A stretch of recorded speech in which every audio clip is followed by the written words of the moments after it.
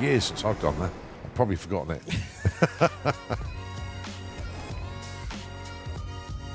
See, that's not too bad. At least it's current.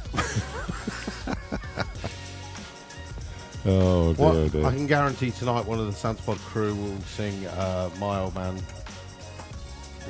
Yeah, that's it. Yes, we do. We need some Chaz and Dave on here. Were you here when Chaz and Dave played Bug Jam? Yeah? Yeah. That was like Bug Jam 14, I think it was. Yeah, Chaz and Dave in the afternoon, and then it went into a Queen tribute act. Really? Wow. Really good, really good. And honestly, before that time, I'd never really heard of Chaz and Dave. And I left and I went and bought the album. Good stuff.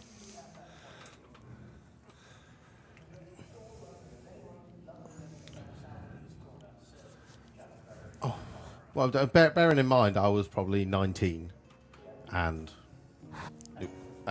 well, I live 15 minutes away from here.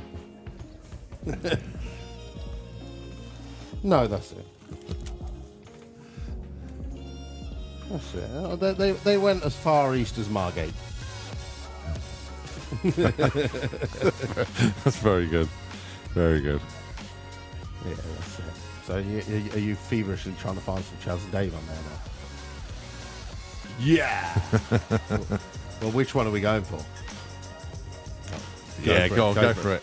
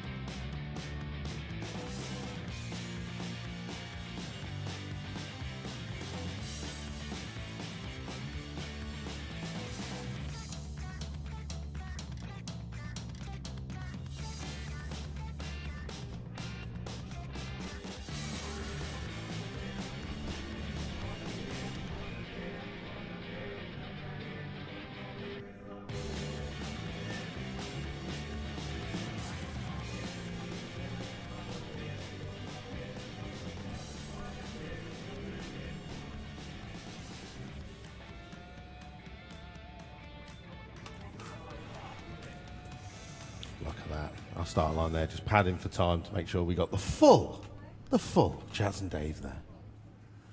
So, Ron What You Run kicking off. Day 2, Bug Jam.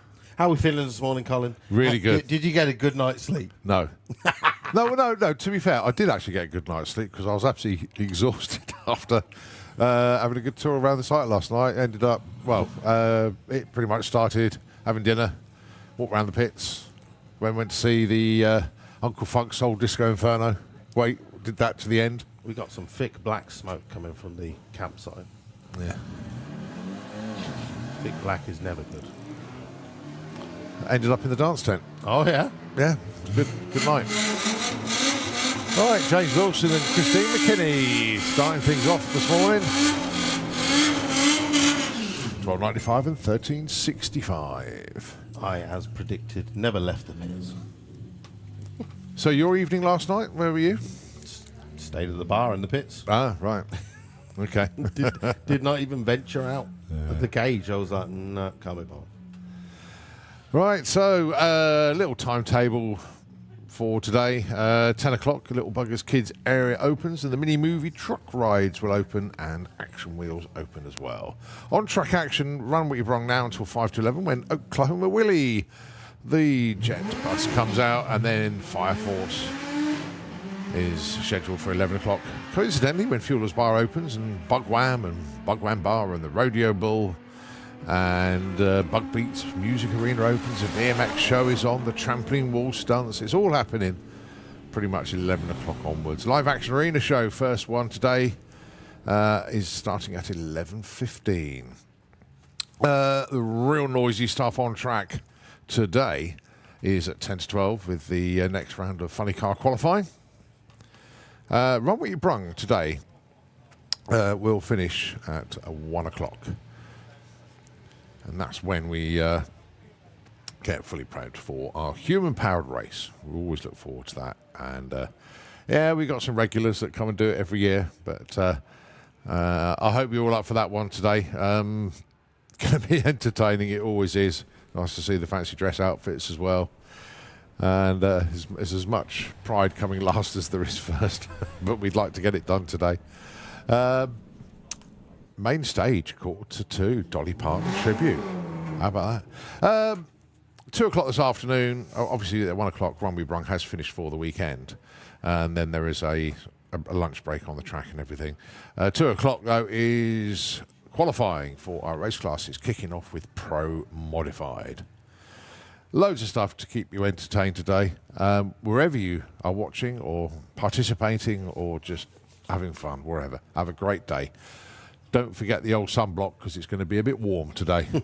And literally, we left the tower yesterday and I saw quite a few of our races and I was like, sat in the sun, have we? yeah.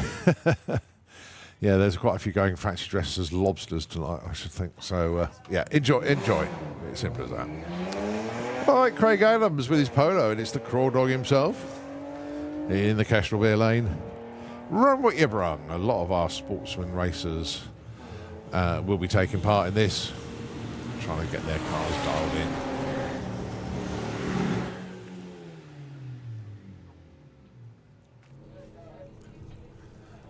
Right. Very tidy. Yeah, the Type 25. Yeah. Nice. So many of those around now. Pete Atkins and Lewis Reeves with the Golf. Is it going to have the same amount of poke as the Type 25 that we had yesterday with the roof rack and everything on top? That was pretty cool, actually. There's no actual show and shine today, but they have opened up the area in front of the main stage just to go and park up and chin away. Okay. Almost like a daily driver's show and shine. Yeah. The main show and shine and Rust and Rat all takes place tomorrow. Okay. The Golf churning its way through a 13.58 and 112. 112. That's pretty good. I mean, 660 foot. That's where he lost it. He's clearly on a road tyre, but that's basically an 11-second car. Yeah.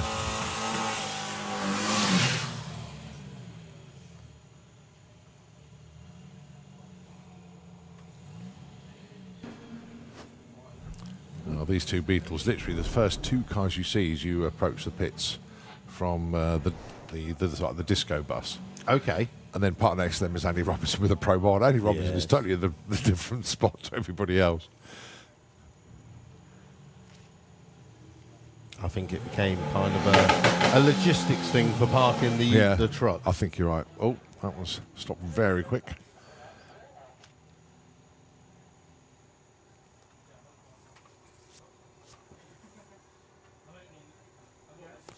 As in, very quick, actually. Nice to see Al Schofield sporting rather funky looking hat down there with the emojis on it.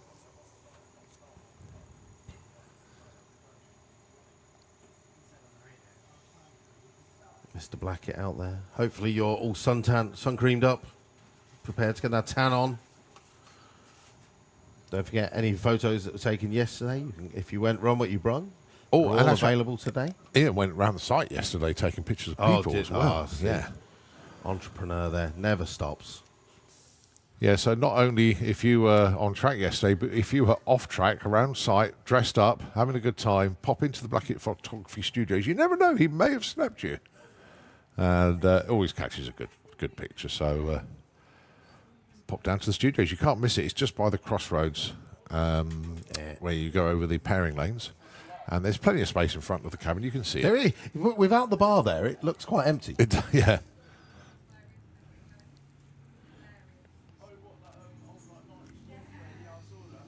It's quite weird how you get used to that the pub garden area being by the pairing lanes. Yeah.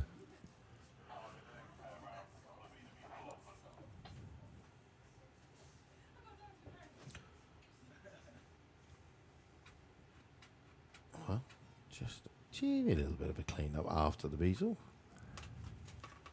Pairing lane's still pretty quiet, so lots of bug jammers still in bed. Want to get yourself signed on? There's plenty availability. Oh, yeah. Some of our cars getting well into the double digits yesterday.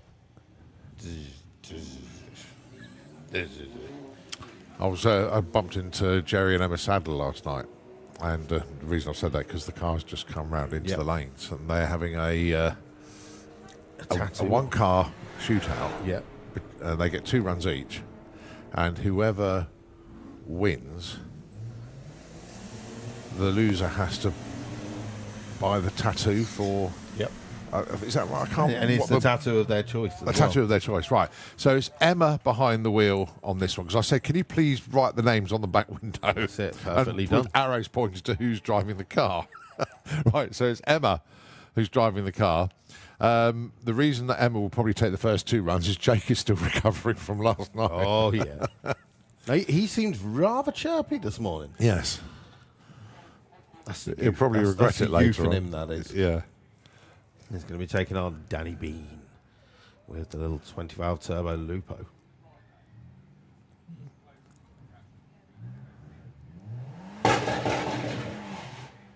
Oh.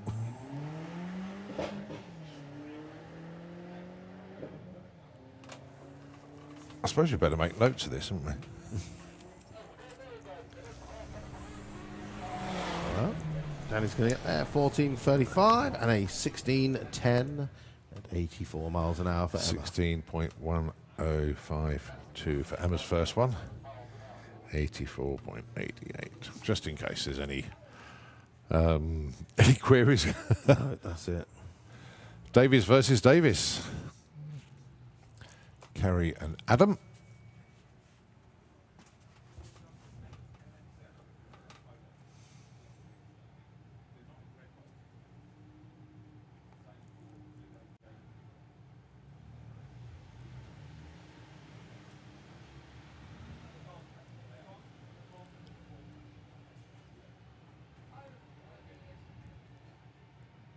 So how was the mayor last night? Did you see him?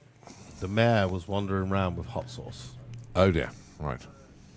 He has a whole box of 24 different levels of insanity leading up to the insanity sauce. Yeah. And yeah, if you see him and he's like, just put out your finger, and he's a lot of people go, oh, that's not too bad, and then they're like, oh, there it is. Oh, Then the kick. Yeah. and then all of a sudden they're sweating, and then the tears come. And then Terry just laughs. He's like, ah. And then he says, I've got a golf set for $5,000. Yeah, that's it. Right, John Crawford then.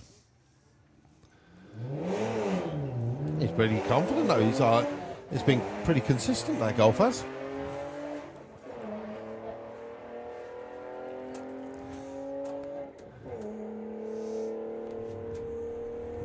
John goes through. 15.47 at 89 miles an hour.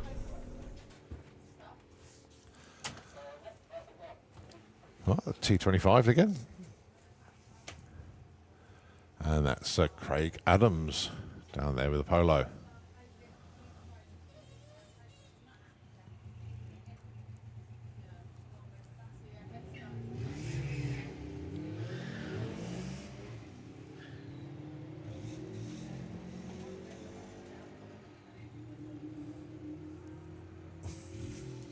Polo's probably looking in his mirror going, that bus is keeping up with me.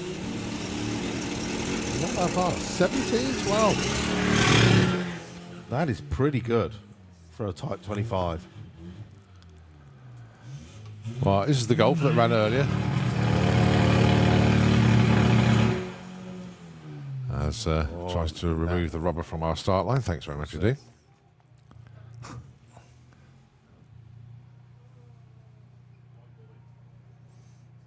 Just going to get telling off. Wait. Yes. Burnout box is for the burnouts. Yeah. Not the start line. Especially on the road tyre. Not so bad with a pair of slicks.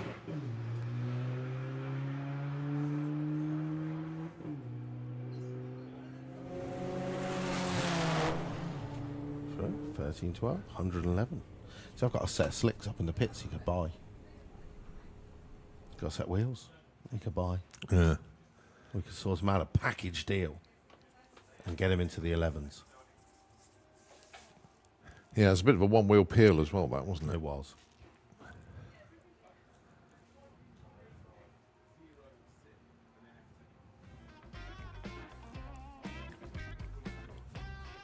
Well, pairing lanes are empty, apart from this. Is that the shorty?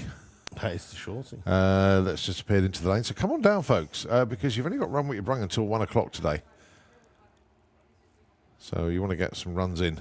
Yeah, you need to do it this morning. But we appreciate that not everybody's out of bed yet this morning.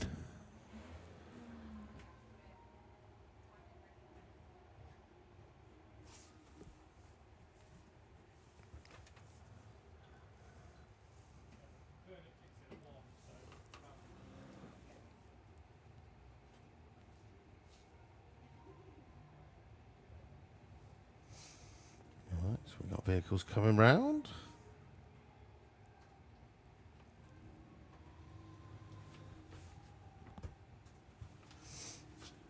Let's have a look on this timetable. What? Do you know, the one downside to being up here is I don't get to go to the Bound and Gagged comedy tent. We got that chap from Dapper Laughs today, I believe. Yeah, Daniel O'Reilly. 3:35 this afternoon. So the main dance set today, Saturday lineup from 1 o'clock till 4 o'clock. You've got the Bound and Gagged comedy. It's funny, is. Yeah. Actually, so in effect, we could, after the Human Power race, wander up there. Because obviously our track is not open until 2, so we could catch Sean Percival. He's quite funny as well. Yeah, he's good. Well, they're all good. But yeah, well, it's certainly worth checking out because it's a regular feature of Bug Jam. Well, some of these acts become like national names. Yeah. I mean, yeah. I remember sitting in there seeing Ross Noble, and he come back a year later and did another act, and everyone loved it. And then before you know it, you see him on national television. Yeah. You're like, we've seen him. Yeah.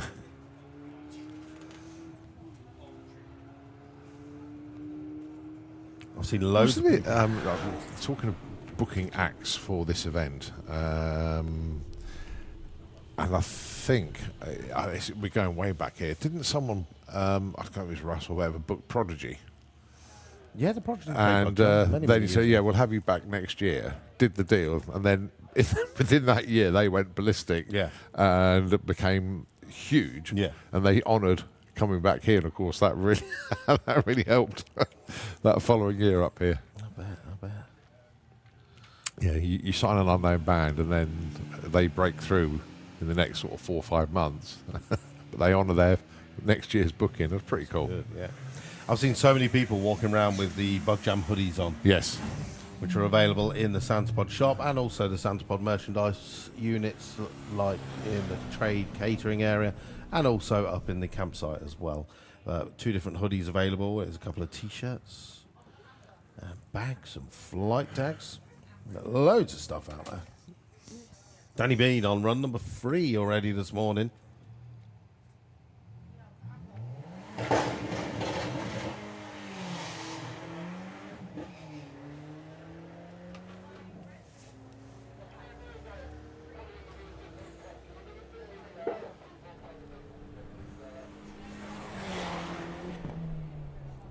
$13.46, 101. These 2 Beetles back round for another pairing. It's the Davis versus Davis matchup. They're in about 23 seconds, but it's so cool. Do you reckon they're running for the Davis Cup? Oh, very good. It could be literally like a VWDLC mug, Yeah. but it could be called the Davis Cup. Reminder also, up in the pits, Abby said yesterday, the thing about Bug Jam is, you know, you walk up to the top of the pits, you go past the CAF area, and then you've got all the fencing section where you see Outlaw Flat 4, 760 heads Yes, up, and yeah. obviously VWDLC at the top there. Lots of people just don't like walking through those gates. I don't know what it is. They just seem to walk and then they go, oh, we can't go in there. But you're more than welcome to come up in the pits. Come and check out the Outlaw Flat 4 cars. Come and check out the 760 heads up, the Pro Mod cars, and of course, up by the showers, you've got the VWDRC as well. Lots of merchandise available from all of our different clubs. So please do go up and have a wander around, have a look around.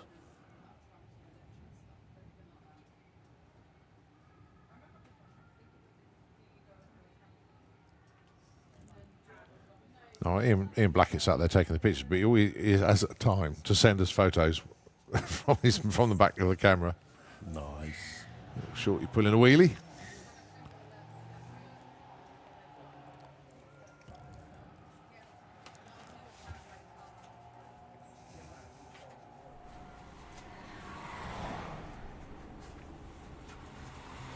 Good morning to Tim and Perry Wilson. They're here today. Regular supporters of the facility here. Come to quite a few events throughout the year. Bug jamming it today. So well done to Perry and Tim. John Crawford back round again. We had an 09 light last time through. Went 15... I can't remember we ran now. 15.4 was it? Let's see what he does this time. Oh, an 09 light again. That's consistent. Would like it a little bit better, but... Well, practice makes perfect. It is Bug Jam.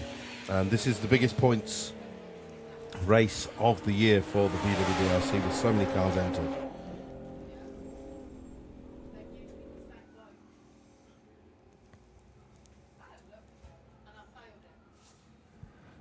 So I'll try and find... There you go, this season. Talking of points, I think Tom Circuit's in the lead. He is. He's in the lead. Saw him last night. He goes, I'm in the lead. or the team was saying so. And Tom is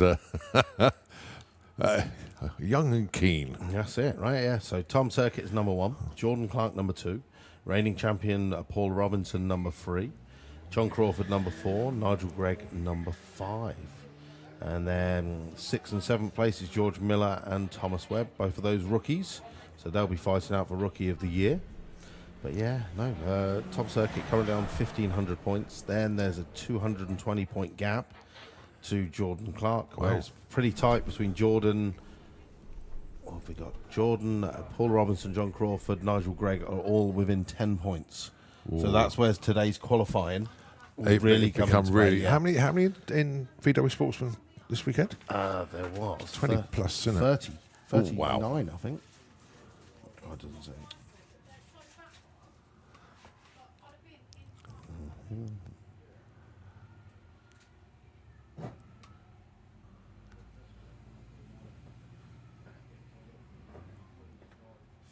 38, and I've dropped from pro to sportsman, so I'm 39. Get that one as well. Oh, 40. Wow. So there is 400 points. Well, 440 points for the one qualifier, which is almost like a round of racing. Yeah. Big points. And that's a lot of points. And obviously, 8 bump spots.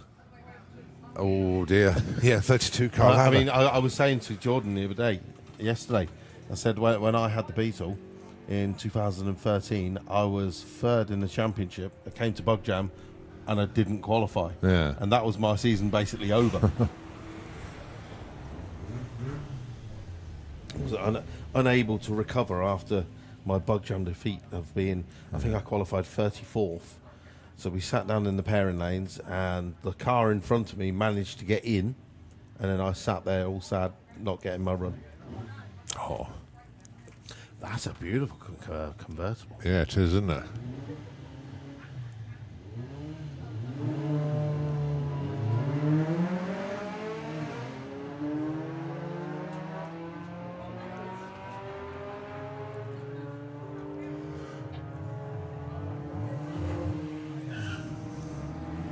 Lots of people on the banking down the far end. Are they poised and ready for the live action arena? What time do we kick off that? It's going to be around about 11, isn't it? Saturday, Broke FMX 11:35. T Maximum Locker here 11:15. Okay, so yeah, 11:15 will be our first live action arena. So an hour and 15 minutes time, and basically goes T Maximum Lock, Terry Grant, Broke FMX, and Podzilla, the monster truck.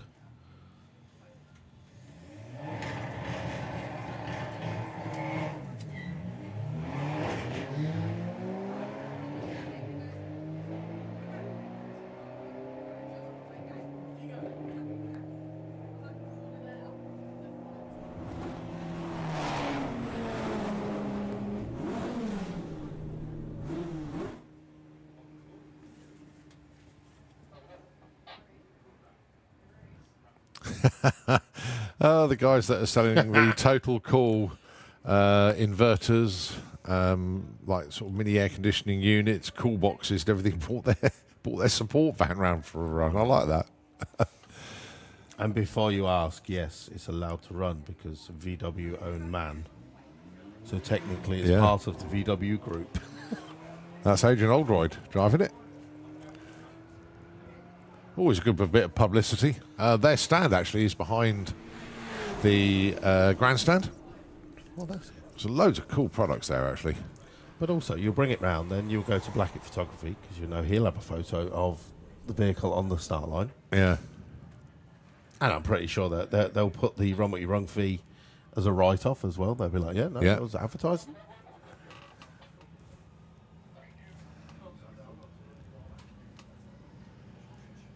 I don't know if us mentioning them gets us a discount, but you never know. Yeah, you're already all in on buying something.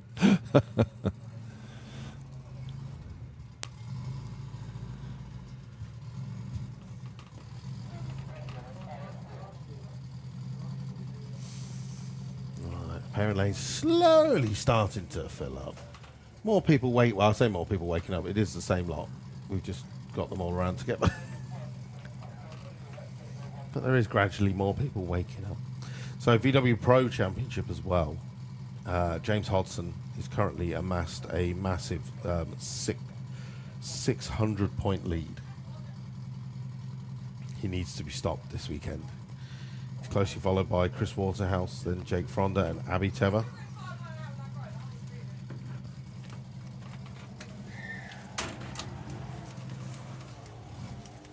But someone needs to chop his legs off. Essentially. Right, so the big Audi. That was going well yesterday. So it turns today, 13:41 at 105. Is that the same car?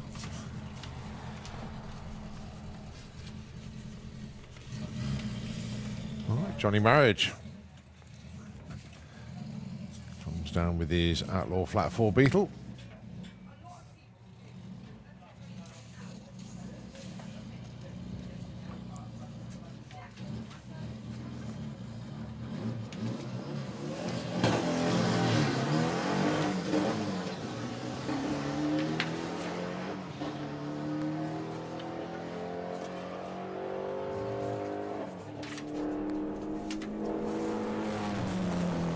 Johnny goes 13:64 at 103.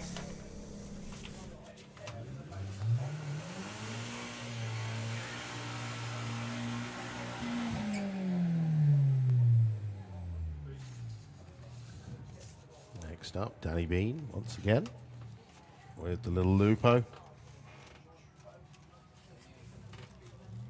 Run number 7 already. We've seen 1346 was his last run. That's his best run of the day so far at 101 miles an hour.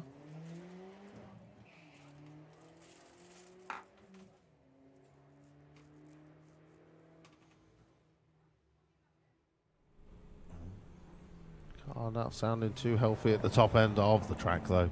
And this time rolls through 1560, 66 miles an hour. Probably time to park it, let it cool down. Right. Oh, mic's in the wrong place. Right, here goes Jake. Now, Emma's first run was 16.1 at 84 miles an hour. Let's see how Jake gets on. Oh, look, he's even got 16.1 on the back window.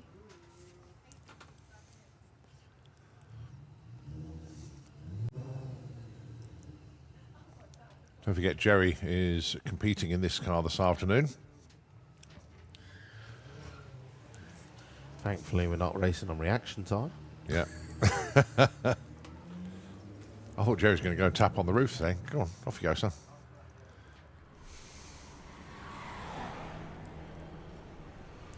Right, so oh dear. Oh dear, Jake. 1730 at only 80 miles an hour. Left himself some work to do. So Emma comfortably in the lead between those two at the moment. So here goes the Craw Dog.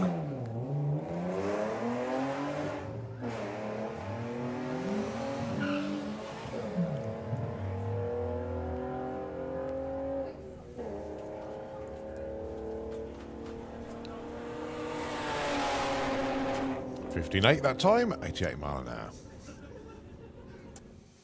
All right, our little shorty bus. Paul Frost. We've already seen a great picture from Ian Blackett with the wheels up.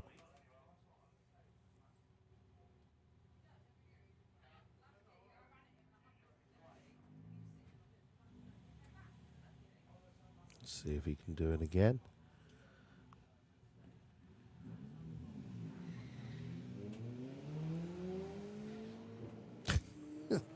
The weight transfer on the gear changes.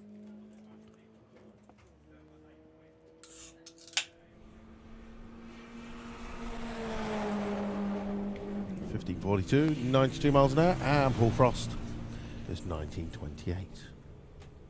So VW Bora V5 4Motion. Bit of a rare old beast. I was going to say, I haven't seen one of them for a long time.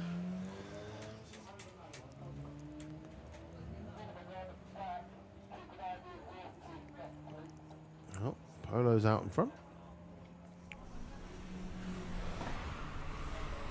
1493 to 1645.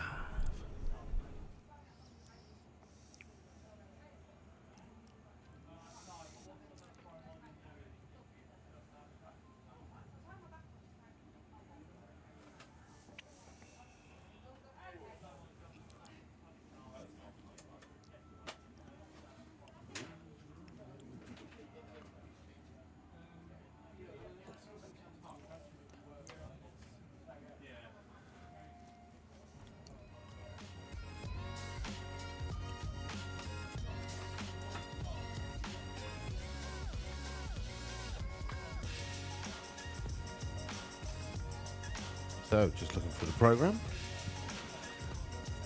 Run what you brung. As we said, goes on till 12:55. Exactly to the dot. We're stopping 5 minutes early. Makes all the difference. It's just £20 for unlimited runs between now and 12:55. As you've seen, Danny Bean is already on run number 8. So if you want to get yourself on the drag strip, there is also the Run What You Run competition.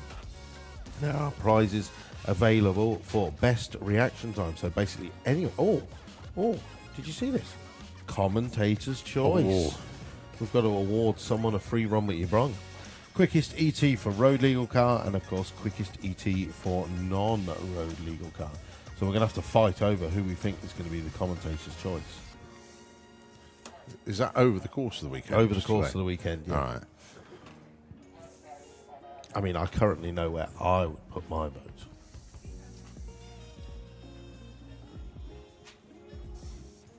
I haven't got a clue. I'm still on that Americanized Mark II Golf from yesterday. Oh, It was yeah. absolutely yeah. gorgeous, running down into the 13s. Well, we'll see what happens today. Right, time now is, well, it's coming up to 10 in the morning here at Bug Jam. We have 2 hours and 52 minutes to go before we do our human-powered race. That's it. So, chance to get yourself limbered up and ready for that one. Obviously, people will be gathering by the side gate for that one. It's always a lot of fun, that one. I'll be running up to scrutineering at that point. Yeah, and then you run back down the other side, mate. Yeah. So, last night I saw lots of people dressed up with the Cowboys theme or Wild West theme. If you love a bit of dress up, don't forget VW Action is the 30th of August to the 1st of September. It is an Oktoberfest theme this year, so you know that's going to be good. That means recycling my Steins from a few years ago. Still underneath in the truck, I've got Steins. Yeah. I knew it was a good idea not to throw them away, so I'm going to be getting those back out and joining in the fun at VW Action. As always, if you love your VW drag racing, it's definitely a weekend to do. It's always the one that brings the records. We get the cars from all over Europe. I've already been in touch with quite a few racers who are going to be bringing their vehicles over. So once more, it's another good weekend if you want to get some Run What You Brung action in. 2 days of Run What You Brung. And of course, we have the Saturday night shootout featuring some of the fastest VWs from all around Europe.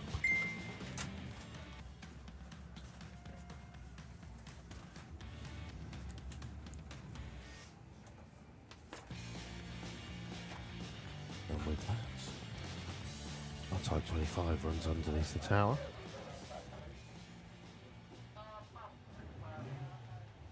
And it's going to be taken on a Mark IV Golf GTI.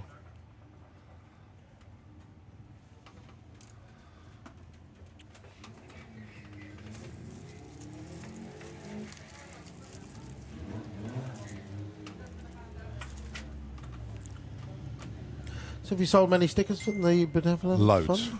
Loads. And I've got to say a massive thank you, actually, to all of the racers in the VW DRC. I caught some of the street eliminator races as well, but over 200 quid from the ticket, well, the sticker sales so far. Actually, probably nearing 220 now, to be honest. Still got plenty of them left. A few people are pinging me messages this morning saying that they'll get some from me. Yeah, just pop up and see me. I've got loads left, but as per usual, I'm going to have to do another print run. But basically, the British Drag Racing Hall of Fame Benevolent Fund, it looks after our own. It's a registered charity. And I just sell stickers to get awareness out there and put some money in the kitty, basically. So big thanks to everybody in the VW DRC. And don't forget, if you've put the Benevolent Fund sticker on your car, ping me a photograph of it. And we use that to add on to the Benevolent Fund Facebook page. Of pictures of cars and bikes with the decals on. So thank you ever so much indeed for everybody that's chipping in for me. Really appreciate it. I just hope that none of you need to call on the fund yourselves, because it's there for you. It's there for the racing family, and it's not just racers. It completes a crew to track staff, anybody involved with our sport. So what does it do? How can I put this? It is a fund that has 5, trustees. Yeah. Ian Marshall is one, Nicky Marshall, Phil Cottingham, who's been around in Top Fuel and also is our director of the Hall of Fame itself, Nigel Payne, Jordan's dad, Yep. and Robin Jackson. And they're the ones that look after the fund, so to speak, and people can apply to the fund. Yeah. And it has financed things like a heart monitor for the Med Centre. It's paid for medical cover up at York, and it is a fund that is there for racers. I think 3 or 4 racers have already had some financial help this year. Some have gone public to say thank you, but a lot of them don't like to. Yeah. It's You know, you don't want to shout from the rooftops that you've had help from the fund, but it's there for people. Okay. It's there for the racing family.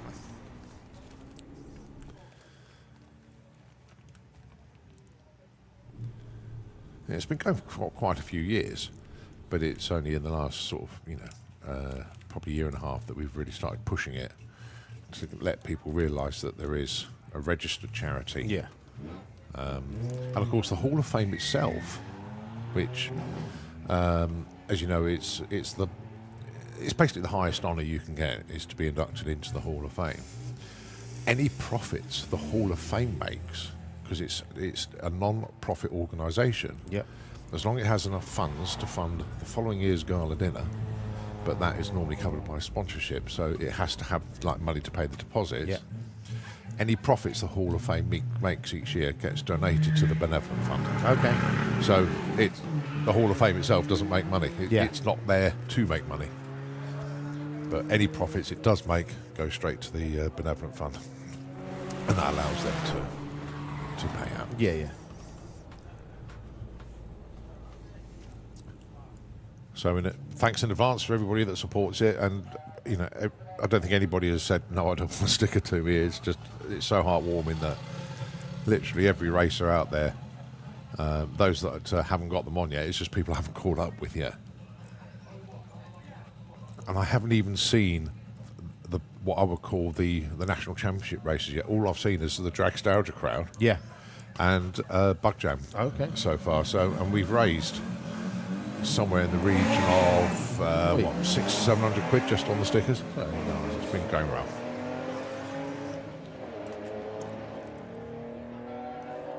Well, Peter pulling a very nice wheelie. I swear that looked quicker than 60 miles an hour.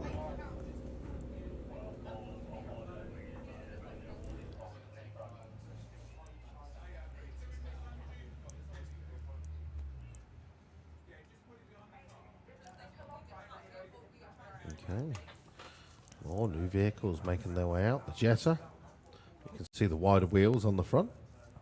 Don't see a huge amount of Jettas around. I know that. I mean, obviously Jacob's got one, but we don't see that many. Don't see many Derbys. No. I can't remember the last Derby I saw. We've got one in the club. Just not seen it for a long Yeah. time. Previous champion, Matthew Bennett's son. Yeah. Come on, man. Get the car done.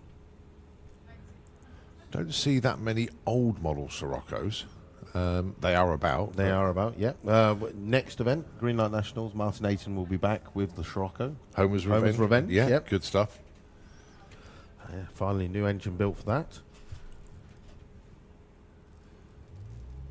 Come on, next model.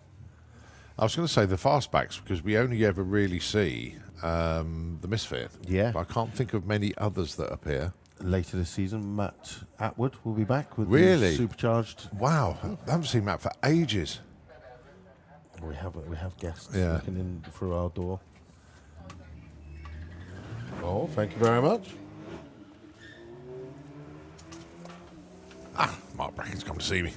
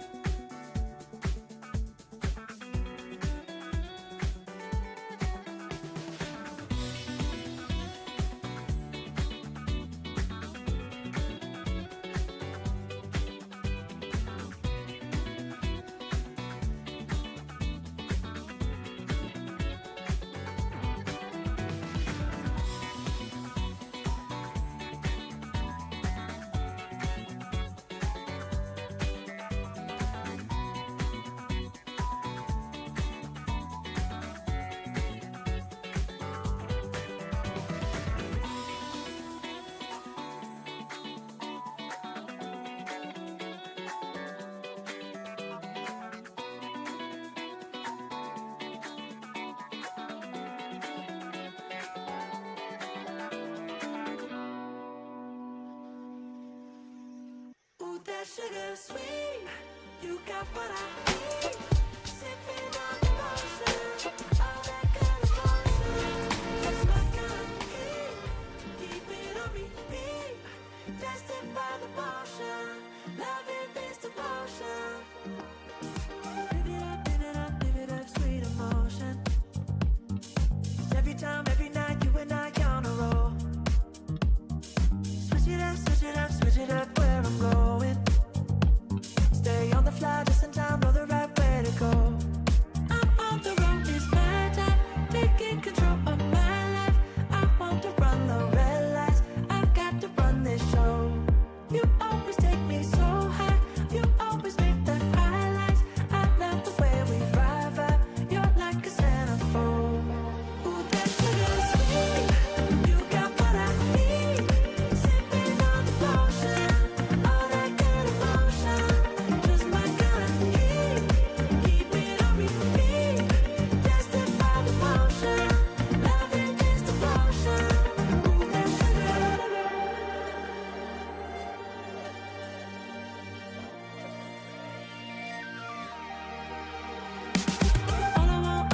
All I want is satisfaction. Make a move, baby, you got nothing to lose. Give me that good reaction. Gonna make it right, little like an offer I can't refuse. I'm on the road, it's my time, taking control of my life. I want to run the red lights, I've got to run this show.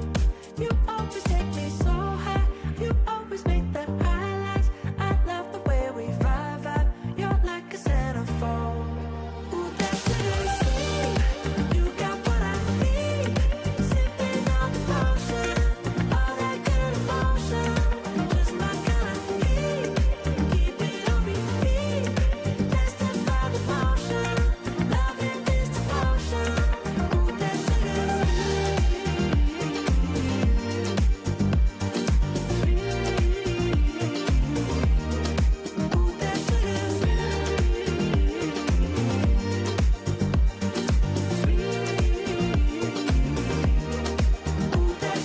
sweet, you got what I need. Sipping on the potion, all that good emotion. Just my kind of heat, keep it on repeat. Destined by the potion, loving this devotion. Ooh, that sugar, just my kind of heat. Ooh, that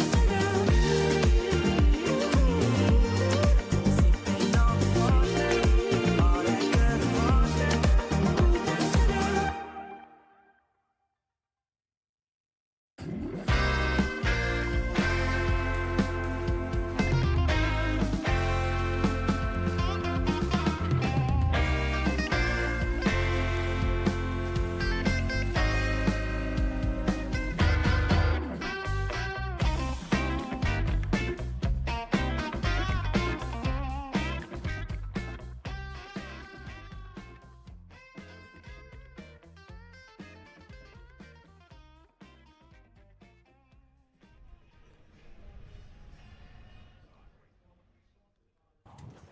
Well, what we've had there is a little bit of track prep, a little bit of getting it sort of nice and smooth and sticky and good for running on.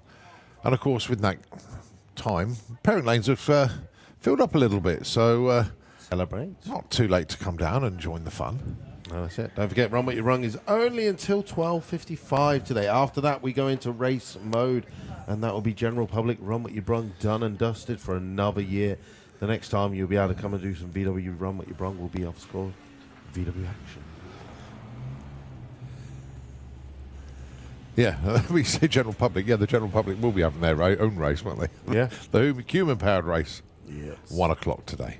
Well, I was thinking about it the other day. I did a day's Run What You Brung, and then I was like, right, the next Run What You Brung is... I was like, oh, it's October. I was like, wow. I was like, we are truly into lifestyle race season now. All right, Hopkin versus Hopkin. You got Luke Hopkin and Oliver Hopkin. That ragtop's lovely. Very nice looking car. So 15.7 and 17.10. Right, VR6 on a VR6 battle. Andy Van Brick with the Mark II Golf and number 2 in VW Sportsman Championship, Jordan Clark with the Thunderbug.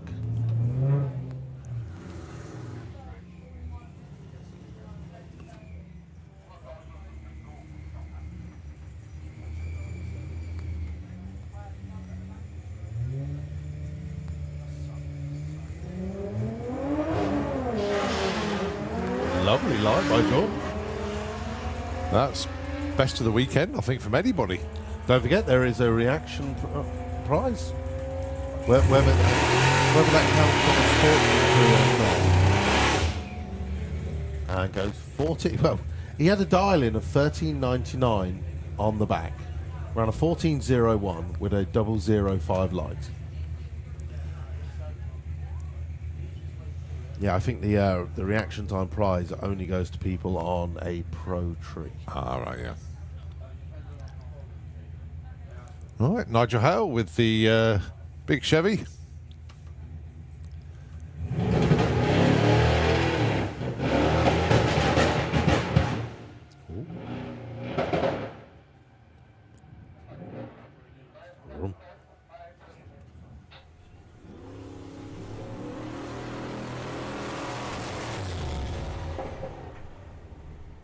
After all, that still goes 16.8 at 73 miles an hour. Oh, I thought the guy there with the wheelie was almost recovered. Keep it going. Can you do the question is, can you do the full quarter mile doing a wheelie in the human-powered race later on this afternoon? Raise your hand if you can hear me and say yes. There's a few that can. He's like, is he talking about me? Yes. Yes. Now he's even looking. Don't forget, human-powered race. That means you can bring the bike down and you can try and do a wheelie for a full quarter mile. The only problem is all the people around you. Yeah, that's it. 12.91 plays a 15.64. We are well and truly into Run With Ya Brung. And Sam Young has come down with the Blackcurrant Beetle.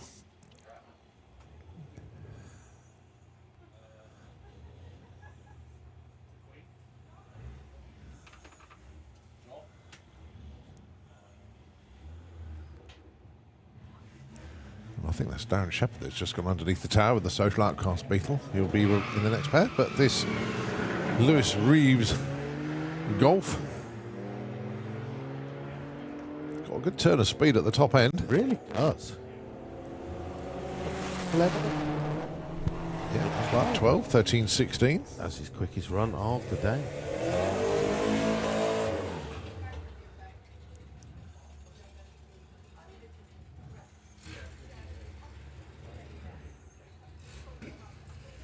Oh no, it's Alan Phillips. Got the wrong Beetle.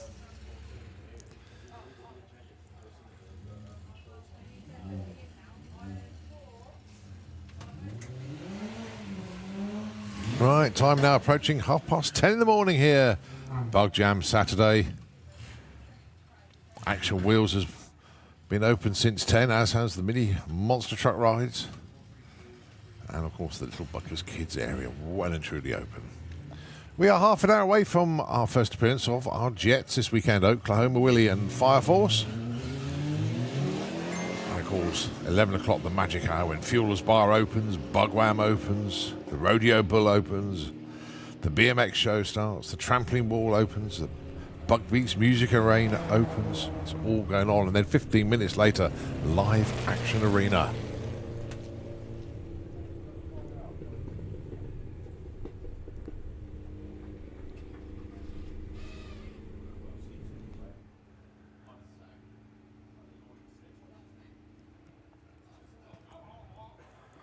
So a message there from Mark Bracking. Mark, really good to see you, mate. Thanks ever so much indeed for popping up to see us.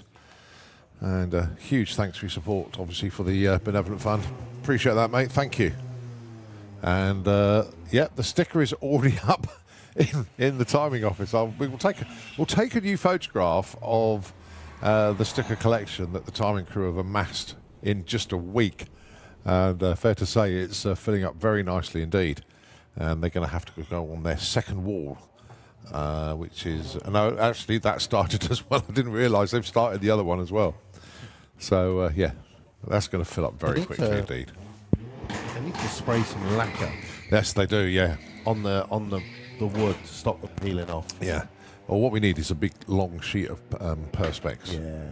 and screw that up there so the stickers stay on.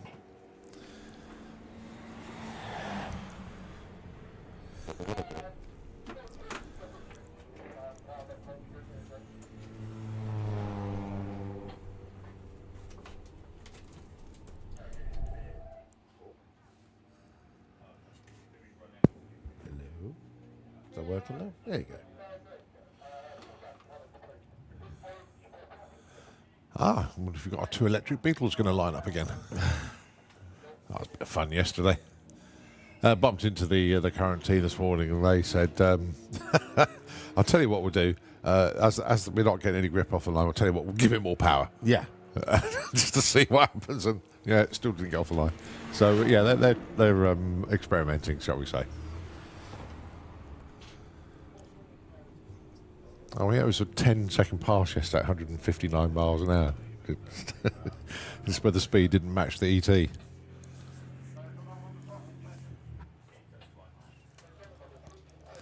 Oh, big shout out to Liam. Happy birthday on the back of the Skoda.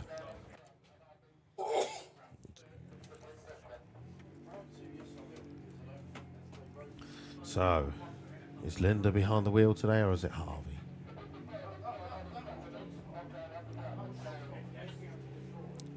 That is a good point. Tell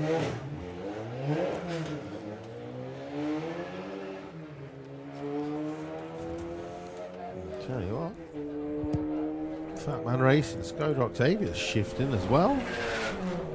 1371 to a 1390 for 110 miles an hour. That's some good going. Andy Cooper.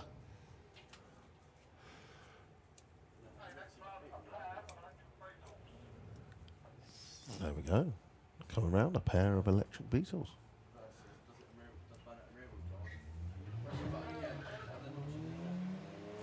Sam Young looking for redemption after yesterday.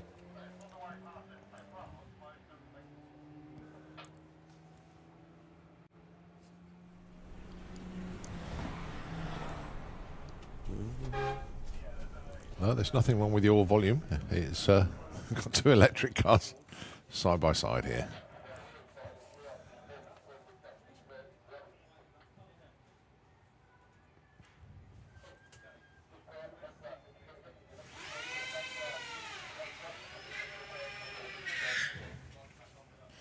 So burnout on the front wheels. You'll reverse it back up. Put the rear wheels in the water box. And do a second burnout at the same time. Sam Young will make his way into the burnout box now as well. And it'll warm up the rear tyres on the Blackcurrant 4 as well. Oh, there you go. Screen just changed to the live feed. Good morning to everybody watching on the live stream as well. Saturday morning, if you're not here at Bug Jam, sitting at home, let us know where you're watching from. This is Run What You Brung at Bug Jam 37. We're going to actual racing competition this afternoon from 2 o'clock. What time do we plan on running? What's the last qualifying run this evening? What time's track? 20 to 8, I think it was. No, 20 past 7. Apologies. There'll be Street Eliminator. They'll be wrapping the qualifying up today. Okay then, so the Bug Zapper, basically a Tesla with a Beetle body on, and then a Blackcurrant 4. Oh. Well, it's going to be 1-all. 9.91, 146 to a 1094 and 121. It's the only time we can hear what... Oh, there it goes. It's the only time that we can actually hear what the tyres are doing. Purely because there's no engine noise, so you can hear the tyres scrabbling for grip out there.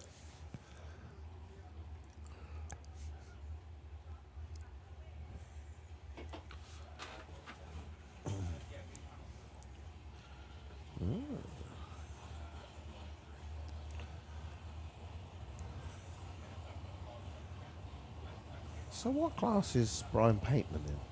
Is he in 760. Oh, okay. That means he'll have the nitrous on. Okay. Car can run it, no problem. It's when he runs in Super Pro, the car normally is around about 8.5, 8.4. But yeah, give him an opportunity to run it all out. And bear in mind, he's been running that. He's had that car 38, 39 years. We'll never part with it. It's done him very well over the years. Yeah. Won him plenty of championships and races and events. Oh, they don't call him the professor for nothing.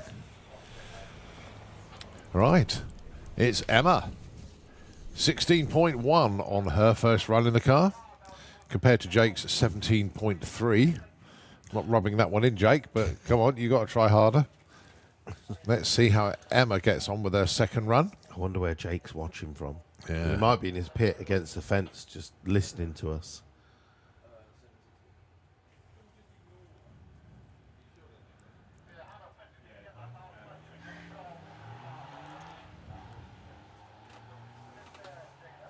Now, is this just the best run, or is it over It's aggregate? whoever has the best. Okay.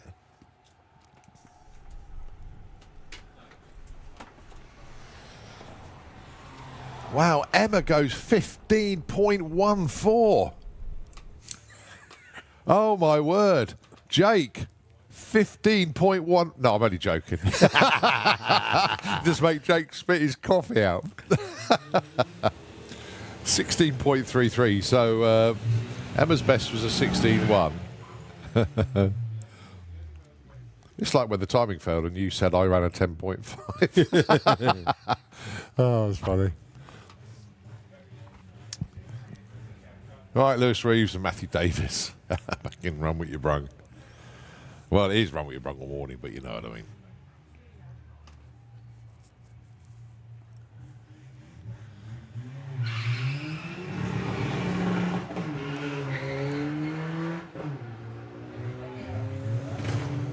So the TDI Golf looking to get into 12s. 13.1's his best so far.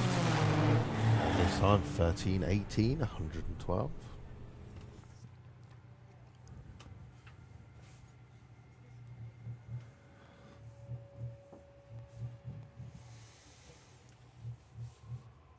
A lovely little four-wheel drive borer.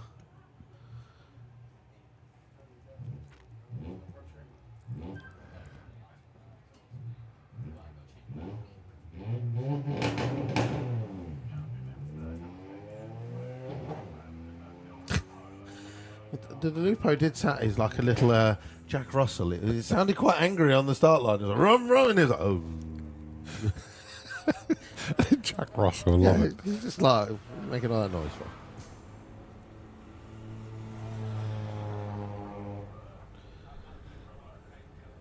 Some big old numbers on the back of the Polo. God, that's right, the big numbers, isn't it?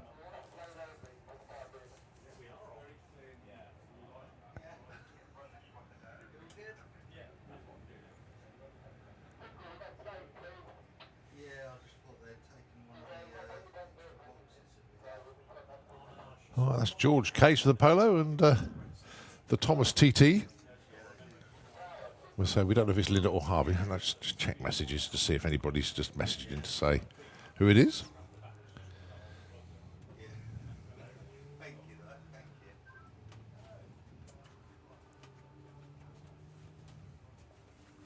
Hey, Barney. Hey. New screen a bit better. Got a big computer now, power in it. Okay. Have you been up to the T-Bot yet? I have. Oh, yeah. Yeah, it was pretty lively last night. Oh, was it? Thank you very much indeed, Wayne. It's Linda driving the TT today. You see, you ask a question and you get the instant response. Thanks, Wayne. So it is Linda, not Harvey today. The thing of all the events is the teapot. It's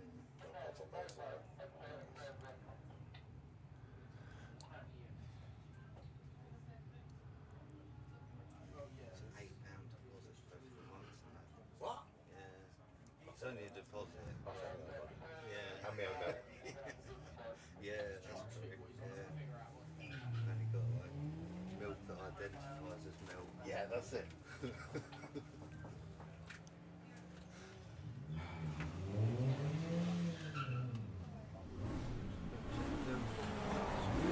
So Linda goes 1384 at 96, quickest of the day for the TT. No, you just changed the gear.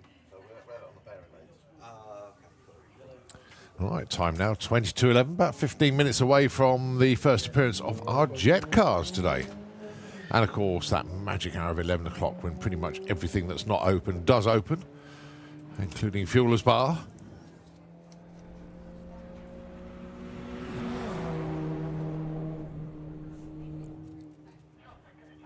Oh, Luke Adamson and Andy Brent going through.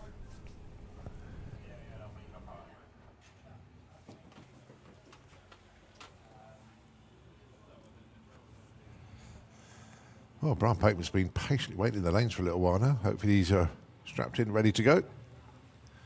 Velociraptor is down there as well.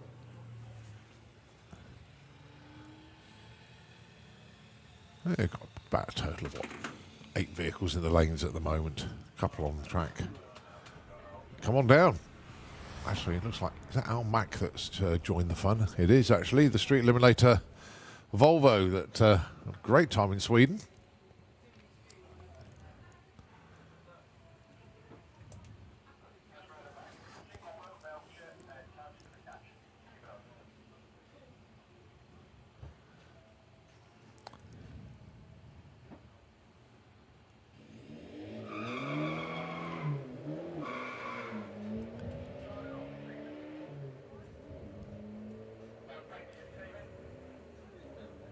You're saying about cars that are rare in VW that appear on the track. Yeah. I'm absolutely surprised at the number of Lupos that are about.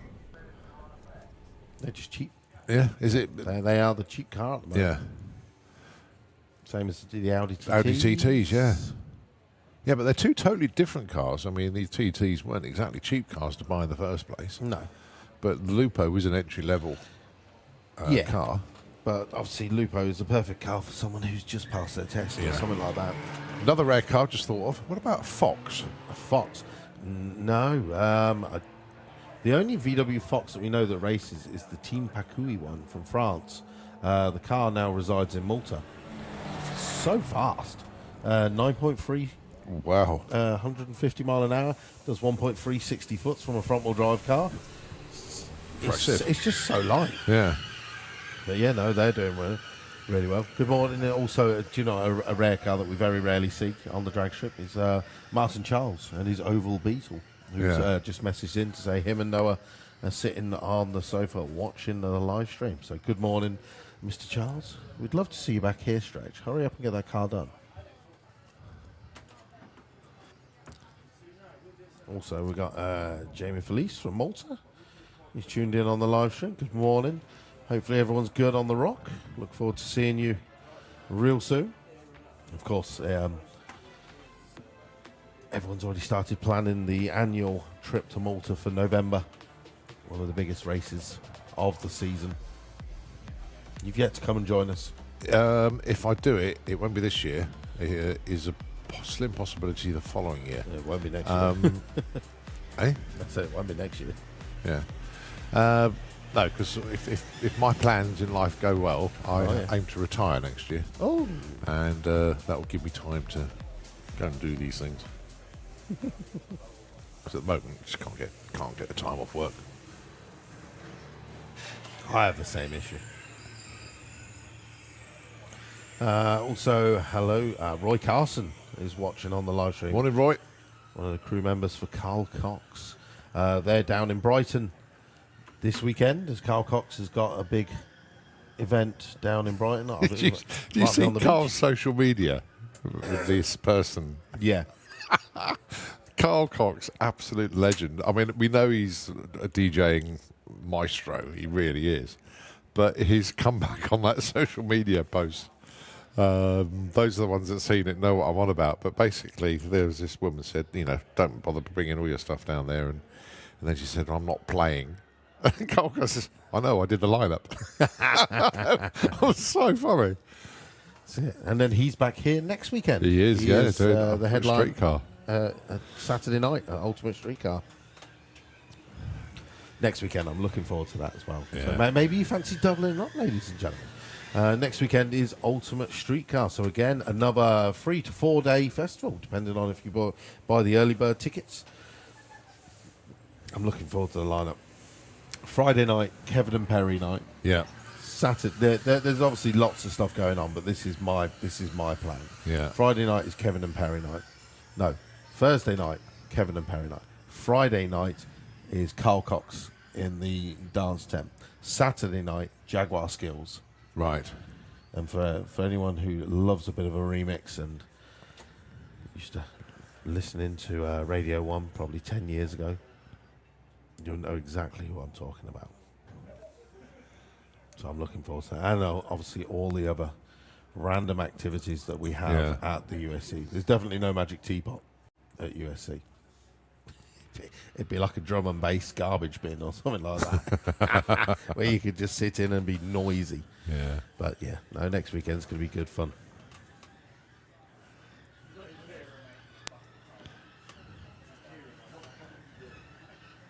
Actually, talking about Roy, I think he's actual credit. He's been good buddies with Carl for donkey's years, absolutely donkey's years, and Roy keeps in touch with me quite a lot, and appreciate that, Roy. Really do, mate. Looking down in the pairing lanes, you can see there that is Al Mack, and of course, if there's a street eliminated car in the lanes, Elliot will always be there. Just being nosy. Can't be bothered to bring his own car down. She just loiters when anybody else brings theirs down. I'm not here to race. I'm here to look at the cars and play piano. That's it.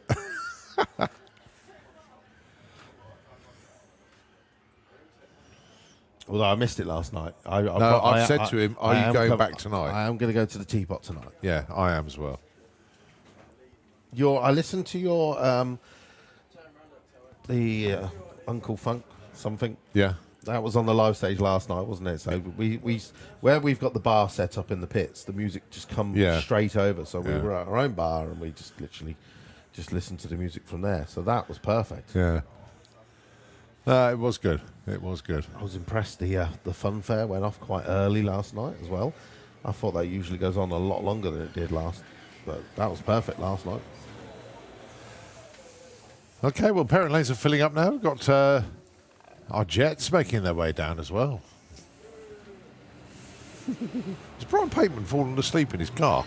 He's been down there for ages. Julie's there. He's probably saying the coming same. round. Or maybe they're just prepping the track for Brian. Maybe. But yeah, folks, the time now must be what, 10 to? Nearly 10 to 11. So we've got Rumble Your Brunk cars in the lanes. We've also got some quick stuff down there.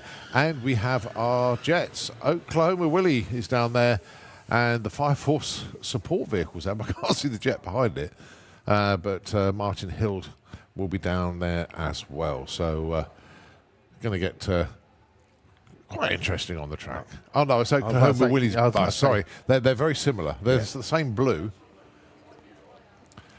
And then, That's a car and a of half. course, we've got lots of people poised on the top of the banking. Yeah. So they're going to watch the cars, they're going to watch the Jets, and then they're going to turn around for the live action arena, and it'll be Team Maximum Lock kicking it off at 11:15, right? Yes, they can watch the Jets, quickly pop down the Fuelers Bar, get their first drink, because that opens at 11, and then get back on the banking and, as you say, live action arena. That's it. Well, no idea who is driving the Velociraptor because James Wootton is not in the car.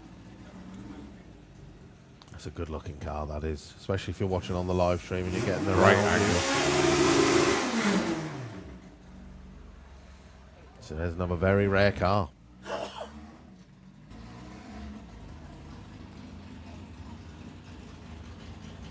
Brilliant camera work. Look at this. Real up close. Well done, Josie, our camera operator for Box Lane. Great images from the live stream.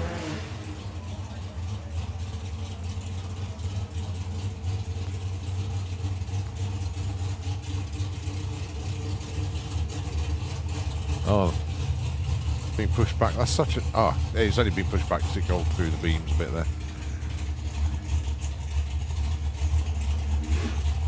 Oh. Well, as I said, not James behind the wheel, so someone just getting used to driving it, maybe. That's the money shot.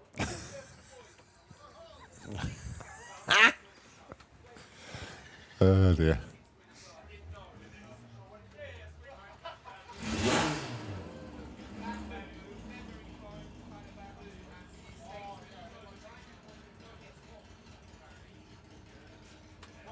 It's interesting, got the right indicator on as well.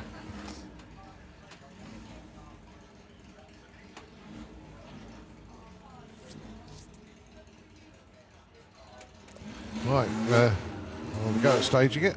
Oh, it's gone straight through. Chris is like, this is the last time I push you.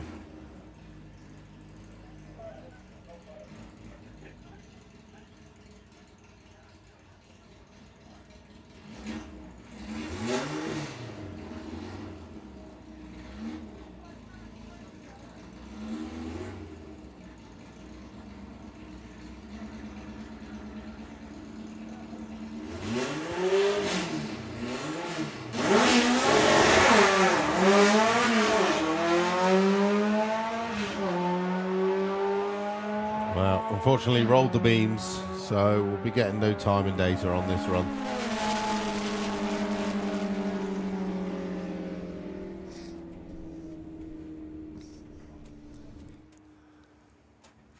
Right, Brian Pateman finally makes it round.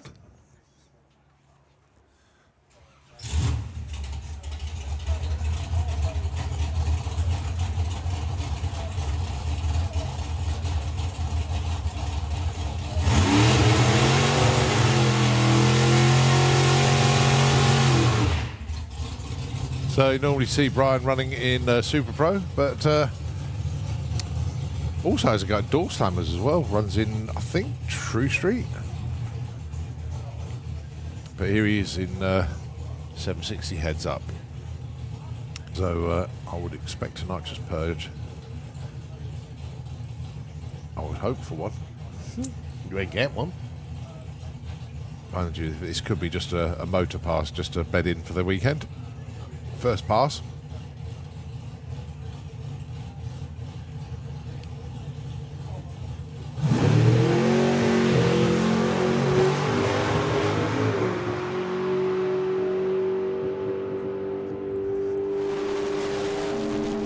Yeah, 863, 160, no nitrous pass. So that's the checkout pass done.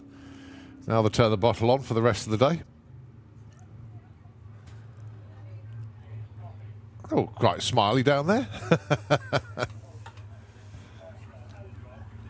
Loving the bug jam life. They are. Notice how many more of our National Drag Racing Championship races are like, and now these days are like, I want to go to bug jam. I need to find a car that I can enter a class. All right, Almac then with the Evolvolution.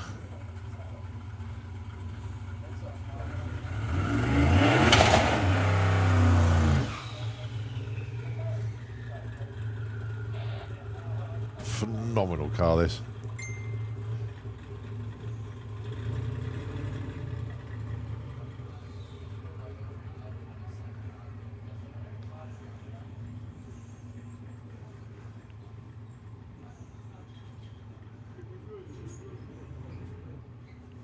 Oh, hang on. It's Kai. It must be Kai driving the car. Because that's Al on the outside.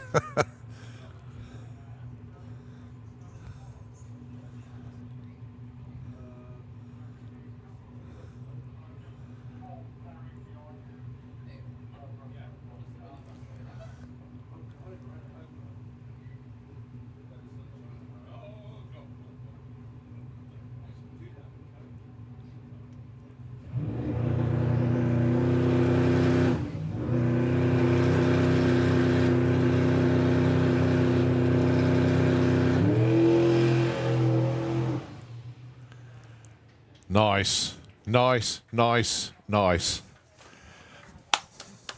There's that nice? Yeah, no, it was just purely the launch. Al smiling, which is good. Very, very good indeed. So I can only assume this is the licensing process then. Yeah, definitely.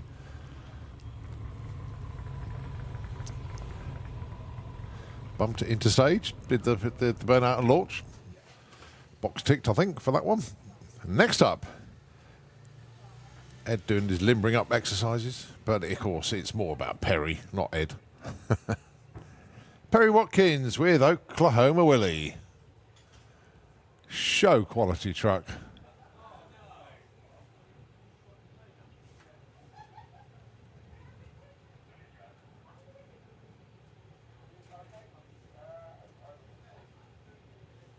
I mean, you consider that truck is, what, it came out in the 1950s, this particular one. And forgive me for being repetitive, but it literally was a field find. It's not a barn find, it's a field find. How they found it, I don't know. But it was in Oklahoma in the States, rusting away. Looks like it was never going to see any movement again in its life. But Perry thought, yeah, that'll do. That's a project. Put it in a container, got it back to the UK, and with love, passion, determination, and money, has turned it into this most incredible vehicle.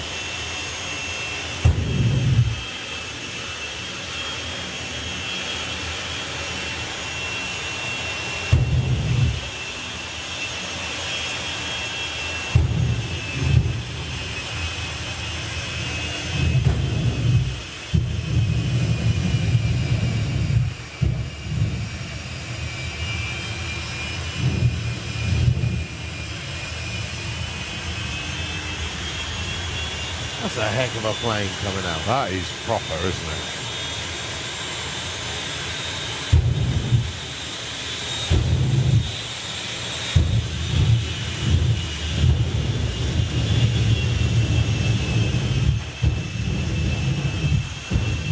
I feel like I've looked at the sun now. I can see the flame in my eyes. I'm thinking if I had a hot air balloon, it would be taken off by now. Yeah. The flame that was coming out that time. So Perry winding up that turbine.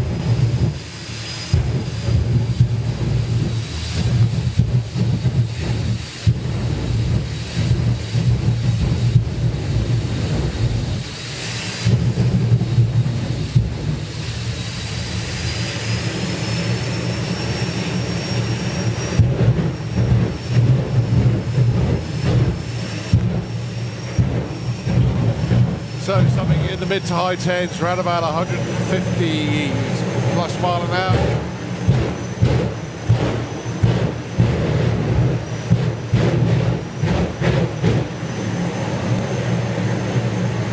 So Perry's foot hard on the brakes, just going to ease it into stage. And here he goes then.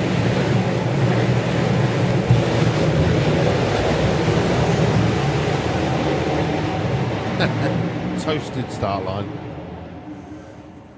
111 at the 8. 110, 80. It's exactly 150 miles an hour.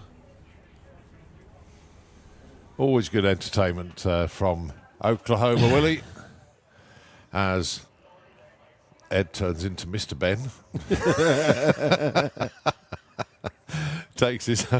Takes one shirt off and he's now got the Fire Force one on underneath.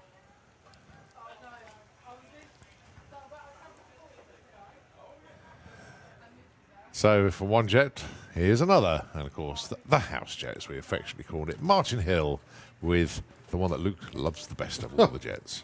The noisy one.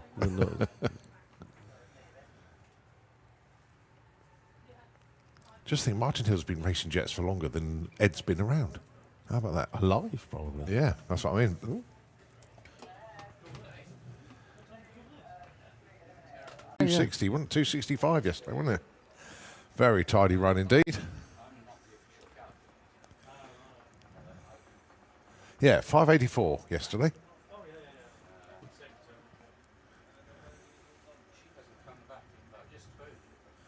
And those of you on the live stream can see everything connected to enable the jet to start.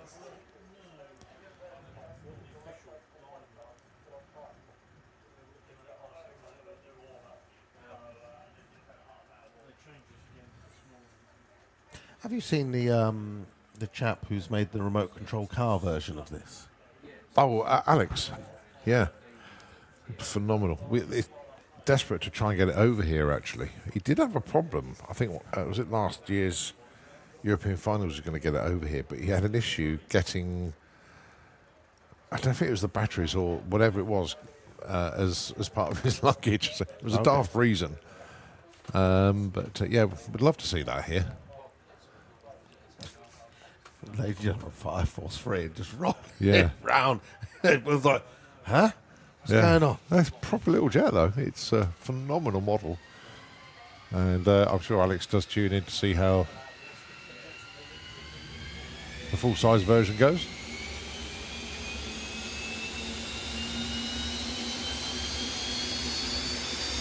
And don't forget, once we get Martin into stage, Richard will wave at the grandstand and wave out the banking. Yesterday's efforts was a bit lacklustre. It's Saturday now. It's the second showing. We want to see some arms in the air when Richard calls out for you.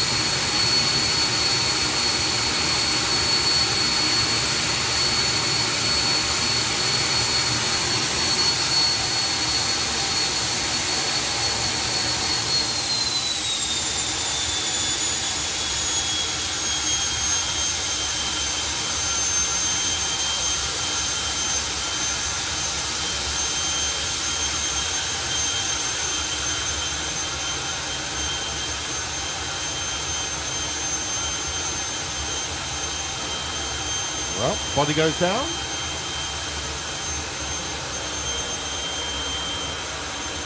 Transit gets reversed round the back of the jet. It's a good way to warm it up. Yeah.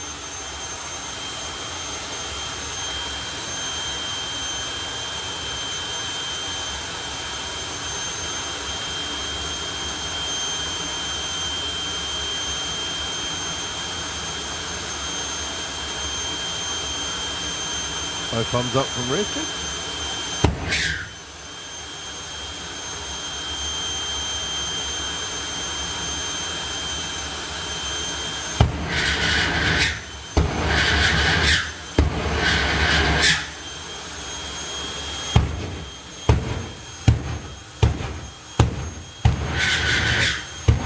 As always, Richard the conductor. Martin inside the jet, playing the instrument.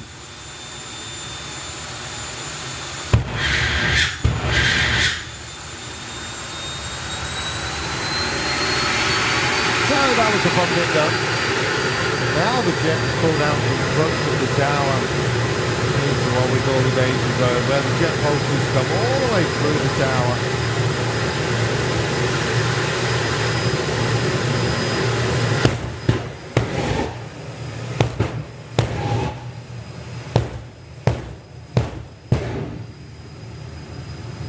Oh my poor body. Oh. Right, so as we said yesterday was a little bit lacklustre. People on the banking. As soon as Martin is into stage, Richard is going to wave at you. We'd love for you to wave back to him. Here we go, ladies and gentlemen, on the banking. Give him a wave. And then over to the grandstand. Give him a wave. Here we go. For the second time this weekend, Martin Hill and Fire Force at Bug Jam 37.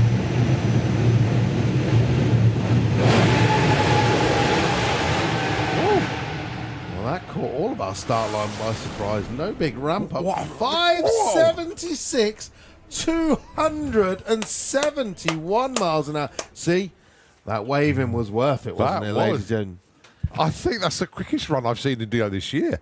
576, 271. Wow. That's because Richard's got that hot sauce. Yeah. That's a 1.8 back half. That is seriously quick. Well done, guys. To the 8th mile, 3.96 at 207. And say 576.271 at the stripe. Go on then, legend. Make some noise for the Fireforce team if they go and collect Martin Hill from the top end of the track. As we prepare ourselves to continue on with Run What You Brung.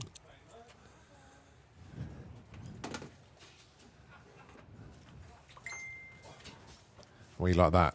Okay, live action arena. That's about to start actually with Team Maximum Lockwell, 10 minutes time. And you can hear my phone pinging away. People sending me messages. Really good indeed to get information from everybody. So thanks very much indeed. Big thanks to Belinda Balls, just sent me the big message for the 760 heads up class. Thank you very much indeed for that one. And of course, when we go into qualifying later, I'll be able to give you all of the details from 760. Next up into the lanes, we're back to Run What You Brung. I can also see the Evolution has made it back down again for another run, which is good. But say pairing lanes looking quite good at the moment. Looks like you've got Jake down there in the Beetle, but as I say, full-blown Run What You Brung coming at you. The time now is 6 minutes past 11. And you've got about an hour and 3/4 to go of Run What You Brung today.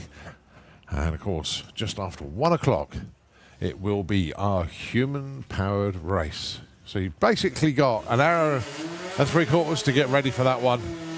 We do look forward to seeing you, everybody down the track, for our annual bit of fun down there.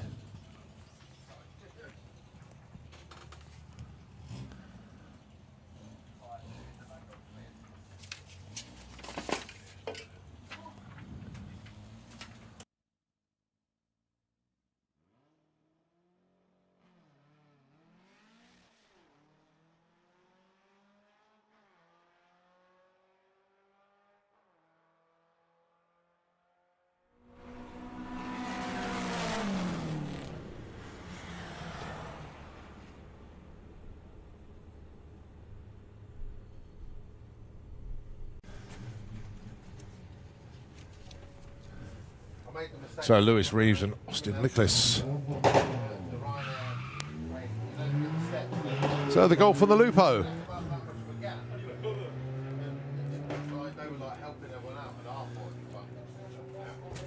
So just looking at the lineup from 2 o'clock, you got the Pro Mods out first, followed by 760 heads up. VW Sportsman, VW Pro, Outlaw 44 and Street Eliminator. And then they get to do it all again. The only difference in our run order actually is Fuel Funny Car. Their second run is at 4 o'clock because their first one is at 10 to 12 this morning. So, yeah, it's about an hour.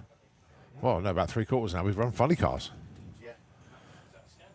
And after yesterday's final with Kevin Kent and Steve Ashdown, I didn't catch up with Kev, but I did catch up with Steve. And we were... fair to say that we were a little bit concerned from the tower here as to what actually happened to Steve. We thought the burst panel had gone on the car. Indeed, it had. But the damage was minimal, thank goodness.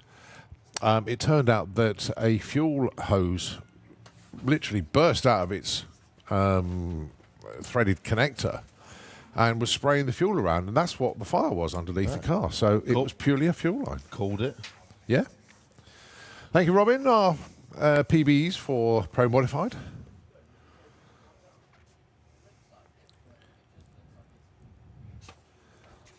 Well, that's good. Yeah, no, it was it turned out to be routine service last night for Steve and the team, and obviously with the repair to the fuel line. I mean, it literally was, as you say, this connector had burst.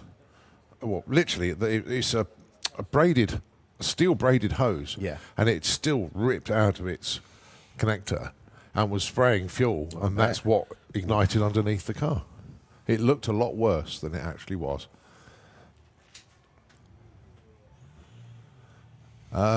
Okay. What have we got down here? Good advertisement. This is it. Yeah. Claydon Roofing Service Solutions. Find them on Facebook. And we got the van with the front number plate on the back. I like that.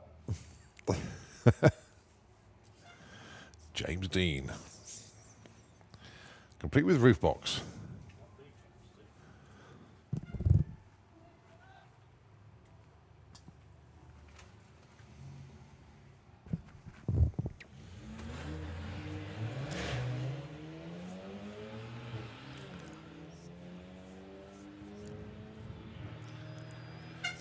Now, looking at our Pro Mod entry, unfortunately, we've only got only four of them here this weekend, but they are all 5-second cars. So do look forward with great interest at Pro Mod this weekend. We've got 8 in 760 heads up. And we do actually know that Elaine Hancock has withdrawn. They had an issue that they haven't broken anything, but they can't put right what is hampering them this weekend. So they just want to get it back, get the heads off, get those checked out. And because it's a brand new set of Brodix heads on the engine, and they just want to make sure everything is okay with them. So Elaine and the team just going to be here enjoying the rest of the weekend. Well, I don't blame you.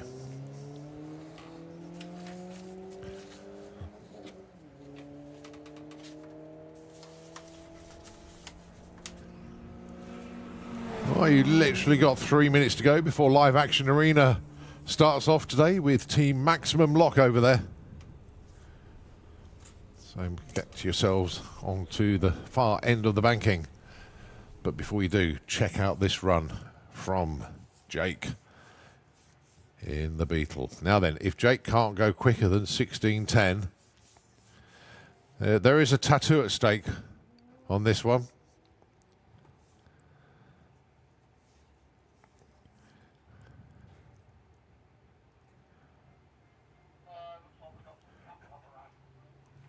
Now then, can Jake go quicker than 16.1? Emma says no. Off the line well. Wow, 234 60 foot. Right, so look at the 8th. 10:46. 67 miles an hour. That's quite this could be close. This could be close. 16:60. No, Emma takes it. By half a second. That's it. Forcing a child to have a tattoo. I call that child abuse. Yes, do. Oh, dear. But that's, I mean, half a second of drag race is a country mile. I think Emma won that convincingly. Oi! Oi, wrong way. Oh, dear. Well, they did reduce the 60 foot down to 2.24. It's got a rolling start. Oh, dear. 1485.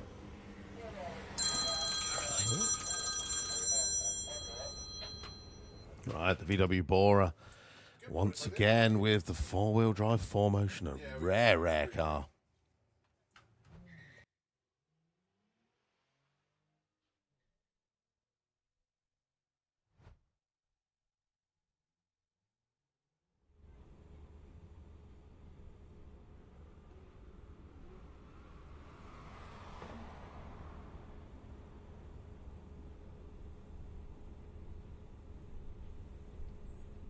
Well, as you can see, loads of people now gathering up on top of the main banking as we're about to kick off our very first live action arena of the weekend. Team Maximum Lock, the wonderful team from Malta,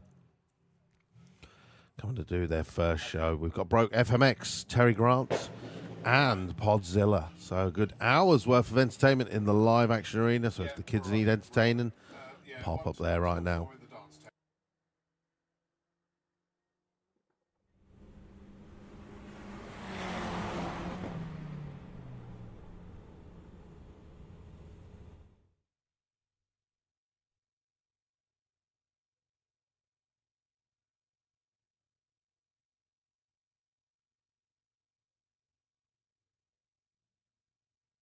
Yeah, when Caroline phones you, you have to answer it.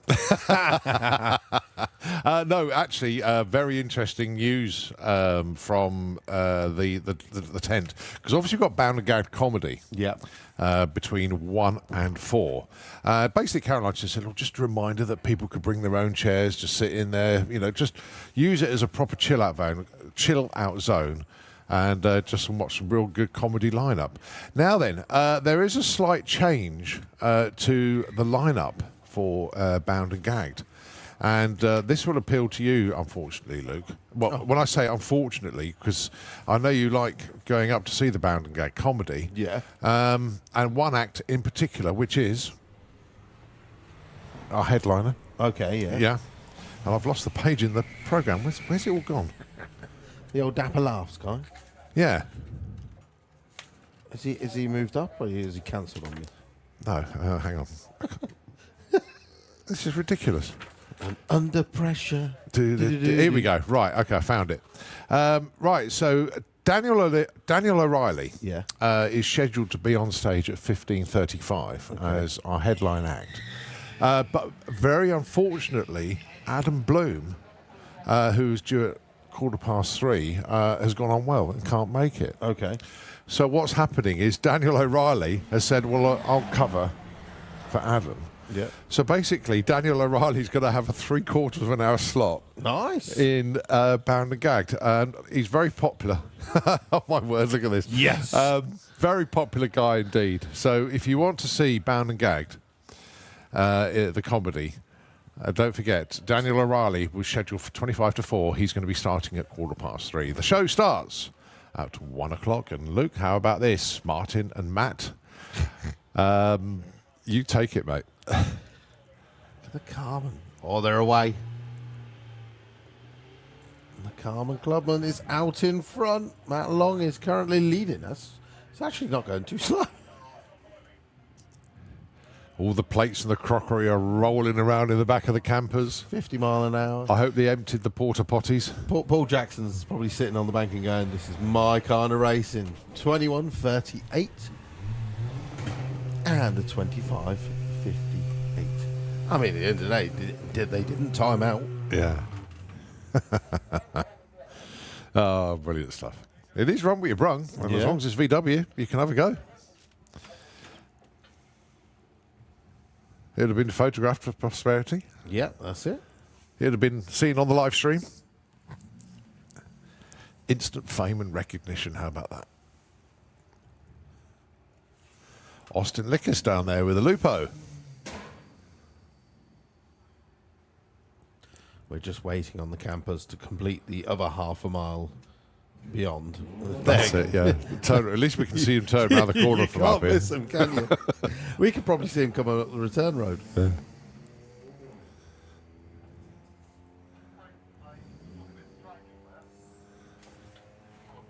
All right, having a little nosy down the lanes. Evolution is back down. We saw that actually come down quite quickly.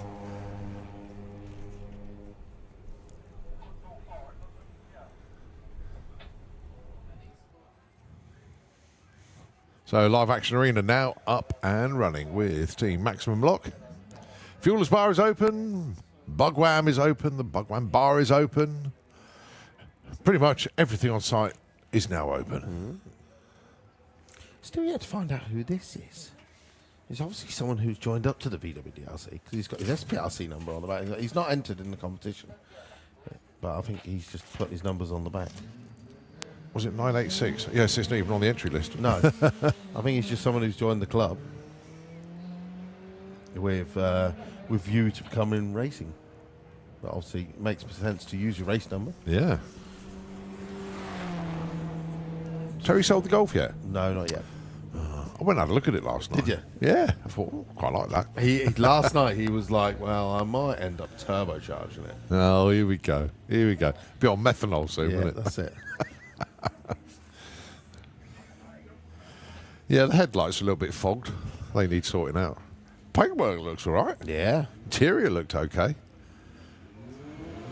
Yeah, so if anybody reported a bloke looking at Terry's Golf at about 11:45 last night when he wasn't there and shining a torch in the window, it was me. Terry would have been long in bed by then. You'd have never seen him. Oh, he goes to bed early, does he?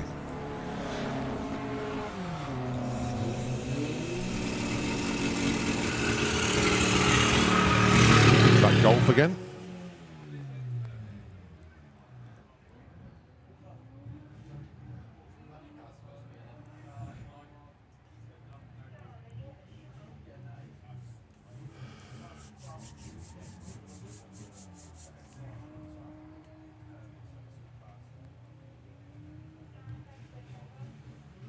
Well, I can hear the Team Maximum Locker doing their thing now.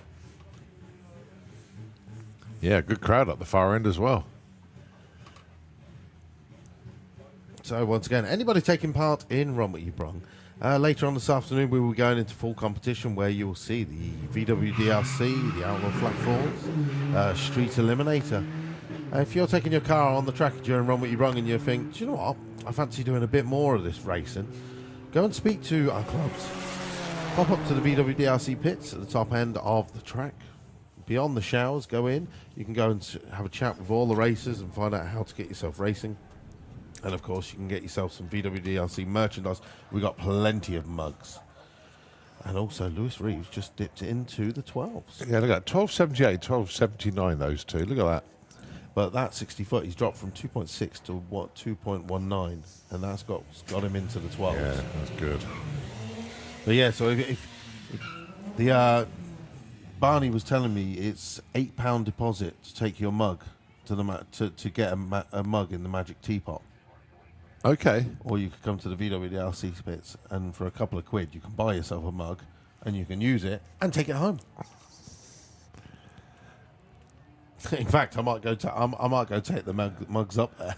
Well, just keep them outside. Just sell them on the outside. I need to get rid of them. I've got about 6 boxes in the truck. Yeah. How much are the mugs? I don't know. Well, you're not exactly selling them if you don't know how much they are you? You're going to message someone to say how much are the I'm mugs? literally going to message Abby right now. Oh, dear. Only because we dropped the price of them.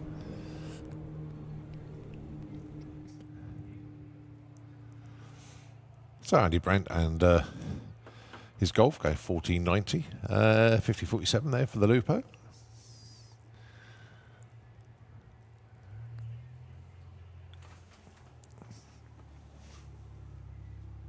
Well, I can tell there's definitely more people here today because my phone has slowed down to the point of uselessness. Right, pick your van time. Is that a 4Motion transporter? I miss my transporter. Do you? I do, yeah. I mean, the current whip's okay, don't get me wrong, but... The current whip. no, I'm going to be keeping that one for a while. Yeah? Yeah, I really like it.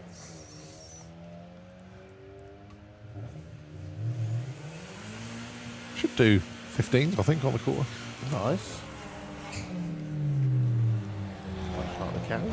15, 45, 89 miles an hour. And the transporter, 1650. For some reason, the number's not coming up on the top.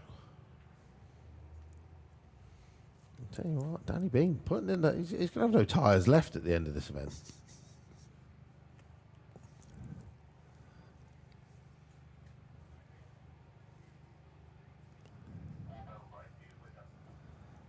He's going to be taking on Linda Thomas, who's going to be getting a new turbo soon.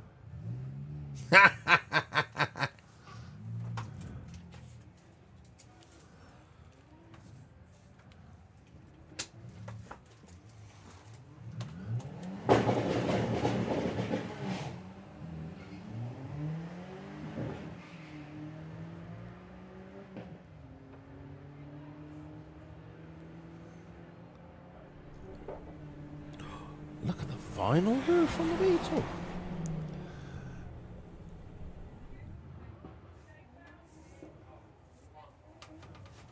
So, yeah, that's Richard Williams with that Beetle down there.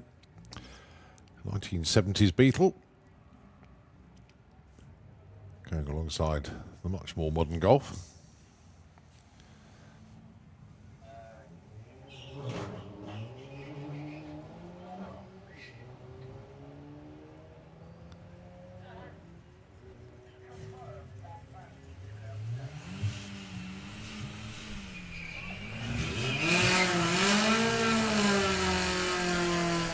16-13 plays 17-36.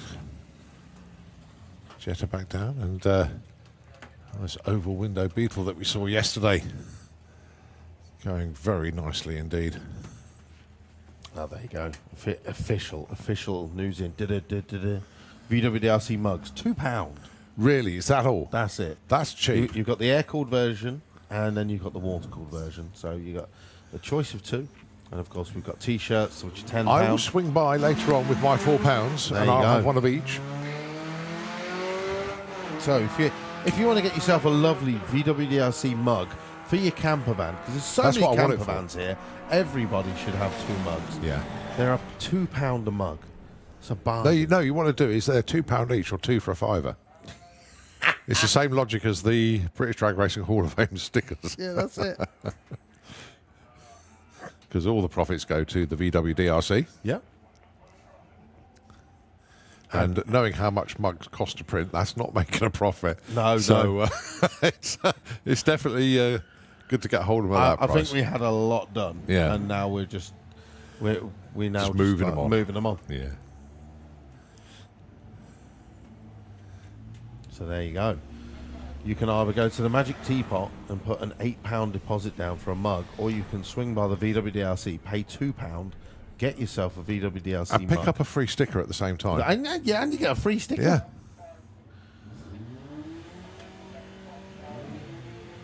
And of course, all of that money just goes into the club's pot and helps pay for all of the activities that we do throughout the year. Like the pit party we had on Thursday, advertising that we do for all of our sponsors, with the new banners that we got up this weekend.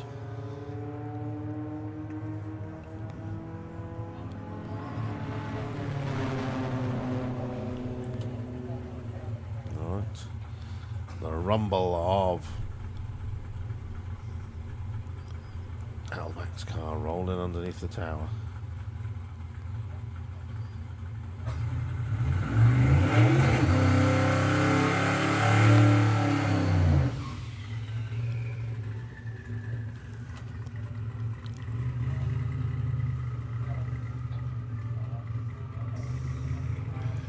So once again, I do believe it's Kai and it's licensing in the Volvo.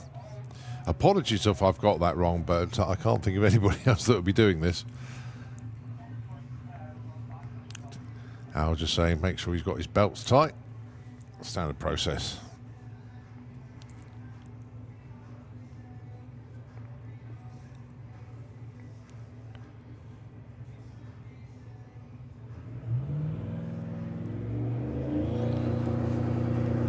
So in theory, this will be a half pass then.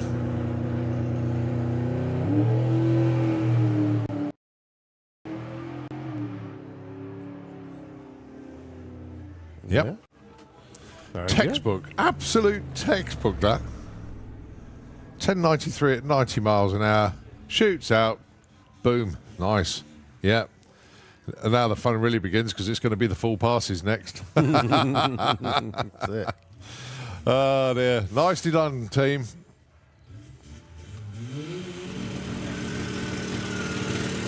That's for fact. That is. I know you have to go through a process, but that was pure textbook. Yeah. Pure textbook, that. Good to see.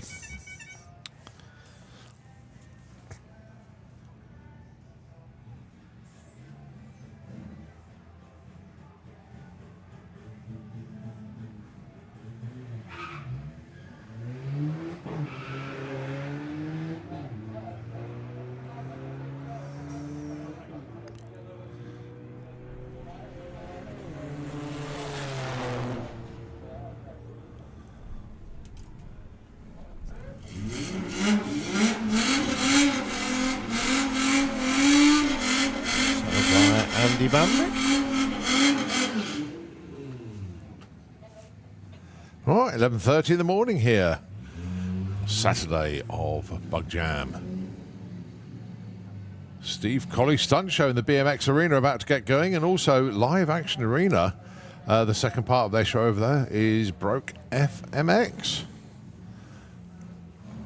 And we're not that far away from fuel funny cars, probably about 20 minutes, half an hour or so. Right,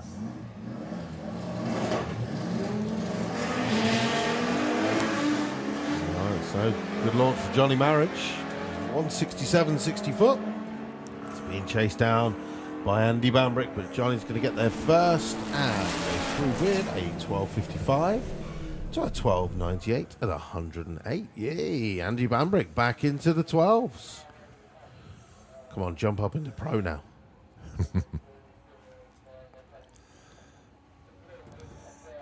All right, Dave Howells with the Transporter.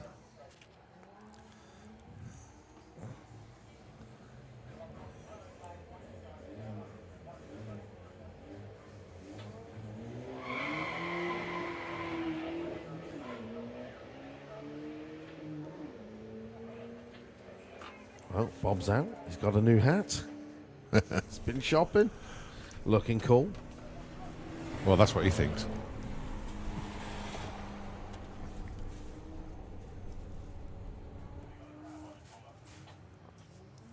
Don't forget, folks, the human-powered race. You've got about an hour and a half before that one takes place. We are obviously judging the most imaginative entry, Luke and I are. Be interesting to see what people come up with. You know, we've seen the dinosaurs run before, so we want proper imagination. Bonus points will be given for Wild Western themes and stuff like that, the cowboy theme, well, I suppose. But let's see what people come up with this year. Really looking forward to it.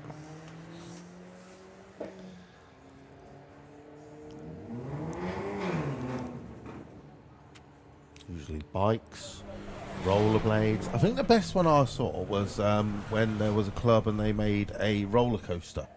Yes, yeah, very good. And of course, then there's a COVID one. They had the bed, wasn't it?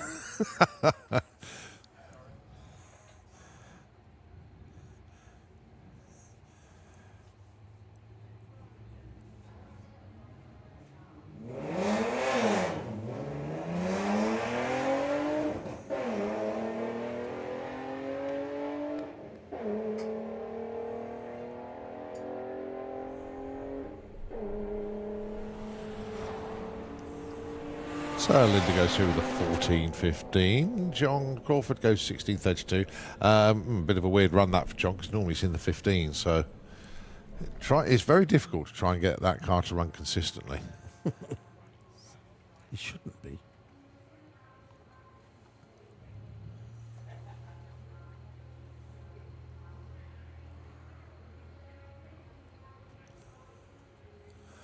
Just looking in front of the main stage where we got the impromptu car show there. Looking very good indeed. Of course, tomorrow is Show and Shine, Rust and Rat, the whole lot. So are they mixed in together? Or Yes, they are tomorrow, yeah. Well, according to the programme, they are. So today is just show parking. Yeah. And then tomorrow, Sunday, in front of the main stage, including Rust and Rat. Show and Shine, including Rust and Rat. Because I used to do it as two separate things. It used to be Rust and Rat on one day, Show and Shine on the other. But no, they've amalgamated it into one now.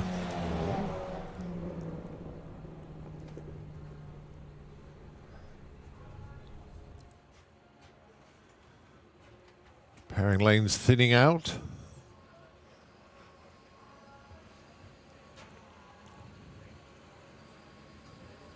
And that's far. We've only seen one street eliminator car, and that wasn't even our driving it, it's Kai. We haven't seen the new one yet. Davey Murdoch. Yeah. No, you're right. I would have thought he would have put just a couple of checkout runs in just to see how it goes. But then, knowing new cars, they still assemble them when they come, even when they come to the track. So just to have the car here is a major achievement. And Davey, it's a beautiful looking car.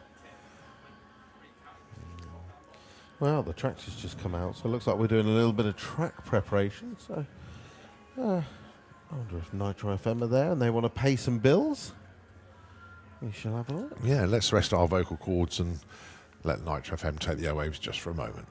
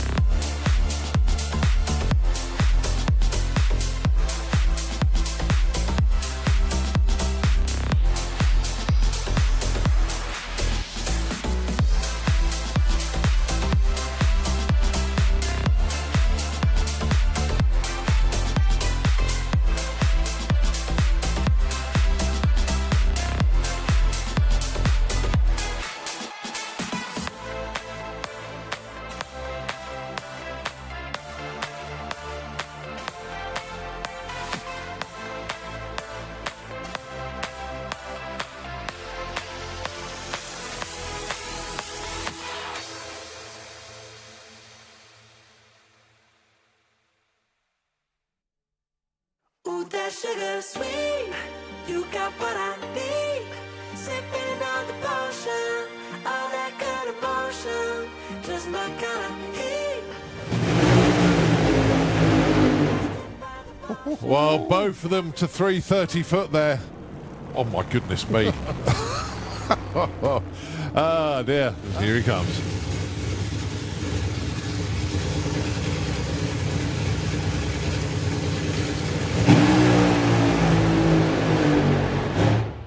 Oh, that just clicked it before half track, 0.94 to 60 foot. To the 8th, 381 with the Camaro. Nice 101 to 60 foot. He's taken it all the way through to a 6.16, 200.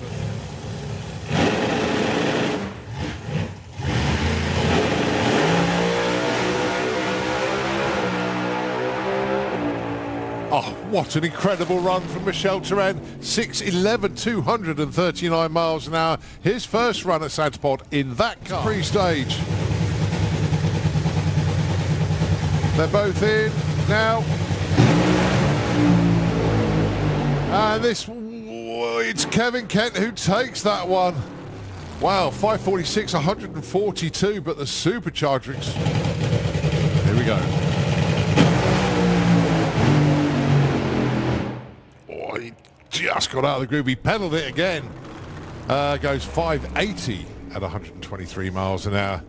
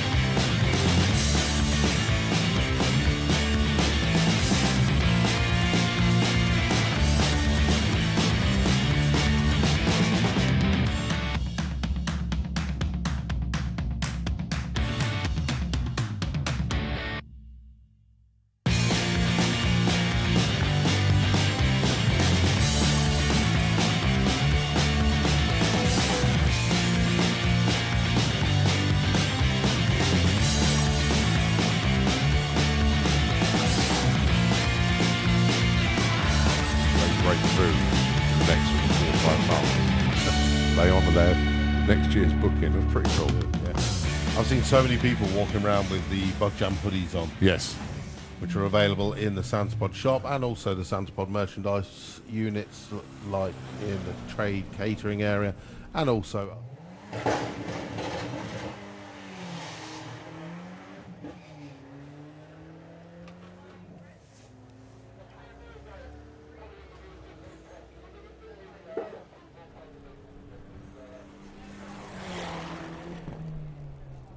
$13.40 from the back of the camera. Nice. Shorty pulling a wheelie.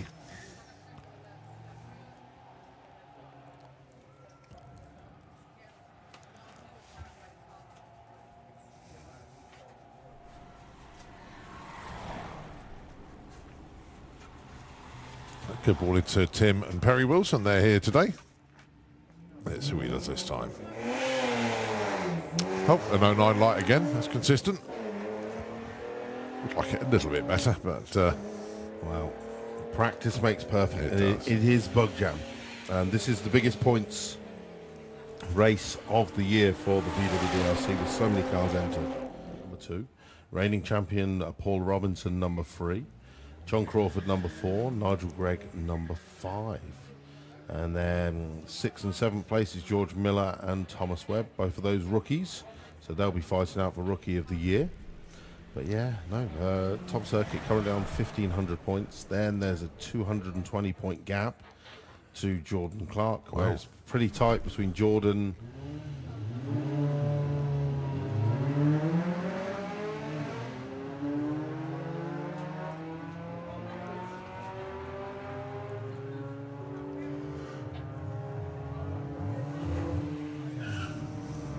So, lots of people on the banking down the far end. Are they poised and ready?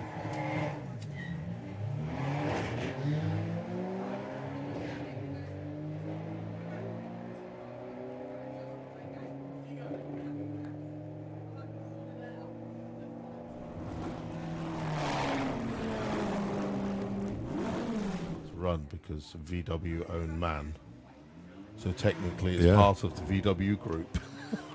that's Adrian Oldroyd driving it.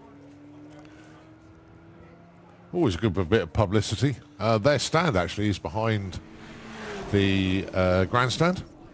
Well, that's it. So loads of cool products there actually.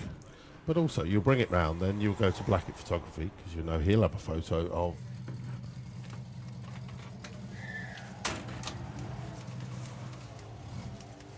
Someone needs to chop his legs off, essentially. Right, so the big Audi. That was going well yesterday. So it turns today, 13.41 at 105. Is that the same car?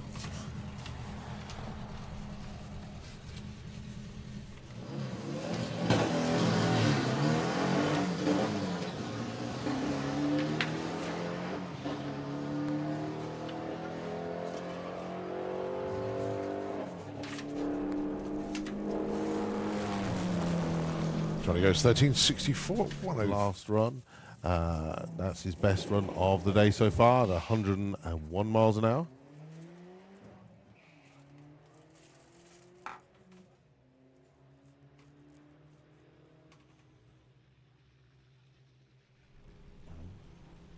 Car not sounding too healthy at the top end of the track though, and this time rolls. Don't forget Jerry is competing in this car this afternoon. Thankfully we're not racing on reaction time. Yeah. I thought Jerry's going to go tap on the roof then. Go on, off you go, son.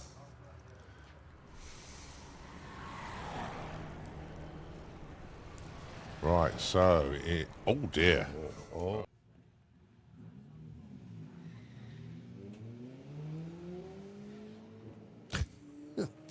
The weight transfer on the gear changes.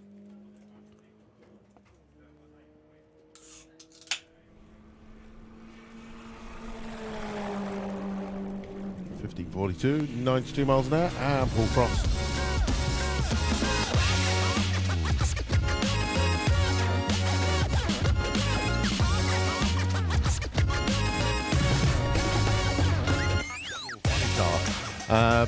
There has been a lot of street rubber that's gone down onto the racing surface instead of normal racing slick rubber. There is a difference between them. It's different compounds, obviously, and street rubber doesn't really stick that well. So basically what the track team are doing at the moment is out there with the counter rotator, which has got 4 big drag slicks on the back, and that is basically not removing the street rubber, but it's coating it. And we've now got fresh sticky rubber that's going down on the racetrack. There will be a little bit of glue involved as well, but the prep for fuel funny cars is different to other classes of car. Why do we take so much care and attention for what these cars are doing? Well, your average street car that we've seen running this weekend has got somewhere between, say, 100 to 300 horsepower, 300 being a little bit generous for most of them, if you like. The fuel funny cars that we're going to be running are north of 10,000 horsepower. There's a big, big difference. And we need to give the fuel funny car teams as much help as we can give them. And it's also safer. If they're on a street rubber surface, they can slide around a fair bit, don't get any grip. And it can be ridiculously expensive with, parts that just can't do their job properly, is the best way to put it. So that is the reasoning for it at the moment. They're doing the track prep. This will also lead us in perfectly to our racing later on today, which most of the cars that will be taking part will be on race rubber. Apart from probably some of the VW DRC Sportsman cars, a lot of them will be on a street-ish tyre. But certainly Pro and Street Eliminator. Street Eliminator are on street rubber, but it's a different compound to normal treaded tyres. 760 heads up will obviously be on slicks, and obviously fuel funny cars and Pro mods 100% will be on slicks. So that's the reasoning for the track prep at the moment. Loads of things going on site, don't forget. Terry Grant is just about to start his show in Live Action Arena. Don't forget, 1 o'clock, you got Bound and Gagged comedy up in the big dance tent at the far end. 3 hours of entertainment. Don't forget, you can take your folding chairs, take your drinks with you, and actually, you can. How about that? We got a view of the main stage at the moment. Oh no, sorry, no, that is in the marquee at the top. There's cameras everywhere this weekend. They are getting prepped now for Bound and Gagged up in the dance tent at the moment. If you're on the live stream, then yes, you can see inside there. That's what's getting ready up there at the moment. So we got some real class acts up there this afternoon. Say 3 hours of comedy entertainment up in the big top. 1 o'clock until 4 o'clock this afternoon. Also, 1 o'clock we'll see our human-powered race today. So you've got about an hour to get ready for that, maybe a little bit less now. And we'll get everybody to gather by the side gate near Nitro FM. And then once the gate is open, everybody will come around and get into position. And, of course, it is a big highlight of Bug Jam. And we do have prizes for the quickest cyclist, quickest runner, best like skateboarder and that, and the most imaginative entry. So there's a lot of people taking part that will be in fancy dress as well. So we do look forward to seeing that. It's a full-on day of entertainment here. So many places to see and go to. Just be part of, obviously, Bugwham. You've got the teapot. Obviously, you've got the main stage. You've got the dance tent at the top end with the comedy. You've got the fun fair, Fuelers Bar, Live Action Arena, you name it. Just get hold of that race day program and just get yourself around the site. Those of you that have been here, well, and that's right, most of you have been here all weekend anyway. You know the site layout these days. You know where to go. You know where you're going to end up. And you know you're here for a really, really good time. So we'll let our track crew continue to do their thing. It won't be very long, as Ian, I think, has just probably got about 4 more passes to make, and then it'll be time to get the Fuel Funny cars around to put in their qualifier, number 3 of 4. They've got another one later on this afternoon. But in the meantime, let's give the airwaves back to Nitro FM 96.2, and we will take it back when the Fuel Funny cars come round for their runs.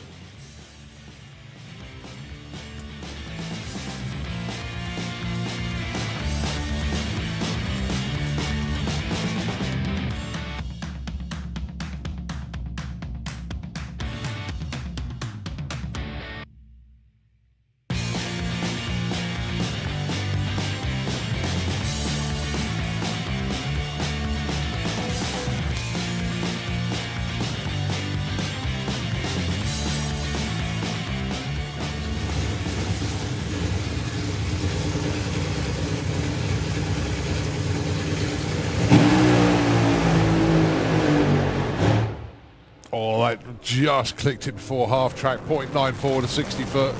To the 8th, 381 with the Camaro. Nice 101 to 60 foot. He's taken it all the way through to a 6.16, 200.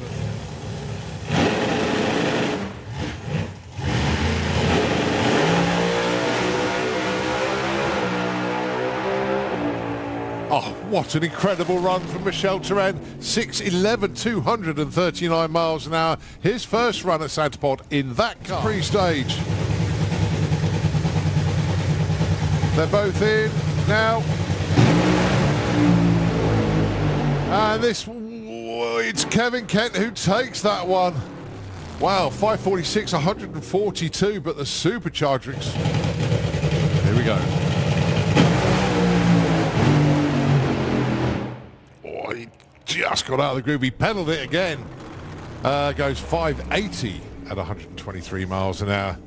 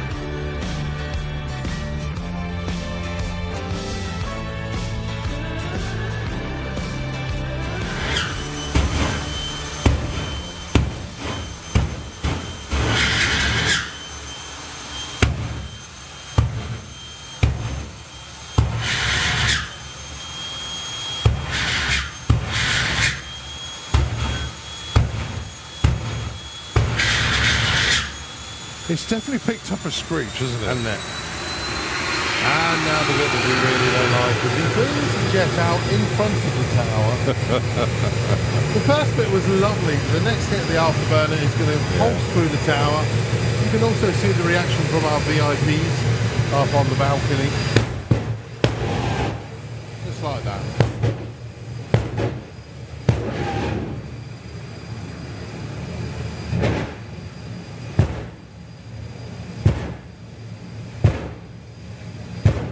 Well, Martin's straight to stage, so we've got no more pops and bangs, as Luke says. Thank you very much. So, wave to Martin, wave to Richie, wave to the gang. The more you wave, the faster he'll go. Here we go then. Let's give it the full beans.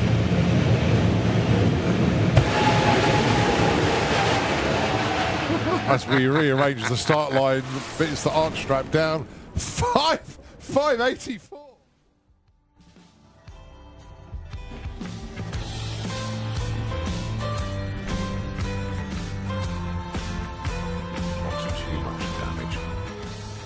But yeah, this is our first two funny cars of the day. The Undertaker car of Steve Ashdown and, of course, the West End Motorsports entry, the Monte Carlo of Kevin Kent.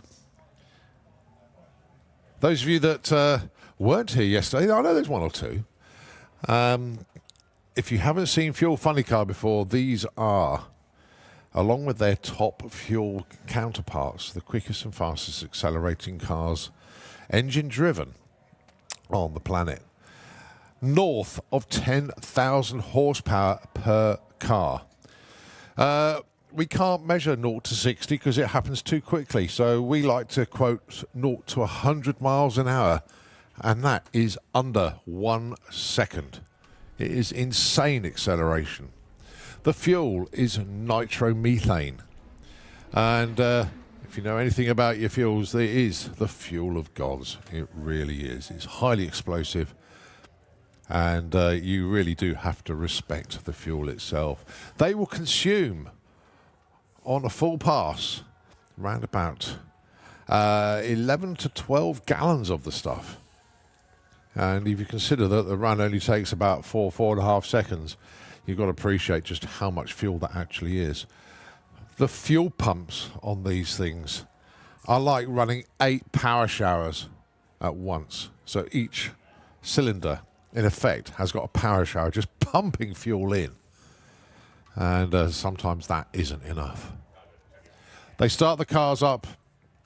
Well, they don't start them on nitro because it is so explosive. They start them on a methanol mix. And then the engine then turns over onto the nitro.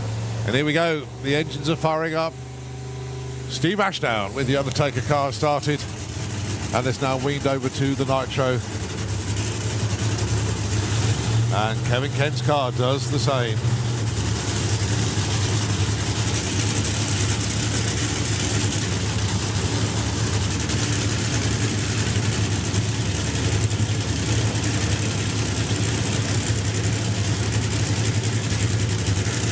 Put your ears in your, put your hands in your ears. This is going to be loud.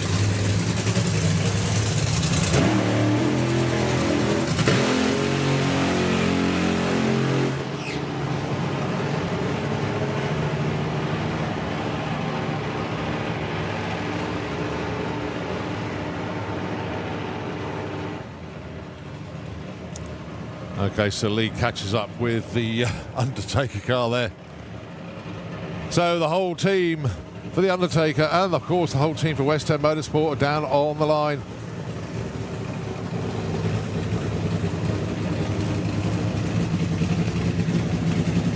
The numbers at the moment, a little bit irrelevant because we know they go quicker, but number one qualifier at the moment is Kevin Kent. He's on a 5:45. Steve Ashdown's on a 6:58. We will be looking for low 4-second passes here. Kevin Kent holds the record in the 4.1s at over 290 miles an hour. If you look at the far end of the racetrack, you'll see those orange markers. That denotes the finish line for them. It's at 1,000 foot.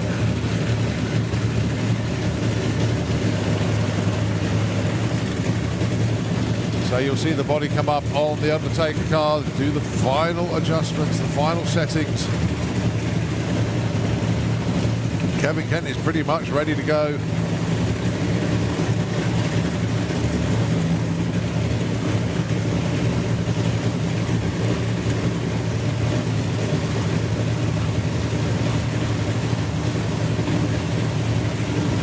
And the body comes down on the Undertaker car as well. So Kevin Kent and Steve Ashdown, your first pair in Fuel Funny Car today.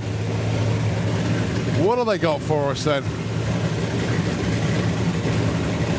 If you thought the burnouts were loud, this is going to be off the Richter scale. 20,000 horsepower coming your way in the next few seconds.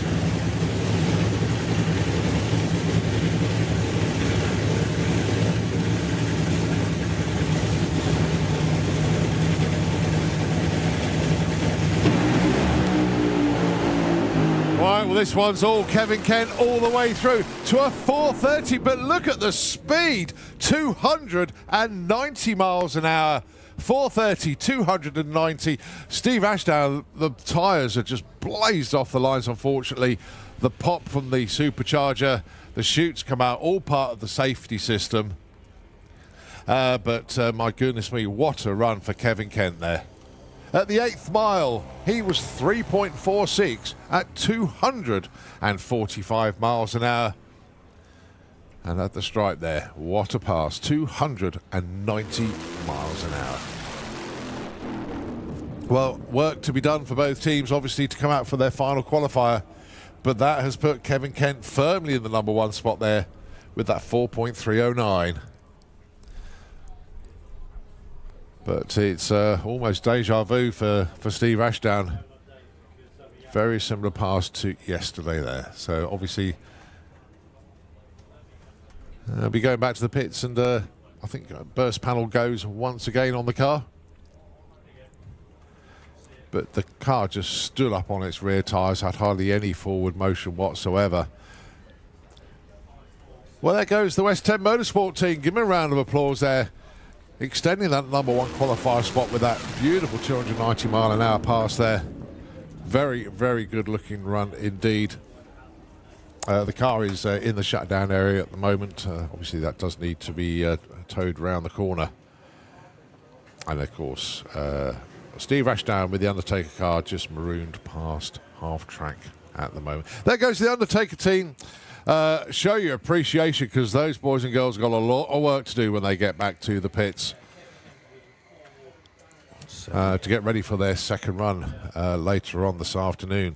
Scheduled time is 4 o'clock. I wouldn't be surprised if that's extended just a little bit to give the teams the best chance to get them fixed and ready for their final qualifiers later on this afternoon. The good thing is, the later we push it, the better the air will get for our race cars, meaning they'll make even more horsepower.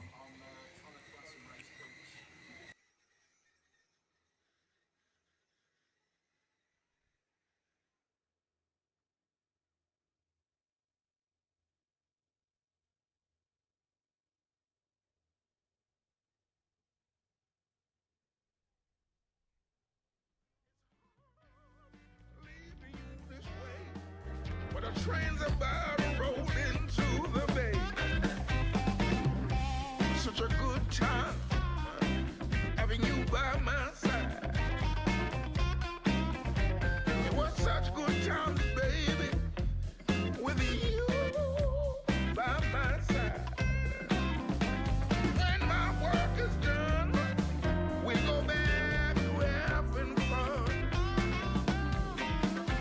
Right, here's an unusual one. Normally, we are after race parts or bits for cars, but Jay Tunnock is after a set of race boots. Basically, the ones that he's got, I don't know how he's ended up with a pair of size 11s, but they're way too big for him. We need a pair of size 8 race boots. Is anybody who's got a spare pair or a pair they can loan them out, please? Jason Turlock with the bay window. He's an Outlaw flat 4. If you've got a pair of size 8 race boots, could probably get away with a pair of size 9s or a stretched pair of size 7s, but it's 8s that he's really looking for. If you can help him out, pop down and see Jason Turlock in Outlaw Flat 4 Pits. Okay, thanks very much indeed for that one. Right, okay, the Fuel Funny car of Steve Ashdown is making its way up into the shutdown area and off the racetrack, so that will clear fairly quickly. And also, the West Ham Motorsports entry is right at the far end. They're still doing the retrieval on that.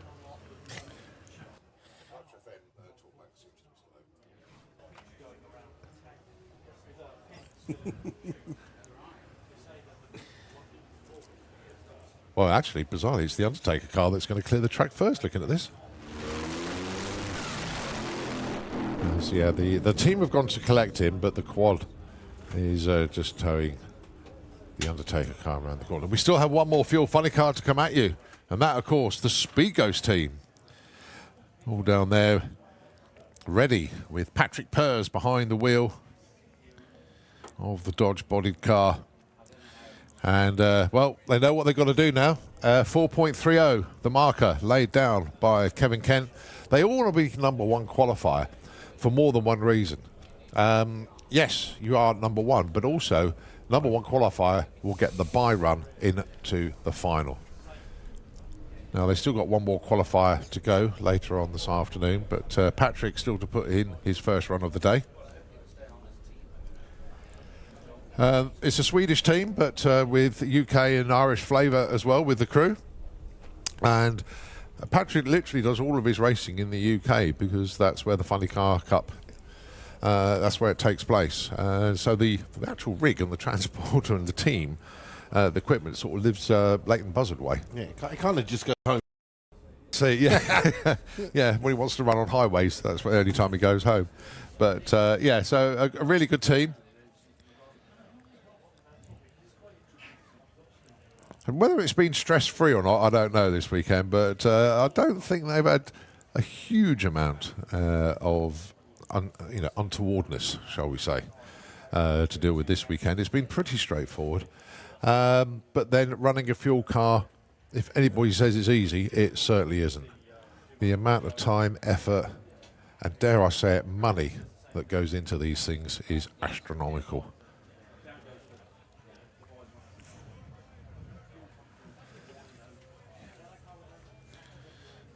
It's almost like the insult club, isn't it? A Fuel Funny car. Right, so 22 minutes past 12. Oh, 8 minutes time, main stage, Dolly Parton tribute act. Wow. The only reason I say that is because the wife will be sitting in the pits, Yeah. and she'd have forgotten about it. But as soon as she'd have probably, the ears would have pricked up there and heard Dolly Parton. I know she's off for that. So Rachel, Dolly Parton tribute act on the live stage in 8 minutes time. Go sing along with all those classics. What else have we got? Podzilla will be firing up in 2 minutes time in the live action arena. So if you want to see the Santa Pod monster truck, the comedy show opens up in the main dance tent where you were boogieing last night at 1 o'clock, and that carries on till 4 o'clock. With that.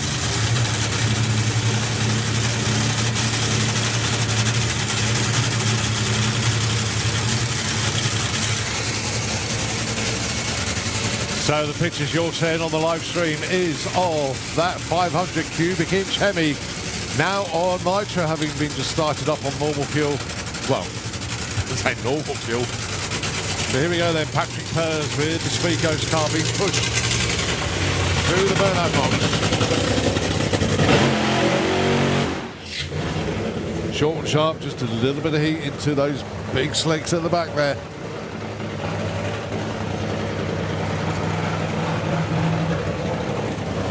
Car sounds real strong out there.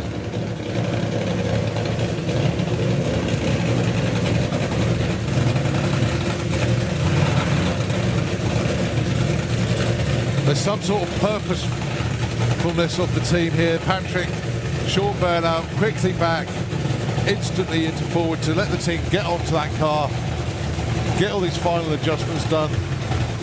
You're looking right into the engine there. Oh, Patrick. Yeah, they're happy. Little fist pump with the hat on the top of the supercharger. just remove,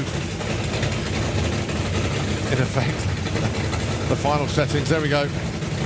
Nothing else can be done to the car now. It's all down to Patrick.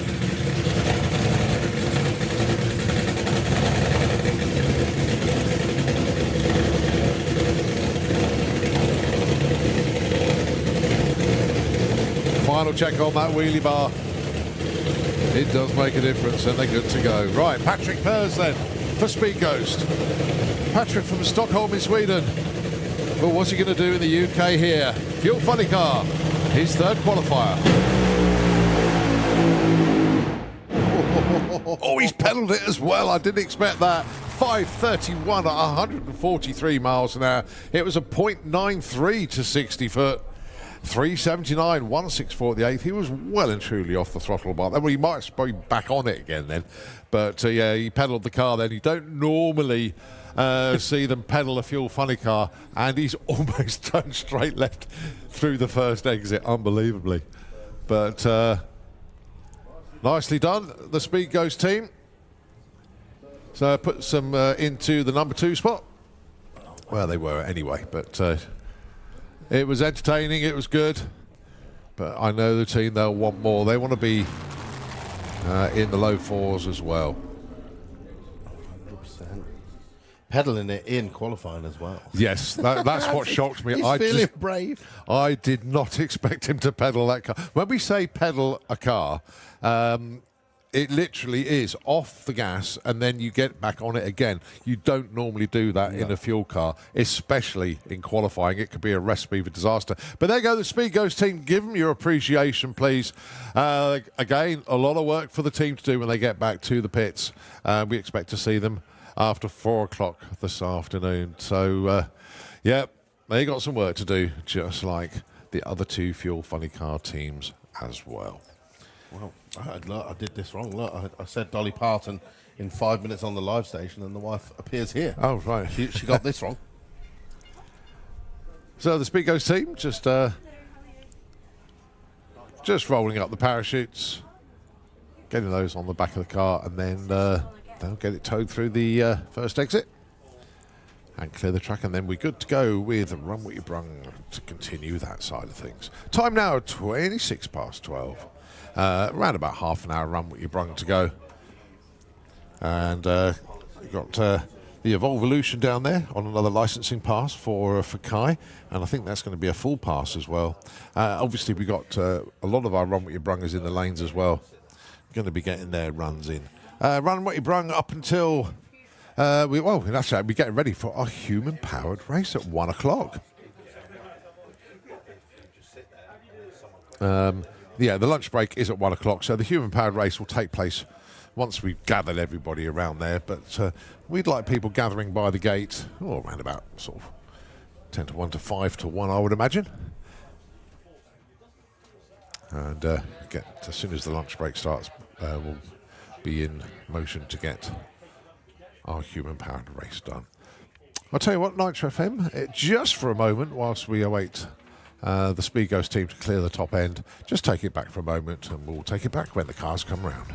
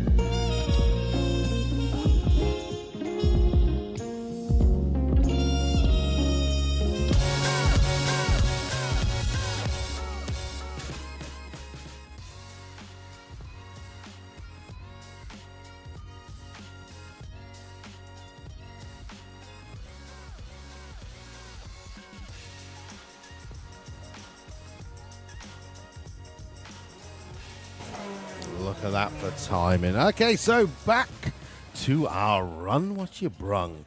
We only have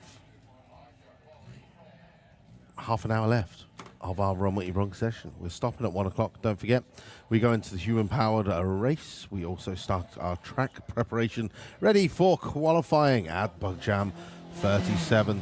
So if you want to get your car on the drag strip, it's the last 30 minutes. If you're already signed on, get your car into the lanes, get as many runs as you can in the next 30 minutes.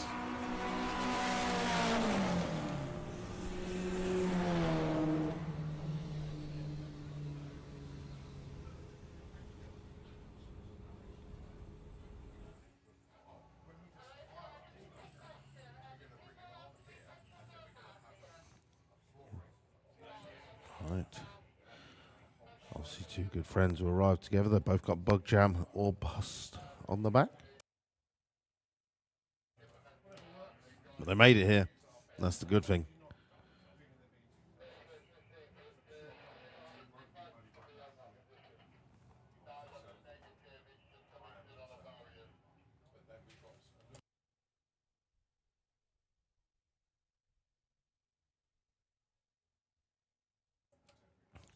Well, our Beetle rolled straight through stage there. A Beetle with reverse lights.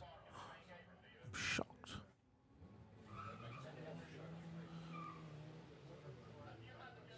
Well, quite a bit of wheel spin for the Golf, but he's now got grip. He's out in front.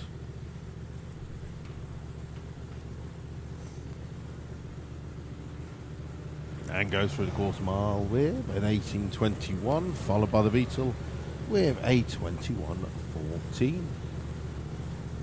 Very cool jeans Beetle background once again with the vinyl roof. Don't forget other things on site. The hay burner stand round in the pits. There is a competition to win a bay window camper van. So make sure you swing by the hay burner stand around about where the skateboard park is. You can go and get yourself some tickets to potentially win yourself a bay window camper van. As the Jeans Beetle leaves the line well in advance of the Golf. He's quickly chased down. And the Golf goes through with a 15.34 to a 17.65.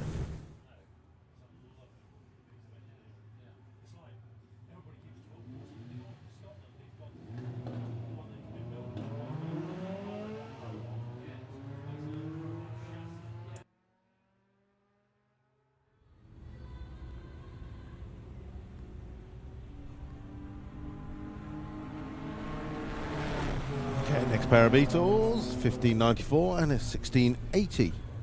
Once again, Almax Volvo underneath the tower. So is this going to be the full pass or part of the licensing run?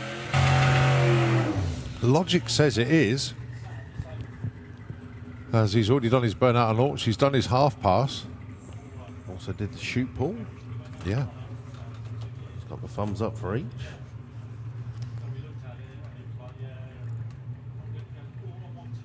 Almax says once again, pull his harnesses down. Elliot Day once again loitering. He's not brought his car then. Well, again, there's so many racers who have not yet taken to the track. There's Yeah. loads of cars we've not yet seen at Bug Jam.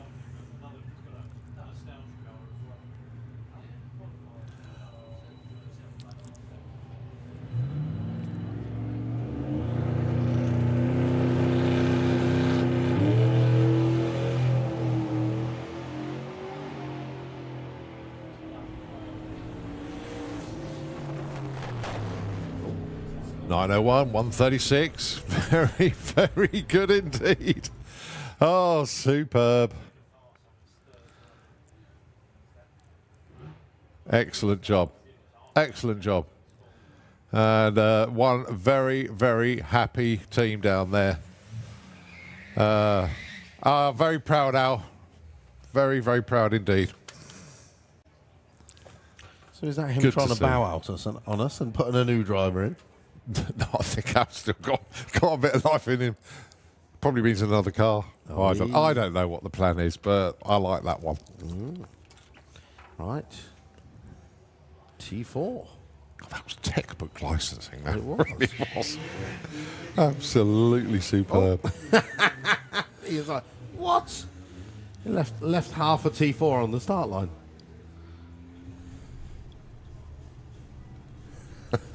What came out of it?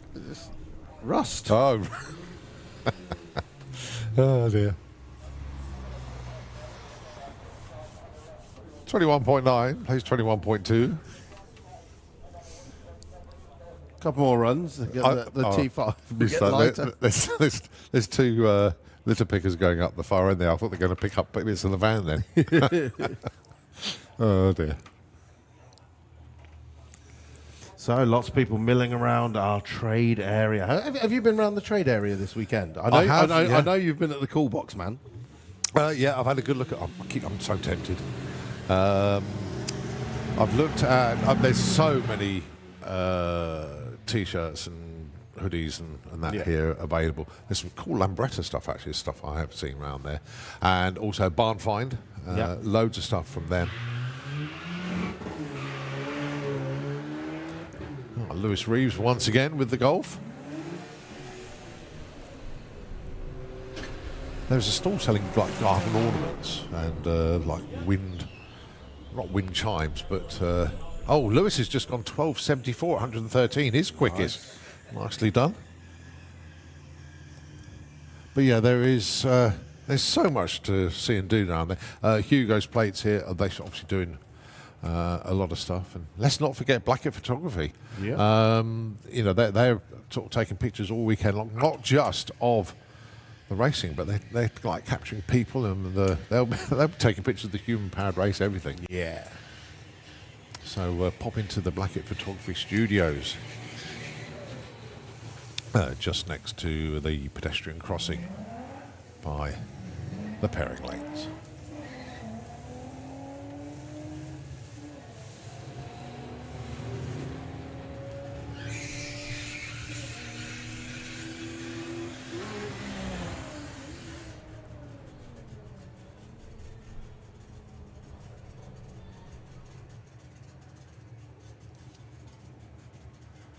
As you say, coming up to 20 to 1 this afternoon. We got around about 20 minutes of run what you've run left for today.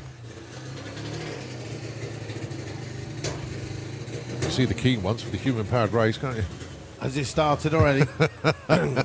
Don't need you just yet, but yeah, that's your 20-minute warning actually for our human-powered racers is to gather by the side gate. Not just yet, but I know you can't resist being head of the queue. Well, the thing is, if you're serious about winning, you need to be on the line really at the start, don't you? The thing that always worries me is when we say keep to the left, and then when you see them going up there, they fan out, and the ones that have reached the top and coming back down the other side, you just think, oh god.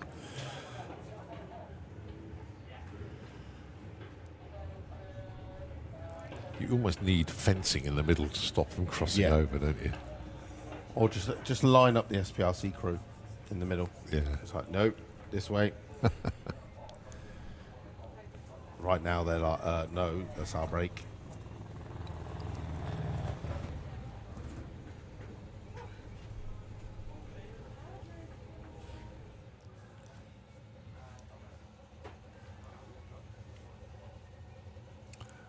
Well, yes,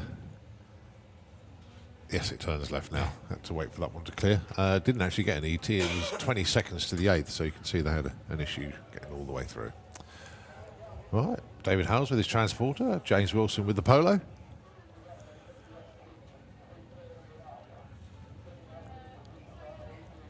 Bear in mind that once we have our human-powered race underway, once it's finished, there will be a lunch break for our track crew, and we don't then start until 2 o'clock. And the first class to come round to do qualifying proper will be Pro Modified, followed by 760 Heads Up. Don't forget also 1 o'clock sees the start of Bound and Gagged comedy up in the dance tent You know, the biggest tent on the site, of course, the one that could be visible from space. You could probably hear it from space as well last night. But yeah, make sure you pop up there. Good selection of comedians up there. It's always a good laugh. And don't forget, you can take your own camping chairs if you want to get yourself a good seat.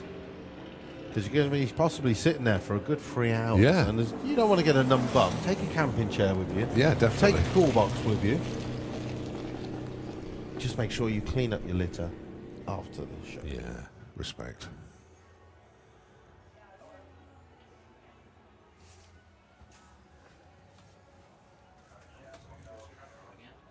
So I think maybe just a little bit of fluid came out the car in the slick tricks lane. So I think Ian is just legging it for... Oh, there you go. Here's my reminder to mention Bound to Gag comedy. Oh, did you hear that?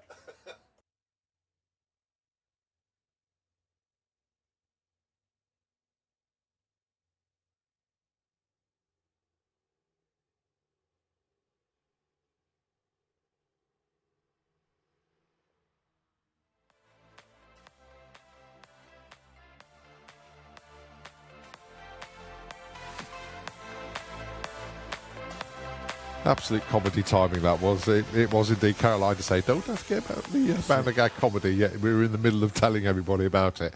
Yeah, the other reminder, of course, is there is a slight change in the lineup.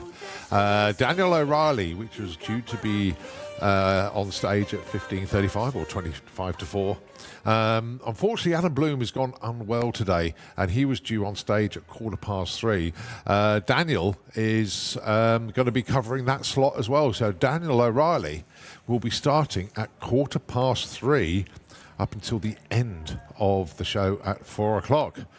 So, yeah, he's got almost like a double stint, if you like. Oh, I bet that cheeky chappy went, I'll do double bubble for double money. Yeah. So it'll be John Pearson, the compare, that'll open things up, followed by Sean Percival, Sam Avery, Mike Dunn, Kerry Marks, Victor Daniels, and then, of course, Daniel O'Reilly. 3 hours of Bound to Gag comedy in the dance tent. Look forward to everybody going up there to have a good time. Take your cool boxes, take your comfy chairs with you, and just enjoy the afternoon up there. What else we got actually starting at 1 o'clock? So comedy show, we mentioned that, lunch break, human powered race, Dolly Parton tribute main stage 1:45. 2 o'clock is the trampoline wall stunts in Little Buggers area, and we have another BMX show. There we go. That's at 2 o'clock.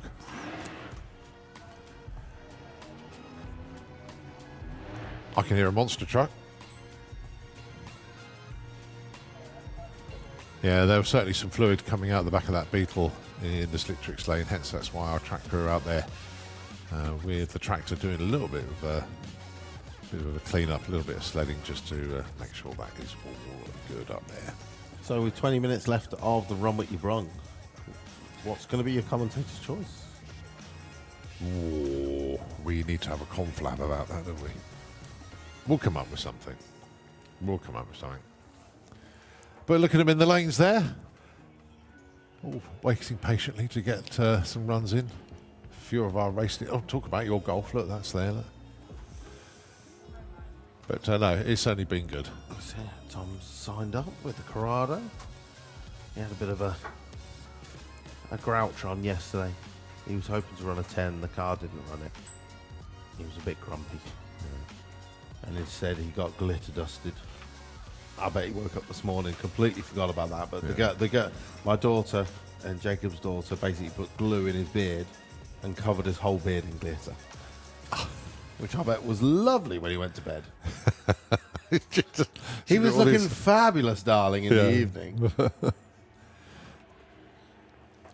Well, there are other sporting events going on in the world at the moment, including the Olympic Games. And congratulations to Team GB with their synchronised swimmers. Our first medal of the Games, got a bronze. Well done to them.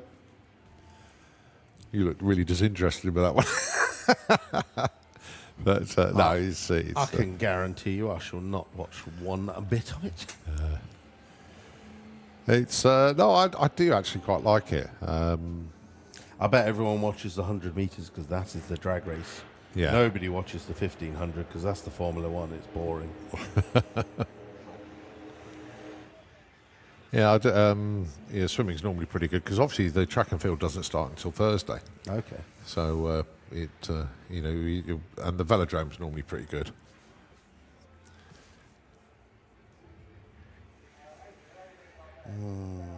Sorry, I've got things to do on a beach instead. Right, I tell you what, enough waffle for us for a moment. Let's the track crew do their thing. We'll be back with you shortly as we continue to the point of finalising our run with Ya Brung today. And don't forget our human-powered racers. You want to think about gathering in the next sort of 10 minutes or so. Thanks very much indeed. Nitro FM, it's all yours.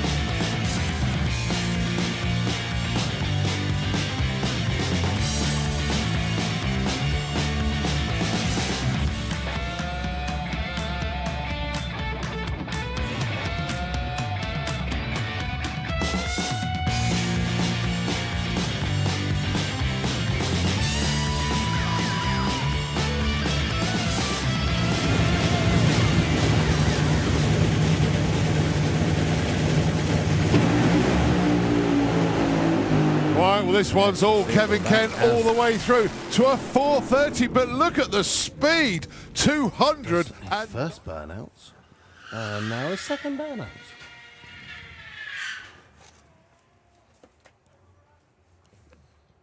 quite ingenious actually the way this one comes up. I did see Richard driving around the pits yesterday in his Land Rover. Yeah. That's also got a Tesla engine Okay. underneath.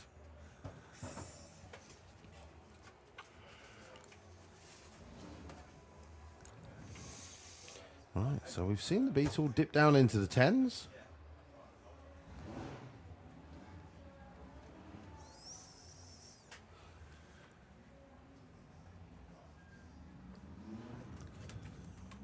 Let's see what he's got for us this afternoon.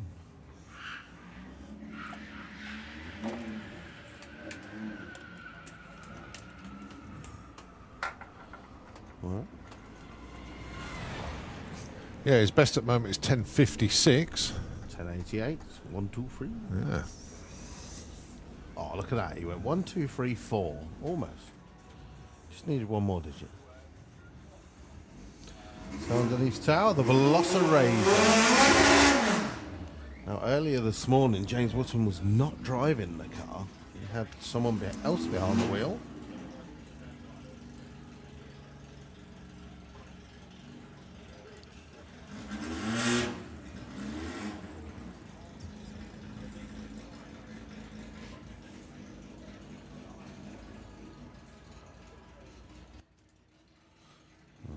Yeah, so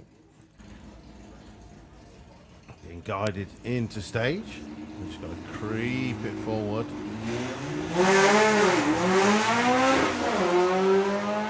Once off the line, our driver's good. Going through the motions, doing 89 at the 8th. And the quarter, 1188, 114.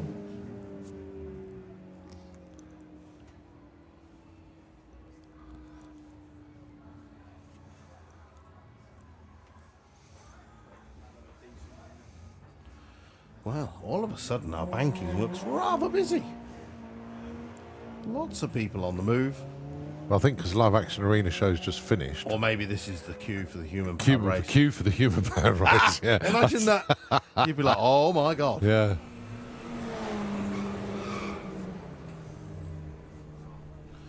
How are our human powered racers? They're gathering. We've got some inflatables around there. I can't wait to see what we got this year. It's always the most imaginative entry that creates the most interest.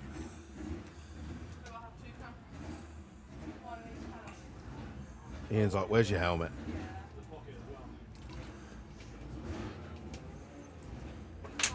It's in the front.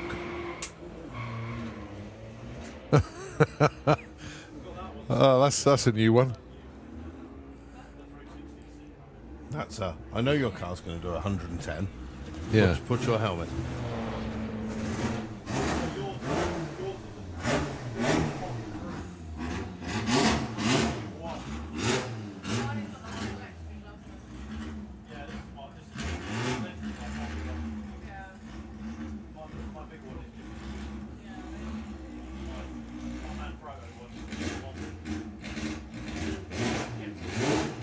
Okay, so it's going to be a solo run for the Nedbug.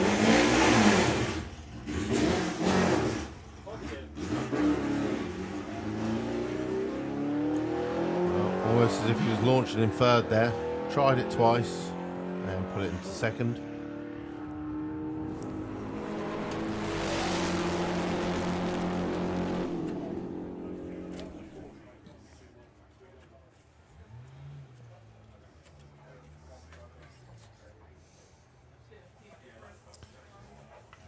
Oh, I got it down as Shannon Sutton actually with the Porsche 911.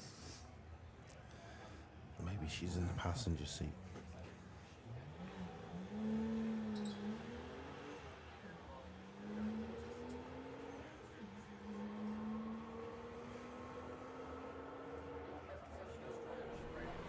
No. 1309 at 115 miles an hour. As we look into the lanes to see them still coming round. Still plenty of Lupos coming round. So I'd imagine they'd have closed off the pairing lanes now. So we'll obviously try and run this lot through best as we can. 10-1. You want to be getting yourself ready to join in our human-powered race. Also, it's only 8 minutes to go before we start Bound and Gagged comedy up in the big dance tent at the far end.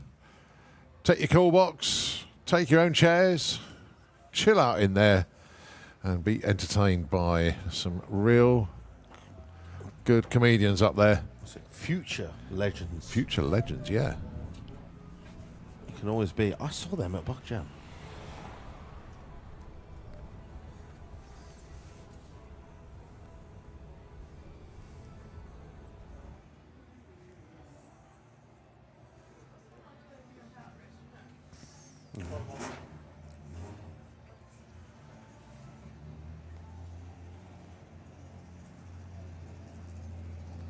Oh. Both go deep. James Dean and Josh Sherman with their Lupos. Well, James is pulling away a little bit here.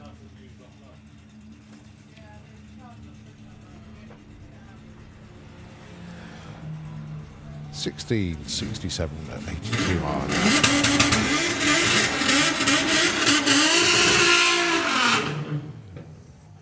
Sir John Crawford round for his last run what Ya Brung run. Alongside Tom Herbert with the Corrado. Well, Tom's been searching for that 10-second pass. Little nitrous purge there. Once again, last night, the team looking really good in the pits.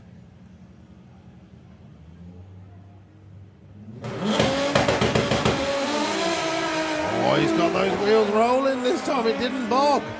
173 60 foot. At the 8th mile doing 94 miles an hour.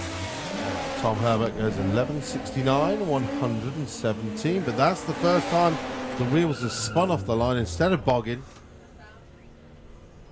Ah, yes. That was a good looking run. Cotton.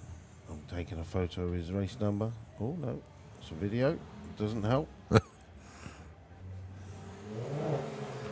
So this is by far my favourite car that's been in the Run What You Run. Beetle's making a good run as well. Yeah. Oh, he is quick. 12.71, 115. And Robbie goes 13.69. I would have thought we're going to run through these cars that are in the lanes at the moment. Yep. And vans, I should say. There's about, what, 5 more pairings maybe? Yeah. And then it will be the horde that is growing. In fact, it's growing all the way over there now. Oh my goodness. Oh my. Wow. Look at them It's all in right the way bottom. to the. Oh my goodness me. That could be one of our biggest fields ever in the human powered race. It's going to be carnage out there. Wow.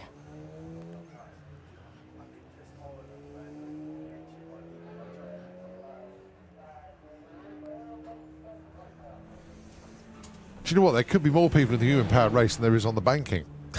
It's going to be that crazy. Oh, it's Bug Jam. It's fun.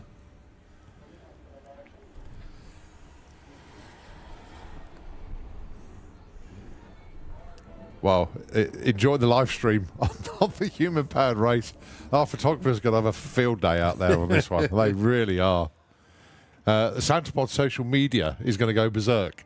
It really is for the human powered race this year. As I say, I don't think I've ever seen that big a crowd waiting to come in. It's phenomenal. Oh dear. Could be a delayed start, just getting everybody in.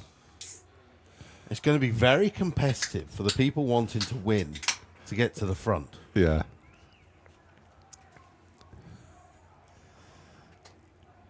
And the lads are there holding the fence going, hold the door, hold Stop. the door. Hold them back. Hold them back. That's weird. That's got to be the Golf. No, it's not the one I thought it was. Okay, so Run What You Brung thinning out now. Just got a few more vehicles to go.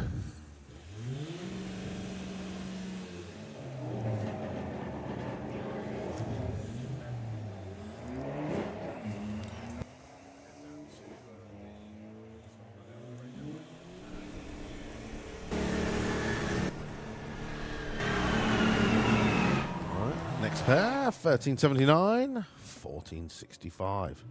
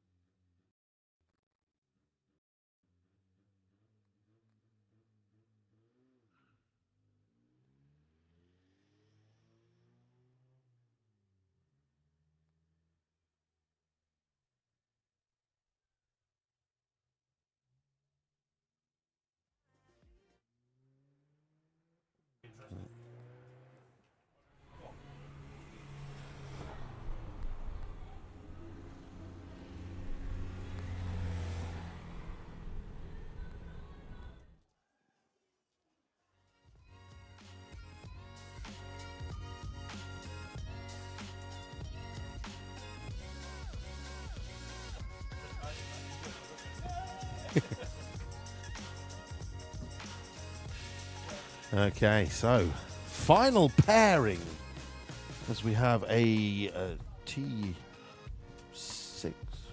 rolling around the corner on a solo. So beautiful looking jeans Beetle taking on the Polo.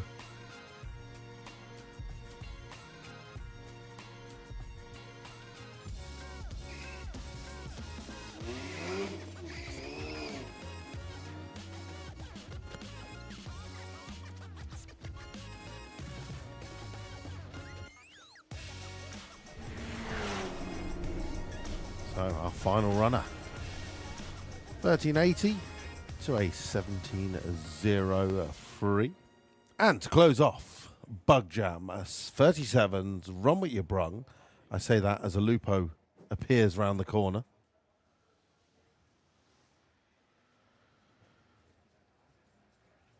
So I'll wait and see if he's going to be called forward.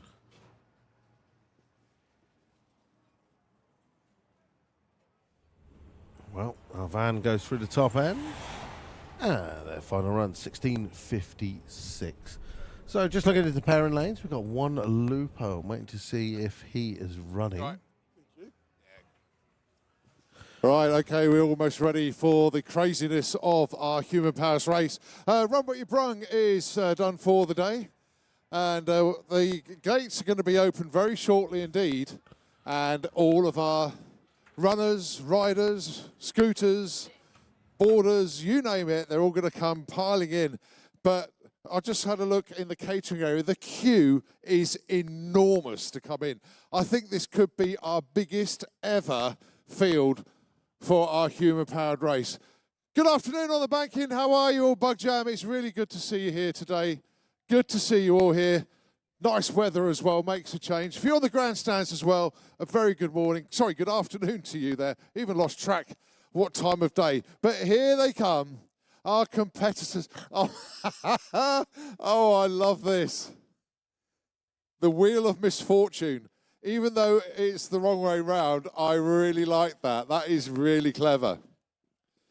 So they're making, we've got one of our former winners. He's straight to the head of the line. How are you? Welcome back again. I'm good, thank you. Good. Can you do it again? We'll have a look around and see, yeah, maybe. Good stuff. I wish you all the best. And we've got literally everything. We've got runners, we've got boarders. Now then, we have an extra award this year because there was a slight thing last year where we had people on roller skates and people on scooters. And we thought, we'll do a trophy for each. So not only is a trophy this year for skaters, there's a different one for our scooters. TCA. How you doing, mate? And he's got this skateboard. That ain't going to last, mate, is it? That's a little bit small for you. I bought this for £10 just now. Right. Okay. But, so this is going to end in disaster, isn't it? If I make it to the blue there, I'll be impressed. Good stuff. Okay. Right, let's have a look to see what else we've got. Hey, Matt, good to see you. we got dinosaurs. No, yeah, but he can't run. That's right. They're still coming through. We got dinosaurs. However that conversation goes. I don't know. Oh, absolutely brilliant. Oh, look at the bus here, Luke. Can you see this? I can see it very good. Class. I can see the wife just behind the bus as well. I don't know what they're doing there. You can see the nuns of VW coming underneath the tower as well. They're still coming in. They're still coming. There's loads of them. What? Oh, my God. What have we got here? Look at this. Oh, this is absolute class. Oh, that is super. You can't see this one, Luke, but that is good. We like that. We really, really. I'm stuck in the middle now. Sounds like you're going to be running as well. Oh, yes, it gets even better. We've even got some vehicles coming through. We've got a ambulance. We've got the sheriff. Well, we need to get a few more in. Now then, we must remind, we say the same thing every year. When you go up that quarter mile, stay to the left of the centre line, please. Have we got enough room? Stay to the left of the centre line, because when your leaders get to the top and start coming down, they'll be coming down this way very quickly. So try and keep to the left-hand side. Otherwise, you're going to get mown down by the lot that are coming to finish. They're still coming in through the gate. Without a doubt, one of our biggest fields ever in our human-powered race here. Absolutely huge field. I hate to tell you this, but the queue still continues round into the bar. I think we're going to have a full quarter mile of just people. The queue is like round to the toilets.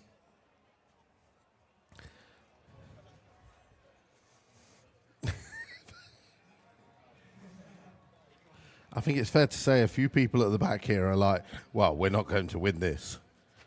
I think it's going to be taking part that counts for a lot of people. I'm looking forward to seeing the Wheel of Misfortune running. This is going to be quite interesting. Yeah, I really like that. That's very, very clever indeed. Very clever. I see Jesus on a bicycle.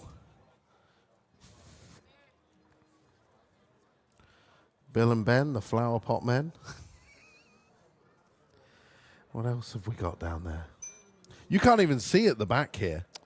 Right, well, we're going to have to get this thing going. So they have given me the start button. I've never pressed this before, but yeah, this is an honor to start the human-powered race. Right, everybody, get yourselves ready. Don't forget, watch out for the youngsters around you. Try to keep it injury-free, please, folks. Watch the starting tree. Here we go. It's gone green. The human-powered race is off and running.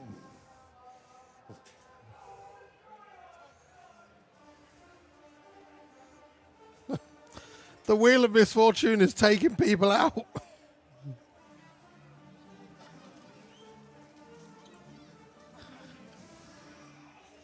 Right, stay to the left of the centre line. They've given up already.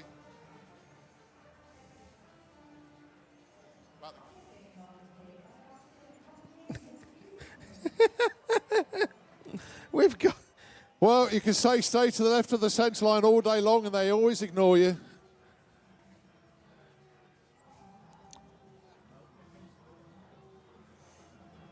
Yes. Right, as they still come in. We've got to the end. Some of them have already made it to the top end. And, oh, my goodness me. They have spread out completely. I hope it's not going to be too much carnage as they come back down the other side. Oh, watch out for the youngsters. Watch out for the youngsters coming back down. You're going to have to be very, very careful indeed. And here he comes, our winner on two wheels. He's repeated. He's done it again. Hit those brakes and slow down. There's people still coming around the corner. Like, what do you mean someone's finished? Second place on two wheels finishes as some of our cyclists. Third place. Congratulations. Nicely done. Fourth and fifth. So our cyclists are making their way. Some of them haven't even started yet. But it's all about the fun. Congratulations. We're looking for our first skater. We're looking for our first scooter. We've got a runner past half point. We're looking for... There's a... Here is our first skater. Our first skater crossing the line backwards. Congratulations to that man. Well done.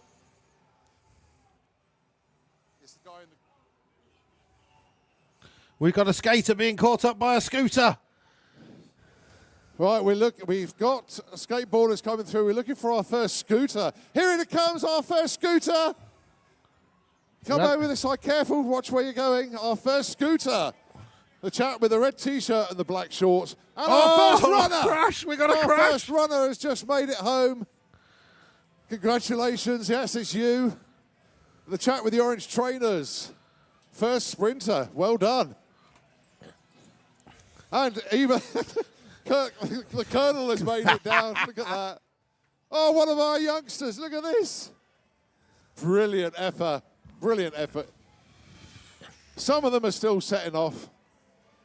He's in pre-stage and off he goes.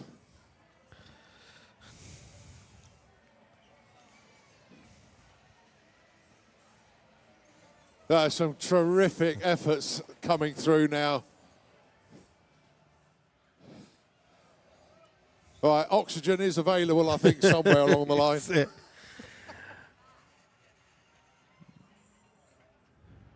Right, I think we got some of our winners here, actually. Yes, we have. Yes.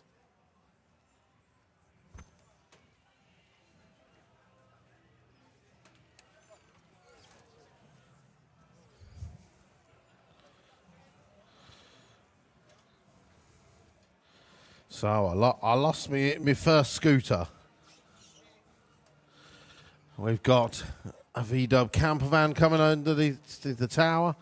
We've still got plenty of runners. We've got a man who's taken his flip-flops off. He gave up with the flip-flops. He realised it was sticky out there. Well done, guys.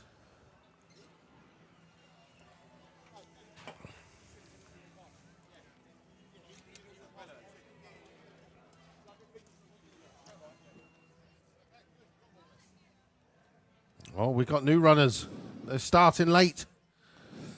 It's not very often you get a dinosaur being chased by a banana, but that's what we've got as the dinosaur. The T-Rex finishes, and the banana is not too far behind. But that is our human-powered race for you. It's the craziness of it. Some of them are still setting off.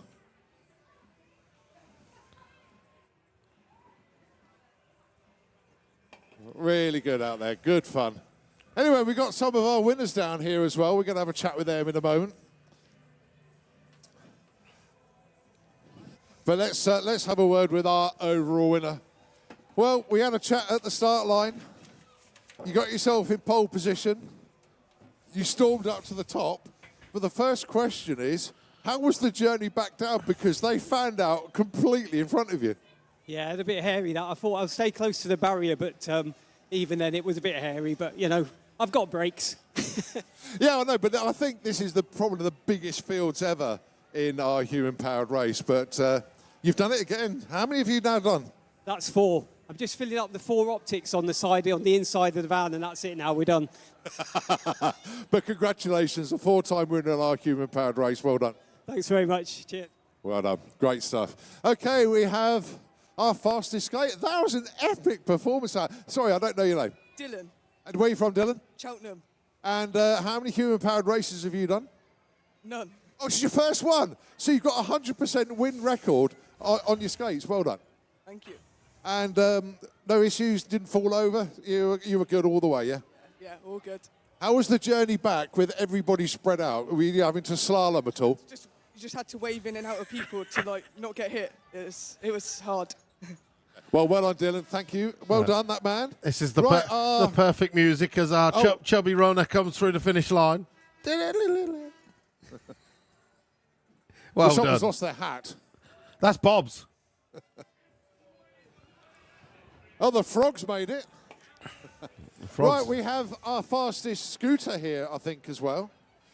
What's your name? Alfie, Alfie, where are you from? Wisbeach. Wisbeach, Cambridgeshire, yeah? And you've been here all weekend long, obviously? Yep, And how many bug jams have you been to?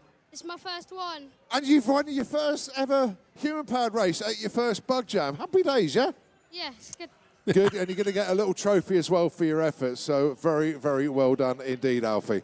Thank you. Where's Mum and Dad? They're over there. My uncle's racing this weekend. There we go, they're up there in the grandstands. Very good afternoon to you. Well done. Alfie's a winner. Congratulations. Alfie, well done, that man. Very, very well done indeed. Right, let's go and have a word with our sprinter. Very, very well done indeed. Composed effort there. And obviously you're from Hastings, so you do this quite a lot. Fair bit. Fair bit. Very modest. How many bug jams? My third. Did you? I can't remember. Have you done this bit before? No, never. So again, another one, first time winner, 100% win rate. Come and do it again next year, yeah? Yeah. And of course, your name. Dave. Well done, Dave. Congratulations. Very, very well done indeed. We've got some trophies to give out. They're still obviously coming up and down the racetrack, and we'd like all of our trophy winners to go over to the other side for the photographs. So let's come over this side so our photographers can I can tell you now, capture them. the wheel of misfortune is making his way down. Still loads of people out there. I'm trying to look for the nuns of VW. They're out there somewhere. Yep, they're taking it nice and slow. There's some rather large Stetsons making their way down. Oh, just fell over right by the finish line. Hope you're all right. Round of applause. Yes, well done. Well done. There's some big cowboy hats there. Right, okay, let's do some trophies for the ones that we do know. Our overall winner, and he's done it for the 4th time. I don't think he can hear me at the moment because he's not in within earshot. And he is the man in green with the bicycle. As I say, he's taken part in a few of these. He got himself in pole position, and he has taken the win once again. Huge congratulations. Now, the only question I've got to ask you, you've taken 4 of these. You say you filled up the mantelpiece. Are you retiring now, or are you going to come and do it again next year? I'll do something next year, but not the bike. Okay, congratulations. Once again, your name? John. John, huge congratulations. Your winner on 2 wheels here at the Human Powered Race, and our overall winner. Well done, John. Big congratulations. Well done, mate. Okay. Right, let's get our runner in. Again, this is a first-time contestant, all the way from Hastings. It was Dave, wasn't it? Well done to you. Come and defend your title next year. I'm sure you will. And you never know, you might even get some sunshine as well next year to do it with. Will do. Cheers. Well done. Congratulations, Dave. From Hastings, our winner on 2 feet this time. Colin, we've got the wheel of misfortune coming. I do like that. That is very, very good indeed. I tell you what, that is a super job to do that. Round of applause. Well done. Well done. Like that. The fact that he's had to time his running perfectly to land on each bit of those treads.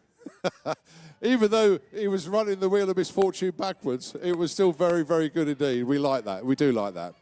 Right, let's get our fastest scooter. Alfie, come on round. He's built for speed nicely. There's a little package of him. His family are in the grandstands. Alfie, congratulations, winner of the scooters.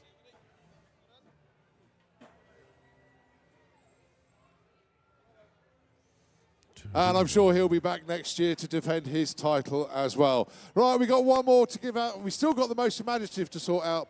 But let's bring the man out on skates. It's Dylan. Congratulations to you. Takes a trophy. Here he is, our man on the skates.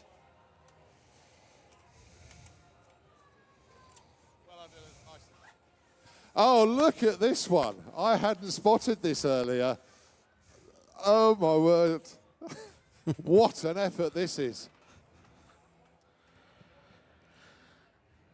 Santa Pod County PD. It's a pedal car. They got the prisoners in the back. Is this the team that did the bed last year? It was, wasn't it? I thought I recognised you lot. What an immense effort. I love it. Keep going, keep going, keep going. That's it. Line it up on the start line.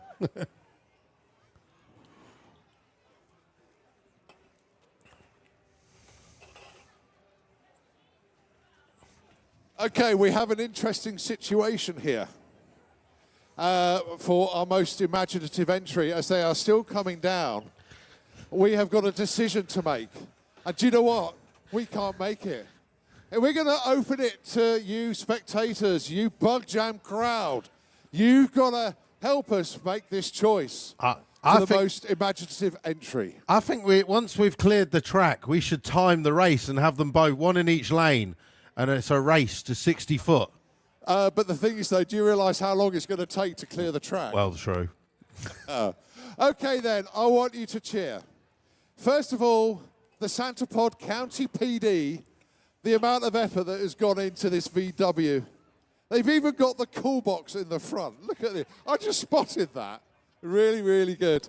These are regulars at Bug Jam. We do recognise them. They throw everything into this. If you think this is our most imaginative entry, give him the biggest cheer, come on!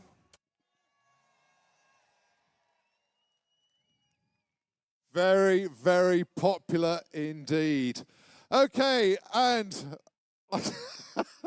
the Wheel of Misfortune, what a different approach. And it lasted, it stayed in one piece. I thought this was going to collapse as it went up the track, but credit where credit's due, it stayed in one place. Oh, and I've now got lipstick all over me as well. But if you think the meal of misfortune should win most imaginative entry, let's hear it now. Come on.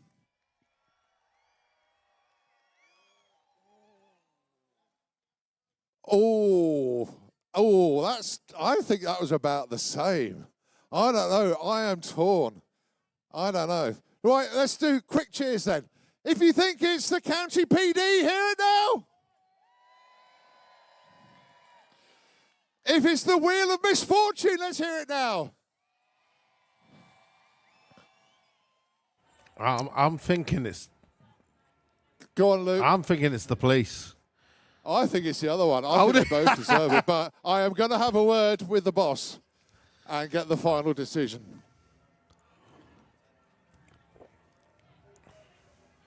Okay, one more cheering session, and you only cheer for one, not both.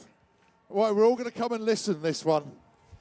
If it is the Santa Pod County PD with a bed frame, let's hear it now. If it's the Wheel of Misfortune, let's hear it now.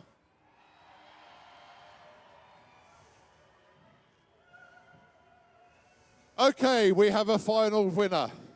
They are both ridiculously deserving. The Santa Pod County PD, you guys are legends. You do it every single year. You've won it, and I love what you've done. But this year's winner, the Wheel of Misfortune! They both 100% deserve it. They really, really do. But I'm going to have a word with the Santa Pod County PD because this is just so, so, so cool. I love what you guys and girls do. I know it's the whole family involved. I think it's just fantastic. I know you'll be back next year. This is folklore for you. I love it. Absolutely love it. Thank you so much. Thank you very much as well. We were going to retire, but maybe next year we'll be... No, you'll be back next year. You've got to do it again. But it's just so cool. Congratulations. You did it with lipstick on. You did it with whatever that is that you got underneath there. It stayed together. It was the Wheel of Misfortune. The only thing you did wrong, it should have been that way round. But we loved it. We absolutely loved it. So let's take your name. Gavin. Gavin, and where are you from? Suffolk. Good stuff. And how many bug jams have you been to? Oh, too many to remember. I lost count. So you'll be back next year? Yeah, definitely, always. Good stuff. Enjoy the rest of Bug Jam this weekend. Gavin, our winner, but I want a huge round of applause for our team here as well. They both deserved it, 100%. But let's hear it for our human-powered racers. Come on. We got the last two being ushered. They're still coming through. They are still coming. In actual fact, these are our complete stragglers. And don't forget our security team. They went and did this course as well. But we have, come on, a little final spurt to clear the track. We got some racing to do. Our track crew on a lunch break. But milking it for all it's worth. I'm glad we've done our presentations. Very, very good indeed. Luke, I know you've got to shoot off for scrutineering. Thanks ever so much indeed, mate. I shall see you underneath the tower. Yeah, we'll see you in a little bit. Don't forget, Bang the Gag comedy is taking place at the moment. So head on up to the dance tent at the top end. You've got comedy there until 4 o'clock this afternoon. But here they come, the final finishers. Let's hear it then for our final human-powered racers. Well done. Thank you very much indeed. Okay, folks, enjoy your lunch break. We'll be back on track at 2 o'clock with qualifying for our race classes. Nitro FM, it's all yours.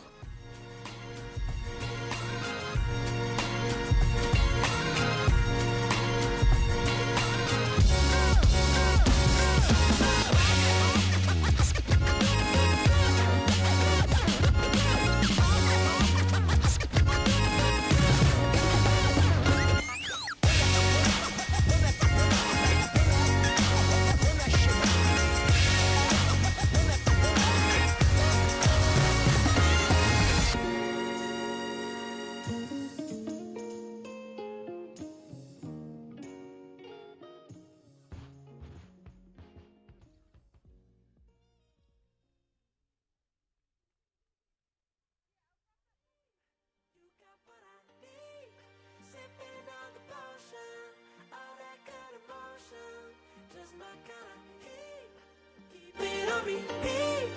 Tested by the motion, loving this devotion. Live it up, live it up, live it up, sweet emotion. 'Cause every time, every night, you and I on a roll. Switch it up, switch it up, switch it up where I'm going. Stay on the fly just in time, know the right way to go. I'm on the road, it's my time, taking control of my life. I want to run the red lights, I've got to run this show. You always take me so high.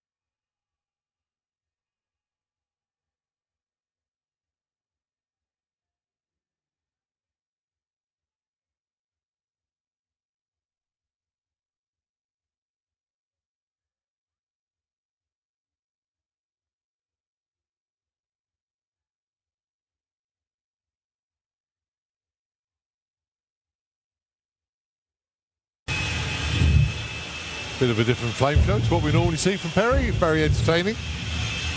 And warm. And fume-filled. So Perry now winds the turbine up even more.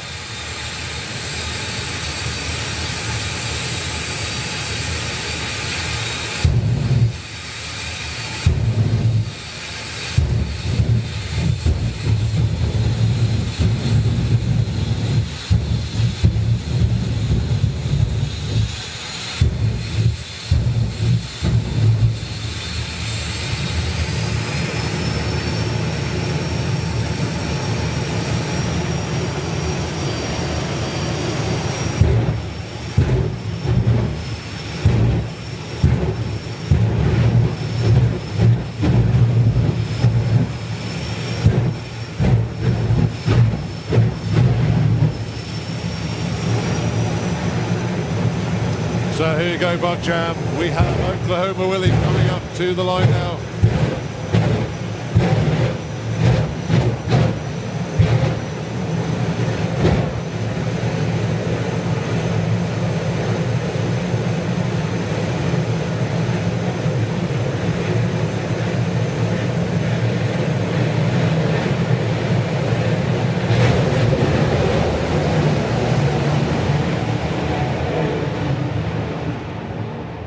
Good looking straight run, and that's going to be surely in the 10s at 150. 1077, 150.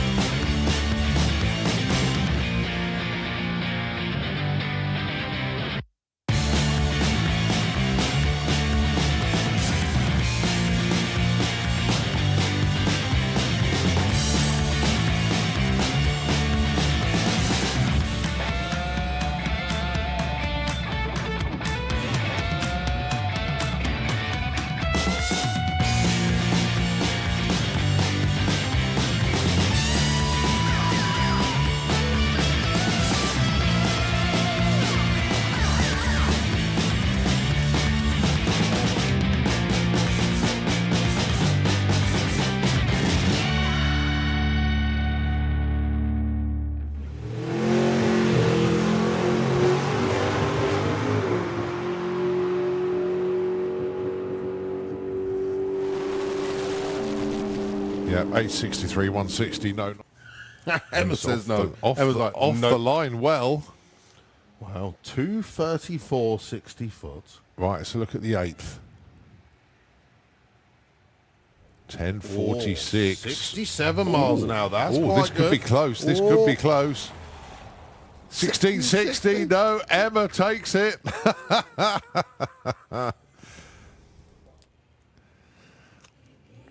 Oi! Oi, wrong way. Oh dear. Well, they did reduce the 60 foot down to 2.24. It's got a rolling start. Oh dear. 1485. And Podzilla. So a good hour's worth of entertainment in the live action arena. So if the kids need entertaining, pop up there right now.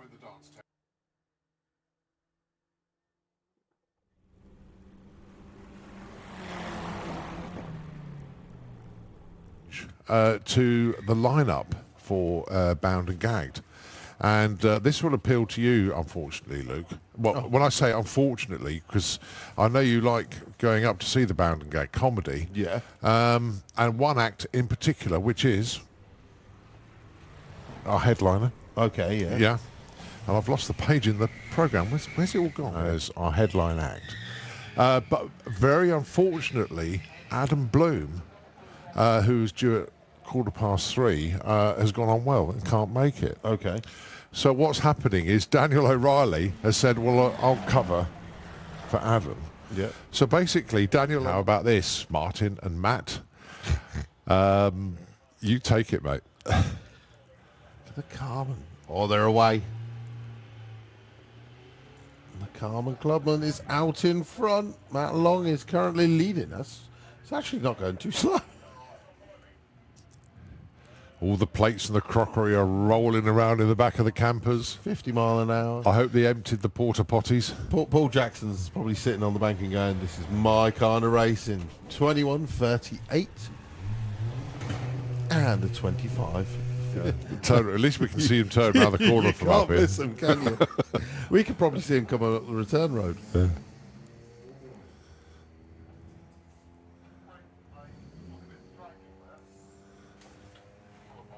All right, having a little nosy down the lanes. Evolution is back down. We saw that actually come down quite quickly. 986. Yes, it's not even on the entry list. No. I think he's just someone who's joined the club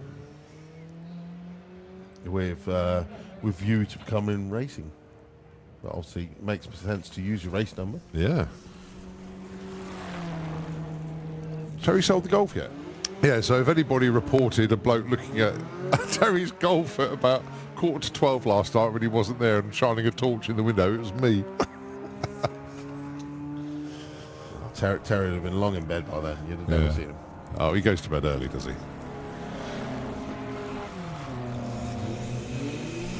Full competition where you will see the VW DRC, the Outlaw Flat Fours, Street Eliminator.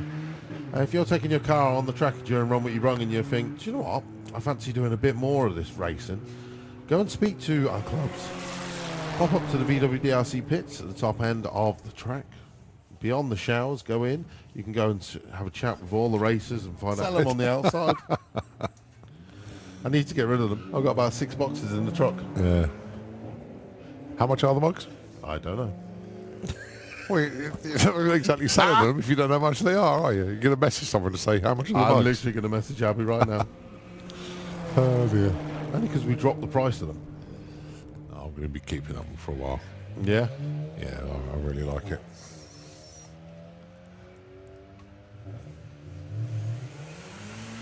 Should do 15s, I think, on the quarter. Nice. Like the cow. 15, 40, 89 miles an hour.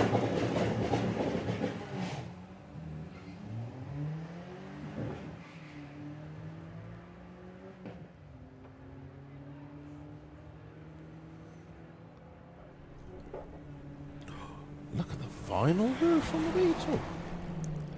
Definitely good to get hold of that I price. think we had a lot done. Yeah. And now we're just we're now Just moving them on. Moving them on. Yeah.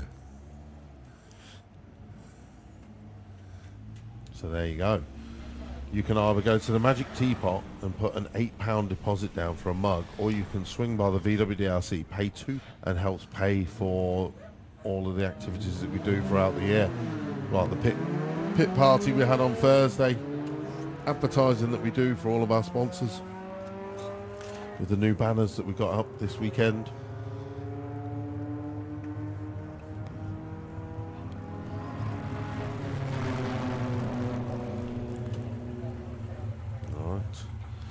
The rumble of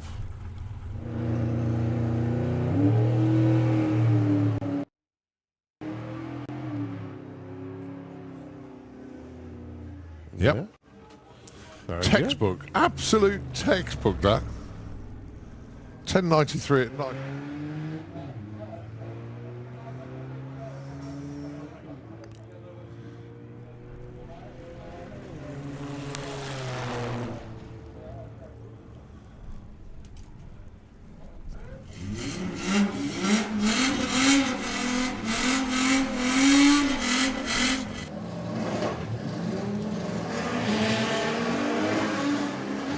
So good launch for Johnny Marriage. 167, 60 foot. It's being chased down by Andy Bambrick, but Johnny's going to get there first and go through with a 12.55.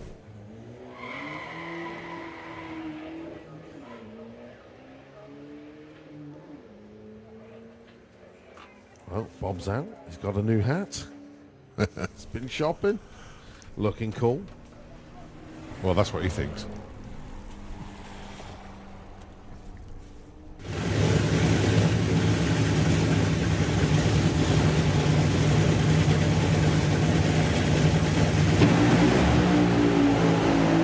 Right, well, this one's all Kevin Kent all the way through to a 430, but look at the speed, 290 miles an hour.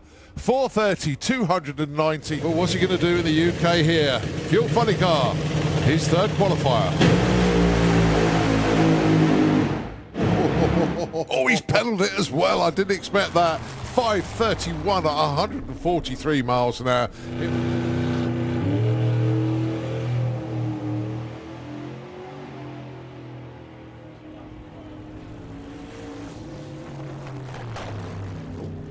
.901, one thing that really was absolutely superb. He was like, what? He left half a T4 on the start line.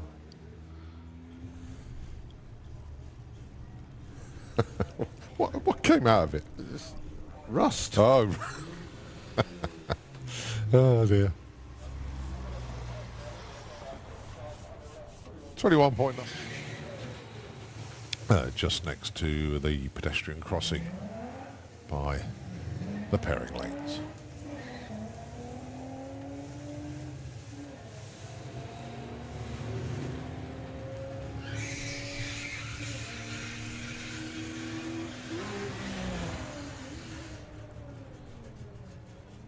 So yeah, make sure you pop up there. Good selection of comedians up there. It's always a good laugh. And don't forget, you can take your own camping chairs if you want to get yourself a good seat. Because you're going to be possibly sitting there for a good 3 hours. Yeah. And you don't want to get a numb bum. Take a camping chair with you. Yeah, definitely. Take a cool box with you.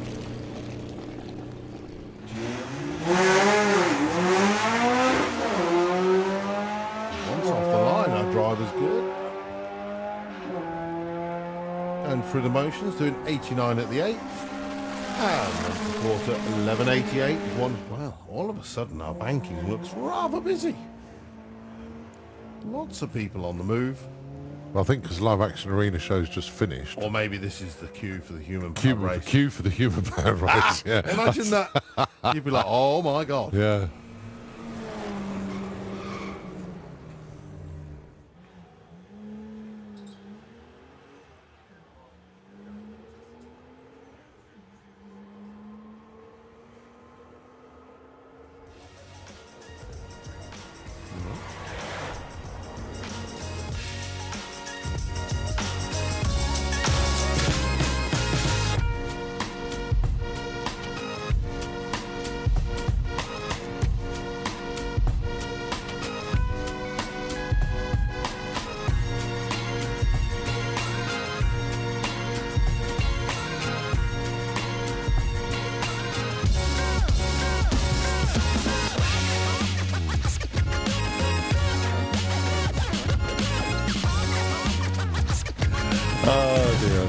You do link in with some great comments.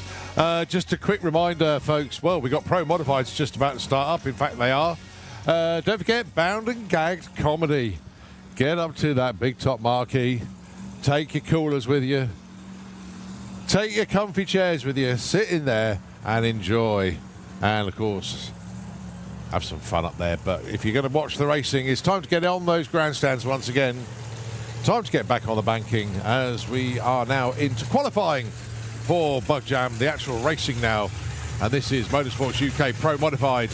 Your first pair, Jean Delemont and Michel Turenne.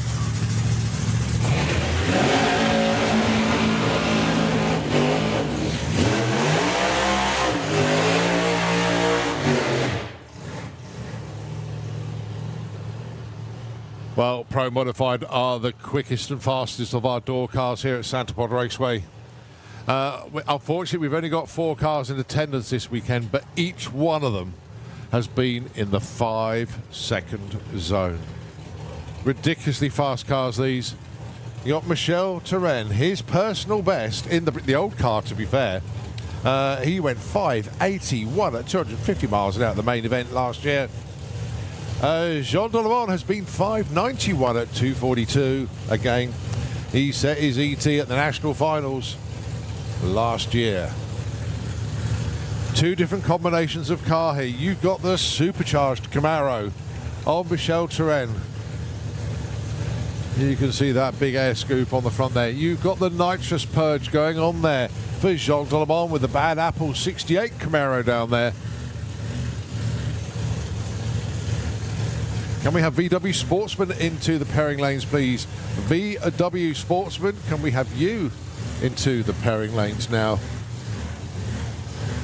But our first pair from Motorsports UK Pro Modified about to put their runs in.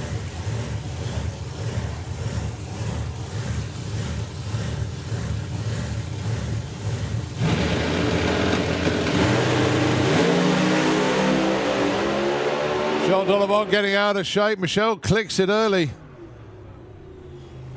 Whoa, that was a bit exciting. 8.47 for Michel, 8.51 for Jean Delemont. They both left the line hard. Michel's 60 foot was 0.95 and Jean was 0.98. But as I say, both of them had issues on the run. They were both off the gas by half track, but it was 0.95 to 60 foot for Michel and 0.98 for Jean. That's what the crew chiefs listen for. They want to know what the 60 foot time is. They always want it to be under a second. 0.93, 0.92 would be spectacular. That's what they really want to be, but 95 is not far off. Right, so 2 cars down, 2 to go. And of course, these next 2 representing the UK. You've got Andy Robinson with the Robinson Race Cars Anger Management 2.0 69 Camaro that will be coming round into the Slick Tricks lane. You've got the more modern shape Camaro, the nitrous Camaro of Bobby Wallace. The Wallace Motorsports entry, current Motorsports UK champions, here to defend their title this year. Andy Robinson has won that title as well, but it's all about what they can do this year. So just checking the top end to see. Yeah, and that is fact the car's literally just gone round the corner at the top end, so our next pair will be firing up very shortly indeed. And that's fact I can see feverish activity in the lanes, and Bobby Wallace coming round the corner, and Andy Robinson. Difference being that Bobby has an onboard starter. Andy needs the support vehicle to enable to start his engine. So they're both red, black and white Camaros, different vintages though.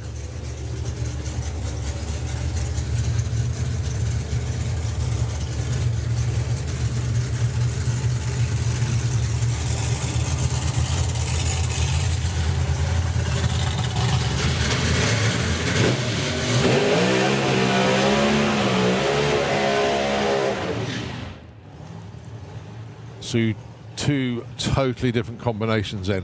521 cubic inch supercharged V8 for Andy Robinson. That's around about 8.5, 8.7 litre engine inside that car.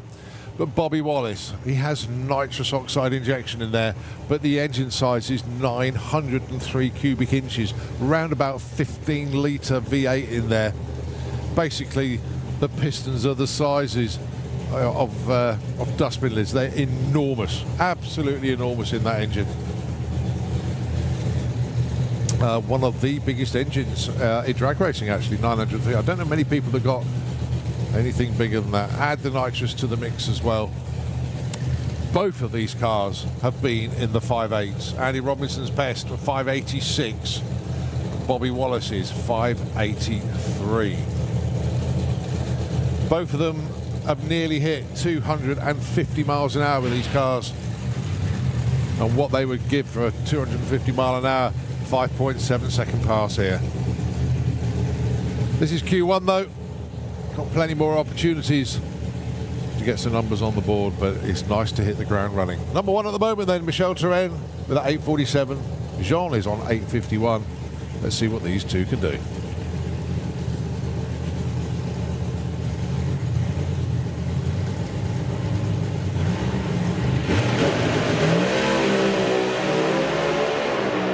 Beautiful looking runs for both of them. It looks like Andy Robinson's got his nose in front. 6:07 at 234. Plays a 6:24, 232 miles an hour. Andy Robinson was a 0.97 to 60 foot. 0.977 to be precise. Bobby was 1 second flat to the 60. The 8th, 4:10 for Bobby, 3:97 for Andy. As the rest of the numbers disappear off the screen there. But so that puts Andy Robinson in pole position for the time being. But they'll get those cars back to the pits as per usual. Get them serviced and get them ready for their second qualifier a little bit later on this afternoon. Next class around the corner will be 760 heads up. The aim of the game is literally exactly what it says on the tin. 7.60, no quicker. Just having a look at the run order for Pro Mod.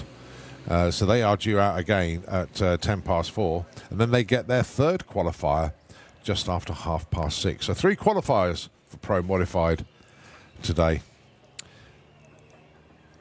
And then, of course, into eliminations. And it could be a 4th one, actually, because there isn't a... there's only going to be 2 rounds of eliminations. I need to double-check that.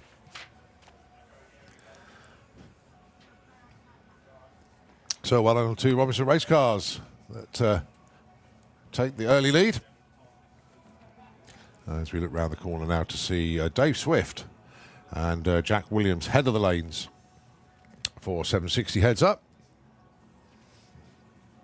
The idea being the ET for the group is 7.60. You run as close to that as possible without going under it.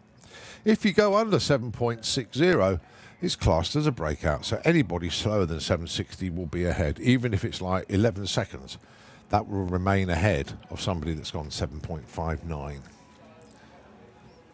The idea is you don't go quicker than the class index. And for 760, it is, of course, 760. Why is it 760? We have chassis tags for a lot of these cars that are 7.50. They can't go quicker than that. So it enables them to run a 760 class, the cars that are tagged to 750. And to be competitive. And a lot of them are hitting their numbers bang on. We've seen it quite a few times already. But that is what it's all about. A little bit of a delay at the moment. They're just doing a little bit of track work at the top end in the Slick Tricks lane, where Andy had just done his run.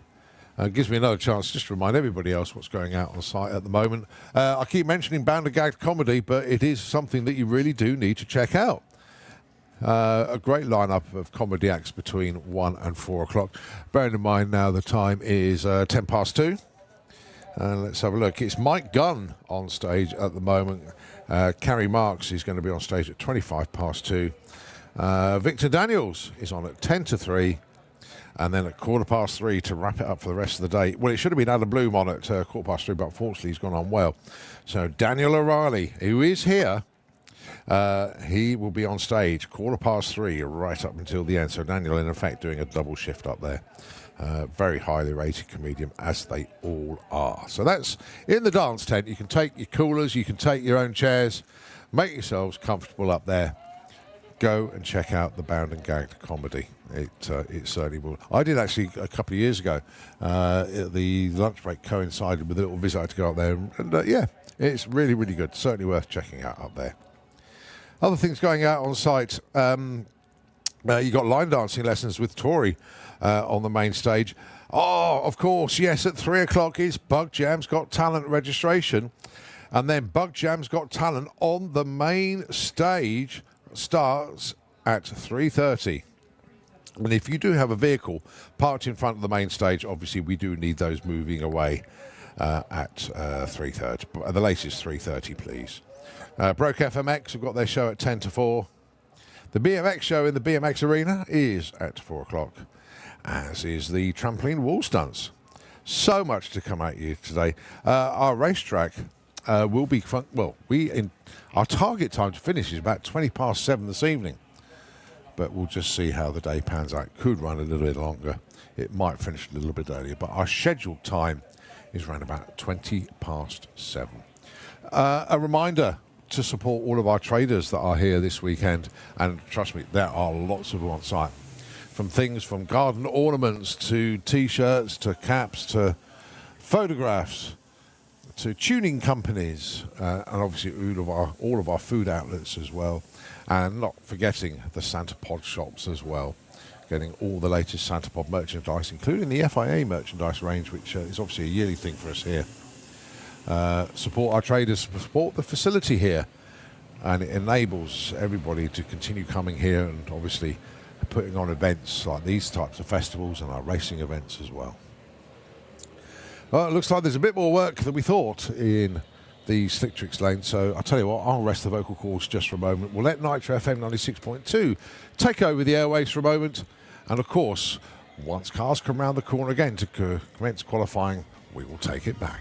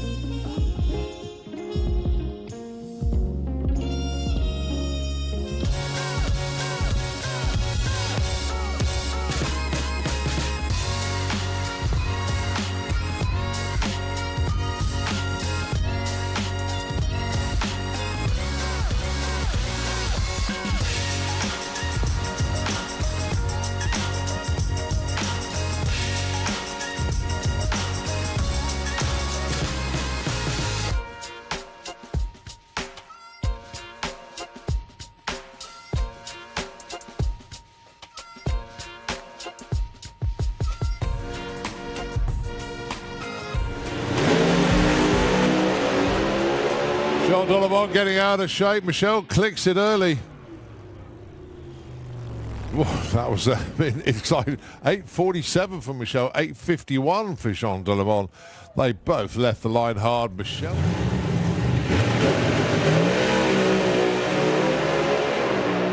Beautiful looking runs for both of them. It looks like Andy Robinson's got his nose in front. 6:07 at 234. Plays a 6:24, 232 miles an hour. Andy Robinson was a 0.9.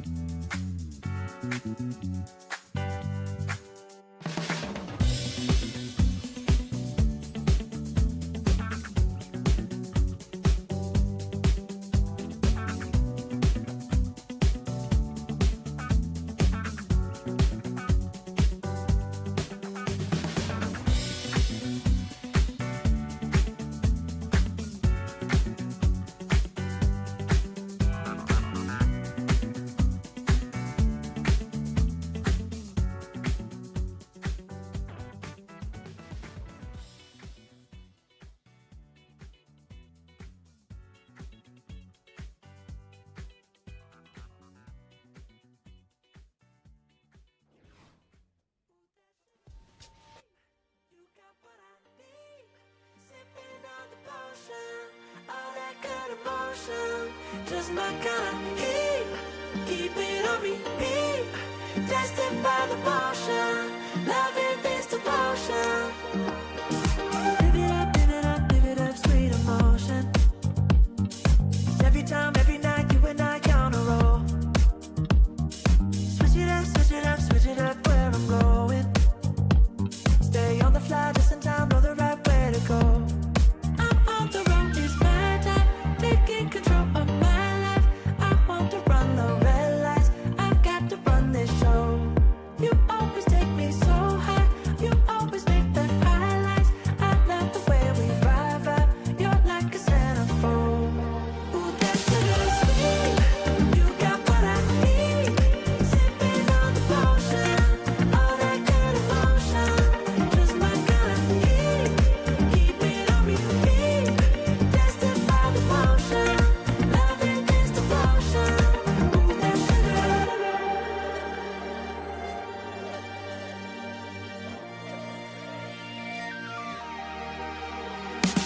All I want is satisfaction. Make a move, baby, you got nothing to lose. Give me that, give me that, give me that good reaction. Gonna make it right, little like an offer I can't refuse. I'm on the road, it's my time, taking control of my life. I want to run the red lights, I've got to run this show.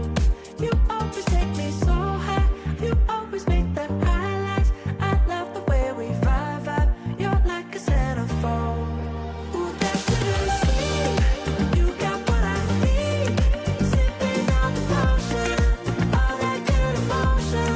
Just my kind of heat, keep it on repeat. Tested by the motion, loving this devotion. Ooh, that sugar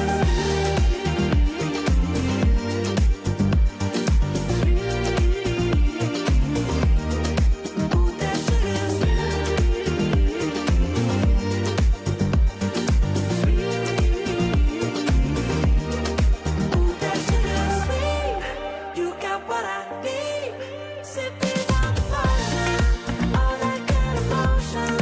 Just my kind of heat, keep it on repeat. Tested by the motion, loving this devotion. Ooh, that sugar, just my kind of heat. Ooh, that sugar, sipping on the potion, all that good emotion. Ooh, that sugar.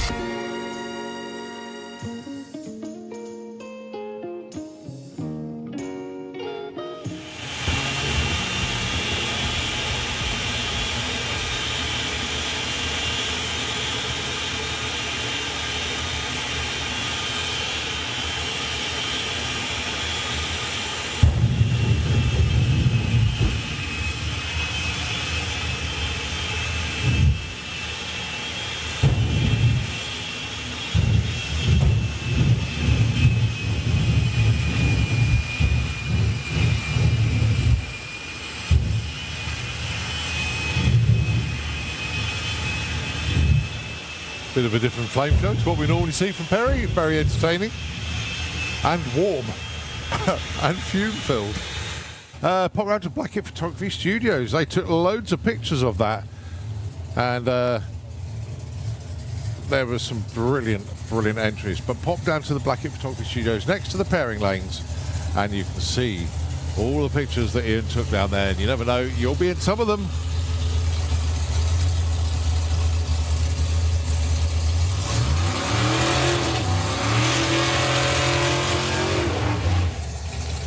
So 760 heads up.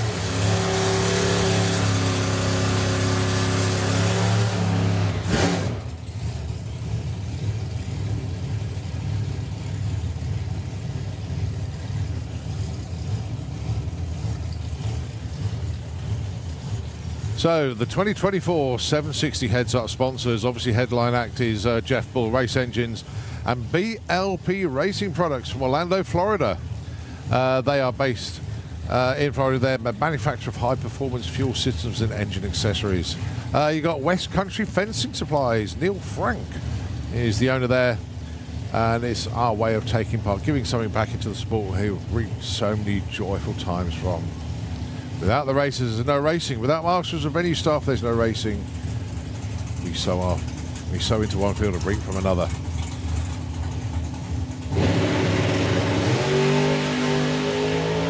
Well, Dave Swift not moving off the line, so let's see what Jack Williams can do with Evil Edna. He's already been 7:59 this weekend. It goes a bit quicker. Curses. 7:56 at 178. So that, in effect, is a breakout. It's a bit too fast. Let's see how Dave Swift goes on then. He is still going to get his run. Goes into stage. Here he goes.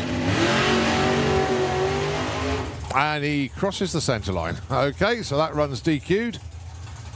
Car pulled to the left off the line.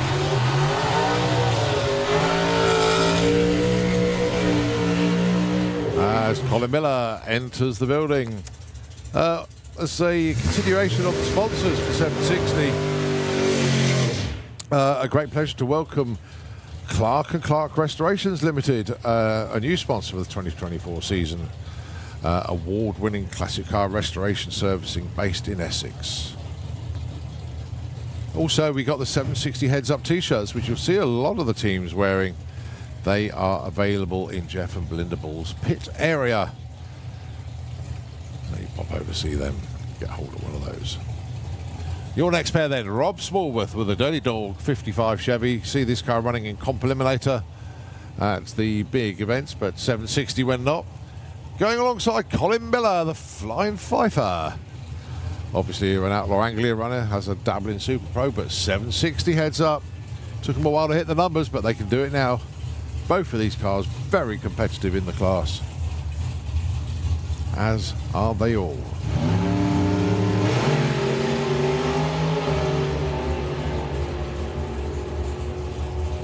Good looking runs for both of them. Who's judged it better? It's a 765 for Rob Smallworth. Taking the number one spot, Colin Miller goes 771. They both hit 172 mile an hour. Just looking at the speed, 172.40 for Rob, 172.39 for Colin Miller. Almost identical. Next up, Belinda Bull with the Chevy S10 pickup. Going alongside Brian Pateman with the Essex Bird. The Pontiac, he's owned since, well, way back when. It's definitely over 35 years, that's for sure. 582 cubic inch motor there for Brian, 565 for Belinda. So the ex-Pro Stock truck and the former street car stroke Super Pro car stroke door slammer, you name it, it's been everywhere, but 760 is where he is now. Let's see how these two get on.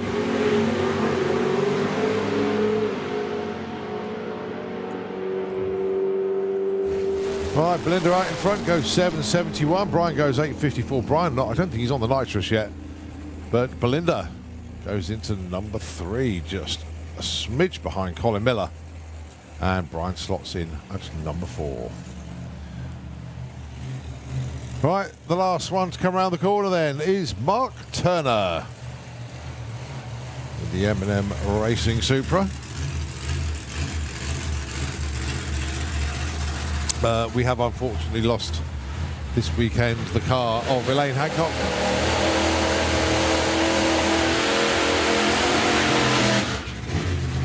The car was doing some testing this weekend, but they found an issue, a potential issue with theirs. They haven't damaged anything, but there's something they're not quite happy with. So unfortunately, they pulled the Zephyr out of competition this weekend and become spectators at one of the biggest festivals that we have here at Santa Pod Raceway called Bug Jam. So Mark Turner with the M&M Racing Supra. He has hit 760 bang on. Don't forget there is the perfect ET award. There's a perfect light award.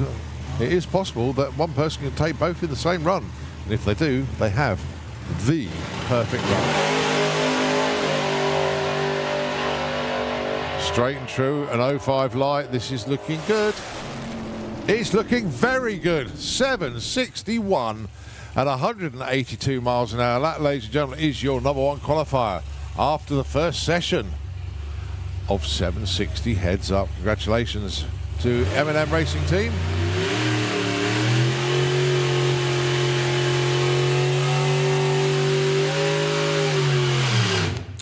Right, running an exhibition then. This is the Roaring Rat 57 Chevy. So much history. This car has got so much history and is so well recognized that this car has actually been inducted into the NSRA Hall of Fame. That's what this car means to a lot of people. It's been driven by Keith Bartlett, the CEO here at Santa Pod Raceway. Runs a regular low to mid 10-second passes. Let's see what he's got for us here today.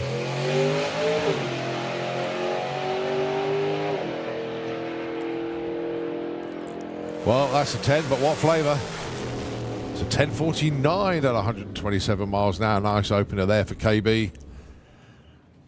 Very good run indeed. Right, we move on.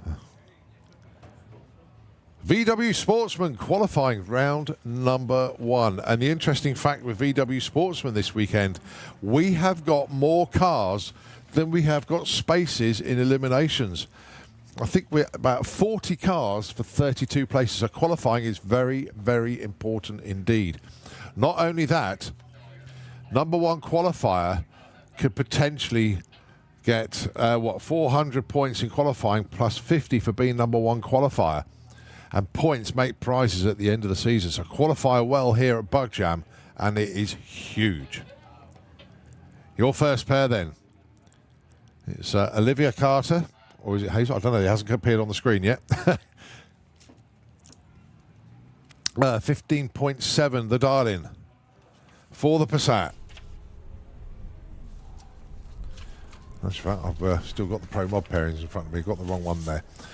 Going alongside Linda Thomas with the Audi TT, a dial of 13.7. This is qualifying. They'll be leaving the line together, and they are aiming for the numbers that you see on the scoreboards at the top end.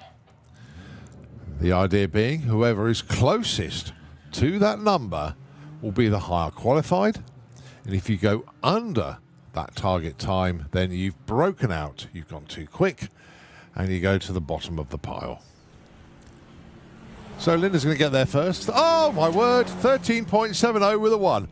Hit her number straight away. Olivia Carter, 16.29. But wow, 13.70 hits the number and almost takes the perfect ET money. The first pair of cars, that could stay as number one qualifier. It's going to take a perfect ET to beat it, put it that way. Next up, the Crow Dog and Alex Pryor. 20.30, 16.30. Now, John Crawford could break out. He could hit it bang on. Let's see.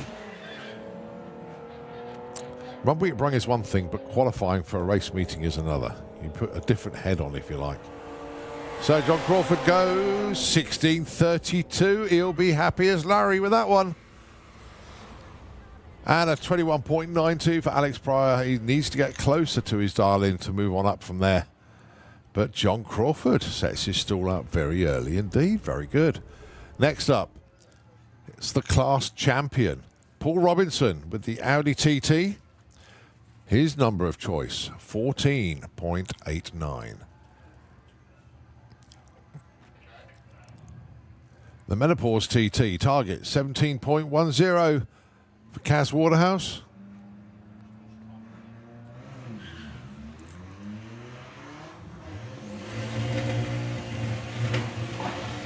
So just a reminder, the numbers that you see on the scoreboards are their target times. The numbers at the top are their reaction times. When it comes to racing, you won't see those, obviously. But a 14.94 for Paul Robinson goes number 3. Kaz goes too quick. She breaks out. So she'll go to the bottom of the pile with that 16.53. Abby Tether with the Golf going alongside Justin with the Red Dwarf Mark II Golf. Only 0.04 of a second dial-in difference between these two. Abby looking for 13.20. Justin, 13.24.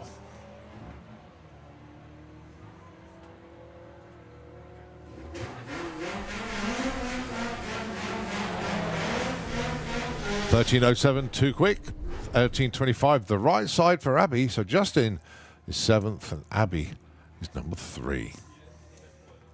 Jerry Sadler. Well, we've seen the fight between Emma and Jake earlier on today, but now it's Jerry's turn to drive his own race car and let other people keep borrowing it. Going alongside Ross Page with a Mark II Golf. Another 13.20 dial-in from a Golf. This time it's Ross's car. Jerry looking for 15.53.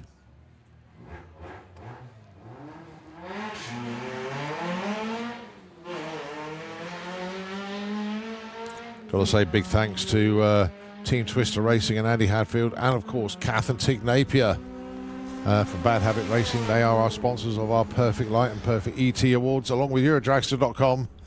Both of them are £50 this weekend, the first person to do it. But also in VW Sportsman this weekend, there's quite a lot at stake, to be honest with you.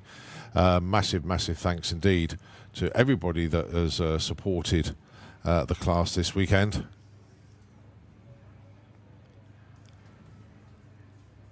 There is a very special trophy for your number 1 qualifier.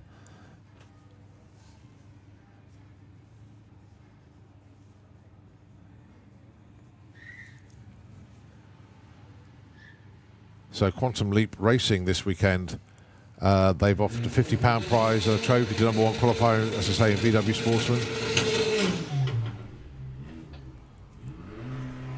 As Joe Kellett and Tom Kay go through, 17.03 and 17.20. Joe goes 8, Tom goes 7. There is also a £100 prize to the first VW DRC member who achieves a perfect ET in either VW Pro or Sportsman. And that is thanks to the club sponsor BJ Bates Electrical. So it went on to them. Thank you for that. £50 prize to the first VRWDC member to get a perfect light in either Pro or Sportsman. Thanks to Sambosaurus in honour of 20 years of ownership and 21 years of Accidento. This is Nigel Gregson and Lorraine Large. Lorraine goes 15.23. Nigel goes 13.38. Nice one, Trev. Won the right side this time. I love that team. So Flossie goes 15.23. Next up, Andy Cooper with the Vulture Racing Octavia. Wants 13.90. And Polly Judge looking for a 16.07.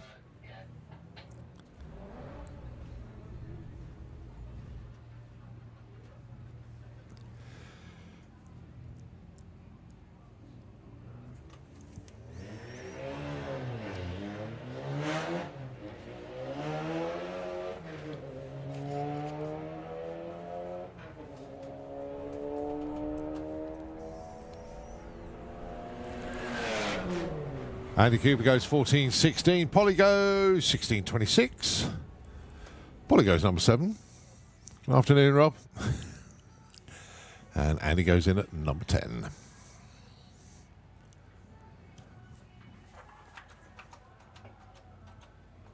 All right, so 16 cars in. We're not even halfway through VW Sportsman yet. And they're still coming through. Got some of our VW Pro entries down there as well, but it is Sportsman that we're concentrating on at the moment.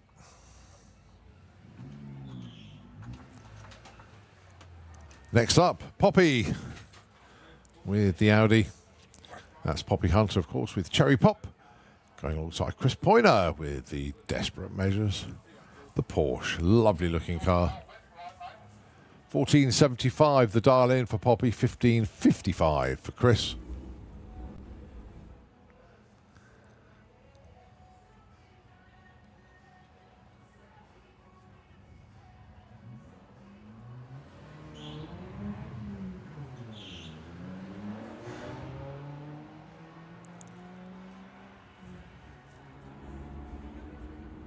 Almost side by side all the way up the racetrack. Poppy just got a nose in front and goes 15.04 against a 15.33. Oh, Chris, way too quick there. That is quite a big breakout. Right, Takakatu. John Gallant, the Audi TT down there, going alongside Terry Newton with this this Golf that got as a part exchange during the week. Oh, I could race that Bug Jam. So dial in for Terry, 14.6. For the Audi, it's 15.25. The Golf is actually for sale if you want to buy it. Somewhere around £5 will do nicely. Pop down and see Terry if you're interested. I had a look at the car last night. It's not bad.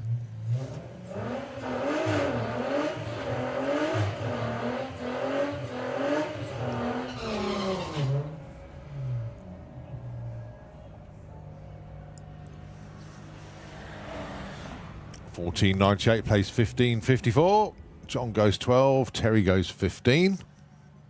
Next up, it's Jordan Clark with the Thunderbug, and going alongside Jake Fronda with the Golf. 12.10 dialing for Jake. 13.99 for Jordan.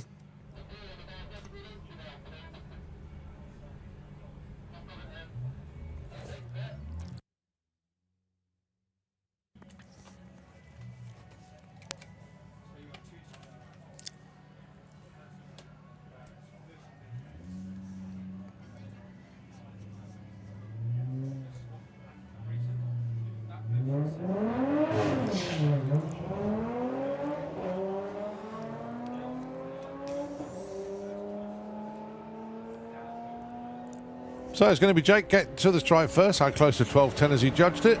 A bit too quick, 11.96. And a 14.03 for Jordan Clark goes to number 3.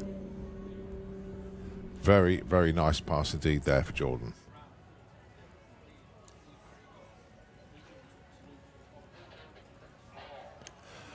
Laurie Anslow with the Seat Leon. Unfortunately, we're not, well, still to be decided. I don't know if we're going to see the Beetle yet, but Jason's been working flat out on that car to get it sorted. Going alongside Emma Goddard with Peaches, the Audi. No, it's not. It's not an Audi. It says Audi SR3 on there, but that's obviously a Golf that's down there. Look at the track code, not at the screen.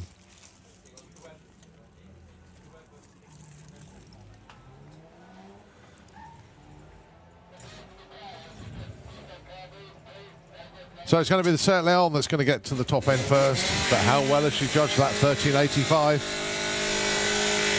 14.17. And Emma goes 18.92. So back to the drawing board for those two to get closer next time round. Steve Metcalf with Blue Steel. That brilliant Baja Bug. And the Backyard Lupo of Danny Bean.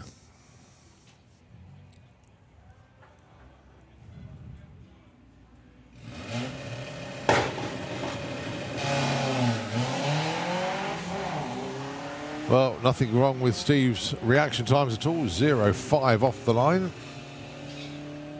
It's all about ETs in qualifying, though. Danny Bean looking for that 13.60. He's going to get there first with the 13.61. Very nicely judged. And Steve Metcalf, pretty good as well, 15.64.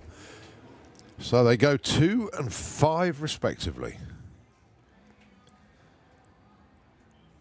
Both of them will be very pleased with that. Next up, Phil Jones and Thomas Webb. Phil with the Audi A3. Thomas with Jimmy the Golf. 14.85, the Dragon Wagon's target. And the Golf, 12.25. And that's quick for a Golf. Certainly shows it's not standard, that's for sure. Oh, 12.17 goes too quick, breaks out. 15.10 there for Phil. So Thomas goes 24th. Purely because of his breakout. Next up, Nigel Gregg with the Turpits, the Audi A6. And you've got George Miller with Sonic, the Audi TT. 14.41 dial-in for him. And those of you tuned into the live feed, seeing more cameras than ever this weekend. Loads of different viewpoints to check in and see the racing from. Not only that, apart from Josie with the start line cam, they're all automated as well. Brilliant camera system we've got now. As they cross the line, George Miller goes 14.86.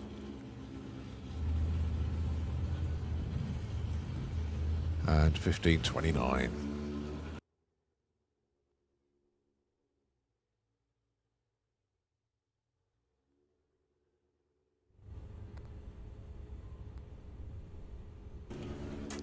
Dave Cherritt with with Nev's car, the Lupo. I wonder what he's going to be driving this weekend. And it is Jason Anslow. Excellent stuff. I was a bit worried that we weren't going to see it, but we are. That's excellent news. And not only that, he's going to get a full pass in. Great stuff. 14.93. Doesn't matter about the ET. That's a full pass. Well done. 18.39 with a 4. Oh, Steve. Breaks out by, that much. Less than 100th of a second. How close was that? That's the difference from being top qualifier to 27th, where he's ended up. Goodness me. Right, next up, it's Reece Finney from Buckingham with his Lupo, going alongside another Buckingham resident, Tom Circuit. Now, Tom has already taken an event win this year. Also, he is your points leader in VW Sportsman Championship chase this year. So just wait for the top end to clear and the Lupos can fight this one out.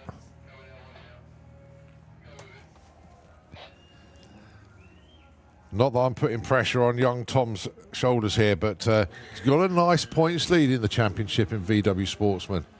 And if he can qualify well, that's going to do him a massive favour. It will be Reece that gets there first. Wants a 15.95. Gets a 15.92. It's a breakout. Oh, Tom. He breaks out by 200ths as well. Oh, so close. Back to the drawing board for those two. 28th and 29th. Oh. Right. Next up. Andrew Bambrick with the Mark II Golf. 13.35 dial-in. And I don't know what the dial is. 25.3. Really? I'm sure that car can go quicker than a 25.3. But that's what they put on the back of it. I don't know whose it is. Yeah, that's definitely going to go quick. It's going for the biggest breakout of the day, without a shadow of a doubt. Now, I think it could be a new member. That'll probably go about 19 as a guess.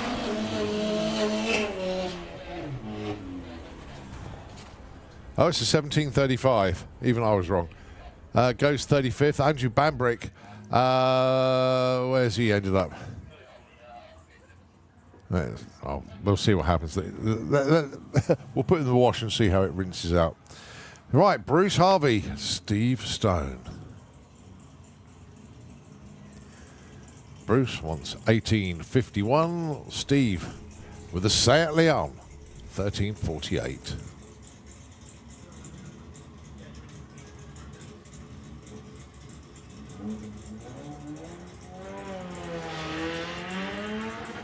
Steve Stone off very nicely indeed. Now then, 13.48. Can he hit it? Can he get close? Is he going to get the right side of it? Nope. He breaks out too quick. 13.37. Bruce Harvey, 18.51. Goes 18.64. Does the better job. So Steve Stone is in 32nd place. He's on the bump.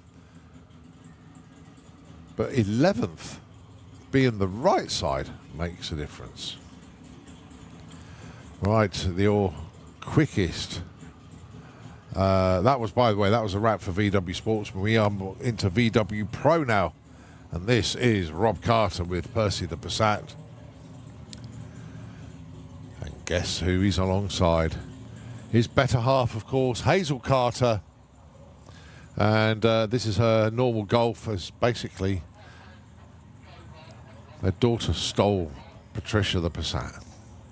So Rob Carter and Hazel Carter, husband and wife, here in round one of qualifying for VW Pro.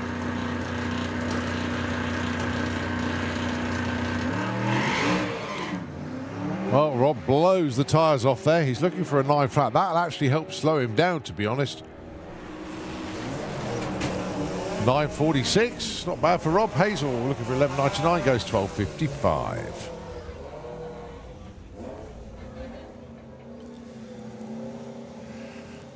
All right, next up then, Ed Keach. Phil Blogg. Ed with the Misfit Fastback, which is normally driven by the man stood by the side of it, Graham Fairhead. But entrusted Ed to drive the car this weekend. Phil Blogg with the Cadet Collect Caddy. 1.8 turbo in there.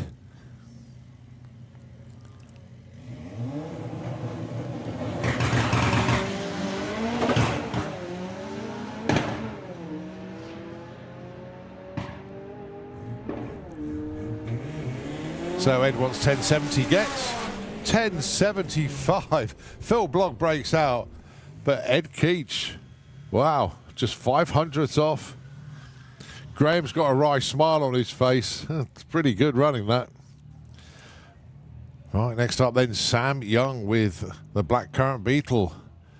And it's James Hodgson with the Mark II Golf. The target numbers, 10.80 for James.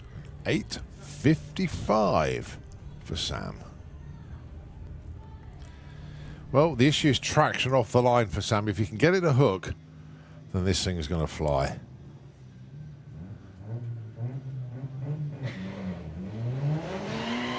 Oh, it has hooked. No wheel spin, or minimal wheel spin. This is a good looking run for Sam. 8.96. I'll tell you what, it looked faster than that. But 8.96, they'll take that. 157 mile an hour. 11.30 at 129 for James. But well done to Blackcurrant Racing. It didn't blow the tyres off. Good news.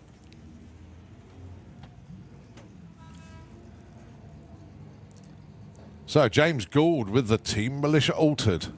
9.20. Going alongside Joe Hall with the Biohazard Lupo. 12 flat.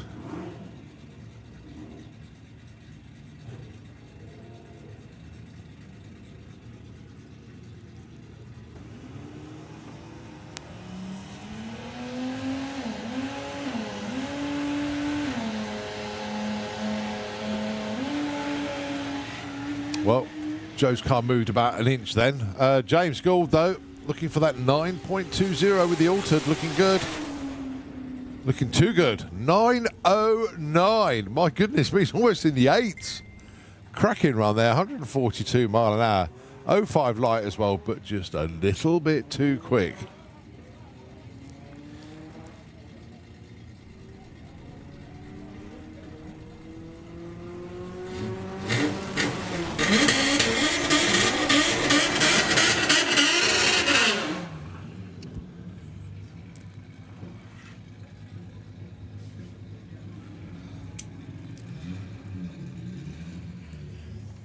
The hits just keep on coming, and this is a team matchup then with Jacob Bailey with the Jetta. 9.73. How he would love to go way quicker than that. Going alongside Tom Herbert. Both of them representing White Label Motorsport here. And Tom looking for that 11.1.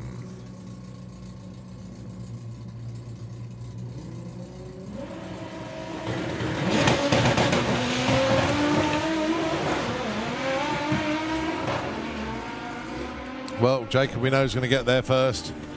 What's the ET? It's a 1060 off the gas at the stripe. And, wow, number one qualifier, Tom Herbert, hits it bang on. 11.10 with a 9 on 11.10 dialing. Nicely done, Tom Herbert. All right, next up for the White Label team.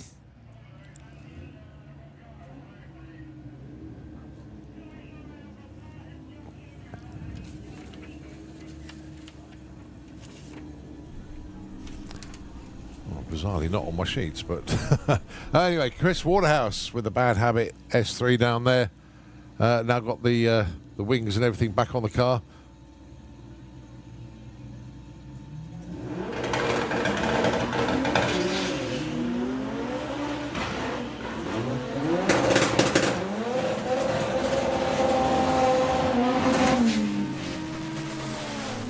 So Chris goes 10.53, 12.90 the other side. So more to come from those two.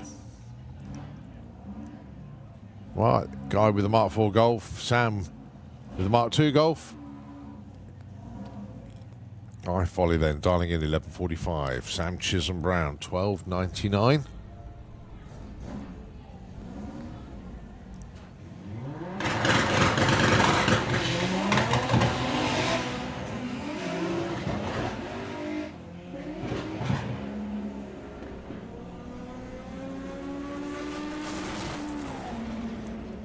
So that's 11.57 there for Guy, just 12 hundredths off. And a 15.24 for Sam. So Guy goes 3, Sam 11.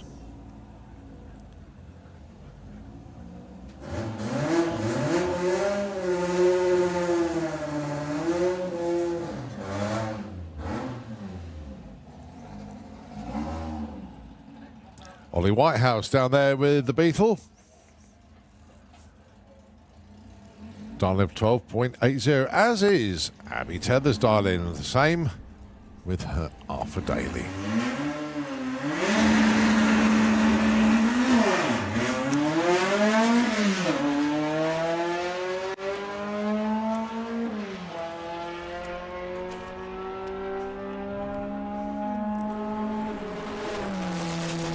Ollie 12.88, 12.91. So Ollie goes 3, Abby goes 4. And this is Jake Fronda, 11.95. He's running in VW Pro and VW Sportsman. If he can run the number that you ran in VW Sportsman, i.e. the breakout number, then he could qualify quite highly here.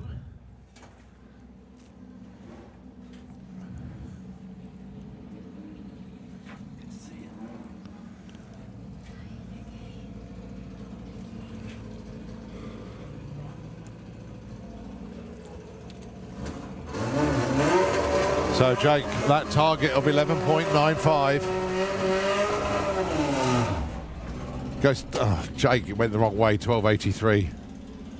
Never mind. Come back and do it again later. Right, we move on to Outlaw Flat 4. Johnny Marriage down there. Now then, this is a heads-up class. There's no dial-ins or anything. It's just whoever is the quickest will be your number one qualifier. Very simple. So, Johnny Marriage with Miss White going alongside Adam Love. Adam Lowe, it should be, with Flat Out Beetle.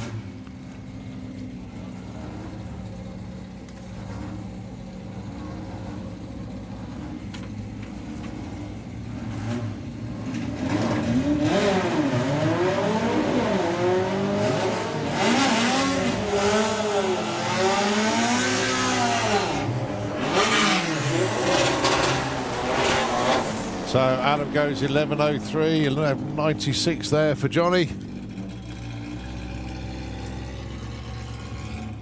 As we move on with James Wooten with the Carmen Gear, the Velociraptor. done lots of passes in testing, but this is where it all counts now. He's got to get it down as best as he can in qualifying. Going alongside Jason Turnock with the Columbia Speedway bay window. Those wheelie bars are not for show. Jason spent hours in the pairing lanes getting frustrated. Then he launched one. I think it was I can't remember even what event it was now. Door Slammers, I think. And pulled a monstrous wheel stand, hence the wheelie bars.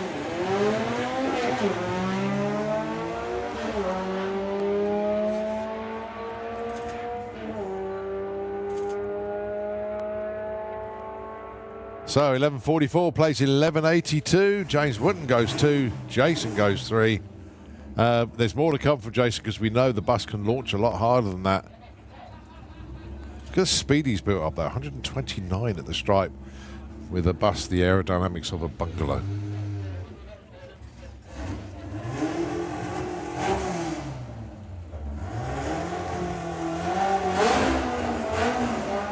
Right, I think that's Simon Goff down there. Indeed, it is the DAS package. The DAS packet, as he's called it. The little Beetle down there.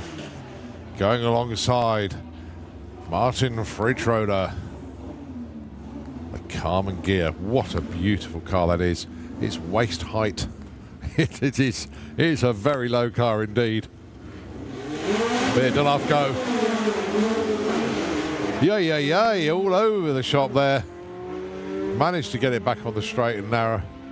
Still got his foot down to try and get past Simon at the stripe. 11.99 plays 12.32. So Martin goes 5 and Cy goes number 6. Right, Darren Shepherd with the Social Art Cars Beetle. Let's see what he's got for us then. His first run of the weekend, actually. I don't remember seeing him put a run in Run With Ya Brung, or testing as they would call it.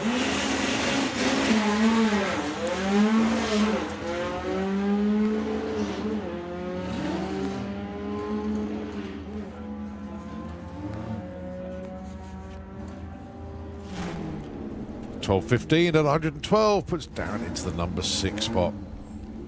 Well, 11.03 is the quickest, 12.32 is the slowest. It's a very tight field at the moment.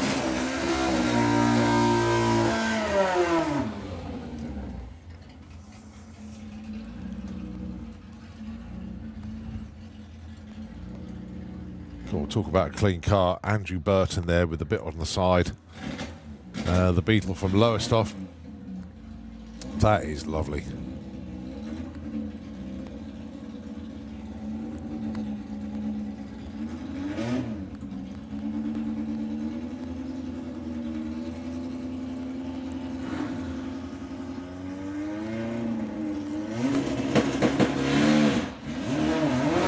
Just bogged down a little bit off the line. Recovered it well though.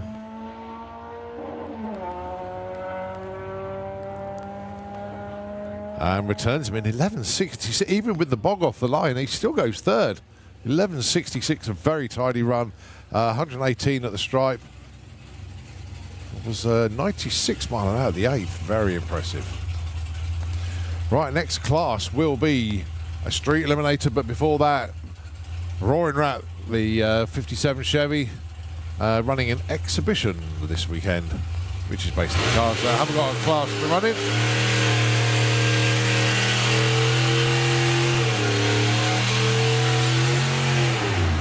My guest next to me's got a thing about 57 Chevys. Well, I know his lad has, hasn't he? Oh dear. So this is Roaring Rat, as we mentioned earlier on, a very, very famous car. Being driven by the governor here at Santa Pod Raceway, Mr. Keith Bartlett. Crewed by Nick Williams now. So let's see how Keith gets on. He went 12, where did he go? He went 10.5 on his first run earlier.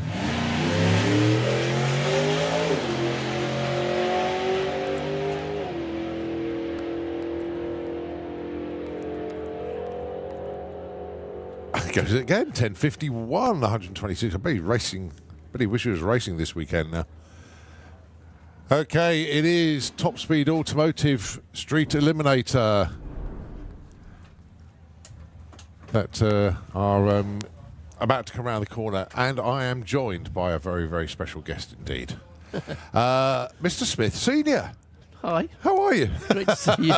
Lovely to put And Roxy's faces joined to us names. as well. So, basically, Graham didn't know you were coming, did he? He had no idea. No, Carol, my missus started it off. She rang Rachel, and then they organised it between them, but he had no idea. That's And absolutely fine. Now, where do you live? Tell us where you're based. Near Alicante, in Spain. It's a proper journey to get here. Wasn't it? Yeah, it's good. It's a good trip. They say yeah. it's not like, I live in Croydon. You know, Alicante in Spain, a surprise visit. What was Graham's emotions like when he saw you? Well, to start with, he was fast asleep, so he thought he was having a nightmare. Oh, And the look on his I like face it was not a dream, but a nightmare. I like that. Yeah, oh yeah. But yeah, I was so happy. Well, so was I. It was brilliant. I mean, Yeah. Carol and Rachel did a fantastic job. Everybody knew I was coming, except Graham. Which was the whole idea, wasn't Yeah, it? really good. Yeah, so it's Now- great to be. And it's we watch this all the time on Yeah. YouTube in Spain. We've got 3 stories, and we've got a television on every story, and we're watching Santa Pod wherever Yeah. we sit. So. Oh, it's fantastic. Well, thank you for bringing the weather with you. Yeah. We hugely appreciate that. But let's just say, we'll talk about you coming racing in a moment. But not only Graham has had a few surprises this weekend, because they've sort of stitched you up in return with going out for passenger rides and stuff like that. How was that? It Tell was us about brilliant. Absolutely awesome. Really, really good. Enjoyed every minute of it. Yeah. Yeah. They were being good because they didn't go too fast. Because No, there is a rule, but yeah. they stuck to it, which is really good. Yeah, he did. He pulled the chute early. Yeah.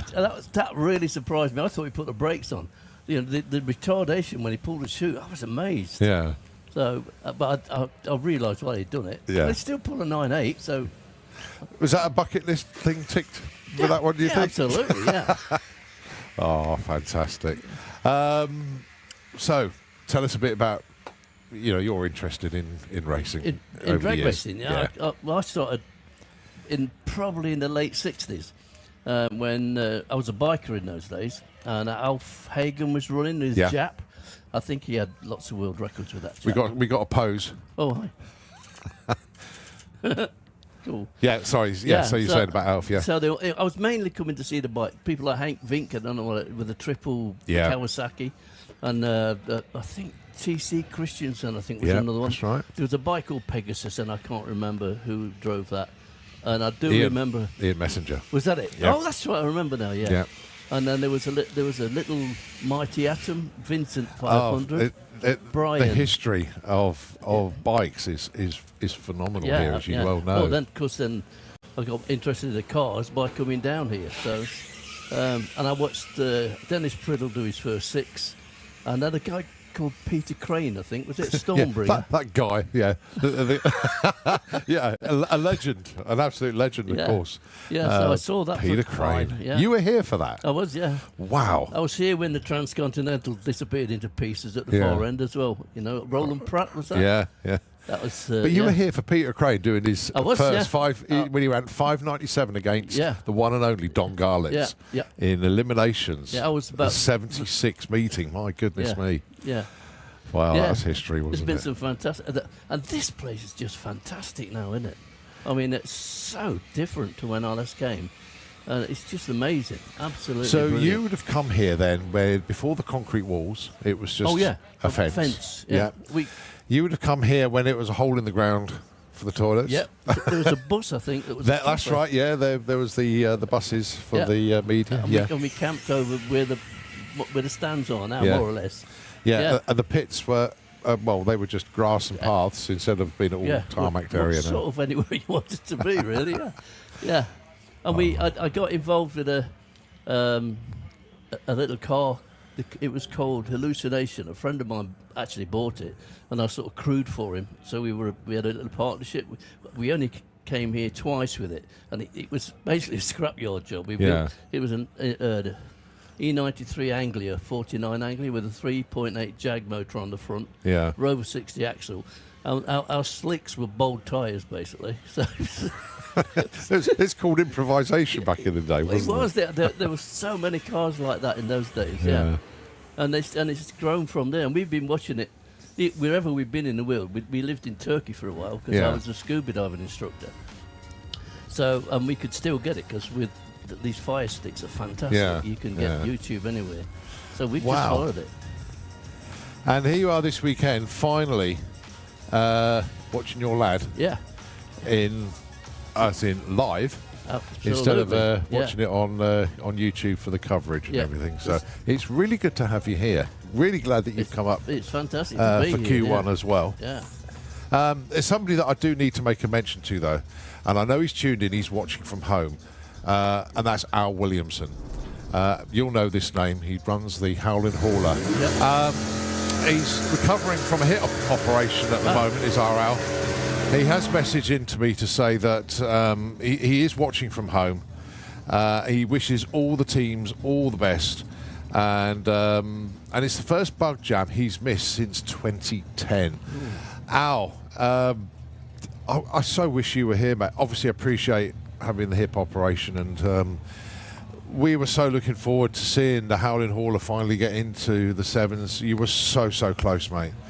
Don't be a stranger. Come back and see us.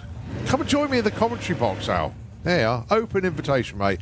There is a headset always here for you. Come and see us, and wish you all the best on your recovery, mate. Take care, and we will catch up soon. This is Michael D'Souza with Bella. The Zephyr goes through with a 1090 at 123 miles an hour.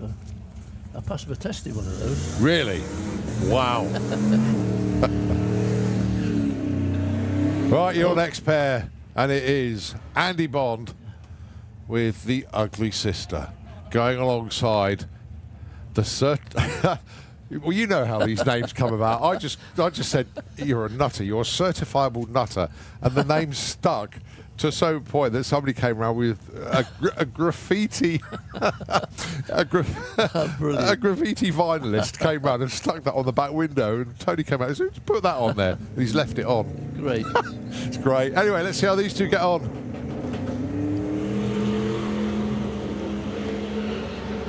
Oh yeah. This is good. This is good. Andy Bond, look at that, 751 at 207 miles an hour from a streetcar. Tony Higgs, a few pops and bangs at the stripe, goes 816 at 163. More to come from Tony. But Tony, an 03 light off the line at 125.60 foot. Very encouraging indeed. We move on now to Rob Slater with the Code Red Chevy. Trudy out front. Properly in theme this weekend as well. Well done, Trudy. Proper straight car, I mean, on street Lovely weekend car. in that. They obviously did it in the 34 this year. Yeah. He drives it everywhere, doesn't he? He does. Tows his caravan with it. Yeah, absolutely, yeah. He's tickling that beam. There he goes. He's in. Whoa, a little bit of a pedal there. Settled the car down beautifully. Straight out there. And that is arrow straight. Are we in the nines? Was it possibly the eights? Oh, it's well in the eights. 866, 163. Goes in at number 3 for the time being. Nicely done. Jack McClure with Goldilocks. I mean, I'm not going to repeat what Doug told me to say, even though I've got full license to. But I may say it later on. I'm going to save it. Going alongside Victoria Smith with the Boost Monkey Buick. That is one heck of a car. And Vix has got a mission this weekend. I hope those boxes are ticked, so to say. Well, it's a very good start. Nice. 832, 177, lots more to come from Vix. Jack goes 1182 at 114.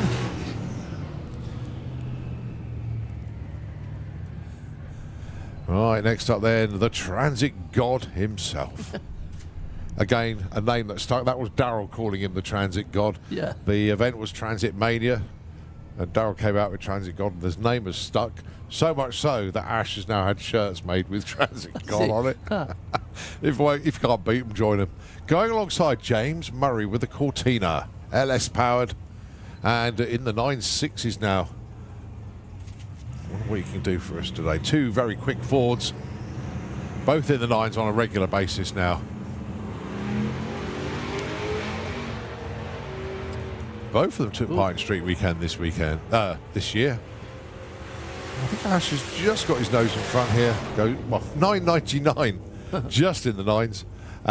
James goes through with a 10.74. Rachel said I've got to say hello to Tom and Julie who are watching from the States. Good stuff.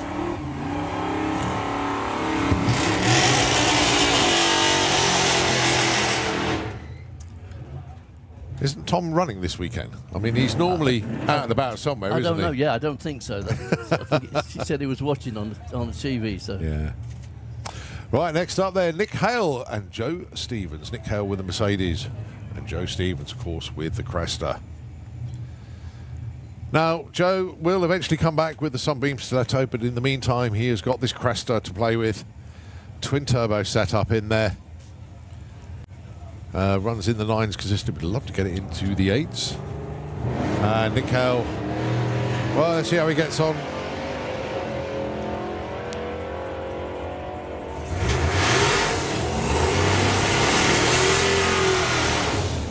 $10.69 and $10.65.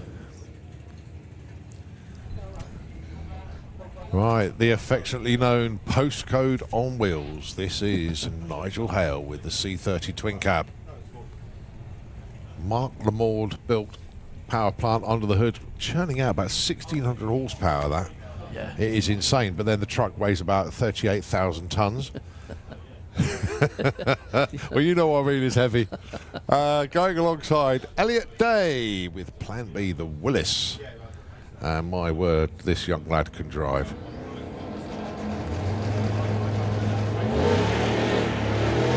Oh, superb bit of correction there from Elliot.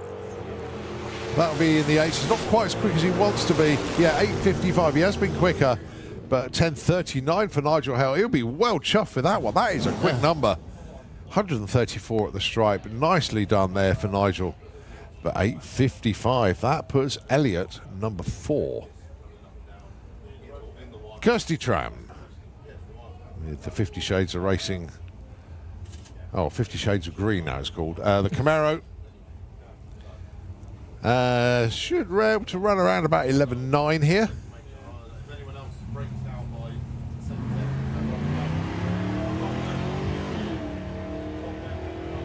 And well on to Kirsty. She's 1,000 miles in now of their 1,320 mile challenge to raise money for charity, and goes 12.09 at 114.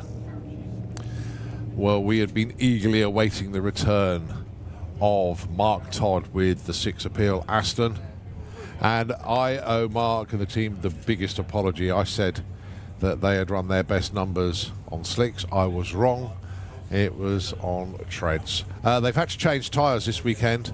The ones that they did start the weekend in Ya Brung were too wide, so they've had to change their tyres.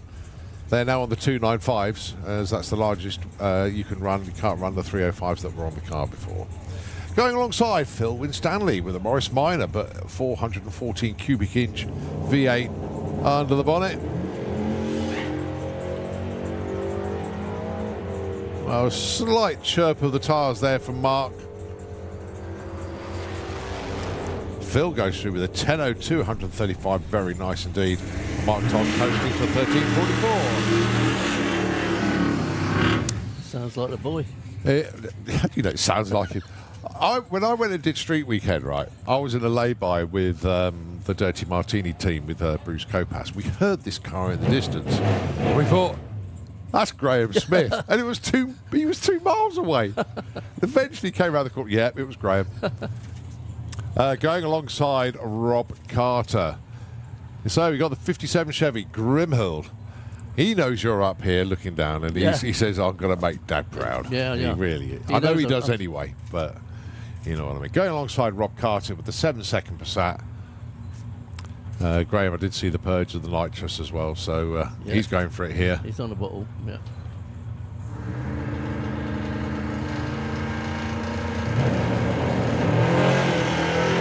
Oh, it's held. It's held. Oh, this is a cracking run for both of them. What's Graham Smith going to run here? 862 and 158. 808 for Rob Carter. Very, very tidy run indeed. Right, next up then, Al Mack with Evolution. Or, hang on, I better look down just to double check because we've just seen Kai licensing this car. Did very well. No, it is Al.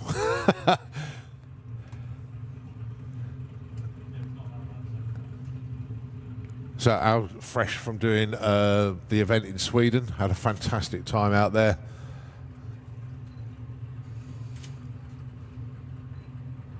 A very busy racer indeed, and a great guy as well, to be fair.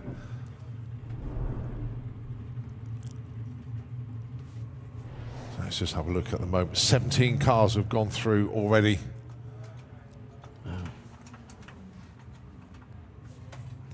And that's right, this is the last one. We've still got more cars to come in Street Eliminator, but this is the last one in this session. So unfortunately, I haven't seen the full pop. I was really hoping to see the 403 Mafia put a run in this afternoon. He'll be out later on, hopefully. That is a great launch.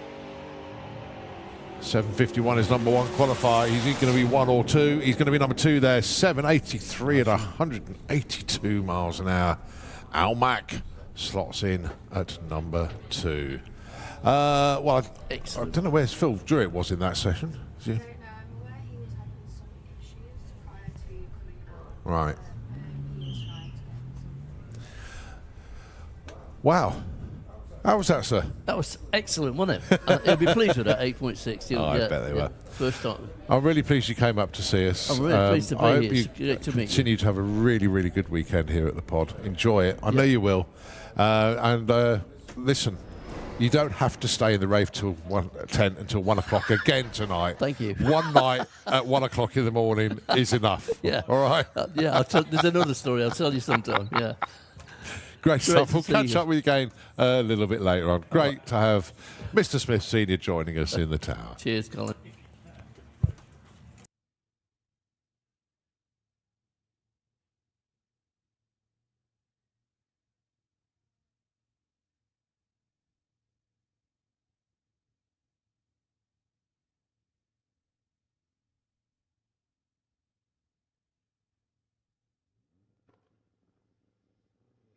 Okay, we move on to VW Sportsman.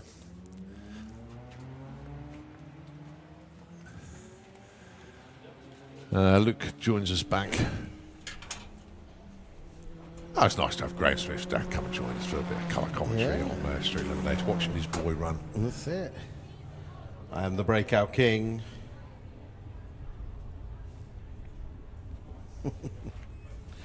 Well, literally got back to the pits. Managed to get out my stuff, and then by the time I turned around, they were like, VW Sportsman, come down again. They were all like, what? Yeah, plenty of runs today. Yeah. Got to hot lap them. But it is hot out there. They were like, are you going to do another one? I was like, no. I'm going to go in the tower where it's nice and cold. So, looking on the list, Kaz Waterhouse on the outside of the bump spot. Of course, we've only had one qualifier so far, but it's a real stressful weekend. Qualifying is going to be really tough. We have got 39 cars entered in VW Sportsman. Only the top 32 will go into eliminations. Now, obviously, Bug Jam brings out a few one-time racers who just do the Bug Jam, and then we won't see them for the rest of the season. But then we have the rest of our championship racers who are here for all 6 rounds of the season. And if they find themselves on the outside of the bump spot and one of the non-regulars on the inside, well, this completely changes the championship. I tell you what, if we don't get enough entries for Bug Jam's Got Talent, because they're a little bit light, we're going to send Trev over. Has he got talent? We don't know yet. We'll find out if he can dial the car in or not. He's got a costume. Yeah. Right, now then, 15-18 is the target for Lorraine. Trev, can you sing Roxanne? 15-57 for Jerry. 15-41, 15-43. One's a breakout and one's a little bit off pace. Right, Trev, main stage, go on. Bug Jam's got talent. Off you go. No, seriously, folks. We have slots available in Bug Jam's Got Talent. Do they realise that they get? Didn't they Yeah, get their entry the back? group gets their ticket back, don't they? So if you want to go over to Bug Jam's Got Talent, the main stage, come on, where are you? Ian just put his thumb up. Yeah. I think he was up for it. So, yeah, we could do with some more people taking part in Bug Jam's Got Talent. I can't believe that it's not full. There are normally loads of people here for that. Right, launched there by Ross Page. Where is he? He is currently qualified 9th. And Nigel Gregg is currently qualified 4th. Now, Nigel is up there in the championship. He is 4th place in the main championship. 13.10 on the 13.12 20 index. So breakout for Ross. And no improvement for Nigel. Next up, Nigel Gregson, Golfing McGolface taking on and John Gallant, the Taco Cat 2. Can you remember the story of how Taco Cat came around? It's a Pannon. No, I don't know how it came about, but I know it spells the same backwards as it does forwards. Basically, you know, when you're flicking on Facebook and you get adverts. Yeah. There was an advert for a disgusting shirt that had a cat in a taco. And it was the Taco Cat shirt. And he basically bought that and went, Team Taco Cat, that'll do. Oh dear. Took it, ran with it. He needs to get out more. Right, neither of these two in the top 16. Oh, nice one, Nigel. That's moved him up. 18 to 9. Slight improvement for John Gallant as well, 19 to 17. Again, number 32 is the number where you want to stay away from. Yeah, and some of our heavy hitters broke out in Q1. Kaz Waterhouse. She's almost spot. It's only me holding her up. Really? Yeah, but Tom broke out. What about Tom Herbert in pro, though? Oh, number 1. Yeah. I mean, the whole of the pits would have heard about that. What do you mean whole of the pit? Whole of the site? Yeah. Oh, Granny Turismo here. I didn't realise that. Look at that. All right, red light for Reese. Doesn't matter. We're in qualifying. So, all right, 31 and 32. Steve Stone on the outside looking in. Oh, look at that. 31 to number 4 for Reese Finney. Just 300ths off his dial-in. Proper move up the pecking order, that one. Steve Stone jumps to 26 as well, so a nice little saviour jump. But the thing is, there's so many VW Sportsman cars around the corner. Do you know what? My plan was, get in the lanes. I'll be one of the first cars. I'll do the run. I'll be back up here before you know it to watch VW Pro. I got to the zebra crossing. They put me at the back of this lane. And then 760 ran, and they pulled all the other cars through, and I ended up the second to last car. All right, let's see if Chris Poynter can move up. He wants 15, 30 or slower. Yeah, he goes up to 36 to 22. Emma goes 30 to 21. There we go. So 2 of our non-regulars moving up into the top 32. All right, Danny Bean. He's your number 2 qualifier. He's going to stay near the sharp end with that. But is it going to be good enough? Justin is not qualified at the moment. Needs 13.04 with the Golf.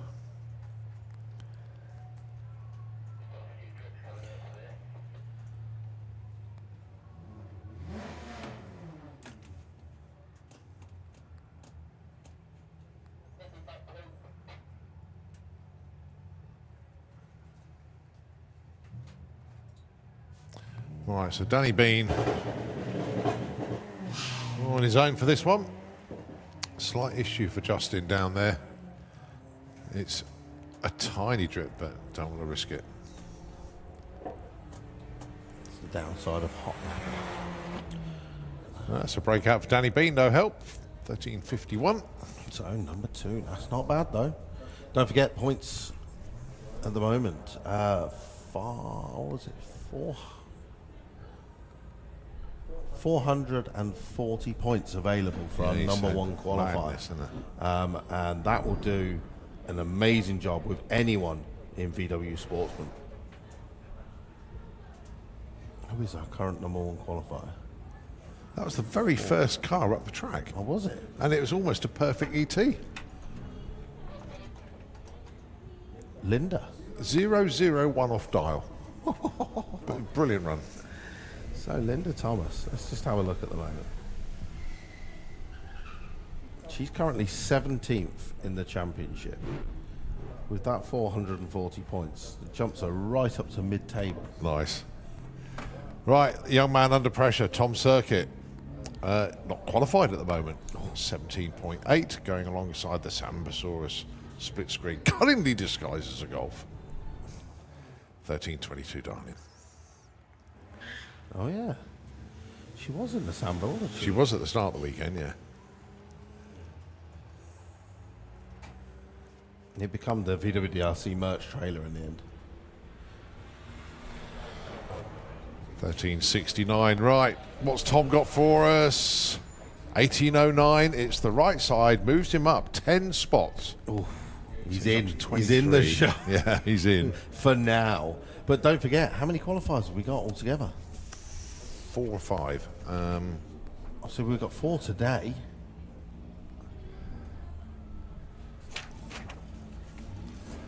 Yeah, 4 today, 1 tomorrow. Okay. So that's a stressful one tomorrow morning. Yeah. Right, George Miller. Taking it on. Jimmy Thomas Webb sitting on the line for 3 seconds there. Don't know why. But doesn't matter. Reaction times do not count in qualifying. Oh, good jump for Thomas Webb. 34th to 14th. And a slight improvement for George. No, actually, George Miller drops back a place to 31. Again, both of those in the championship, both of those looking to be Rookie of the Year as well. All right, Steve Metcalf with the Blue Steel Baja and Andrew Bambrick with the Mark II. 15.58, please. 13.35.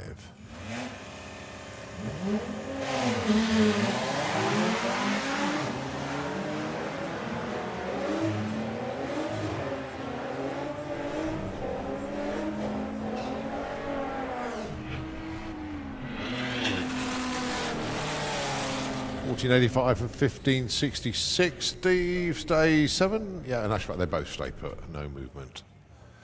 All right, Jordan Clark, currently number 6.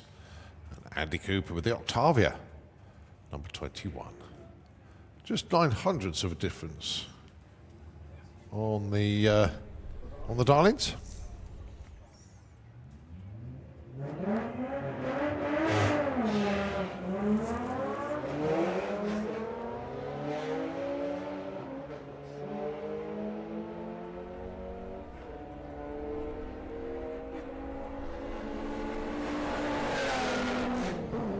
$14.20, $14.09. A little bit of movement, but let's see how it all pans out after this session to see where they actually end up. Right, Bruce Harvey. What's 18.58? I think he might go quicker. Jake Fronda broke out first time round. Looking for a 12.10. He's 35th, not qualified at the moment. Yeah, he decided to put his 11.9 in Oh, okay. in Sportsman instead of Pro. Jake's got a very consistent car, so even if he's on the outside for the rest of the day, he'll still be feeling confident he can get in. Should be in with that. Oh, just. He's on the bump. Well, 35th to 32nd. So only the slightest improvement. Right, Paul Robinson taking on Joe Kellett. Just a reminder, Bug Jam's got talent. We've got space for a few late entries if you want to get over there. And it is really a case of show everybody what you've got in the way of talent. So if you never know. If you have got the slightest bit of talent, if you sign yourself up, you get your entry fee back. So is your talent worth over £100? It's that simple. Paul Robinson goes 16.08, way off pace, but Joe Kellett moves up, 17.08 on that 90, goes 28 to 16. Right, Tom Kay with a Seat Leon. We're getting the full staging process. And it is your number one qualifier. She did that in the first pairing in Q1, Linda Thomas. So Tom Kay usually drives a dragster in Pro ET, if I am correct. Pro ET, yeah. 1392 and a 1696 breakout there for Tom Kay. Too quick.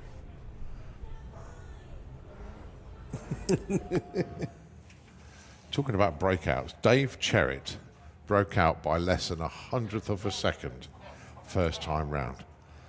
In the Lupo, that actually belongs to Nev.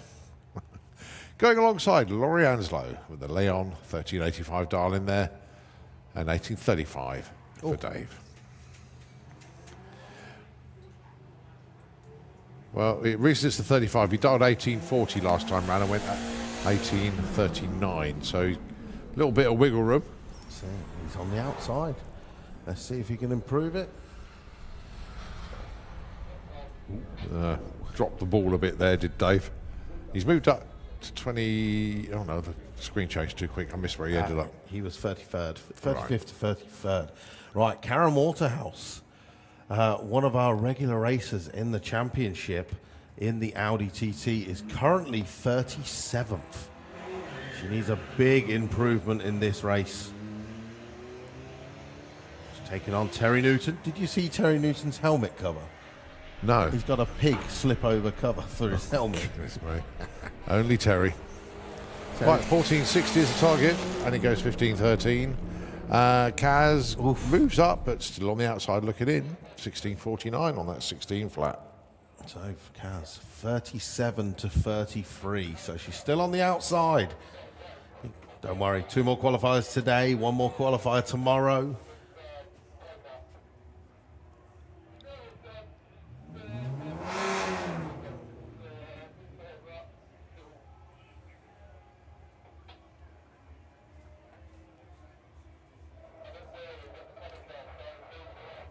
VW up. That is Amir Akram Assad. This is actually his first race in competition. He does have a Honda Civic that he's going to be racing in Comp Eliminator. But for this weekend, he's gone for the mighty up. He's currently he's not qualified yet, so this is going to be adding another car into our qualification. John Crawford currently 3rd, looking for that 1632. 1644, no improvement for him, but Amir jumps in at number 38. Breakout. Oh, does that mean I'm 39th now? Oh. Probably. It's as if it was planned.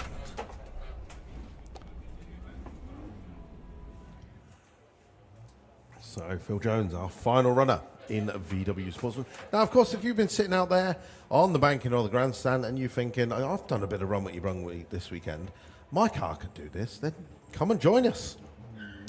It's really not that expensive. Come and join the VW DRC. Get your vehicle out on track. VW Sportsman, as long as your car is 12 seconds flat, anything up to 30 seconds, you're more than welcome to come and race in the class. Chase yourself a title, and there's some decent money to be won. Championship winner this year will be taking home £1,250. Wow. Nice. It's not bad. Well, Live Action Arena has Team Maximum Lock over there at the moment as we get ready for second session of 760 heads up. Linda Bull, Colin Miller, head of the lanes. Yeah, championship winner this year for the VWDRC, be it Sportsman or Pro. Champion takes home £1,250 plus your 2025 Santa Pod entries free. Runner-up takes home $750. Third place takes $500. Fourth place $250, and fifth place $250. That's on top of the winnings that you get for every race that you win as well. Especially if you win Bug Jam, That's a nice little windfall that goes into your pocket. And don't forget, if you're in VW Pro this weekend, you've also got the Sportsman, the VW Pro versus Sportsman Oh, of shootout course, money yeah, the shootout on money, top yeah. as well. Yeah. So it's a decent bit of change to be won this weekend at Bug Jam, and all the other prizes that you reeled off earlier from, like Quantum Leap in VW Sportsman, Sambosaurus. There were so many. I think you had the full email, but there's quite a lot of prizes to be won in the VW DRC this weekend. Yeah, got all the words here. Obviously, Quantum Leap, the £50 and the trophy for #1 qualifying VW Sportsman in memory of Lawrence Clark. BJ Bates Electrical offered a £100 prize to the first VW DRC member who achieves a perfect ET in either Pro or Sportsman. A £50 prize for a perfect light, Pro or Sportsman. That's Abby and the Sambosaurus team. In honour of 20 years of ownership and 21 years of Accidento. The money that you mentioned about in the Bug Jam Pro versus Sportsman shootout.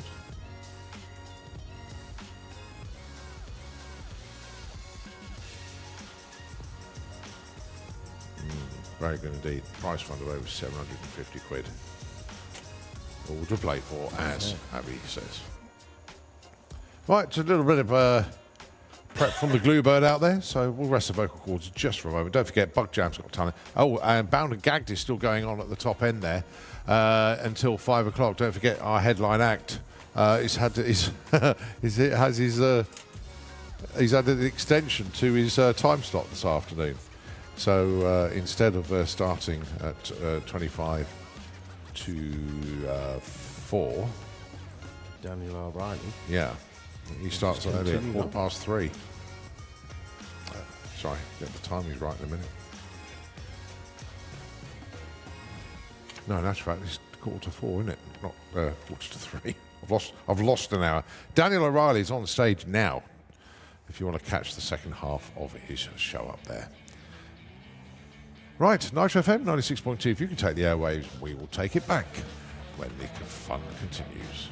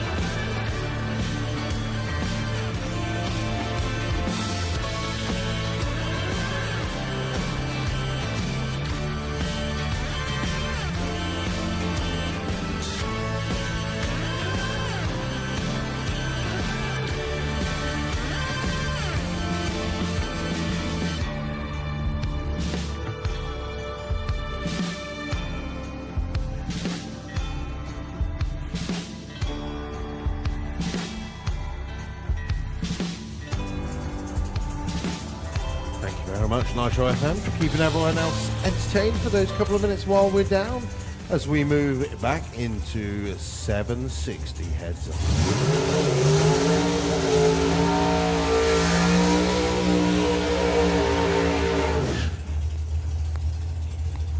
Colin Miller having a pretty relaxed weekend so far. Just enjoying his bug jam experience, I think.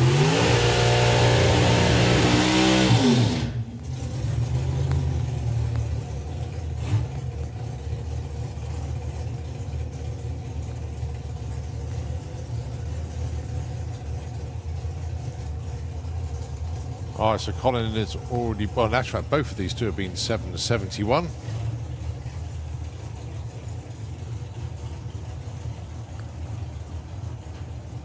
Aim of the game, 7.60. Only Jack has gone too quick so far. But this is only their second runs.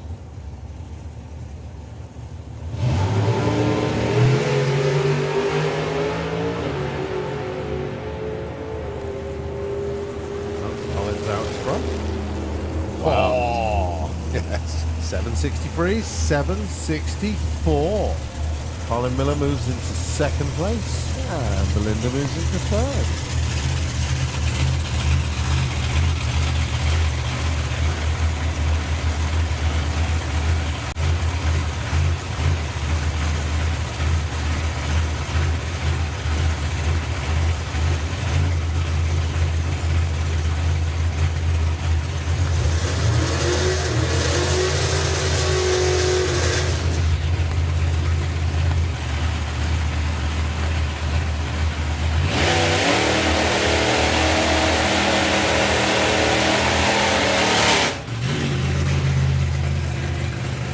Well, Dave Smith hasn't got a number on the board yet, purely because when he did his run, he crossed the centre line and the run was DQ'd.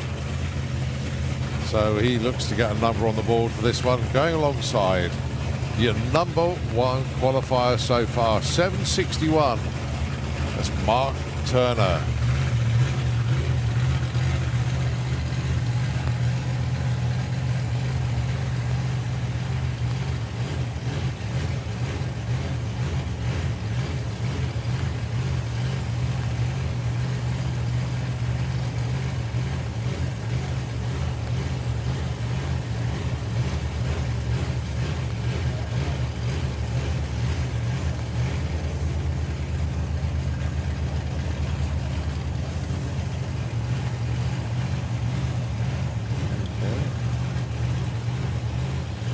Both cars in the pre-stage.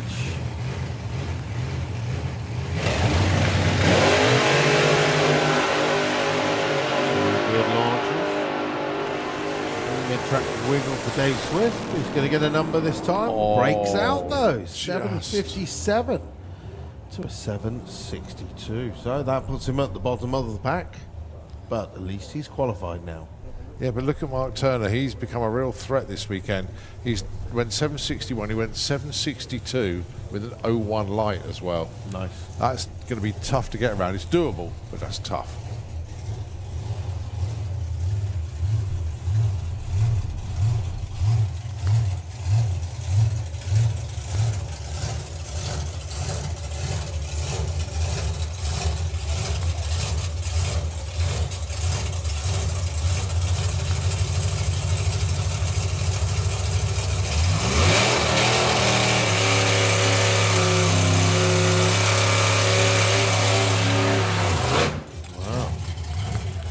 Unusually, it looks like issues for Brian Pateman.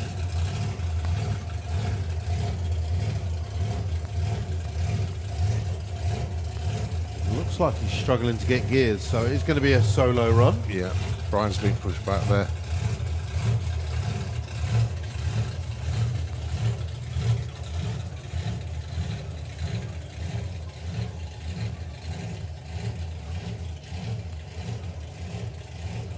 Right, won the right side to do this time. Jack went 756 in Q1.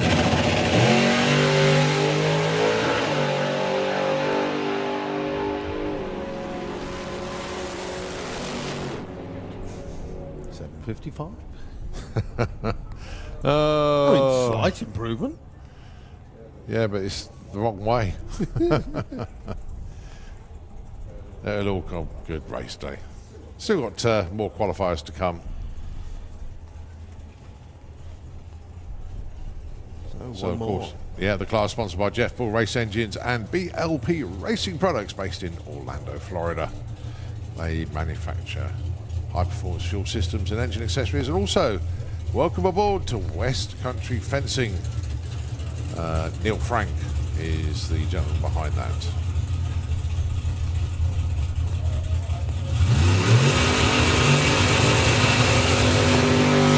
Also, welcome to Clark & Carter Restorations, on board for 2024 season. Classic car restoration and servicing company based in Essex, especially in Rolls-Royce and Bentley and Porsche. Very nice. This is Rob Smallworth with a Dirty Dog 55 Chevy.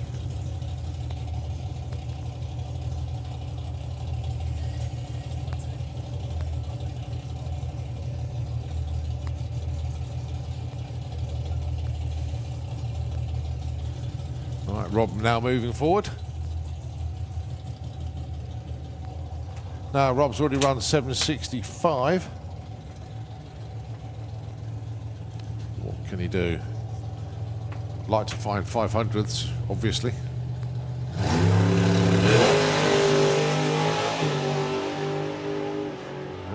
Taking the long way to do it.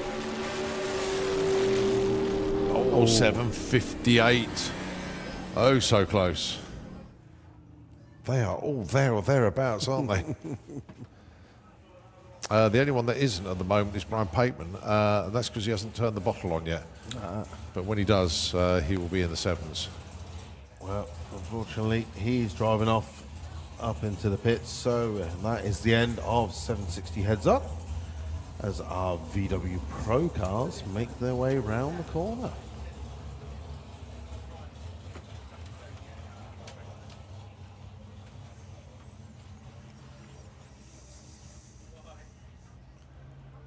So, current qualifying order in VW Pro: Thomas Herbert, #1 qualifier, with that fantastic 11.10 on 11.10 in Q1. Ed Keach, #2 in his borrowed car from Graham Fairhead. Ollie Whitehouse, #3. Abby Tebber, #4. Guy Foley, #5. James Hodson, our championship leader at the moment, down in 9th position.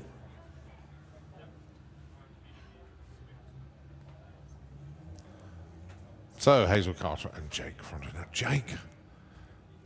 12.25, darling. Against 11.99 of Hazel.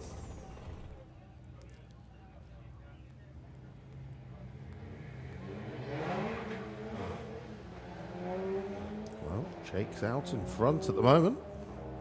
At the 8th mile, 89 to 88 miles an hour. So Jake's actually going to get there first. 12.82 to 12.73. Slight improvement for Jake Fronda from 12th to 9th. And Hazel Carter drops from 10th to 11th. Next up, Sam Chisholm Brown with the VW Golf taking on Sam Young. Sam Young's currently 7th in the qualifying. Dials this time 8.55. Sam's still electing with that 12.99. He's still developing stuff on this car. He's getting closer though. He's down into the 15s. He will eventually get down into the protons and get it all sorted out, and will go very, very quick.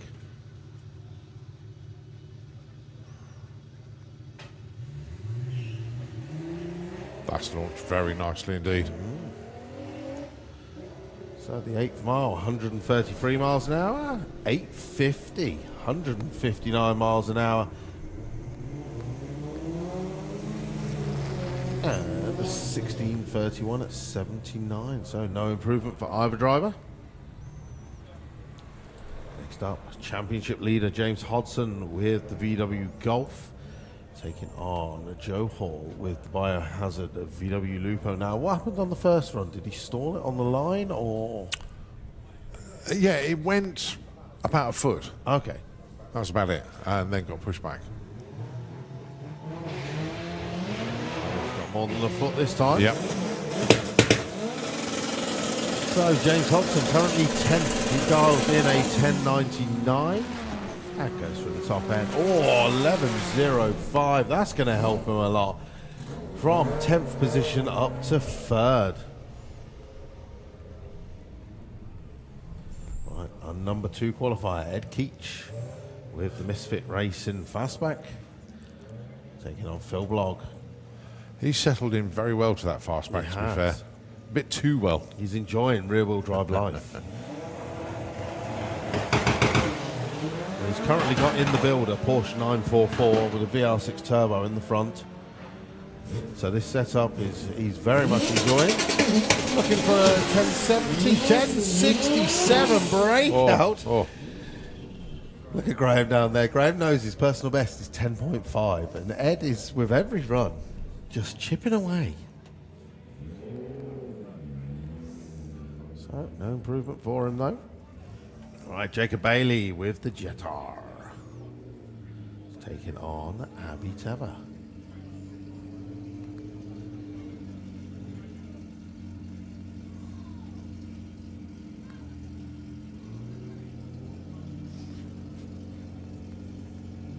So Jacob looking for a good 6-foot. Violent launch there, 188 60 foot. Now comes the power on the grip, 122 at the 8. 1060 at 114, well off the throttle towards the top end of the track. No improvement for either driver. All right, James Gould. He's got 9 flat on the back of the Altered. Can he take this Altered into the 8 seconds? He's going to be taking on Guy Foley to do it.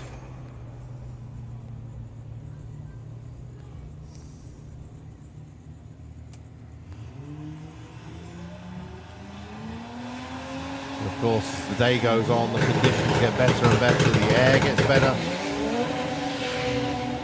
126 60 foot. He's never done that before. 120 at the 8th. James Gould, 896, 145 miles an hour.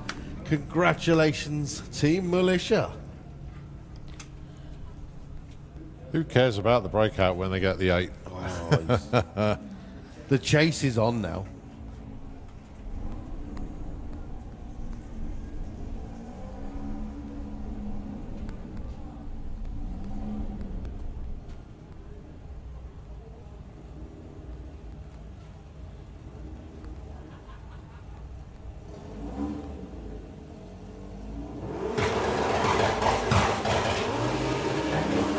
So, Fran Herbert, Chris Waterhouse, 1270 and 965, the target numbers.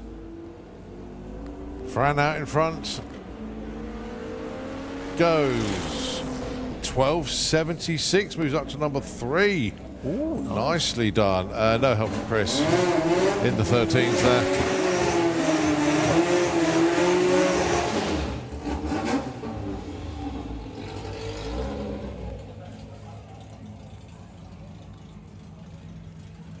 Ollie Whitehouse down there with the Beetle. And Tom Herbert, your number 1 qualifier. Ollie did well, he's at number 5.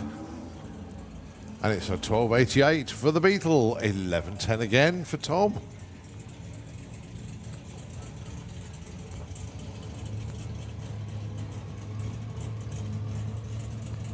Right. Again. As the conditions get better, the air gets better. Tom's looking to get that Corrado off the line. 175 60 foot. 102 at the 8th mile. We're going to be close. 11:16, 127. Yeah, but he's consistent, which is really, really good.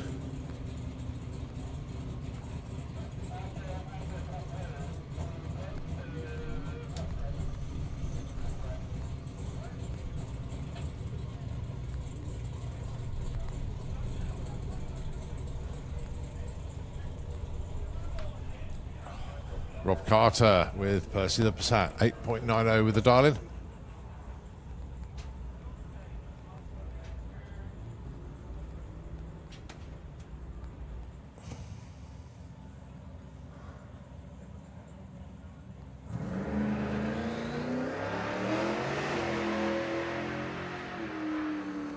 Tell you what, this car's getting some serious abuse. He did round 1, then he did street eliminator. Now he's made it down for round 2. Quick, back up, turn around. You need a team go-kart, really, don't you? I'm just thinking, not only that, got to cool it down as well. Street car. Yeah, oh yeah, true. All right, looks like we got some boots for Jay Turnock.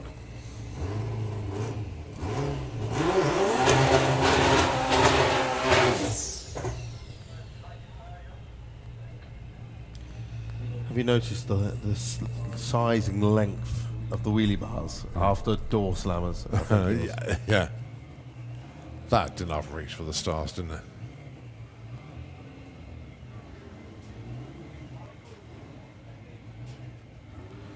So Christine McKinney in the Doodlebug.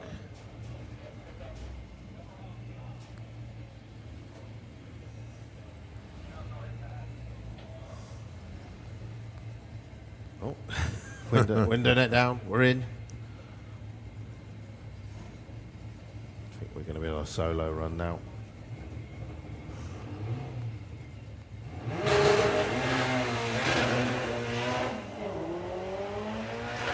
Okay, so 179.60 foot, 103 at the 8th. That goes 11.36, 125. Very nice.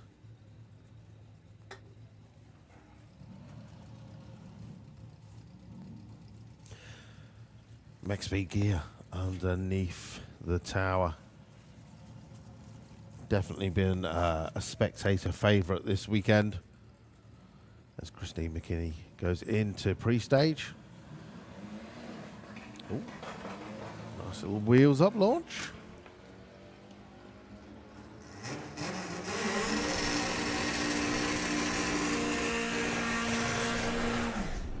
$75 at the 8th. And goes 14.22 and 94 miles an hour. Right. Spencer Tram. He's even out there helping now. We want to see this carbon gear go down into the 8. I was chatting to him earlier. Basically what Martin said was he wants to run an 8-second pass without the nitrous. Once he's done it, then he'll put on the nitrous and see how quick it goes. But this is currently all motor.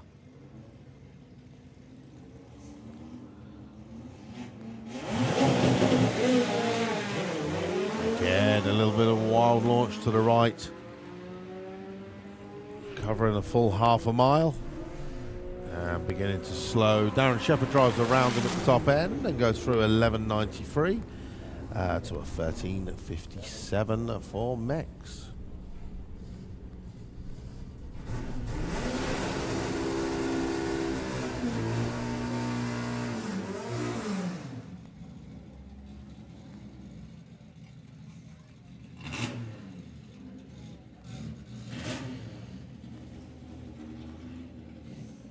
Next up, Johnny Marriage.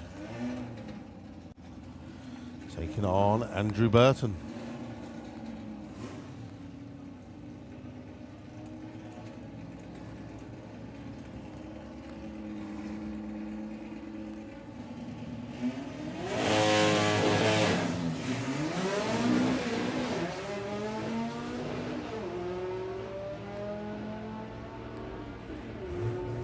Good looking run for Andrew. Doing 95 at the 8th. 11.58, 119, so 12.85.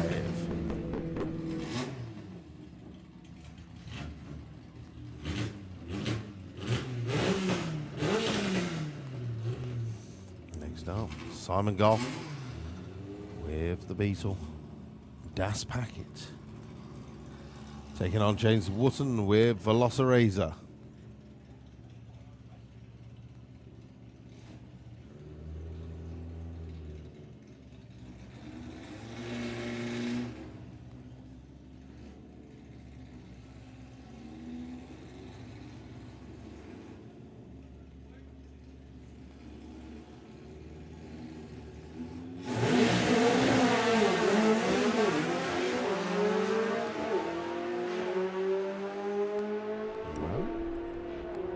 mid-track. James Watson just driving around. Goes through the finish line with an 11.49, 117 to a 12.03 and 111. And that closes off another session of the Outlaw Flat 4 as Colin flips over the monitor to see a funny car making his way down into the pairing lanes. So we have got Nitro Funny Car coming up next, but I can say it's going to be a good couple of minutes before they are all set and ready. So I think Nitro FM, if you want to pay some bills and put some tunes on for a couple of minutes. But again, ladies and gentlemen, do not go anywhere. Nitro Funny Car coming up next.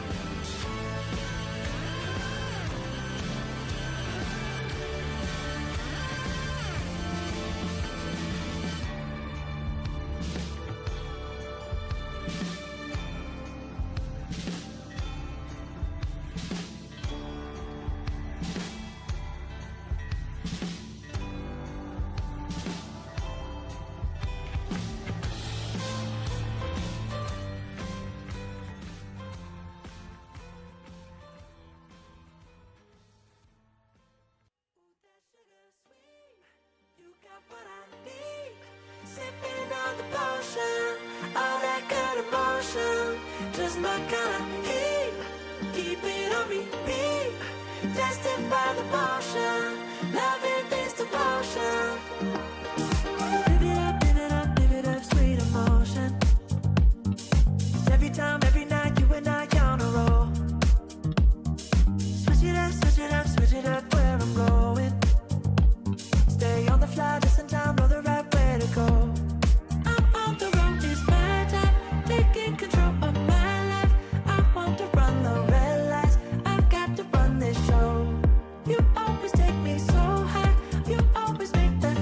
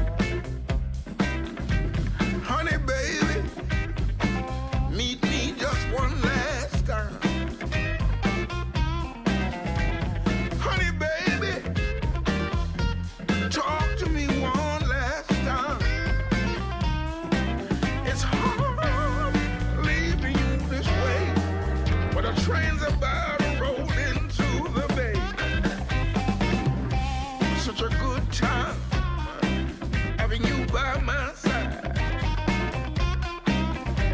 It was such good times, baby, with you by my side. When my work is done, we go back to having fun. Honey, baby, I've been on the road for so long.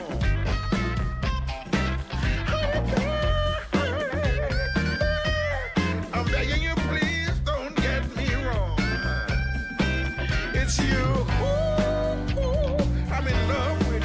You got to know it ain't no me.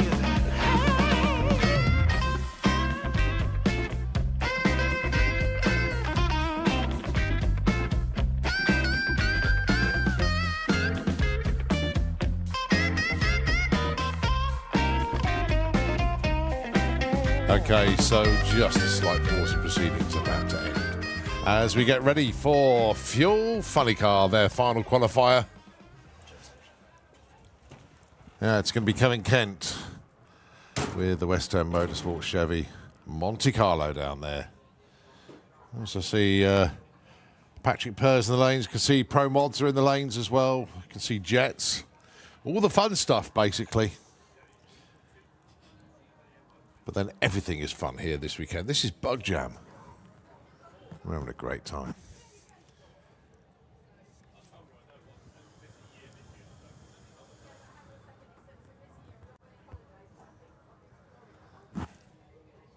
So 4.30 is your number one qualifier marker, set by, of course, Kevin Kent.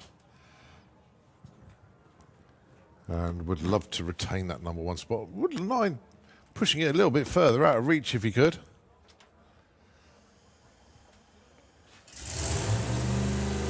Engine fired. As it now switches over to the nitromethane, the fuel of gods.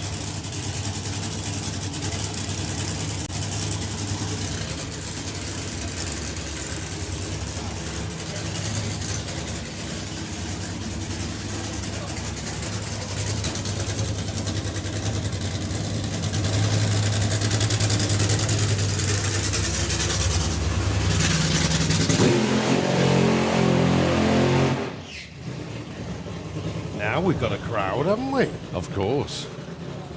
A very good-looking crowd as well. Getting redder by the moment. Oh, yes. Especially the people in the grandstand. Yeah, they're getting the old pod face.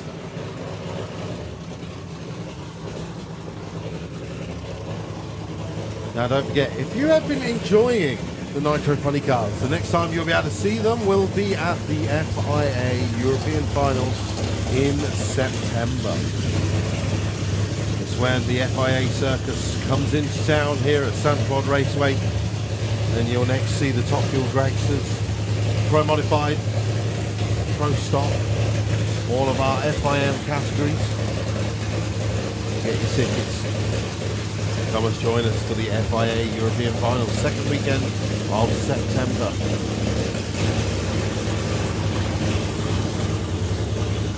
Well, Kevin's already beat 290 mile an hour this weekend. Can he find a little bit more?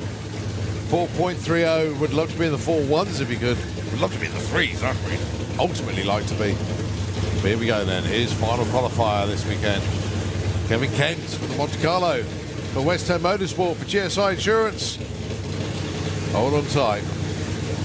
Here he goes. Clicked it at half track there. 0.97 to 60 foot. That was a little bit off pace, to be fair.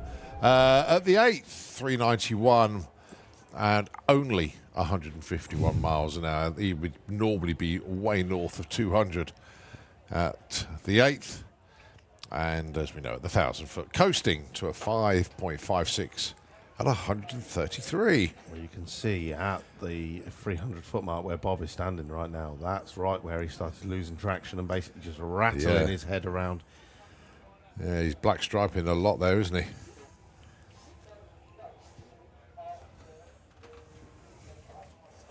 Certainly noisy, though. Mm-hmm. We love it. We absolutely love it. Right, coming around the corner now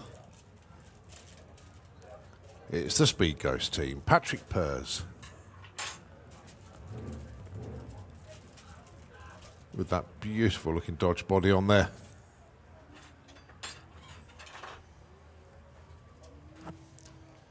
So obviously the team going to collect Kevin from the top end. The car itself almost made it to the end of the shutdown area.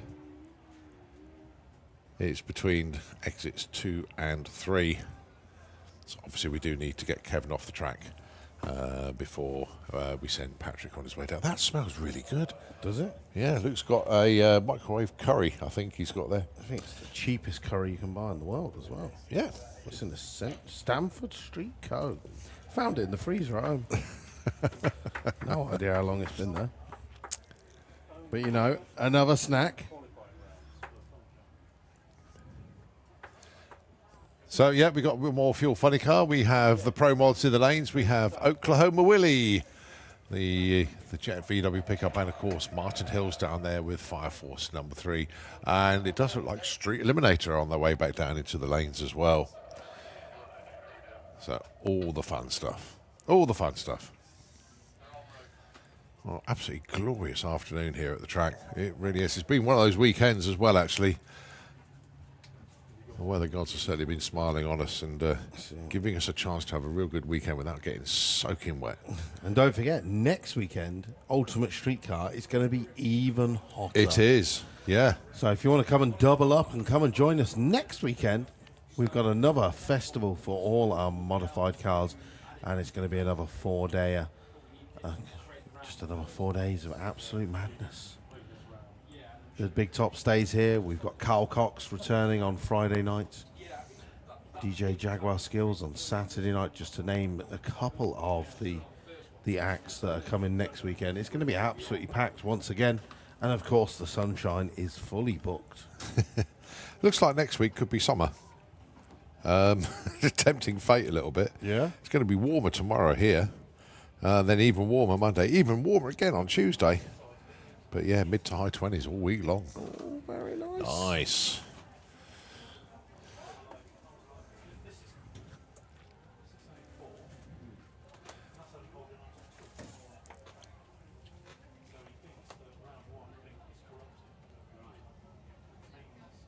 Well, we're just awaiting Kevin Kent's car to be moved from the top end. And as soon as that happens, it will be a chance for Patrick Pers to see if he can take that number 1 away from Kev. He's capable of doing it. But can he? In actual fact, the support vehicle for Kevin Kent has just appeared in the shutdown area. So that will do the U-turn and park up in front of the car, get it all hooked up.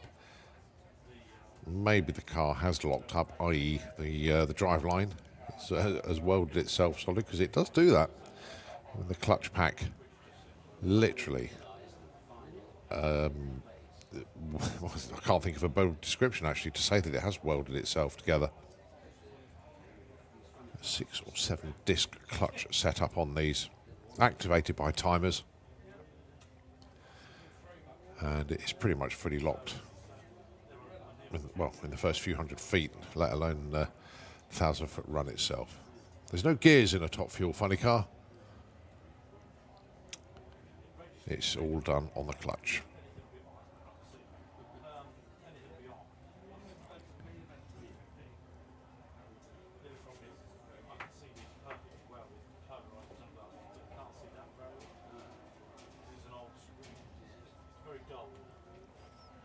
So no Steve Ashdown in this session, so he's saving it for tomorrow.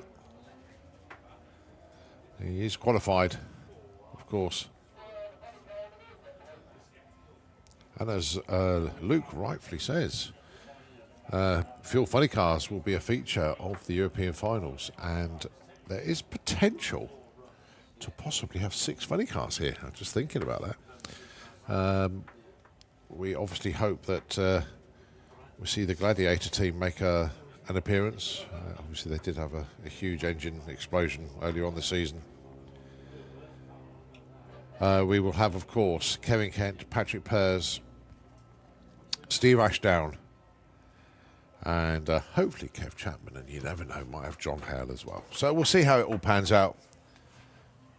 As Nitro Funny Car is a class that a lot of people absolutely love to watch.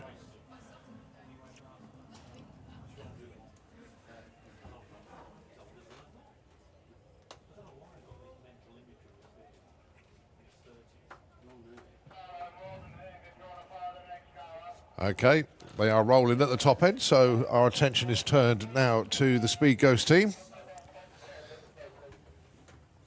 They're just waiting for all the nod to actually get started, but they're all looking pretty chilled out down there. In actual fact, the signal has been given to the Speed Ghost team to fire up the Dodge of Patrick Pers as he gets ready to put in his qualifier number 4.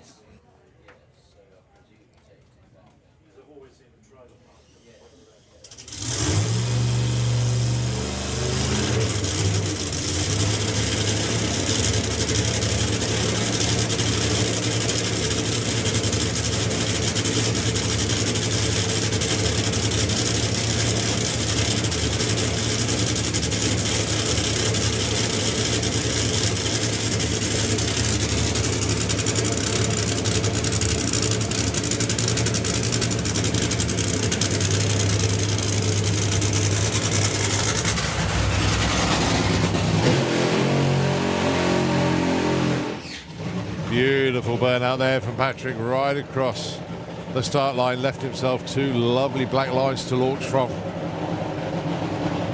The smell of nitro wafts up into the tower to replace the smell of curry that Luke's just enjoyed. There was a fantastic little Mexican wave on the VIP stand there, as they were not expecting that once again.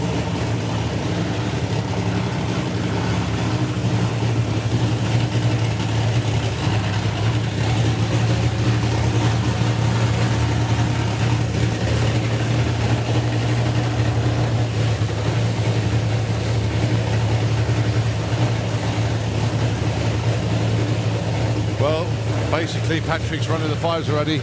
They want to be in the 4s. The lower the 4, the better. And if you can go quicker than 4.30, he'll take the number 1 spot. Very important to get that number 1 spot. You'll get a bye into the final of Fuel Funny Car this weekend.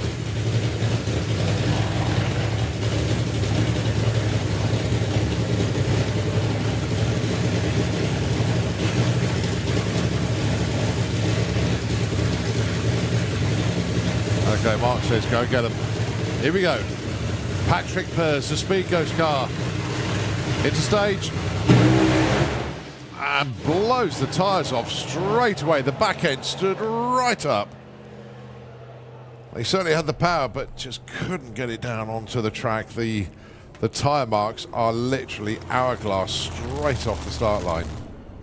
And Patrick had no option but to give up on that one. So yeah, the chutes come out automatically, even though he only crossed the finishing line at 72 miles an hour, and heads for the first exit and disappears from view straight away. He's cleared the track. Very good. Very, very well done indeed, Patrick. But yeah, the team go and collect him from the top end. The remaining team members look at the start line going, ah. But yeah, the tyres just did not get hold of that start line at all.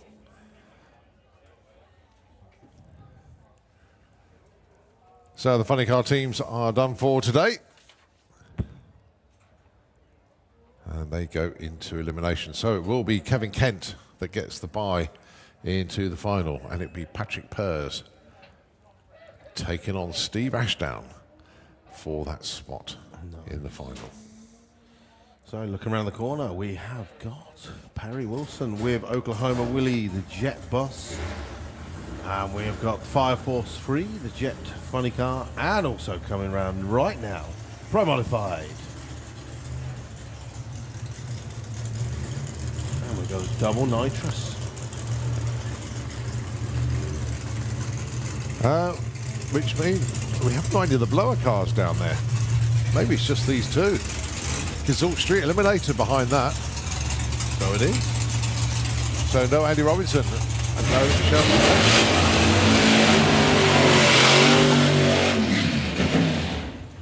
Oh, well, we've still got 2 Camaros for you great bug jammers to enjoy here. Jean Dollabon, the Bad Apples 68 Camaro from the southernmost part of France. Pretty much leaves his car here all summer long though. The trailer pretty much lives here. At the end of the season he'll take it back home. Going alongside Bobby Wallace. Bit of an easier journey from Bobby, based in Bedford. So not too difficult for them to get here.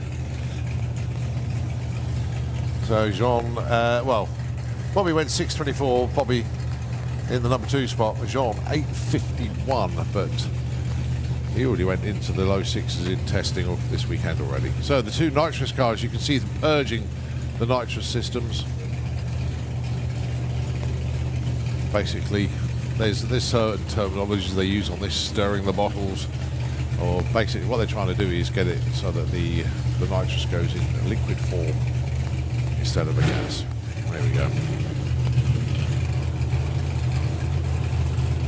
Both of these engines north of 15 litres in size.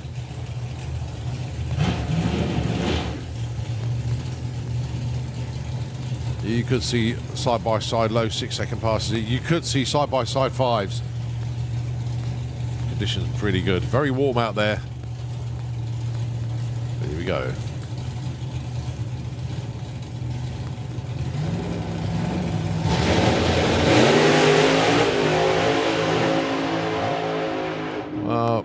Bobby was on a good-ish run there. He was only 1 second to 60 foot, but 4:16 at 1:63 at the 8th. He was already off the gas. Jean Dollabon got out of shape, and then the door started to flap open. Jean had no option there but to come off the gas. He was only 55 mile an hour at the 8th and coasted to 44 at the stripe. So Jean stays 4, Bobby stays number 2.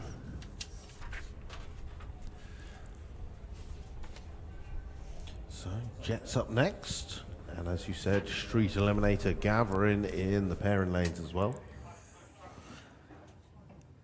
Still yet to see David Murdoch, haven't we? Yes, I was thinking that. We didn't see Phil Druitt in the first session either. Okay.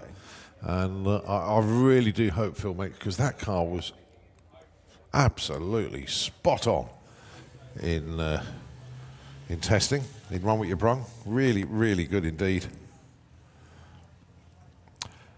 Right, okay, I can spot Ricky down there. Ricky, is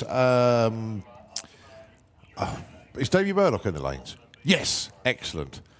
Really, really good news. Is Phil Druitt in the lanes? Yes, even better news. We have a spy. Cheers, Ricky. Thank you very much indeed. So we've got 2 cars that we haven't seen put runs in today out there. But yes, so it will be the debut appearance of Davey Murdoch's new Street Eliminator car. Some say it's a Pro Mod, but it is Street Eliminator.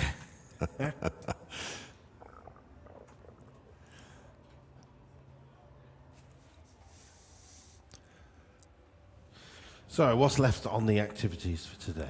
Right. We let's seem to have a look. everyone on the banking and in the grandstand. Right, so it's 20 to 5 in the afternoon. So let's have a look at our actual timetable itself. Live Action Arena, Podzilla the Monster Truck will be there in a moment. 5 o'clock, Action Wheels closes. Little Buggers is still going. That runs until 6. You've got a Steve Colley stunt show at 5 o'clock.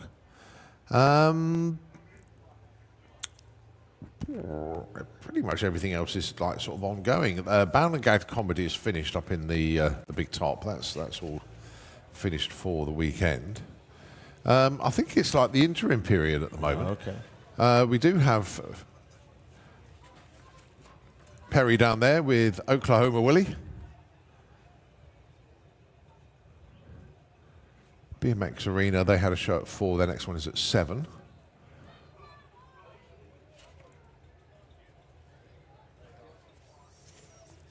Don't forget there is that time for everybody to go and get changed into their evening outfits. That's it. Real good night last night. Thoroughly enjoyed it. Saturday night, right? Main stage tonight. 6:30 is the hip hop house band. Oh yeah. 8 o'clock. Sorry, yeah, 8 o'clock. These Wicked Rivers, modern day wave of rock and roll, and then at 20 to 10 is the Punk Rock Factory. Silent Disco and Fuelers Bar, 9 o'clock until the early hours. Don't forget, you need a £10 deposit for Silent Disco. You must have £10 to put your deposit down to get your headphones. So before the cash machines are empty. Probably are.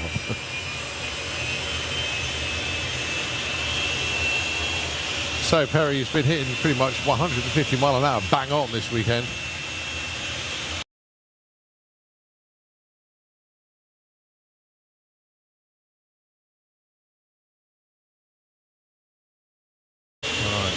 I'm going to watch the VIPs, I think.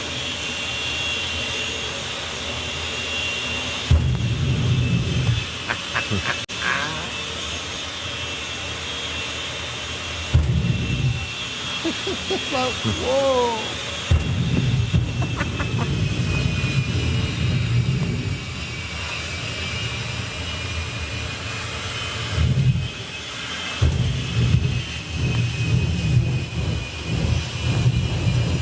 Well, if they like that with Perry, what are they going to be like with Martin? Exactly. So Perry winds the turbine up.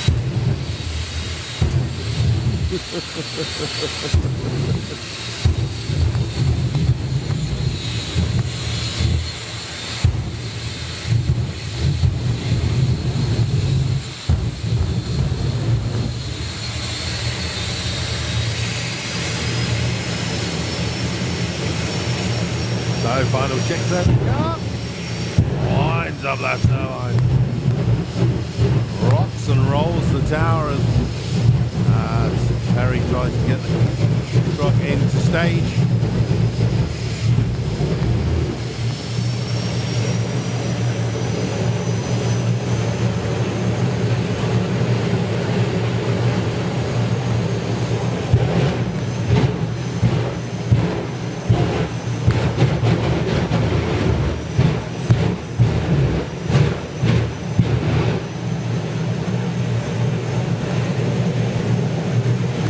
So Perry brings it up to the line then. Going to give it full thrust. A 10-second pass, 100 mile an hour.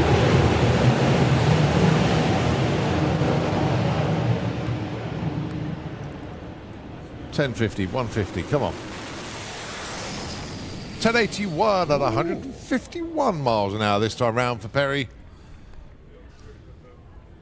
Very, very nice exhibition pass. Once again, we wouldn't expect anything less. Wow, that was a nice and easy one. Now we've got Fire Force 3 rolling round the corner. Look, we've got 3 VIPs that don't want to do it. They're running away. They're like, no, it's too noisy. We have another jet for you.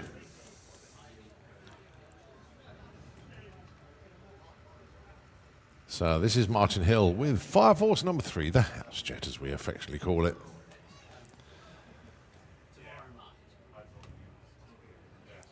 Absolutely brilliant run earlier, 576. One of his quickest that I've seen for a while.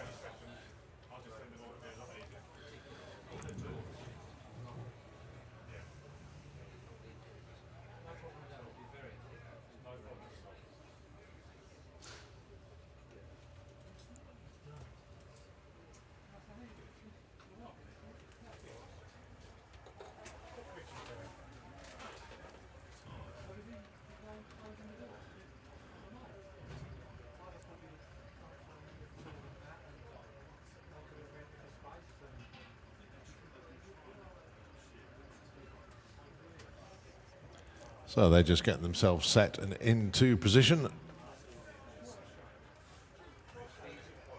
As you tune into the live feed, you can see the team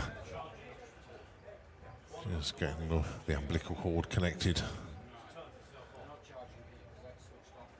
Martin sat in there, strapped, ready to go.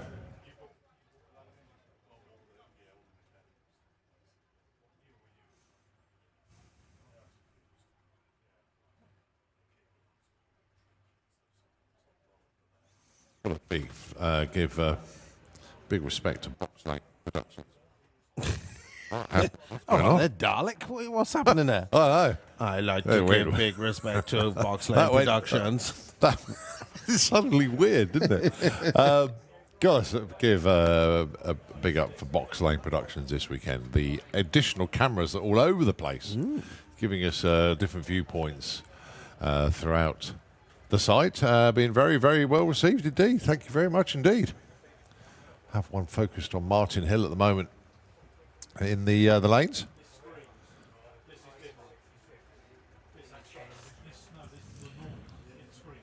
Trying to work out where that camera is actually. It's up on that pole going up. It is, yeah.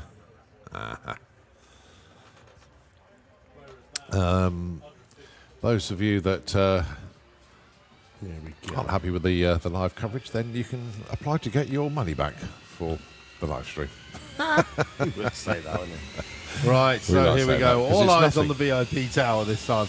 This one's going to be a little bit noisier. You enjoyed the jet truck. Now we're going full force with Fire Force.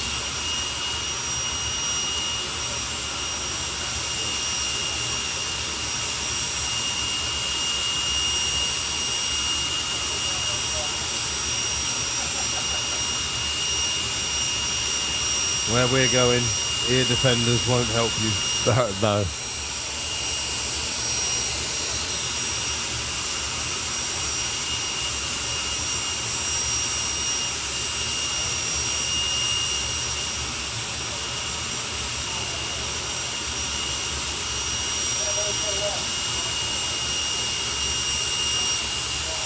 We've got some tower riders as well.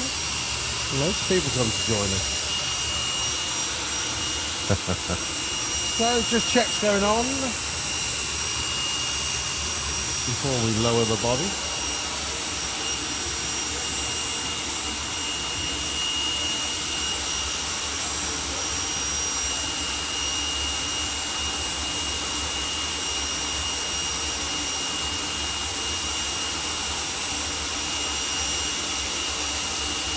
See the jet trying to suck Stevie's shirt in.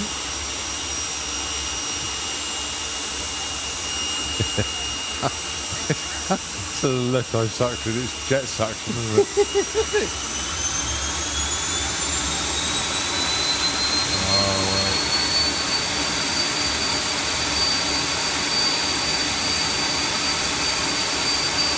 Okay, so maybe Richie spotted something there. I don't know. Look, that's why Martin has wound up the turbo just that little bit more, just to double check it.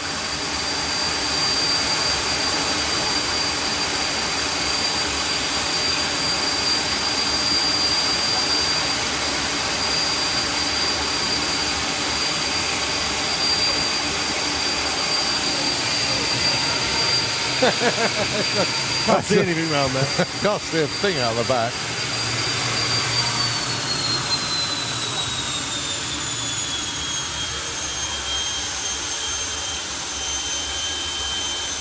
Well, certainly a different routine to our normal one, that's for sure. Okay, well, Stevie's giving the Yeah. thumbs up. He's okay. Well, that was different. They got the wide angle lens for the top end camera now. The smoke's just drifting towards Bedford now. That, ladies and There's gentlemen, cars over there. He goes, what's going on? How countermade.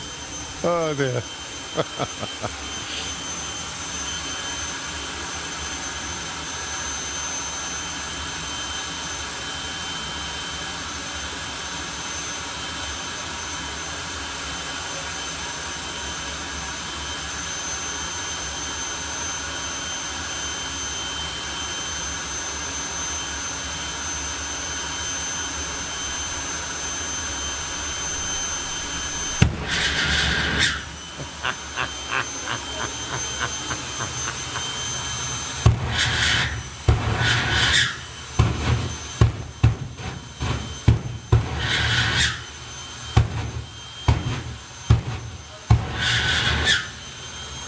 So once again, this is the nice bit. The jet is currently behind the tower as Martin Hill begins to roll it into the danger zone.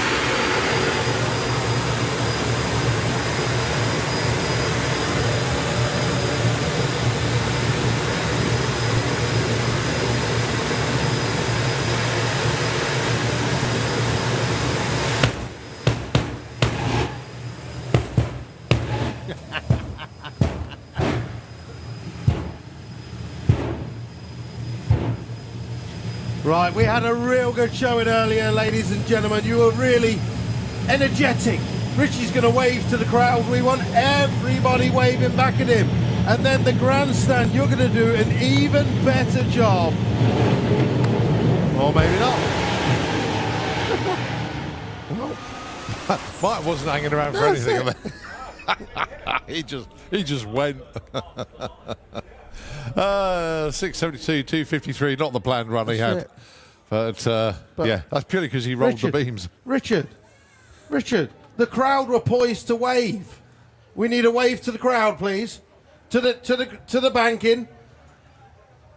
Wave back, and then the grandstand. Who's better? There we go. Thank you very much. Well done.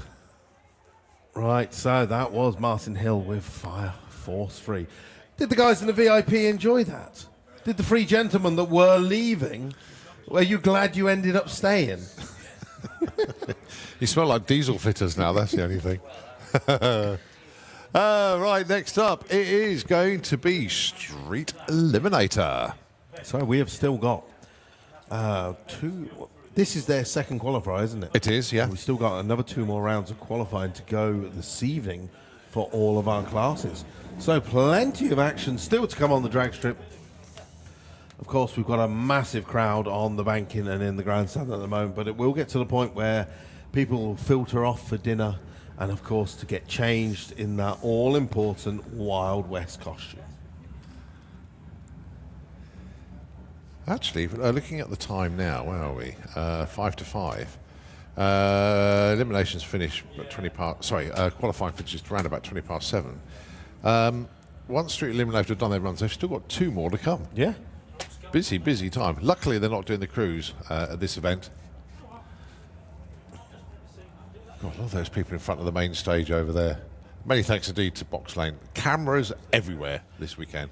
Is that some cars still there? Just a reminder to any of our cars that have been left out in front of the main stage. They were supposed to be removed by 3 o'clock. You really do not want to leave your car there when the evening stuff starts and you get 1,000 people around your car. So please, if you've got a vehicle round in front of the main stage, can you please make sure... It's one of our Belgian Beetles. Yeah.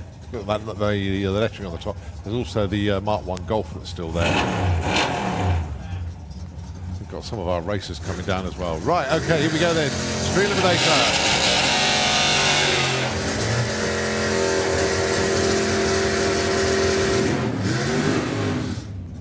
I know Al Williamson is still tuned in. Al, a very good afternoon to you once again. Thanks for keeping in touch. Say first bug jam he's missed since 2010. Oh. Michael D'Souza with Bella the Zephyr, alongside Nick Hale with the 280 Mercedes-Benz.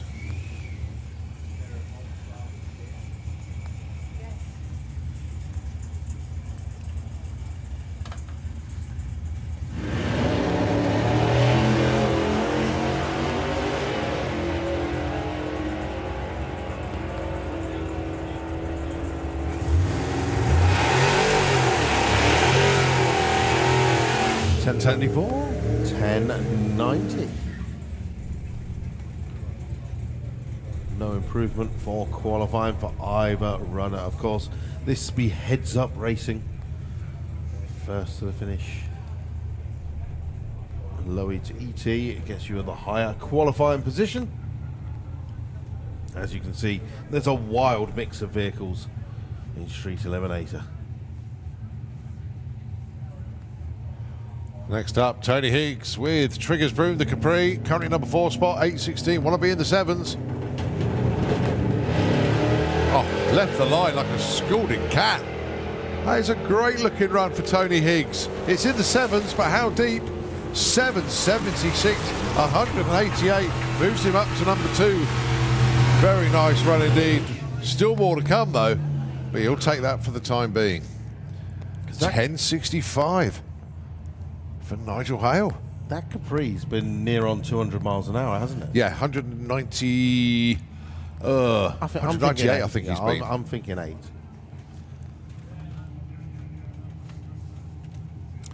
James Murray and Ash Cooper.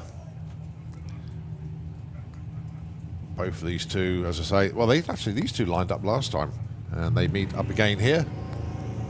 James currently on a 1074, like to knock a second off that. He's capable of doing it. Oh, and he's launched very nicely indeed. Ash gets a bit of the wobble on this time, so it is James that's going to set the quicker ET. Wow, 9:59! Wow! What a run for James Murray. 140 mile an hour, 10.69.122. If that's not a PB, that's knocking on the door of one, but 9:59 for James. Brilliant run. I'll double check with him. No doubt we'll get an update on that if that is a PB, but that is certainly knocking on the door of one. Well done. Right, Phil Winstanley with the Morris Minor. Elliot Day with Plan B, the Willis. It's nice to see him in his car. For a change. Instead of walking down and just hanging around.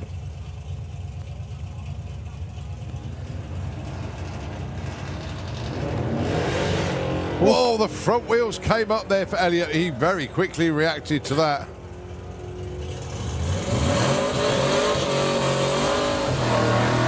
And Phil Winstanley goes into the 9s at 9.99 at 134 miles an hour. Elliot, always a little bit concerned that there was no fluid dropped on the track, but Dave's going, yeah, the boy can handle it. But more importantly, did the photographers catch the wheelie? That's right, there's not many of them out there.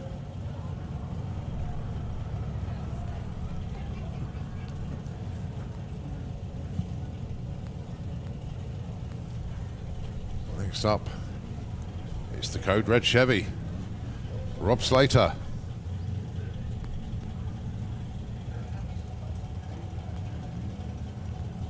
That must be Psycho Phil Druitt down there. It is.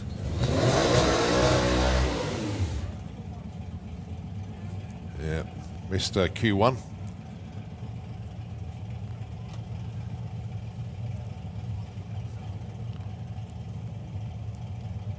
I would so love Phil to go deep into the 8s this weekend. I mean, proper deep. He ran his first 8 earlier on this year, actually. But this new setup seems to be working an absolute treat on there. The 4-link, different tyre combination.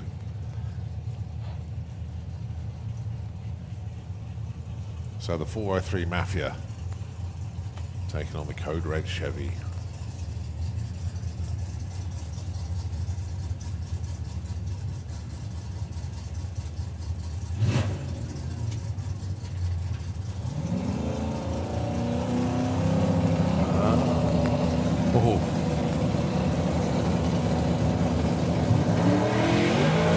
Oh, the front wheels were lifting just a fraction there for Phil. That is beautifully set up. Now, what's he got at the stripe? 884, 154 miles an hour. It is working superbly. Very nice pass indeed. 978, 159 for Rob Slater. But Phil Druitt into the 8s already with this combo. And I know there's more to come. Right, Jack McClure with Goldilocks. The little 100E. Alongside Victoria Smith with the Boost Monkey Buick. Now, Vix wants 200 mile an hour pass. She wants to go 7.2.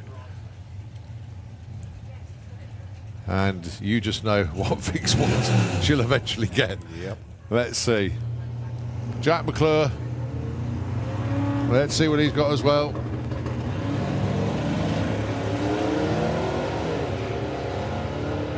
There's a little bit of slip off the line. Well, 182 mile an hour there for Vix, 827. Jack goes 1202, 111. Tell you what, there's a real good mix of cars in Street Eliminator this weekend. It's good to see some, I don't want to say the slower cars, but it's nice to see some different names it's in the brilliant. class. And it really does help to build the class as well. All right, Graham Smith with Grimhild. 57 Chevy Bel Air on nitrous. Alongside Kirsty Tram, who is on the verge of going back into the 11s once again. Her own car now, purchased off Dibs.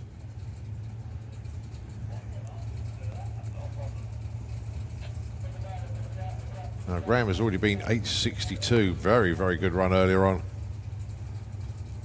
What else has he got in the tank?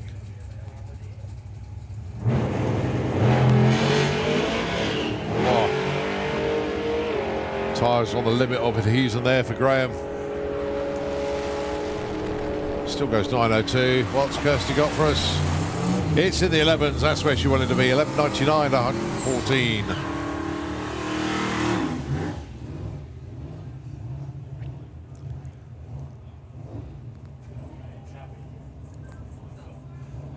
Call me out then, the V. Vauxhall Cresta of Joe Stevens going alongside Andy Bond, who's already been 200 miles an hour in street eliminator qualifying this weekend.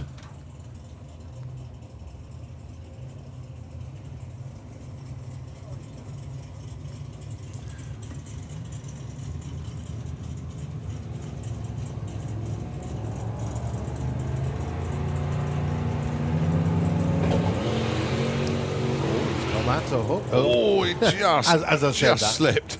I was looking good until that point. Out goes 941, 144. When I say call me out, that is Joe Stevens. Andy Bond, 1009.89. I thought that was planted, but it just lost traction.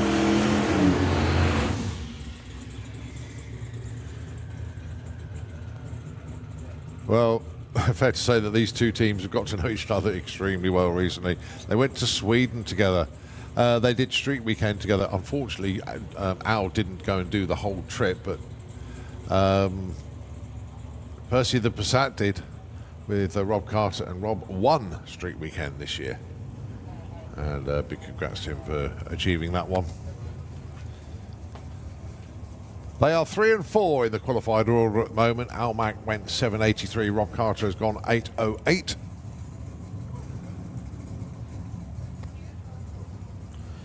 Oh, again, Rob's in double duty, and this weekend is in VW Pro as well, so it's not going to be long before he's back round. Oh, nearly. I think Al's being very polite. I think he is actually giving Rob a chance to back up. Do you want to back up?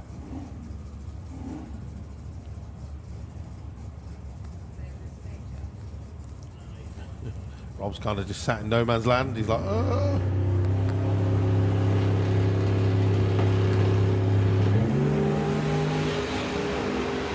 Well, this is Al Mack all the way. Now then, that's in the 7s. Nice. 767, 185. And a 904, 160 there for Rob Carter. Okay, Mark Todd. It is so good to have him back this weekend. So good indeed with the Aston Martin. The car is called Six Appeal. And as I say, I did get my facts completely wrong. He has run a 6 on treads. He did that. Okay. I know he did it in Super Pro, but he did it on treads when he was having that proper battle. Oh, God. Well held, Mark. He was going for it without a shadow of a doubt. It still goes 156 mile an hour. 954. And how's about this little one? Here it is. Oh my. SE68. Davey Murdoch with the Pontiac. Its first appearance in Street Eliminator. We've seen this build take place over a few years, to be fair. But it finally breaks cover this weekend. It is drop dead gorgeous. It's as low as you can go.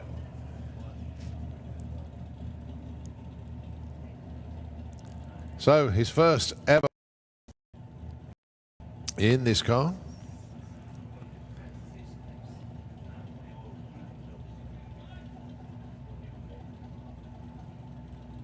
I thought you were going to use that to wipe the floor. He was. I'll get naked for you.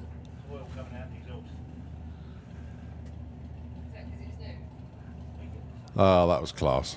That was sheer class or lack of, whichever way you look at it, but that was great. So, Davey Murdoch then.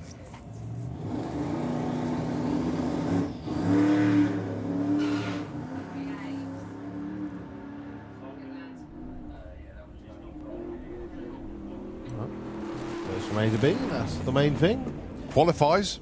That's the important bit. 1074, 115. Now he can breathe a sigh of relief. Not racing it. He clearly did. He's just tagging on because he's running. He's got the wrong tyres and other things on. So he aims to do Euro finals with it. If it goes well this weekend. There you go. Well, H has just given us a bit of update. H should actually be helping getting their own car sorted. But no, thanks ever so much indeed, H, giving us a bit of an explanation there for Davey. He's literally, as I say, he's tagging onto the back of the sessions to get some seat time, get used to the car, with the view of entering into full-blown competition at the European finals. Brilliant. But it's so good to see the car. It really, really is. Right, VW Sportsman once again. We start session 3 of qualifying. Well, it is going to be tough to take away the #1 spot from the Audi TT. And a quick mention to all of our headline sponsors for the VW DLC.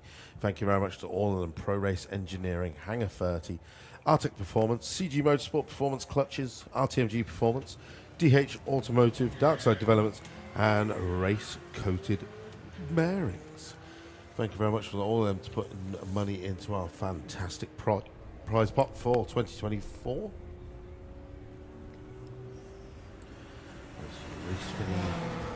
Gets to the finish line first. No improvement for him. No improvement. For Chris Poyner in the Porsche this weekend. Unfortunately, his turbocharged Green Goblin Beetle just not making the event in time, but he will be here testing the brand new setup, the new Autocraft engine at VW Action. So once again, VW Action, start of September. We'd love to see VW Nuts coming to join us. Next up, Nigel Gregg, high up in the championship with the Audi A4 estate, taking on Andy Cooper with the Fat Man Racing, or Vulture Racing now. He's changed it on the computer. He went 110 miles an hour with the Octavia earlier. So he's making some big steps with it. Looking for a 13.9, but goes 15.25. No improvement for him. Nigel Gregg, though, jumps into #2 spot with that 15.26. Next up, Phil Jones with the Dragon Wagon, taking on Jerry Sadler with the Blue Action VW Beetle.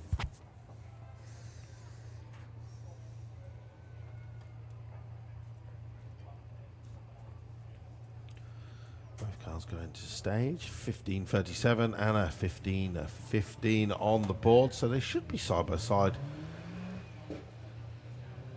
But Phil Jones jumping the gun just a little bit there, but it is qualifying, so it doesn't matter. Still get the time. Looking for that 15.15. Phil goes through with a 15.04 breakout. And Jerry Sadler improves just slightly, moving from 12th to 10th. Next up, Justin Foley with the Red Dwarf VW Golf. He is currently qualified. No, this is a battle of the back end of the qualifying order. Justin Foley 38 and Amir with the up is 39. That means I am now 40th.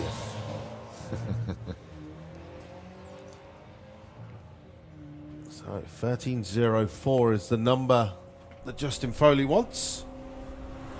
At 13.55 is the number he gets. Amir eventually makes it through the top end. 1917. Wow. Big movement from Amir. He is into the show now, going from 39th to 25th. Next up, Paul Robinson, our reigning champion. He's currently qualified 9th. Poppy Hunter is 28th. 28th is not a position you want to be. With 2 more qualifying rounds. It's not a safe position with only the top 32 get to race in tomorrow's eliminations. 1494 and 1475 is the numbers they're looking for. 2 good reaction times. As they go through the finish line together. Poppy Hunter does indeed improve from 28 to 26 with that 15.03. No improvement for Paul Robinson. He stays 9th in qualifying. Again, don't forget, this weekend with the most entry, 40 cars now entered, means that there is 440 points available for our #1 qualifier on top of the prize money that is being given out as well. Nice to see Terry's put one of his taxi stickers on the rear spoiler. Yeah. Oh, next weekend the new fake taxi is being debuted with Is the new it? engine. Wow. And he's got fake taxi t-shirts and stickers all ready for next weekend. He's going all out. So, Fat Pig's tow car taking on Emma Goddard Peaches. 24 from 31. Terry goes through the top end. 31. No improvement for either racer. Oh my word. Oh, you gotta love it. Is that your talent? Yeah.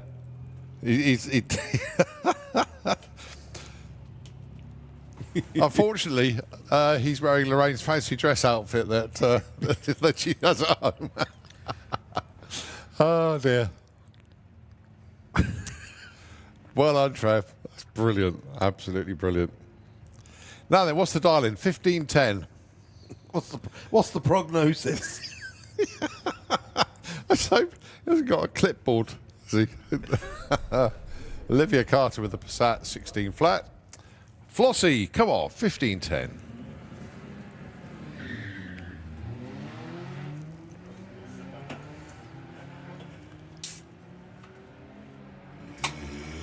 He's even got the race number on the back of his strubs. Look at that, that's brilliant. Flossie goes 1536. But Olivia Carter goes 1619, moves up. Oh, big move up. She's from the outhouse. She's 38 into 19. Yeah. She's in the show at the moment. Right, Kaz Waterhouse is currently number 36. She's taking on Linda Thomas, our #1 qualifier. Kaz really needs to pull one out of the bag here. 16.2 is the number she's looking for.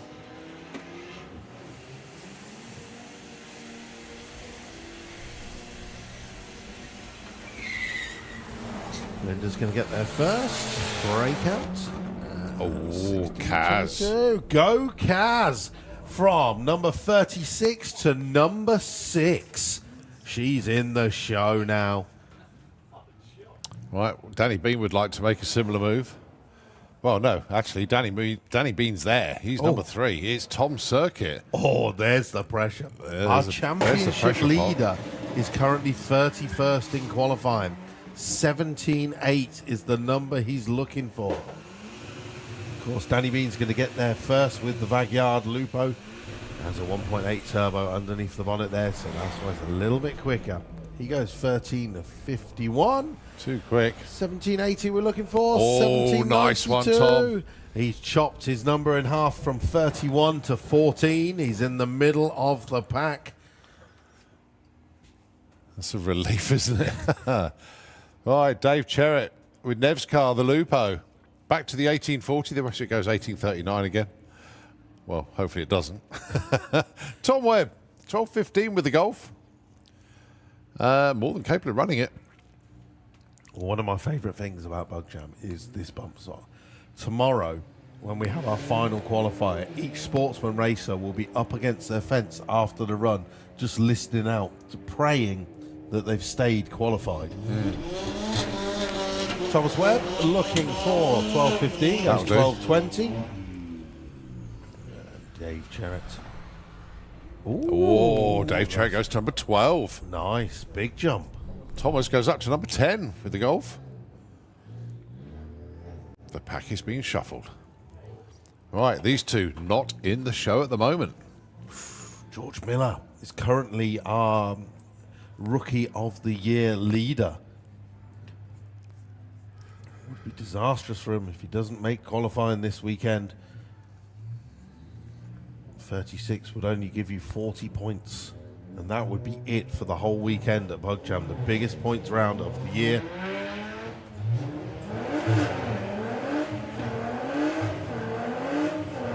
So 1471, 1335 are the numbers. Steve Stone's going to get there first. Slight improvement, but George Miller jumps from 36 to number 18. It'd be interesting to find out who has dropped down into the bump spots. Well, Jake Fronda's not in the show yet. We've not seen Ahmed Jamshed yet. So, oof. I don't know who that is. Oh, that's I can't remember. Laurie Ansell's not in. Terry, Steve, Jake, Justin, and Jason. Well, and Luke. No, it doesn't say my name there. Number 2 in the championship, Jordan Clark with the Thunderbug, currently qualified 7th. Jake Fronda, currently qualified 37th. Can he get into the show? Looking for a 12.25. He's on the right side, but no improvement for either racer.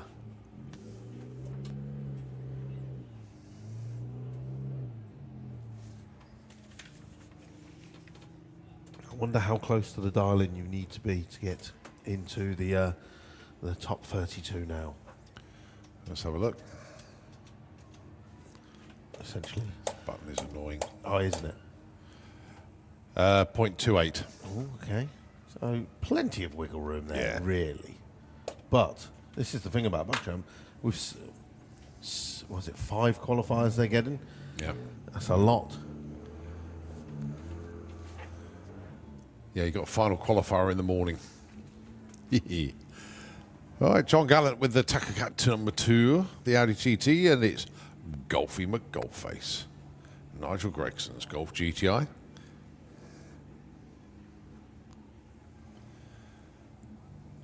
John looking for 15.5. Nigel 13.10. Oh, that's a good launch. Not such a good launch for John, though.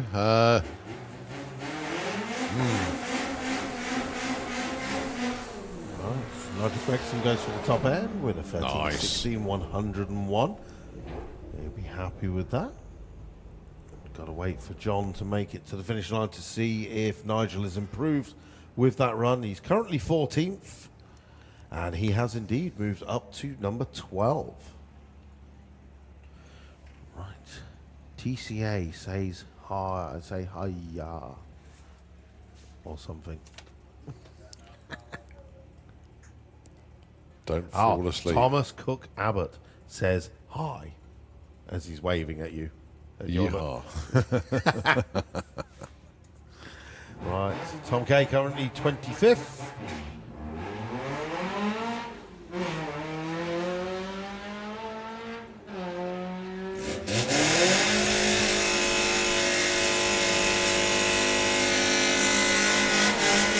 Space 13.52. And Tom K 17.53. No improvement for either racer. Both in the show at the moment, though. And that's for all accounts. Could this be our Ahmed Jamshed? With the TT? Yes. Hasn't put a run in yet. Taking on Steve Metcalf. Pretty good light on the Sportsman tree, considering Ahmed I was going to say, actually, he's used to approaching, but he does a Sportsman tree in comp eliminator as well. So, Ahmed Darling, a 1550. Oh, so close. But look at Steve Metcalf. 1563 on a 1562. Hang on. Oh, 62, sorry. From 8th to 2nd. Nice.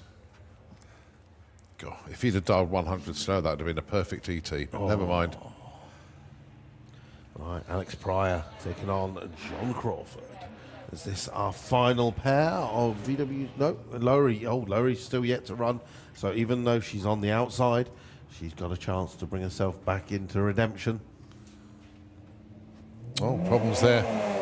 Being pushed back. Holly. Oh, no. So John Crawford, our 5th qualifier at the moment.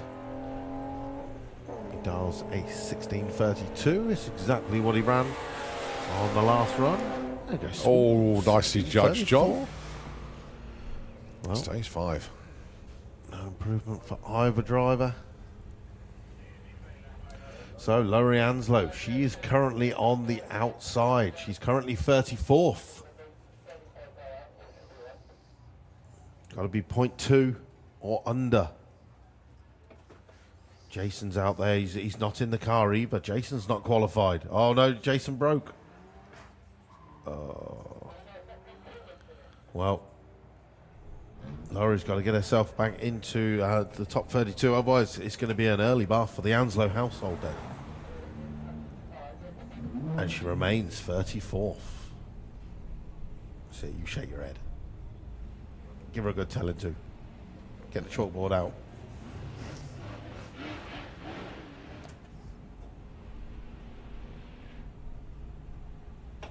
And with that, VW Sportsman comes to an end. VW Pro.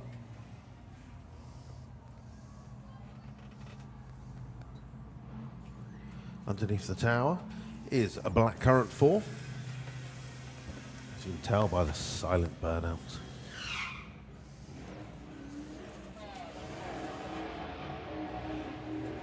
Oh, comes out the burnout a little bit sideways.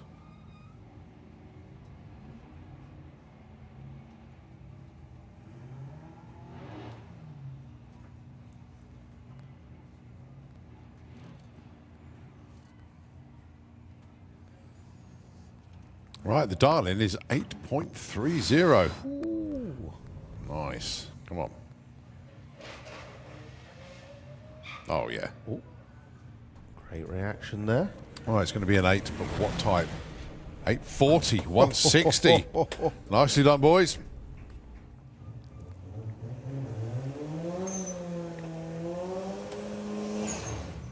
.546 at 135 at the 8th and a 141 60-foot there. And don't forget, that is still on a road legal tyre. It is, yeah. It's not even on the ET Streets, isn't it? Yeah. Right, James Hodson, our current championship points leader in VW Pro. He's currently 4th in qualifying now. That's going to do him very, very well. Looking for an 11.05. Slows it down just slightly.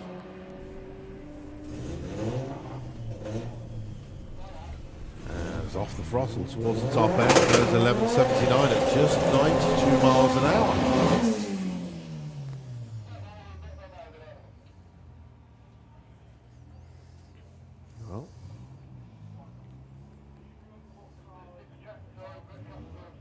So, next up, Guy Foley.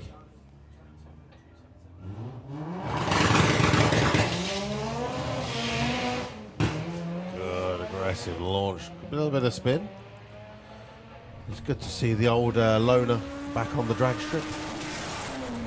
New colour, and goes 11.48. That's a good little improvement from 8th to 7th. Next up, Abby Teva. She's currently qualified 6th. 1282 is the number on the board.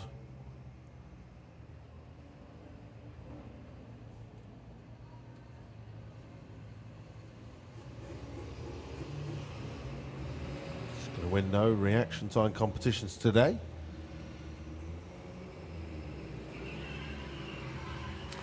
1282 is the number she's looking for. 1292 is the number she's given. I was just thinking, these Golfs are really popular in Pro, aren't they? They Is that are. because they're quite simple to, get to run the numbers? Or Well, they're within the 2010 and above the range. cage, So it means you don't need to run a roll cage in the car. But the thing is, people still do get hooked. Yeah. Wayne Gill, who has previously done a lot of VWDLC heads up, has just had the car rolled out of Hangar 30 with a full 850 cage. Nice. He's going to be joining us, hopefully, in VW Pro from Greenlight, maybe. I suspect he'll probably be here for the national final.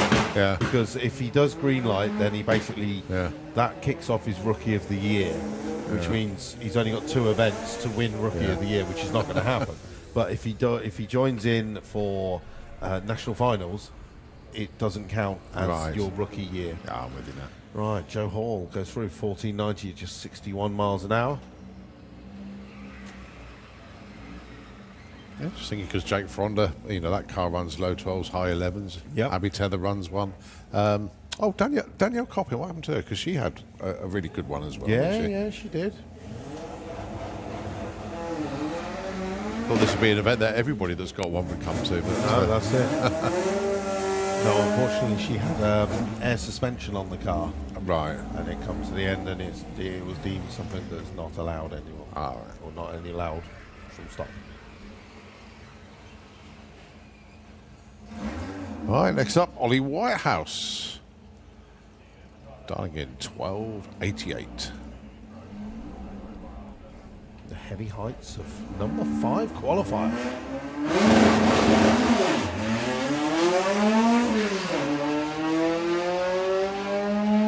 Currently, though, VW Pro, we only have 17 cars qualified from the 24 that we had entered. Obviously, I dropped into Sportsman.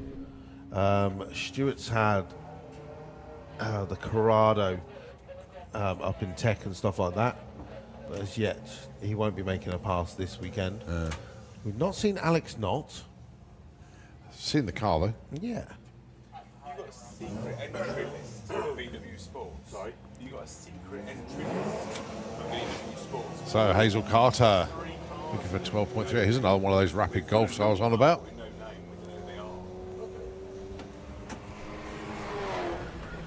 1269 goes from 11 to number 9. I'm looking on the website. Who are you looking for?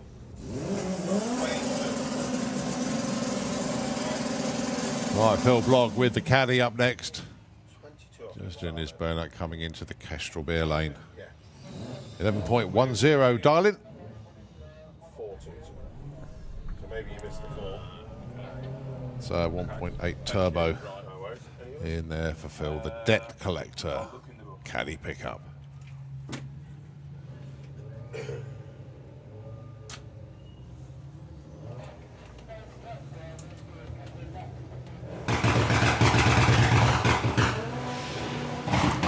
So Phil Block having a good weekend. 11.27. He went earlier. That is the fastest this new engine has been. And this one goes 11.52. Moves him up the pecking order though, 16 to 10. Wow. Not the biggest of burnouts from Mr. Bailey.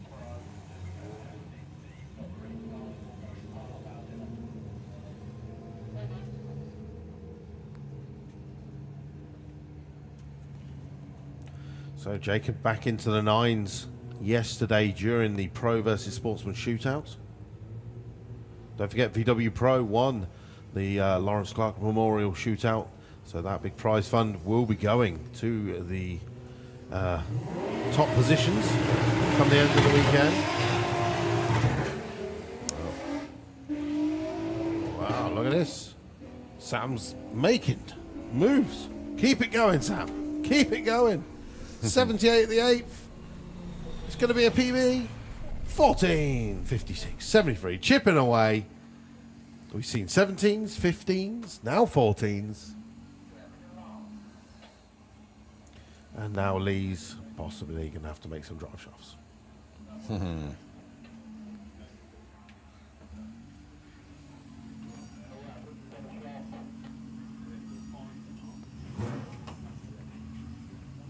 And next up, the 8-second wonder, James Gould with the VR6 Turbo altered.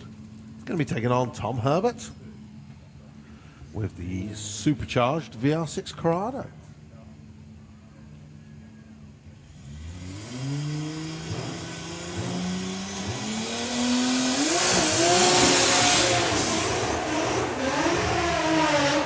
Now, the original plan was to save the 8 for this evening when the track has been lovely and warm and the air is getting better and better. But then he went and ran his 8 earlier. Thomas, though, our #1 qualifier in the White Label Motorsport Corrado, dialing a 11:10 and running an 11:10 in Q1.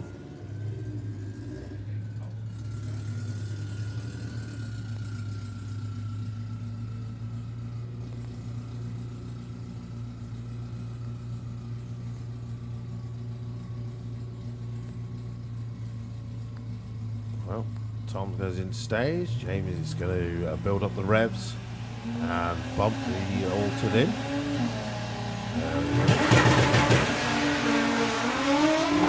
That's a 125, 60 foot this time for James. 119 at the 8. He goes 8.902. Oh, an 11.07, 127 for Tom Herbert. So close. See that? It's That was coming, isn't it? James's best 60 foot, 125. He's ever improving, but lost a little bit mile an hour on the mid track. Tom's was 169.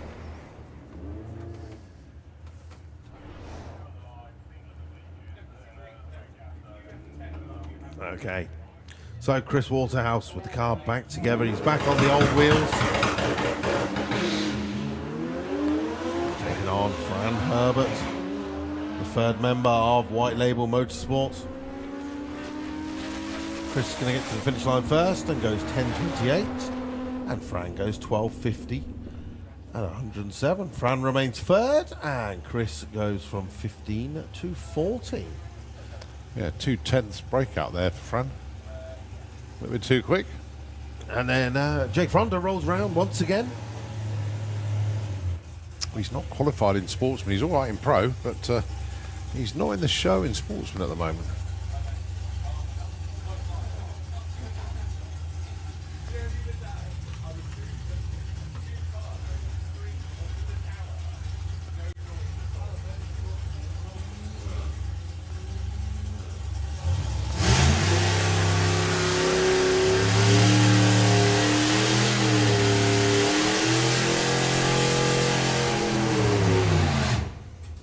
.60 on a 12.50 goes from 13 to 9.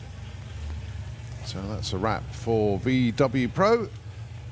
Got the governor with Roaring Rat running an exhibition this weekend. 57 Chevy, a couple of nice 10.5 second passes. Let's see what Roaring Rat 57 Chevy has got for us this time round.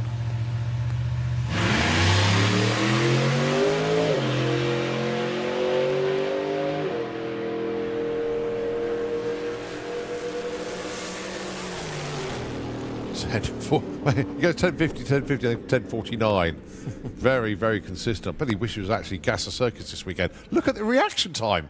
0.05. Excellent job there from Keith. Going to be real pleased with that one. Right, okay, we've got 760 heads up. Then I do believe it will be a dinner break for our track crew. And then when they all come back, it'll be the last round of qualifying for all of our classes. So 760 heads up is the next class, and then a half-hour dinner break for our track crew.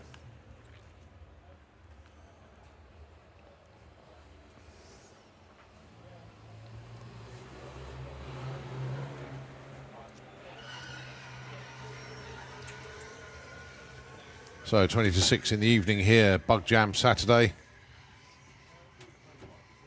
The Little Buggers Kids area closes at 6 o'clock.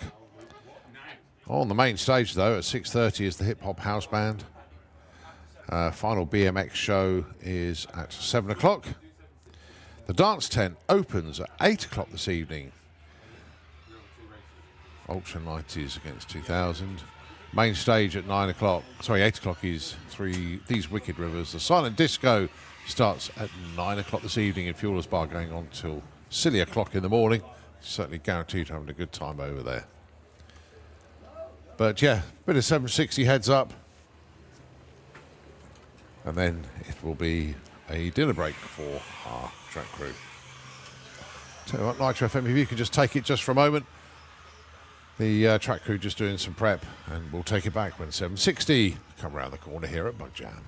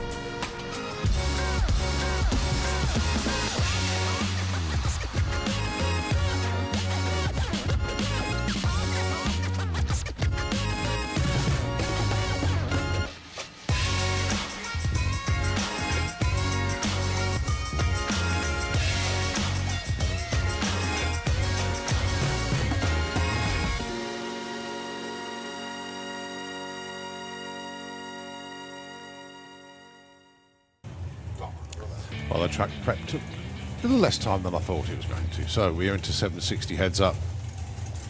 And there's Colin Miller and Jack Williams. It's Evil Edna alongside the Flying Fifer.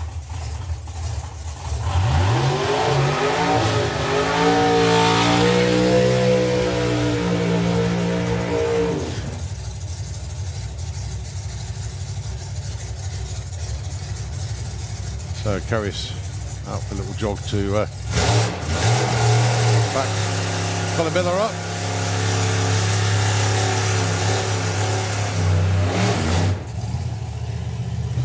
And of course Jack Williams with Evil Edna. And now Jack's had a couple of very, very good runs indeed. They're a bit too good. 756 was his first one, then went 755. He's been trying to run 760. Colin Miller went 771 and then went 763 to go number 2.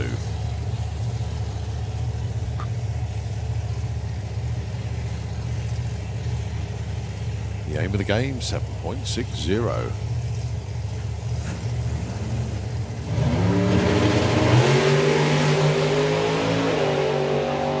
.004 reaction time for Colin Miller, but gets very close to the centre line. That to show it a bit of respect. And once again, Jack Williams goes too quick. 755, 179. And Colin Miller backs out to a 904. But wide away, club off the line for Colin Miller. 004. Very impressive. He was out of here. Next up, Mr. Consistent, Mark Turner.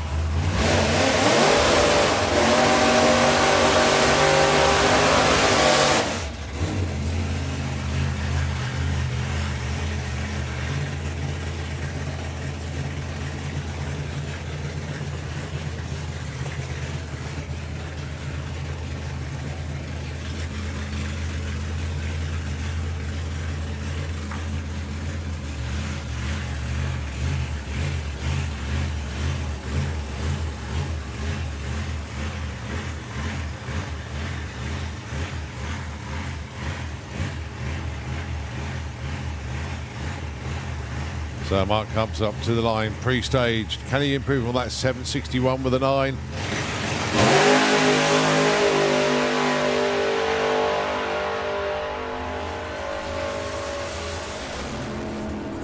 Yeah, but he improved on it too much. 756 at 180 miles an hour. So his 761 will stand from earlier. His 756 is too quick for the class index. All right, Belinda Bull up next with the truck. Of course, huge thanks to Jeff Bull as the title sponsor of the class.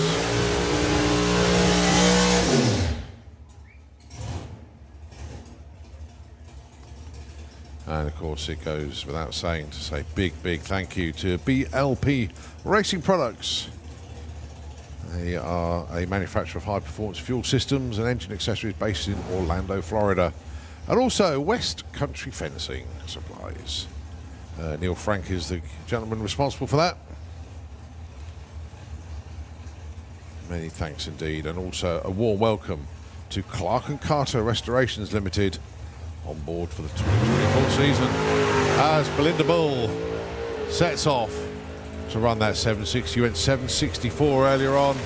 The number this time is a 763 with a 9. It's an improvement, but stays number 3. Rob Smallworth and Ryan Pateman.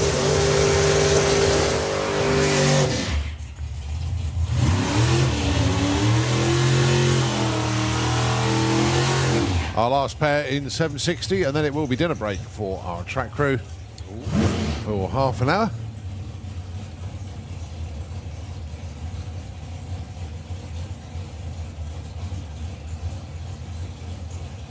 Okay. So, has Brian got the nitrous this time? 760 is where he'd like to be. He's run 854. The top 4 have run 7.6s. 6 and 7 have broken out, went too quick. So Rob Smallworth is number 4 spot, 765. Well, looks like once again, no nitrous purges from Brian Payman.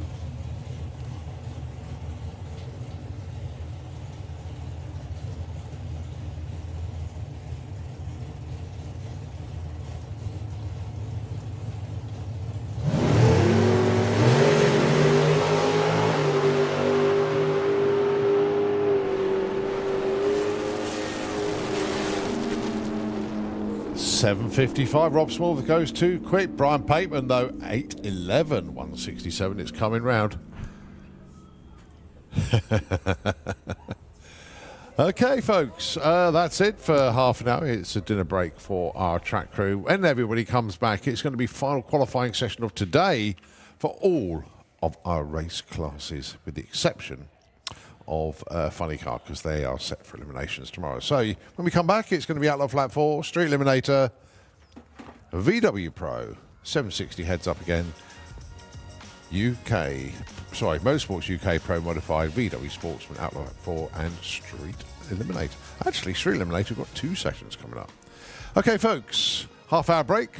We will see you in a little bit. In the meantime, Nitro FM going to take over the airwaves. We'll see you in a little while.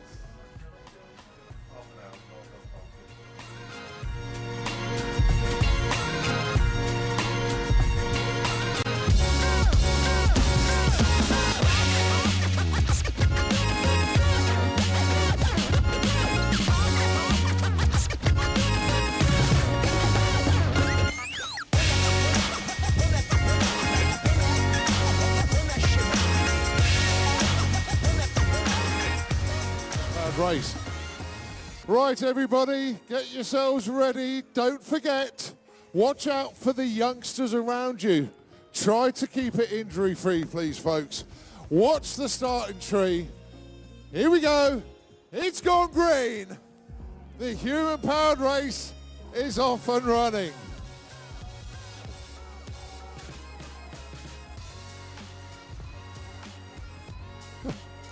The wheel of misfortune is taking people out.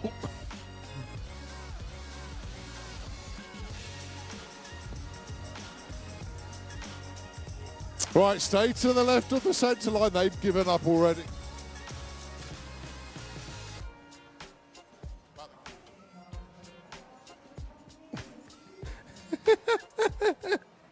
We've got... Well, you can say stay to the left of the centre line all day long and they always ignore you.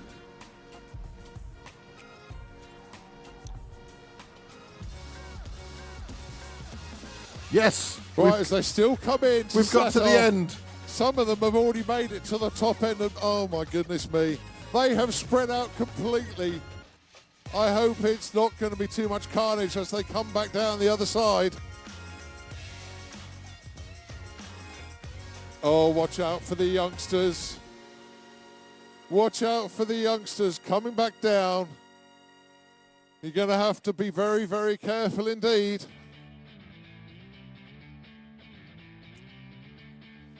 And here he comes, our winner on 2 wheels. He's repeated.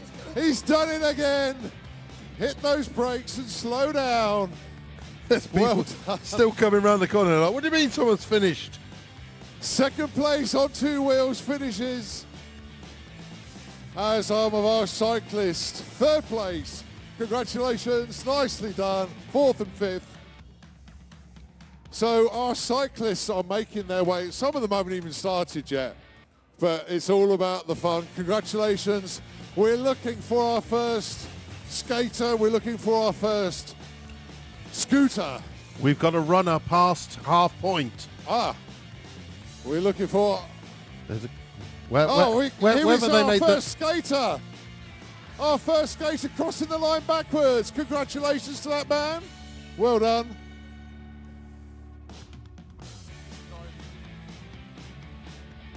We've got a skater being caught up by a scooter. Right, we've got skateboarders coming through. We're looking for our first scooter. Here it comes, our first scooter. Come over this side, careful, watch where you're going. Our first scooter. The chap with the red t-shirt and the black shorts. And our first runner. Crash, we got a crash. Our first runner has just made it home. Congratulations, yes, it's you. The chap with the orange trainers. First sprinter, well done. And even the Colonel has made it down. Look at that. Oh, one of our youngsters, look at this. Brilliant effort, brilliant effort. Some of them are still setting off. He's in pre-stage and off he goes.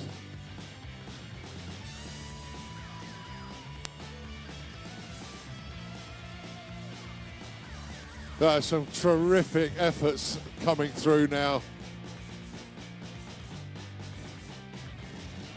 Right, oxygen is available, I think, somewhere along the line. That's it.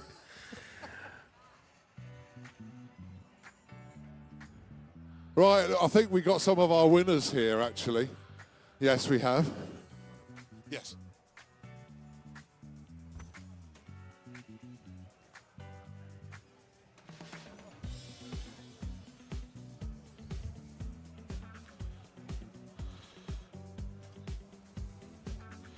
So I lost my first scooter.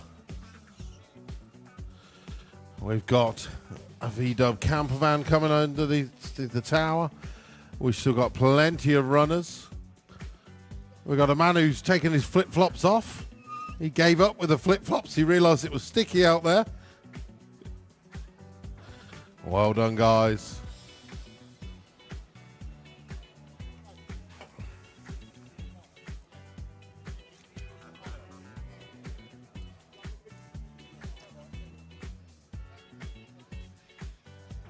Oh, we've got new runners. They're starting late. It's not very often you get a dinosaur being chased by a banana. But that's what we've got as the dinosaur. The T-Rex finishes, and the banana is not too far behind. But that is our human-powered race for you. It's the craziness of it. Some of them are still setting off.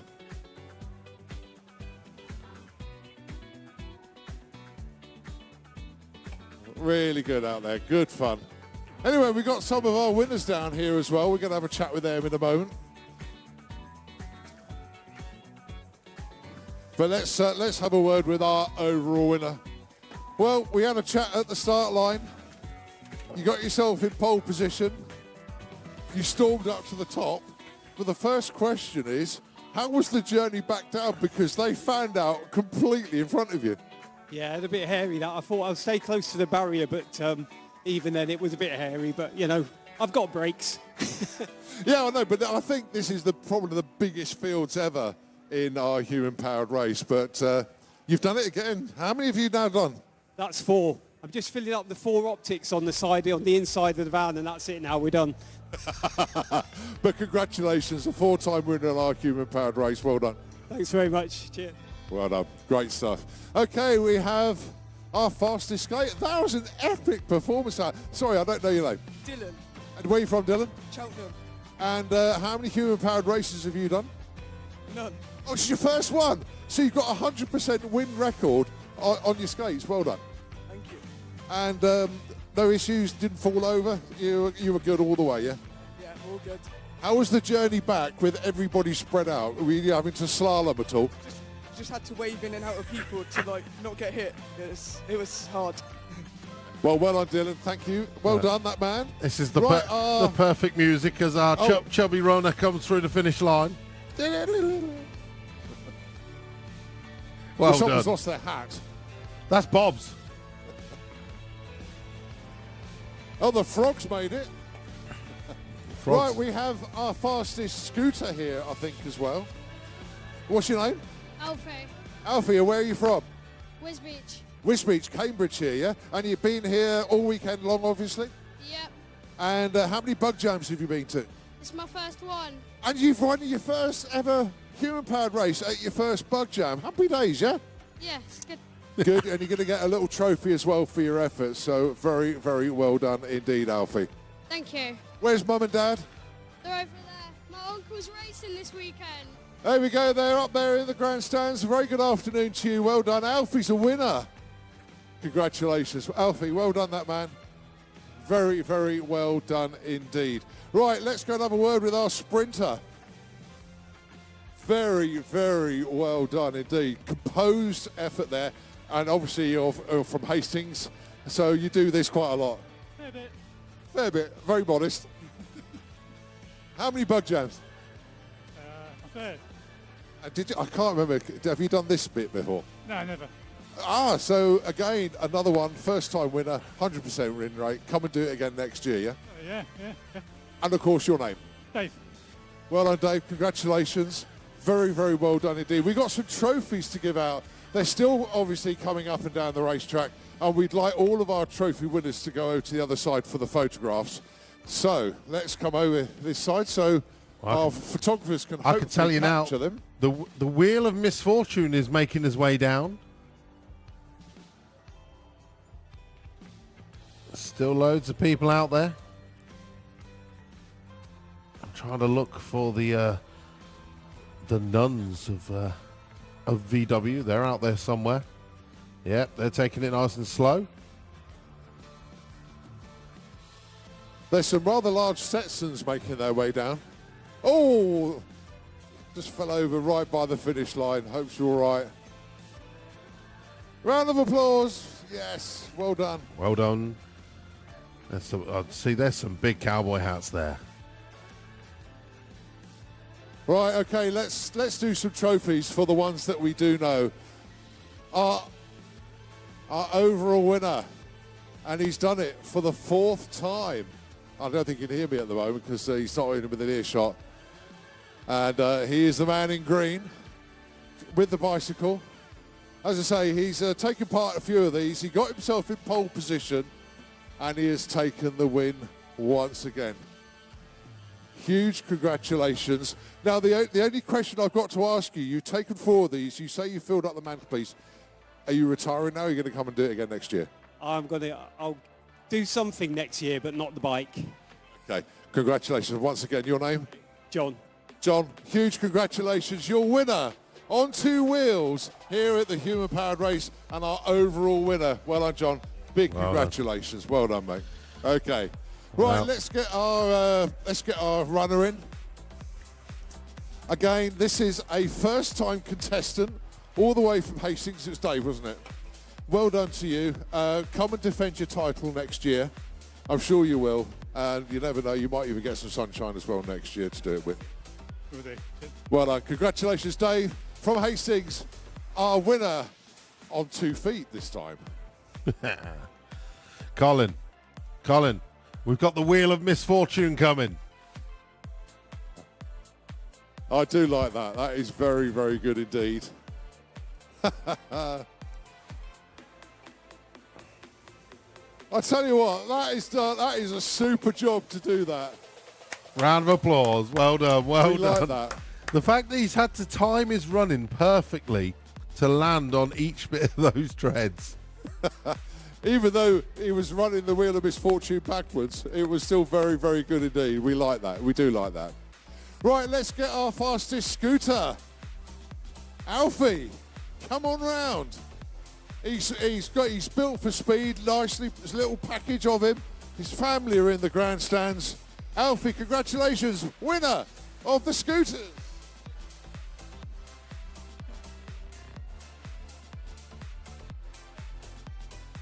And I'm sure he'll be back next year to defend his title as well. Right, we got one more to give out. We've still got the most imaginative to sort out. But let's bring the man out on skates. It's Dylan. Congratulations to you. Takes a trophy. Here he is, our man on the skates.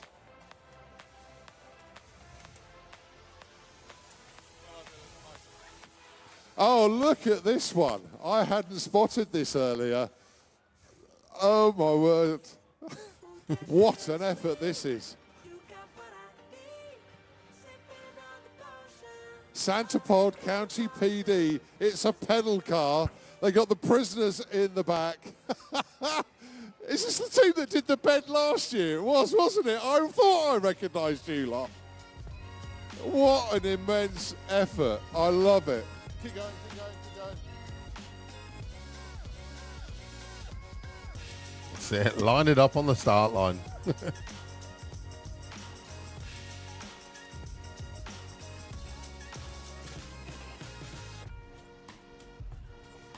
Okay, we have an interesting situation here for our most imaginative entry. As they are still coming down, we have got a decision to make.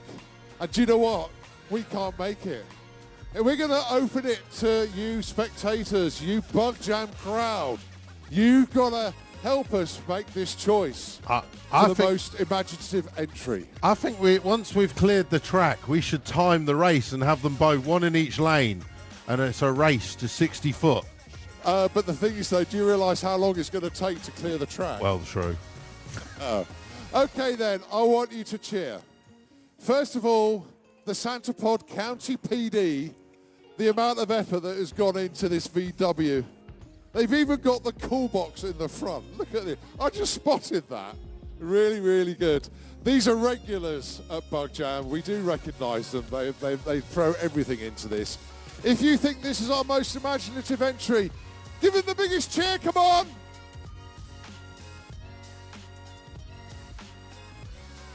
Very, very popular indeed. Okay, and the Wheel of Misfortune, what a different approach. And it lasted, it stayed in one piece. I thought this was going to collapse as it went up the track, but credit where credit's due. It stayed in one place. Oh, and I've now got lipstick all over me as well. But if you think the Wheel of Misfortune should win most imaginative entry, let's hear it now, come on!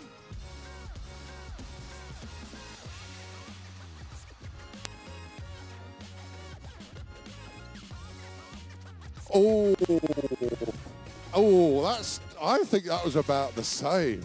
I don't know, I am torn. I don't know. Right, let's do quick cheers then.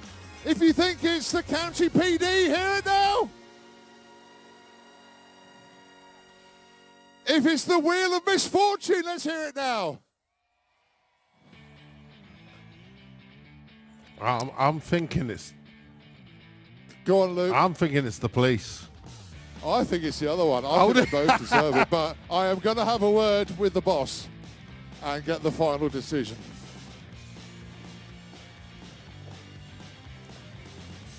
Okay, one more cheering session, and you only cheer for one, not both. Right, we're all going to come and listen this one. If it is the Santa Pod County PD with a bed frame, let's hear it now. If it's the Wheel of Misfortune, let's hear it now.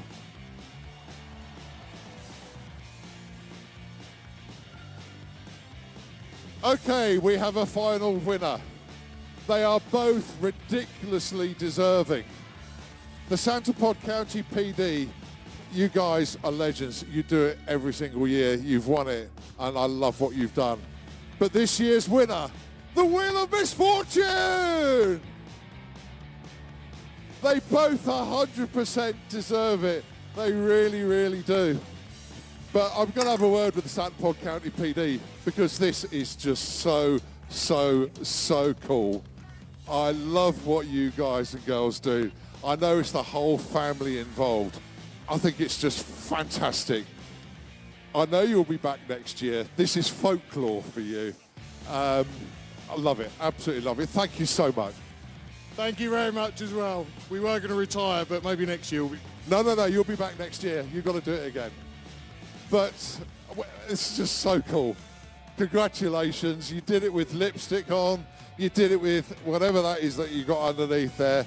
It stayed together. It was the Wheel of Misfortune. The only thing you did wrong, it should have been that way round. But we loved it. We absolutely loved it. So let's take your name. Gavin. Gavin, and where are you from? Suffolk. Good stuff. And how many bug jams have you been to? Oh, too many to remember. I lost count. So you'll be back next year? Definitely, always. Good stuff. Enjoy the rest of Bug Jam this weekend. Gavin, our winner, but I want a huge round of applause for our team here as well. They both deserved it, 100%. But let's hear it for our human-powered racers. Come on. We got the last two being ushered. They're still coming through. They are still coming. In actual fact, these are our complete stragglers. And don't forget our security team. They went and did this course as well. But we have, come on, a little final spurt to clear the track. We got some racing to do. Our track crew want a lunch break. But milking it for all it's worth. I'm glad we've done our presentations. Very, very good indeed. Luke, I know you've got to shoot off for scrutineering. Thanks ever so much indeed, mate. I shall see you underneath the tower. Yeah, we'll see you in a little bit. Don't forget, Bang the Gag comedy is taking place at the moment. So head on up to the dance tent at the top end. You've got comedy there until 4 o'clock this afternoon. But here they come, the final finishers. Let's hear it then for our final human-powered racers. Well done. Thank you very much indeed. Okay, folks, enjoy your lunch break. We'll be back on track at 2 o'clock with qualifying for our race classes. Right, Nitro FM 96.2. If you can take the airwaves, we will take it back when the fun continues.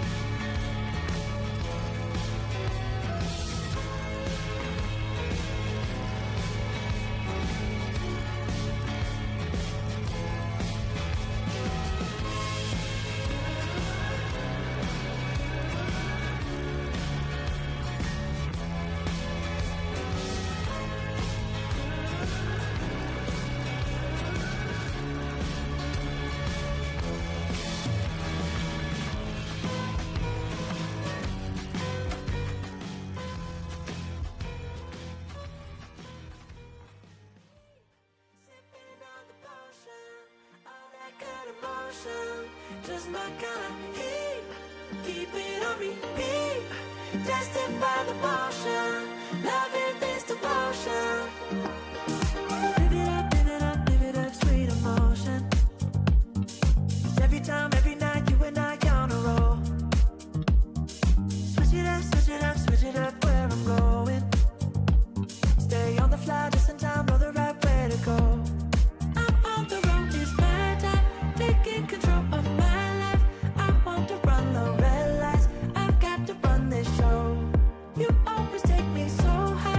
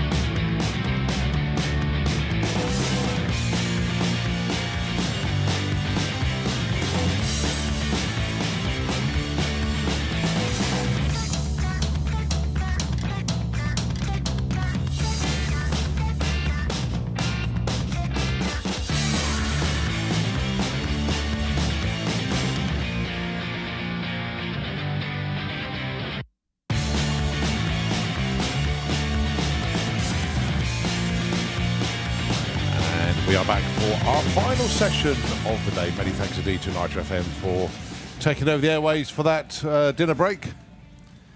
But here we go with the continuation of qualifying here for Bug Jam. It's Outlaw flat 4.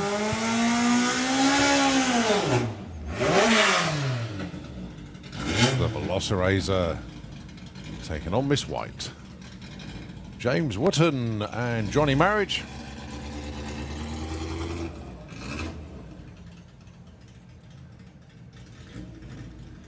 So no darlings, it's a heads-up class. Whoever is quickest will be your number one qualifier.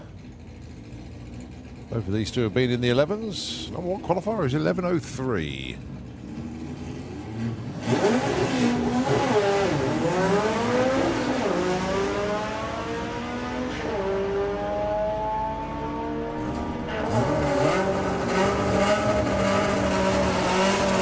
And 11:48, 11:28. Johnny Marriage moves up to number 2 with that one. That is a great shot. 121 miles an hour, plays 117. It's all about position. Johnny Marriage from 6 to 2. Christine McKinney. And it's number one qualifier at the moment, Adam Lowe, with the flat-out Beetle, the white one, in the Slick Tricks lane. He has been 11:03. Can he sneak it into the 10s here? Nice launch.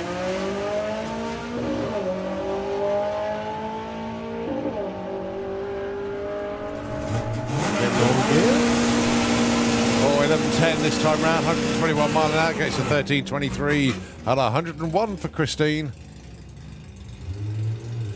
Darren Shepherd with the social outcast. I'm going to say it's fair to say, Outlaw Flat 4, when it comes to eliminations tomorrow, it's going to be very, very tight.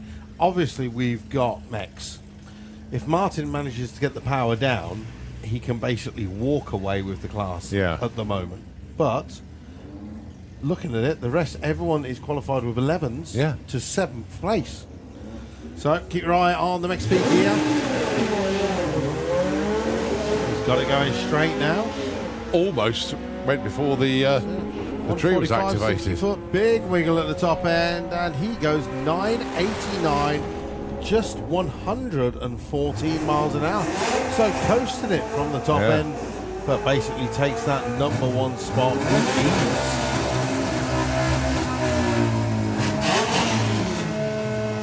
Right, dash pack of Simon Goff.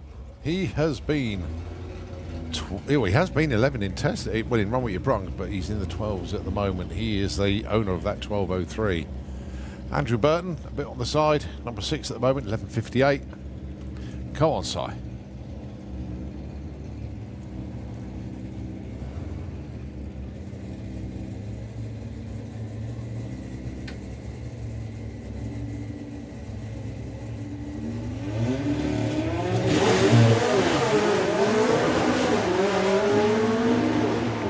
Good launches. 143, 64 up for Andrew Burton, though.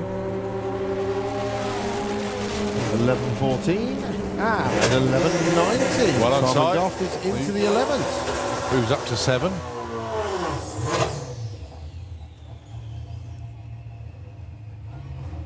Right, Jake Turner currently qualified 5th in the Columbia Speedway bus.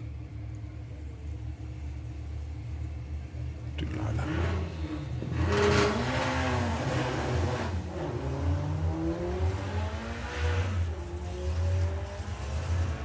Really does have a good turn of speed at the top end. 126, 11.75. Stays number 5.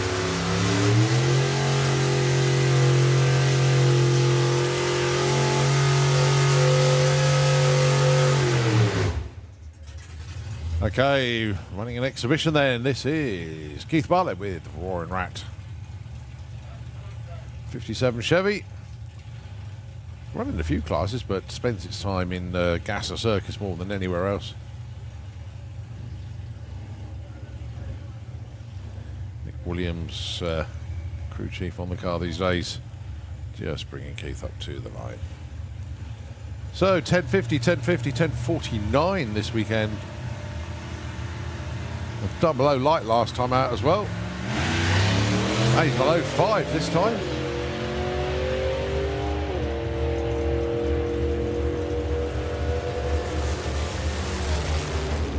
Well, that's a good one. 10.36, 130 mile an hour.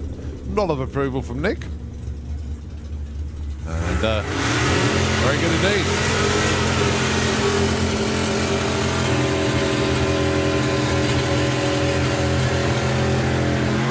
Top Speed Automotive Street Eliminator session for them.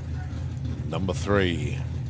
And it's the postcode on wheels. The big Chevy C30 twin cab of Nigel Hale. 10.39 in quali so far. Going alongside Michael D'Souza. High 10s for him.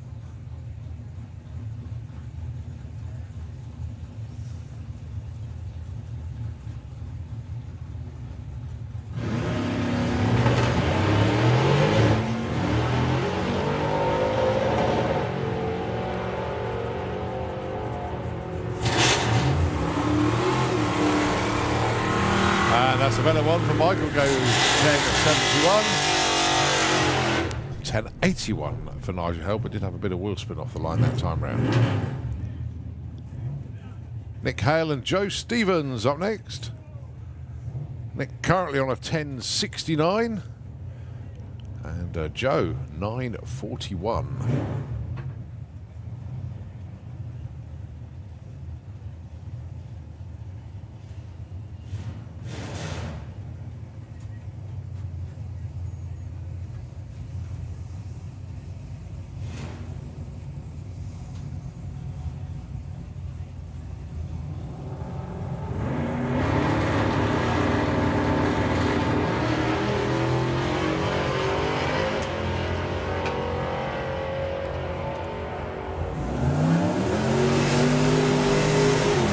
.930 there for Joe, 152, 10.64 for Nick.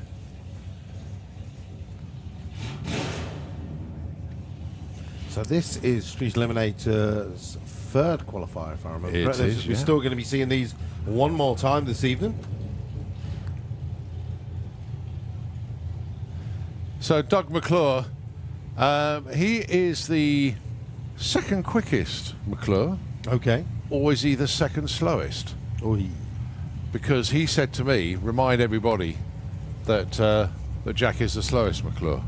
I said that on behalf of Doug. But Jack, come on.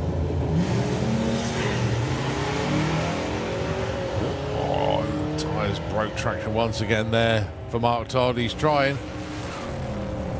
9.56, 147. And 11.84, 113 there for Jack.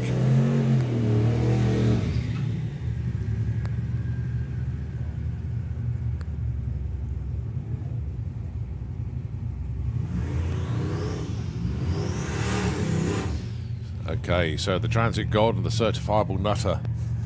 What better introduction can you have? To Ash Cooper and Tony Higgs. Ash currently number 14 on a 9.99, capable of going mid-9s, no problem. Tony Higgs went 7.76 on his last pass. Would like to get somewhere in the 7.4s, possibly even a bit quicker, but he's hunting that 200 mile an hour pass as well. He's got the parachutes for it. He's got twin chutes now. Oh, beautifully off the line. Oh, Tony Higgs is on one here. Let's look at Tony's numbers. 7.65, 192 miles an hour that time round. He moves up to number 2 with that one. Nicely done, Tony. Just lifted the front wheels just that much. Then the four-wheeling kicked in and settled the car down. That was lovely to watch. 10.78, 141 there for Ash. Well, takes the bottom corner very nicely. Very late with the shoots, Tony was. But he got it stopped in time.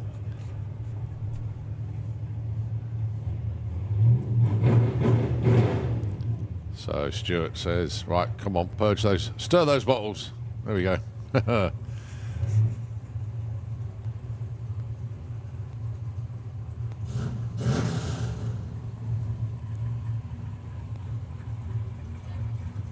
So Graham Smith going alongside Phil Winstanley. Phil went into the 9s on his last pass, 9.99. I think they're just sorting out his safety gear in there.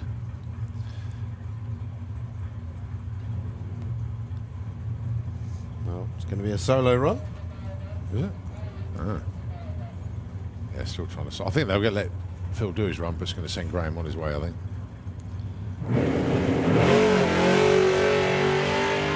Oh, Graham Smith is on a run here. Now he went 8.62 earlier. We're going to go sub 8.5, surely. Yes, 8.41. How about that? Look at the speed. 160 miles an hour there for Graham Smith. Oh, he'll take that one to the bank all night long. 8.41, 160. Beautiful run there for Graham. Well done. It's fair to say there was a bit of excitement down there on the start line. Not surprised. Wow. Phil Winstanley with a Morris Minor. 9.99 already. Can we sneak a bit more out of the car here? That's arrow straight. Oh, wow. 9.40. 143 miles an hour. Now we're talking. Brilliant pass there from Phil. That's a heck of a jump. That was storming. Well, session comes alive. Kirsty Tram and Al Mack. Now he's seen his number 2 spot slip to number 3 as Tony Higgs has sneaked in front of him. What's the response from Al Mack? Kirsty Tram got it into the 11s on the last pass.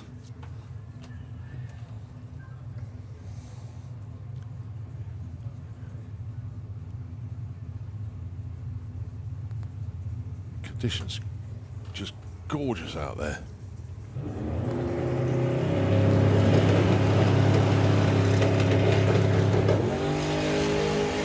Kirsty's going to have a moment here as Al Mack goes flying by. Al Mack goes 7.54, almost takes number 1 spot there. 188 mile an hour, shoots out in the shutdown area. A fair way down, fair to say. Kirsty Tram knows time or speed recorded, just roll the beams completely. But good run from Al Mack into number 2. Right below us now, James Murray with his 9.5 second Cortina. Good low down camera on James Murray. Going alongside multiple champion. And let's not forget what he does in door slammers. He's won that 4 times. Like the Santa Pod cash cow. It is. He's cash point, isn't it? But he's number 1 qualifier at the moment, 7.51. He's been 200 miles an hour already. Car has been 680. But he does what he needs to do.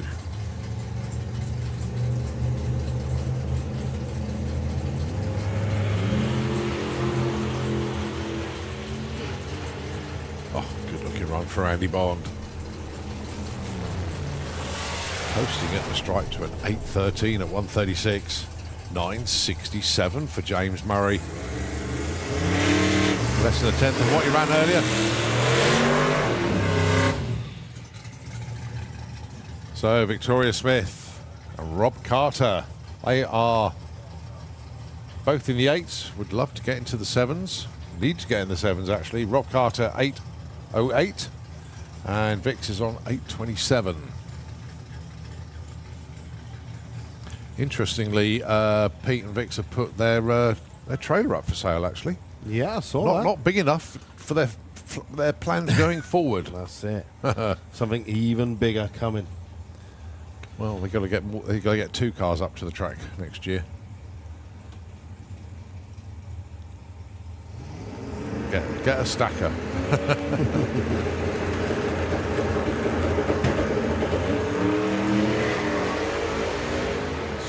Good, solid launches. 119 60 foot for Rob Carter. Wow. 771, 182 to a 791 at 190. Yeah, 190 for Vix there. She's marching on towards that 200. Both in the 7s when they were both previously in the 8s this weekend. Both going in the right direction. All right, this is the man I've been really watching with great interest this weekend. Psycho Phil Druitt. The 403 Mafia full pop. 884 in quality so far. So it's just all changed. Different tyre combination, four-link setup. It's just a different car, and it works well. Let's see what he's got this time around then. Phil Jewett for the 403 Mafia. Whoa, boing, boing, 3, 4, 4 wheelies. And a headlight. Oh. And a headlight ring, was that? I think there was a lot of glass from a headlight as well.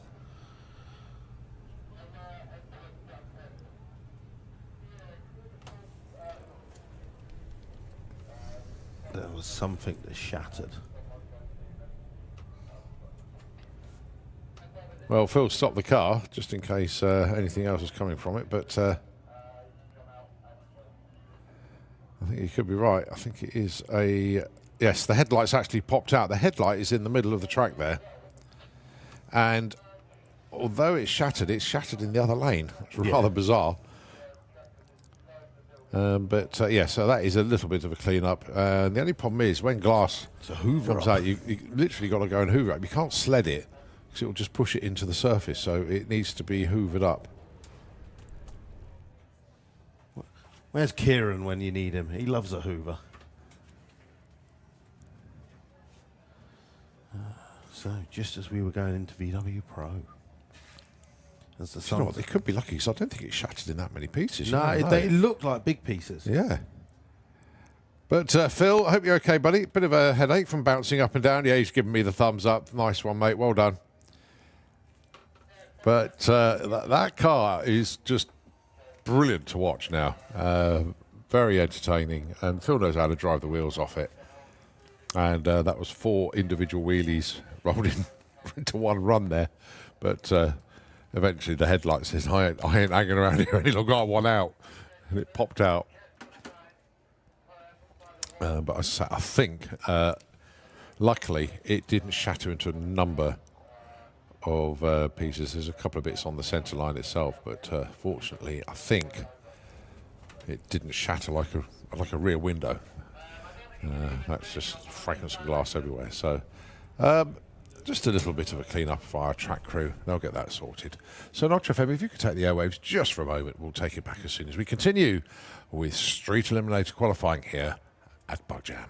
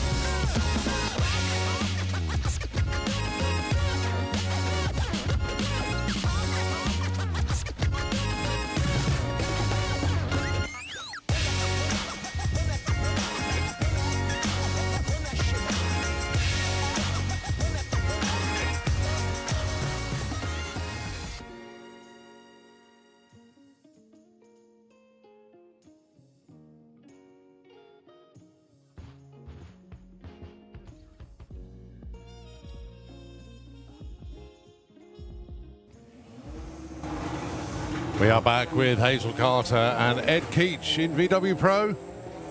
Target numbers 1065 and 1250. Look at that, 1065. It's going to get late in the day. Oh, 1145, 123. I think that was a slow gear change in the middle there. Next up, James Gould with the 8 second. Look at that, 896 on the back now. The worst thing is, it like when it was in the mid-9s, he was like, I'm quite happy with it being a mid-9 car. Then all of a sudden he went in 9-0. He's like, oh, well, I might as well go for the 8s. Now it's, oh, how deep do we go into the 8s? Still actually on relatively low boost.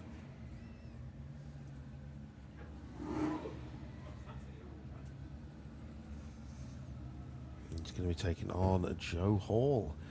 So Joe having a testing weekend, should we say? with the brand new built four-wheel drive Lupo. Joe forgot to stop rolling forward. All right, 127.60 foot, 119 at the 8. It's going to be a 9. 906, 141. And Joe goes 14.99 at 115. Of course, he left before the third amber, so the clock started.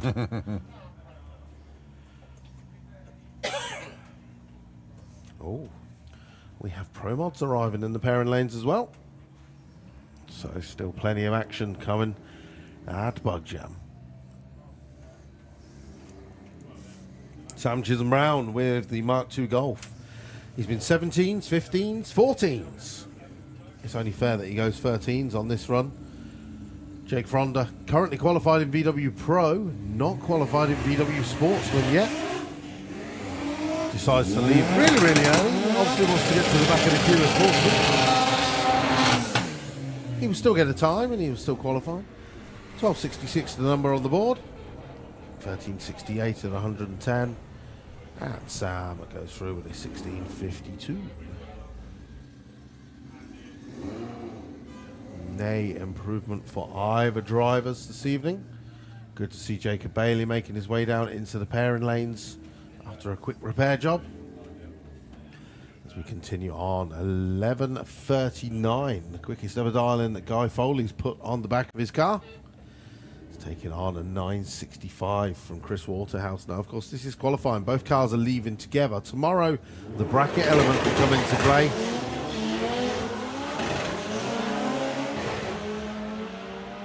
Now's the point where Chris starts stretching his legs and goes through the quarter with a 9.98 to an 11.51. Again, no improvement for either driver in this fourth session of qualifying.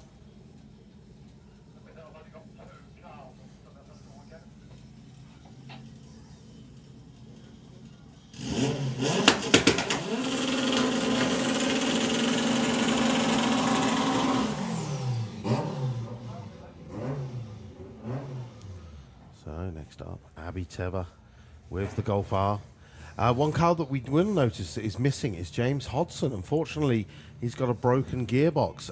He has got one more session to qualify in another vehicle if somebody's very kind enough to lend him a car that is VW Pro eligible.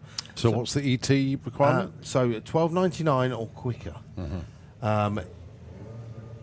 If it's a car newer than 2010, he can run it without a roll cage as well. So if anyone out there wants to help Mr. Hodson, our championship leader, he's desperately trying to call in a favour.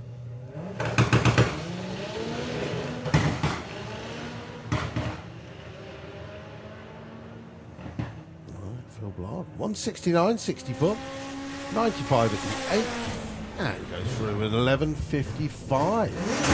123 to a 12.83. Slight improvement for Phil Blogg. He goes from 12th to 11th.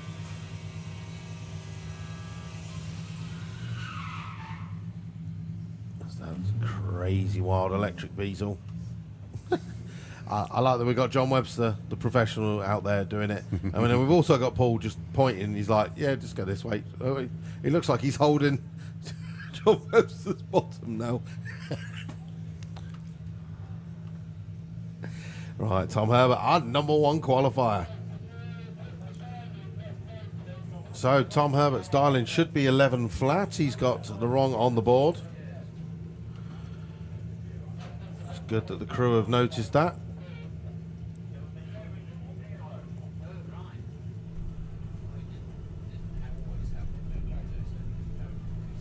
So just waiting for the dial-in on the board to be changed to 11 flat. There we go. So Tom's been chipping away with this supercharged Corrado. Is this the point where the heat has got the track, or the track has got the heat and the air is dipping down? It's got to get her rolling. He has done that indeed. 171 60 foot. Sam is way out in front doing 129 at the 8th. Sam goes through with an 887. Tom 11.09, 127. No improvement for either driver, but Tom Herbert, at the moment, on the Saturday night of Bug Jam, is going to be reminding us all that he is #1 qualifier, provisionally. Next up, Fran Herbert, taking on Jacob Bailey. 2 white label motorsport cars on the start line. Jacob is currently qualified 15th. Fran is 3rd.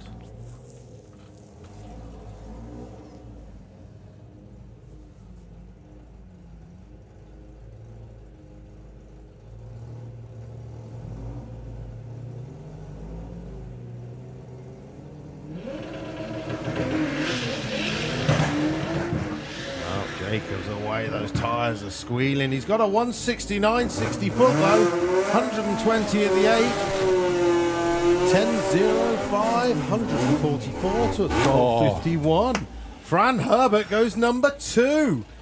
Wow, very nice. Tom Herbert #1, Fran Herbert #2 in qualifying in VW Sportsman.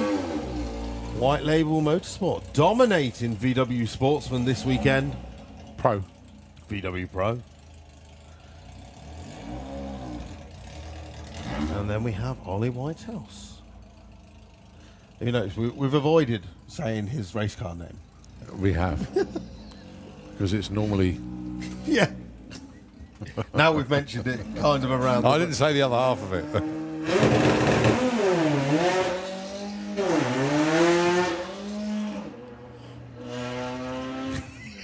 Might be living up to his name soon. Oh, Ollie. Well, he's still qualified 5th. 16.73 at 50 mile an hour there for Ollie. See, we didn't even say it. All we had to do was think it.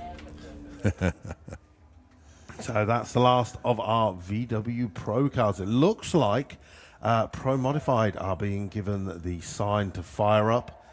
We have got 2 Pro Mods around there, the 2 nitrous cars. Yep, it's just the 2 nitrous cars. Yes, so no sign call. of Andy Robinson and no sign of that gorgeous new Camaro from the Pro Dutch team, Michel Turenne. It's unusual. I thought they would have possibly skipped a quali, but hopefully they're both okay. So yeah, it's the 2 nitrous Camaros.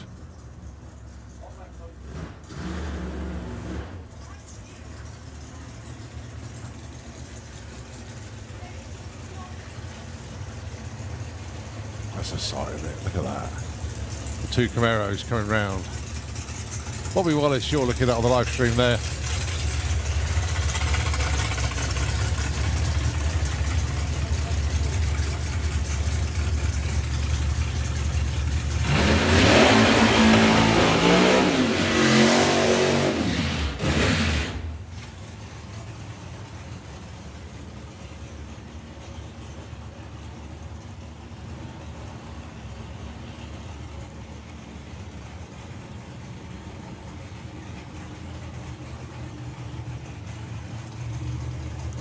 See Luke Robinson down there, but unfortunately no car.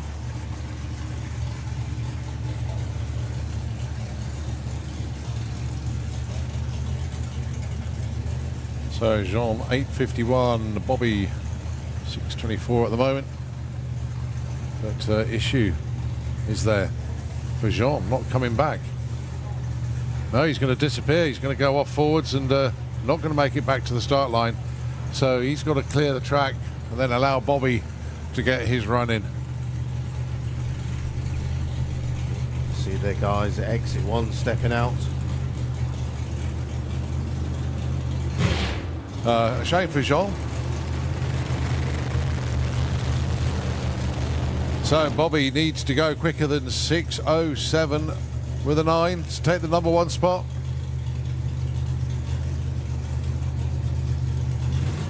He is currently #2. Has a best in the 5.8, so capable of doing it.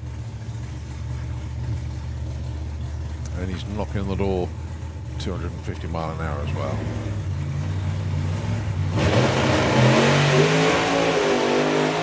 One flat to 60. 604, 239. That is good enough for number one qualifier. Well done indeed to Bobby Wallace and the Wallace team. A slight satisfaction that they got the number one spot. I know they wanted a 5, but they'll take that 604 because that puts them into number one, and all these little points add up and makes it all worthwhile. Right, the lanes are chock-a-block with VW Sportsman. They really are.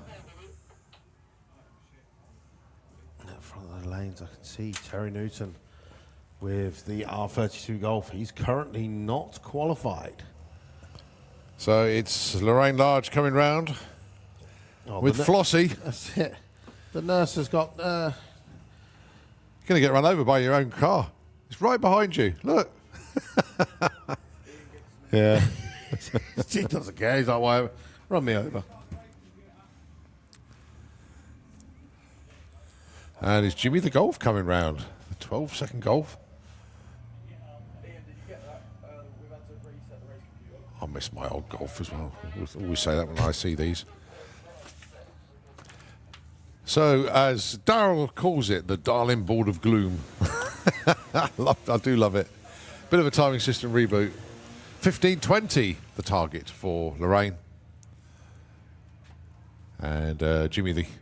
Yeah, look at that lovely little Golf down there. I had one of those. It wasn't a GTI, it was a GTD. Okay. Same colour. And yeah, really good car, that.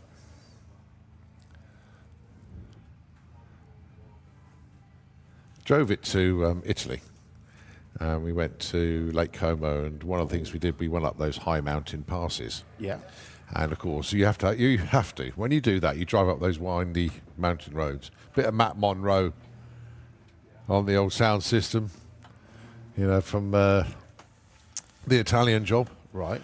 At times like this, you know the track. Nope. Oh come on, you've seen the Italian Job. Anyway, so you drive twisty lanes and had it all on video. And then what spoiled it was a cyclist overtook us. Oh, what? Oh, dear. Anyway, here we go then. Thomas Webb, Lorraine Large. Oh. 5-second reaction time for Thomas. Yeah. Wow. Lorraine is currently 26, so she needs a good jump. 15:20 is her number. She gets 15:55. No movement for either driver. Now you've got to sit and sweat for the next, 36 cars coming round the corner, and pray that maybe even Terry Newton on the start line here, he's currently not in the show. He's currently qualified number 34. He's taking on Joe Kellett with the Audi A3. Again, this Mark V Golf R32 is for sale.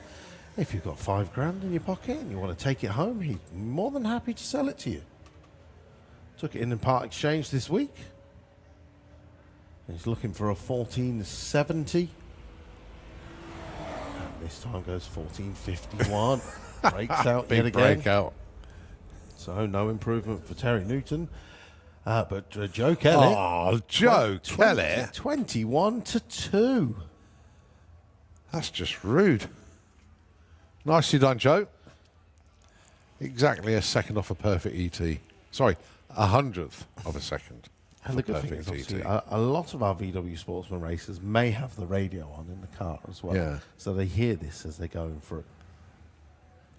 When we go into race mode tomorrow, we drop a few of the details. We do, because they're always listening. Yep. I was listening when you were commentating on me. You were like, 25, he's going to run way quicker than that. I was like, it's true, I am. So Nigel Gregg and Alex Pryor. What's the Turpitz got for us? 15.25. Oh, Nigel Gregg, 15.28. 25. Stays 4. Alex stays 21. He's only 2 tenths off. Stays 20. Stays where he was, sorry. This man is in the number 20 spot, Chris Poyner, with the Porsche. Dial of 1530, and George Miller, 1471. George, as his name is on the computer. George. Oh, I was going to show you this actually. This is quite funny. I wonder if the photos Better transferred reaction itself. time there for George. George is currently our leader in the Rookie of the Year. No, I'm not saying which trader it is, but that's for sale. All right. 1466. Let's no just say improvement for either driver. it's a spelling mistake. Okay. Should be F-E-R-R-A-R-I. Oh yeah. So I bet that's still for sale. Justin Foley taking on Reese Finney. Klaus the Lupo. The little 1.6 litre GTI. Justin Foley currently qualified 37th, so he's on the outside. Currently not qualified. Reese is number 7. Justin dials a 12.99. That's the quickest dial I've ever seen on that car. He's feeling confident. He's driven around Reese. He's doing 83 at the 8th. And Justin Foley goes through with a 13.36. I don't think that's going to be any use to him. He's not going to improve. And both drivers stay exactly where they are. So Justin's got one more run to get himself in the show tomorrow. Otherwise, it's an early bath. Luckily, he only lives 5 minutes down the road. He does, actually, yeah. All right, I'm a Jamshed with Jamshed's bug. Is that right? Yeah. Kind of a bug if you sat on it. Yeah, well, it's not an AA, is it? No. It shrunk in the wash. It's a bit confusing. Yeah. I wonder what Gordon was doing down there. Well, oh, no, too light. Look at him go. If you remember the last run, he dialed a 14.50 and went 14.47, wasn't it? Yeah. So he's dialed it down a little bit.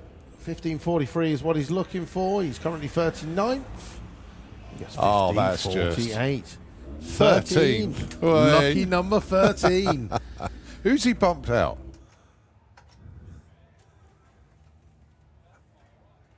The 573, the missing number. 573 is Andrew Bambrick. Ah, right. Who has not yet run. So he has time. So Again. Paul Robinson and Phil Jones. Phil Jones, 29th. That's nervous territory. Yeah, I would not like to be there.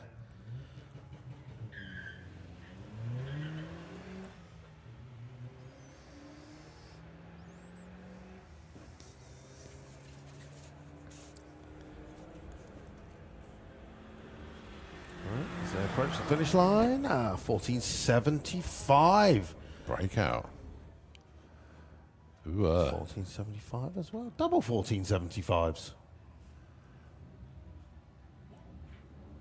Right.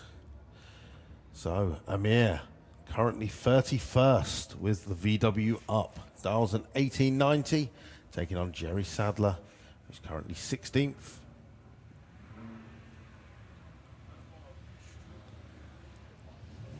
Lights drop and away they go. Jerry, kind of middle of the pack. You would like to say safe, but anything can happen with one more round of qualifying. 15.31 and 18.90. He goes, ooh, 19.02. Amir jumps from 31st to 19th. I would have said that was safe, actually. Yeah, almost like baseball. Safe. No, it's like Bob. Bob's Bob never at the safe. European finals. Safe. But that means that potentially Poppy Hunter is now bumped out. Next up, 25th, Olivia Carter with Patricia the Passat. She'll be looking for 16 flat. Danny Bean pretty safe with a 5th position in qualifying. Looking for a 13.51. He goes through with a 13.32. Massive breakout. And a 15.92 breakout as well for Olivia. So no improvement for her. She's still in the show at the moment. Right, Poppy Hunter with the Cherry Pop Audi A3. She is currently qualified 32. She is on the bump spot. That's not the place you want to be sitting. looking to go quicker. 14.85 is her dial-in. Steve Metcalf's 15.63. He's currently third. He's had a great day so far, especially last night when he broke a rocker. Went down to the auto jumble, found the parts in the auto jumble. No way. No way. And got it dialed in. Great reaction time as well. So Poppy Hunter looking for that 14.85 to improve. She goes 15.46. There is going to be zero improvement on that run. It's going to be a stressful night for Poppy Hunter.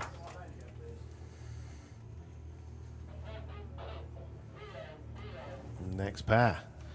John Crawford taking on Ross Page. Once again, great having Ross Page coming to race in VW Sportsman at Bug Jam.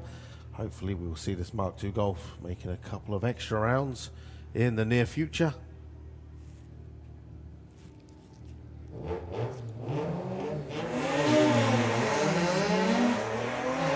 Slightly eager on the lights, but it doesn't matter. It's qualifying. Ross is looking for a 13 flat. And he is going to get a 13.31. And John Crawford a 13.23 breakout. No improvement for either driver.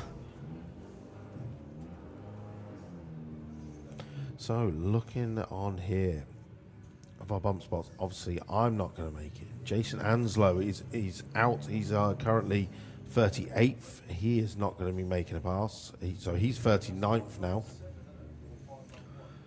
Emma Goddard with the Mark 6 Golf GTD, dials of 15.9. She's currently 31st, taking on Nigel Gregson.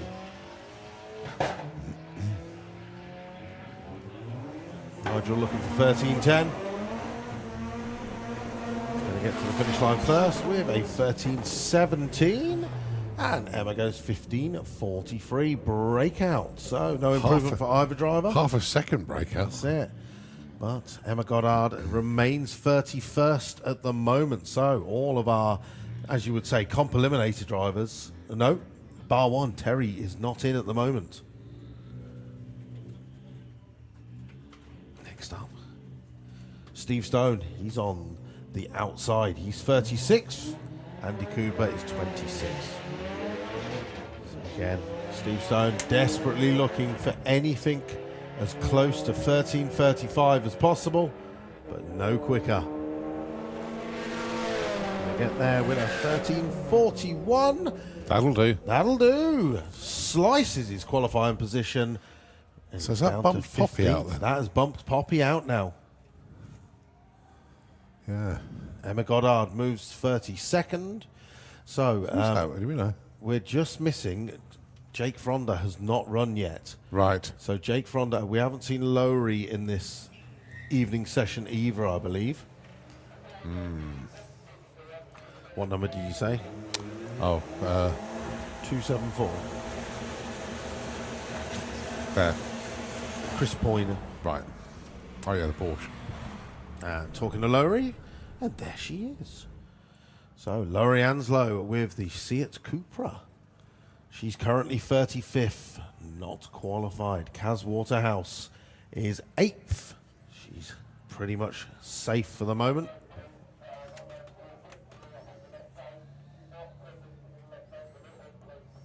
Well, looks like a slight little clean-up job in our Kestrel beer lane. So we're going to run in Lowry Anslow on a solo. As we said, 14.40 is the dial, and she's currently 35th. She's on the outside looking in.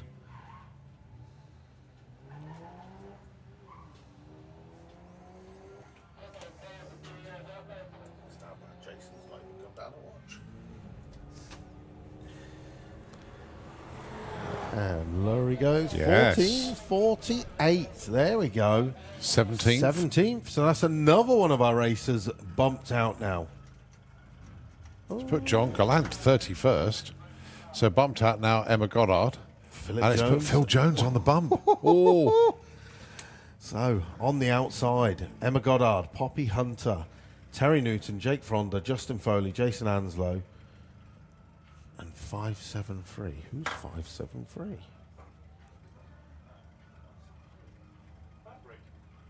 Oh, Andrew Andrew Bandrick. Bandrick, yeah. Thank you.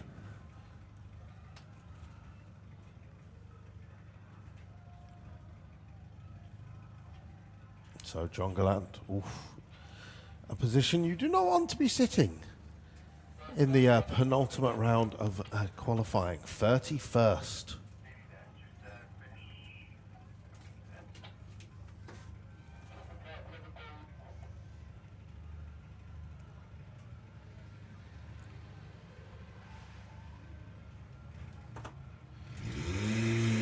The number he's looking for, 1540.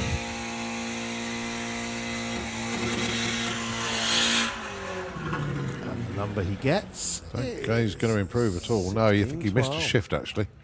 16-12. It seemed the front end seemed to dip a bit too long. So yeah, I think he may have missed a shift there. Well, just a couple more cars. Jake Fronda still around the corner, yet to qualify.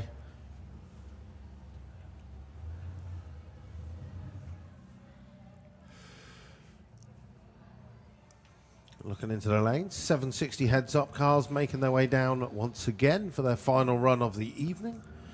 We've still got Outlaw Flat 4 and potentially Street Eliminator for their final qualifier of the evening.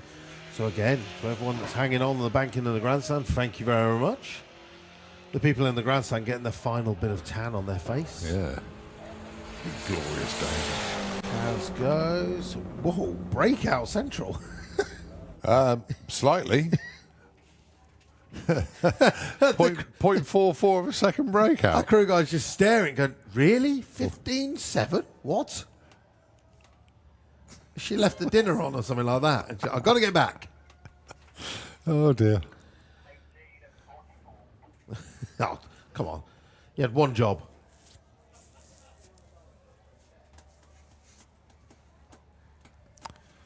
Been to the Travelage School of Darlings. There we go. Love you, Trev. Right, Dave Cherrett. Currently 16th. He's in the middle of the pack.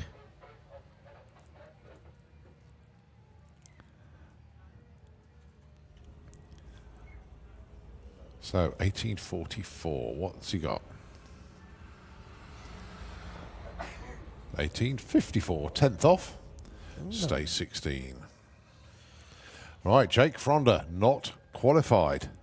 See, and they say it's easy with a DSG car. Clearly not. Once the pressure gets on.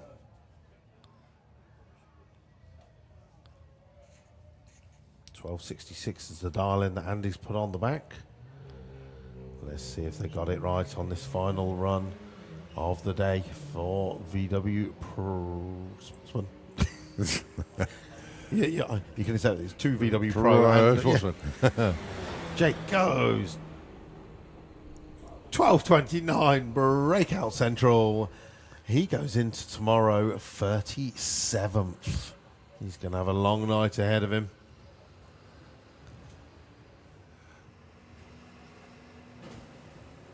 Okay, right. Looks like we're going to be doing a little bit of track prep for 760 heads up.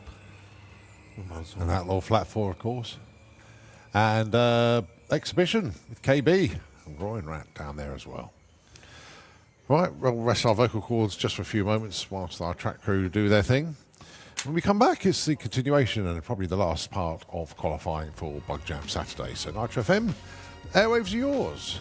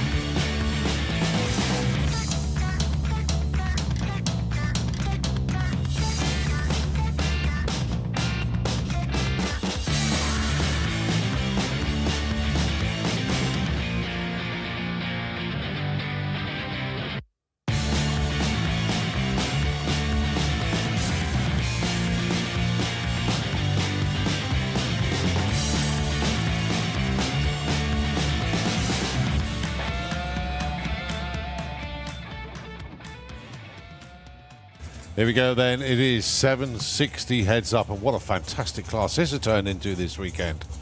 The top 4 are in the 760s. You got Brian Pateman on an 811, but he's getting quicker, and then you got 2 of them in the 7.5s. They're the ones that have gone under index. Very, very tough crowd indeed.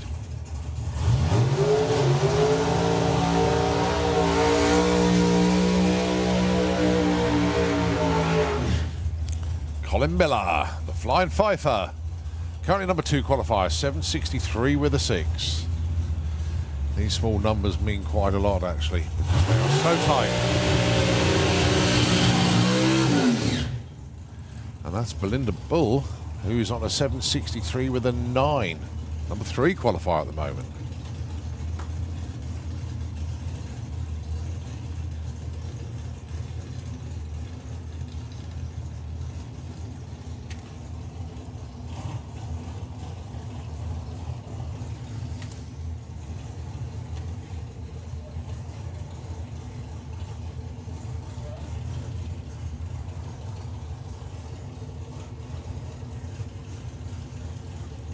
So both into pre-stage, both into stage, here we go.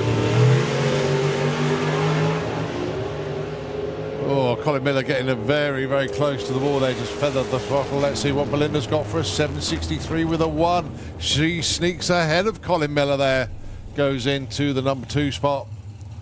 Colin backs out of that run there, 934 at 106. Both wide awake off the line with 0 reaction times. And it's Belinda Bull moving up to number 2.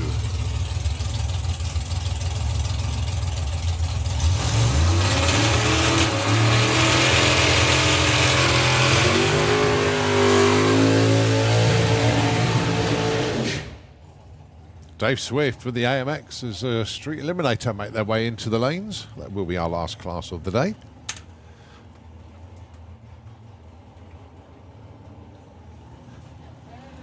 Oh, this is great conditions to go racing now. The air is getting cooler. The sun is still putting a little bit of heat into the track. This is just paradise for a racer now. It really is.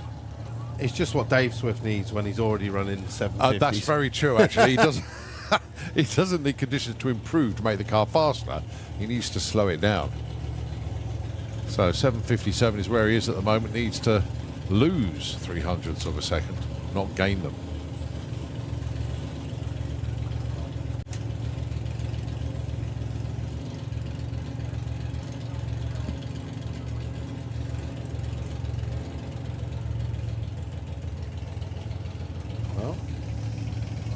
MX very much pointing to the left at the moment. Yeah, straight up. Mind you, I hope he does actually, because he was pointing that way earlier on and will cross the centre line. Well, too late now.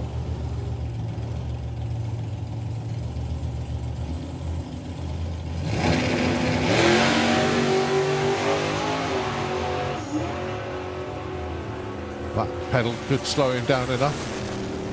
No, it didn't. Yeah, he still pedalled it and it went 757.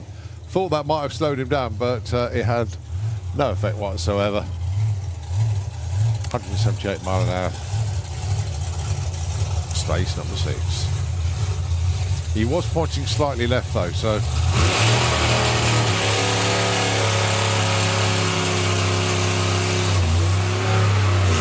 Team need to straighten him up for the next one. Right, another guy that's going too quick.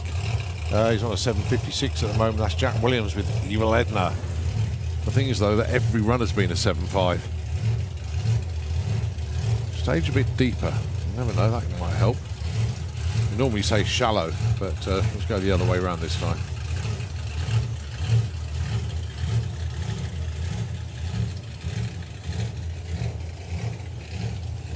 Got good brains trust on this team. Mark Manning down there. He's doing a few quick cars in his time.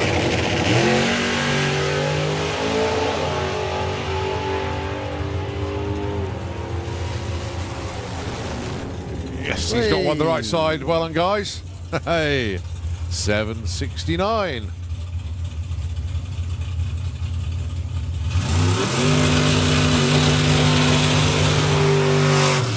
goes from 7 to number 5 with that one. Right, the Dirty Dog. Rob Smallworth. So that's 5 of our cars in the 7.6s now.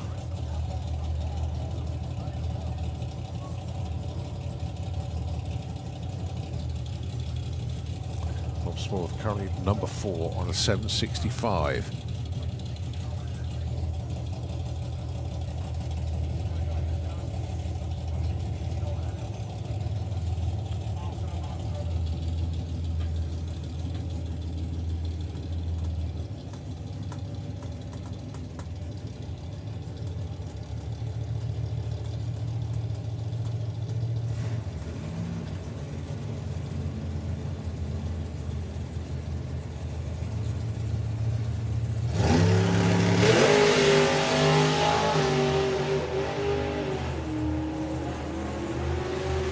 Lots of pedaling.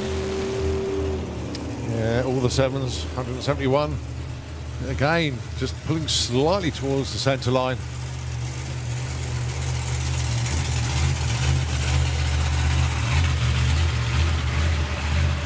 So, let's see then, our number 1 qualifier, Mark Turner.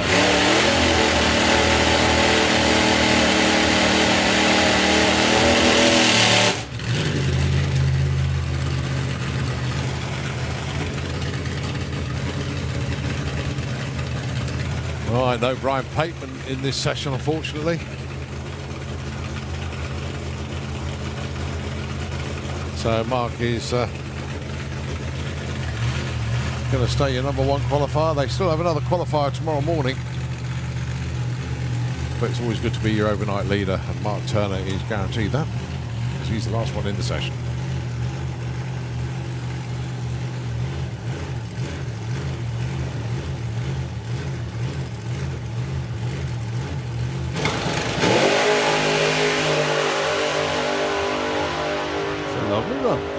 Beautifully straight. Oh, so 58, 180. It was too straight. A little bit of a wiggle and it might have slowed him down, but nevertheless, very, very good pass indeed. Remains number 1 qualifier. Right, we've just got 2 classes to go, which is Outlaw Flat 4 and Street Eliminator. Before that, we have Roaring Rats.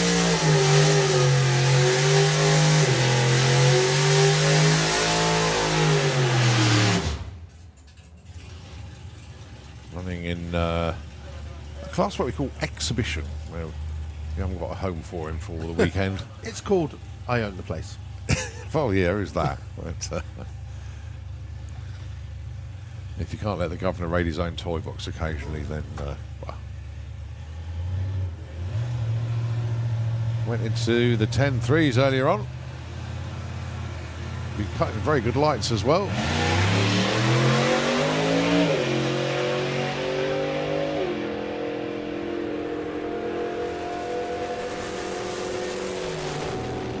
Wow, 10.19 with all the 9s, his quickest of the weekend. That's air conditions and everything working in his favour. Wow. If we want air conditions to work in our favour right now, oh yeah, it's as Martin Freeshooter comes underneath the tower with the Mexican gear.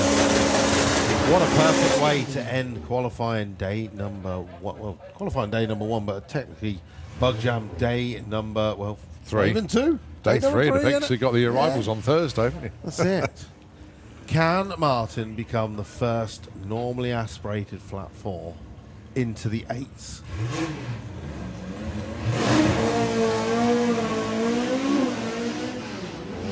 Not this run, unfortunately. He was trying. Trying his best.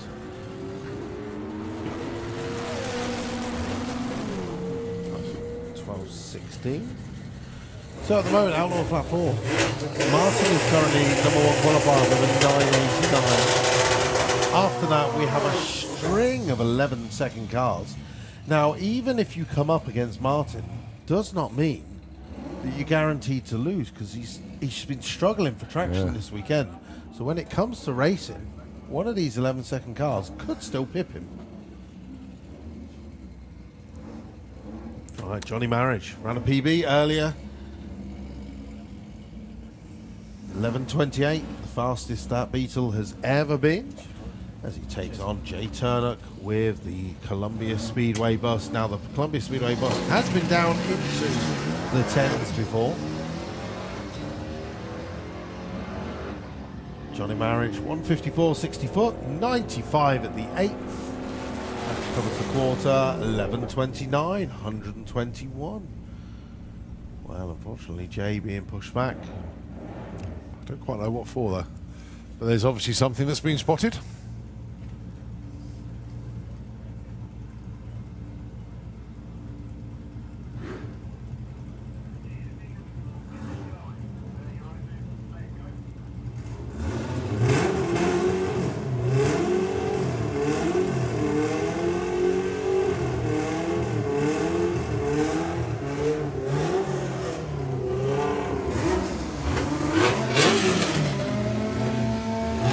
So Simon Goff with the Beetle coming up into the Slick Tricks lane.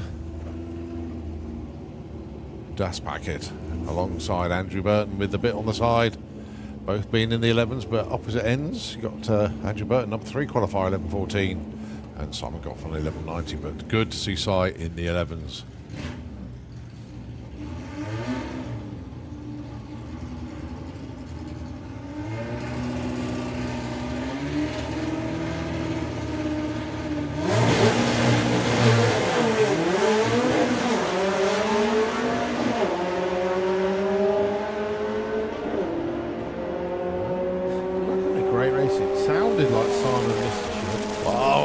Goes into the 10s. And how about Simon Goff? A PB for Simon, 11:82. Both of them on brilliant runs there. 10:98 for Andrew Burton. He'll take that all day long. Moves him up into number 2. But well on Si. Ah, good pairing. That's nice. As we said, perfect conditions now. Saying that, we have got Street Eliminator around the corner. So, looks like Jay Turnock is being sent back to the pits. Yep, he's run out of time to sort the camper, unfortunately. So it is going to be straight into Street Eliminator, our final class of the day.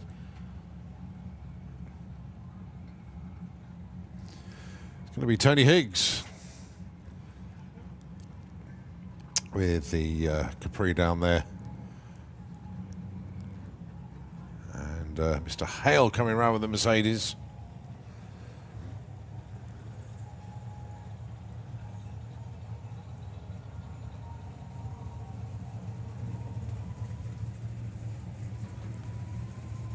So Nick has been 10.64 so far. Tony's been 7.65.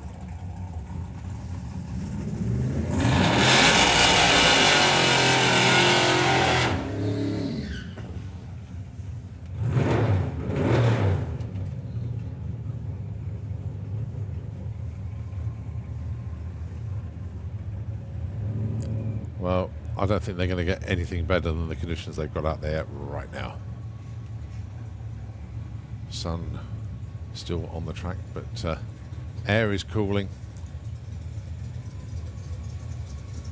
The wind has dropped as well. It's just lovely out there.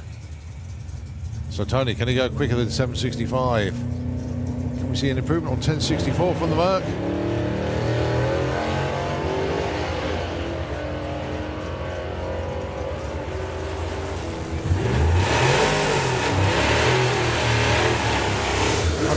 Mile an hour, 7.86 there for Tony Higgs.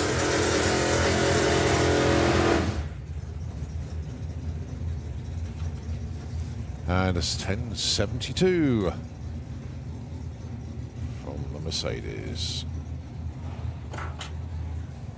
Right, next up, Michael D'Souza, Nigel Hale. Both in the 10s this weekend.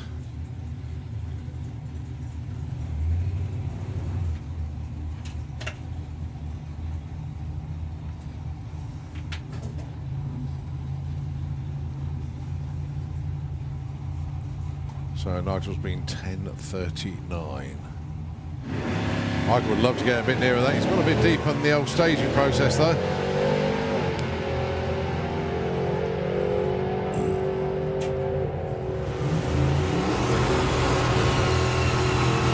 Matthews goes 10.76, 10.73 for Nigel Hell.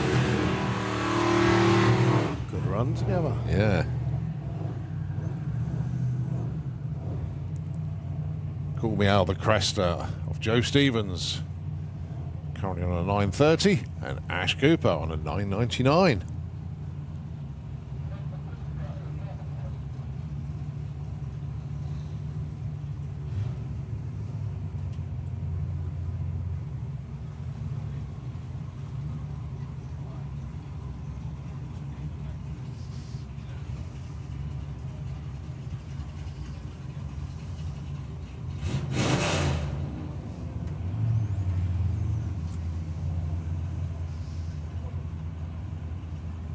Okay, so both making their way up into stage. As the sun beams down onto the start line, the shadows from the banking.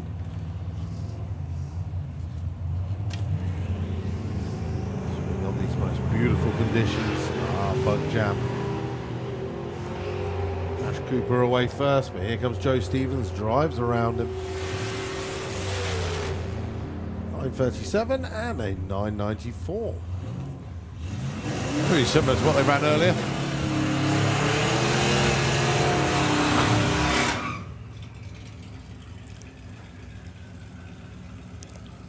So the Goldilocks of Jack McClure. And a smoke screen in the other lane. Yeah, so Al Mack is down there somewhere.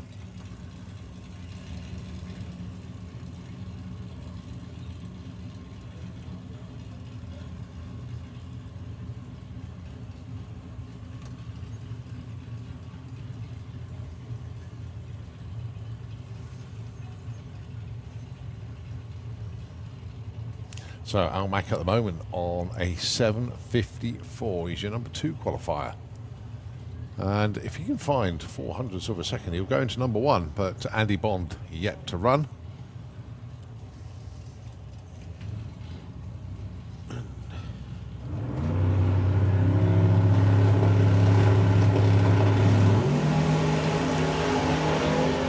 Oh, beautiful looking run here for Al Mack. Now how quick is this 7? It's a 7.50. He has got into number 1 with that one. 189 miles an hour at the strike. 12.04 and 112 for Jack McClure. Jack showing some good consistency out there. The car's working well. Very, very good indeed. But yeah, new number 1 qualifier in the form of Al Mack. So, James Murray and Phil Winstanley. 2 9-second cars here. Phil Winstanley with 9.40. It was a storming run earlier on with his Morris Minor.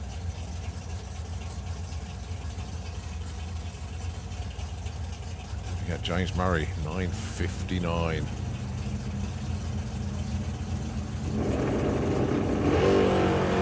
Both away very well indeed. Well, side-by-side 9s. 9.37, 9.71. Phil Winstanley finds a little bit more again. 9.71, 141. James Murray, very tidy run indeed. Just not quite as quick as he went earlier. Right, the Boost Monkey Buick of Victoria Smith. 7.91. She's been 190 miles an hour this weekend. Going alongside Rob Slater with the Code Red 57 Bel Air Chevy.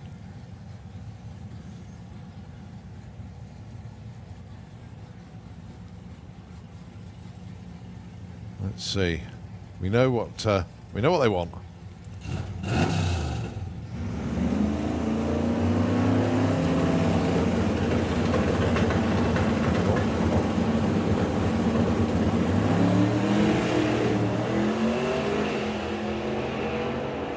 Vic's got out of shape there. Looks like extra boost came in. The tyres started hazing. 8.64 for Rob Slater. 9.61 for 103. Very, very well held, Vic's. That was a great bit of driving.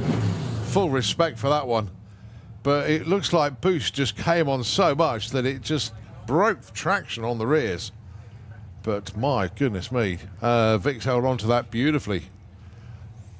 That girl can drive without a shadow of a doubt.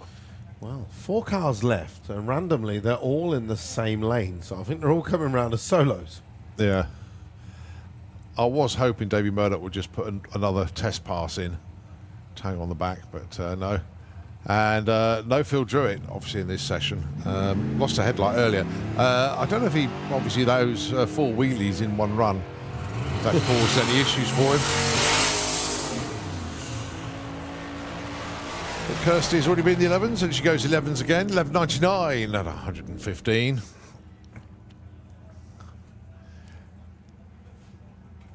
Right, next up, Elliot Day. Plan B, the Willis. 8.55. He has been quicker than that.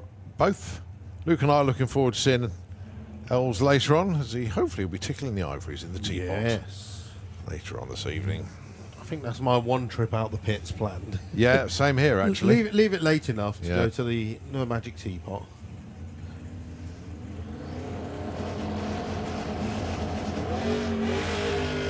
Kept the front wheels down this time. Oh, that's looking nice. That's looking nice. 8.53. This is quickest of the weekend. 161. That'll do. Stays number 7.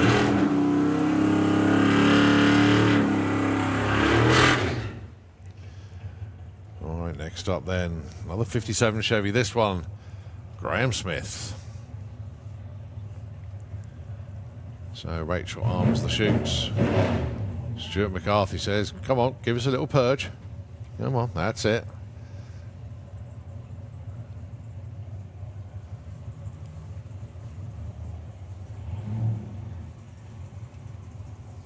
Look at the camera shot you are getting on the live stream there, right behind Graham Smith. That's Josie with the handheld camera.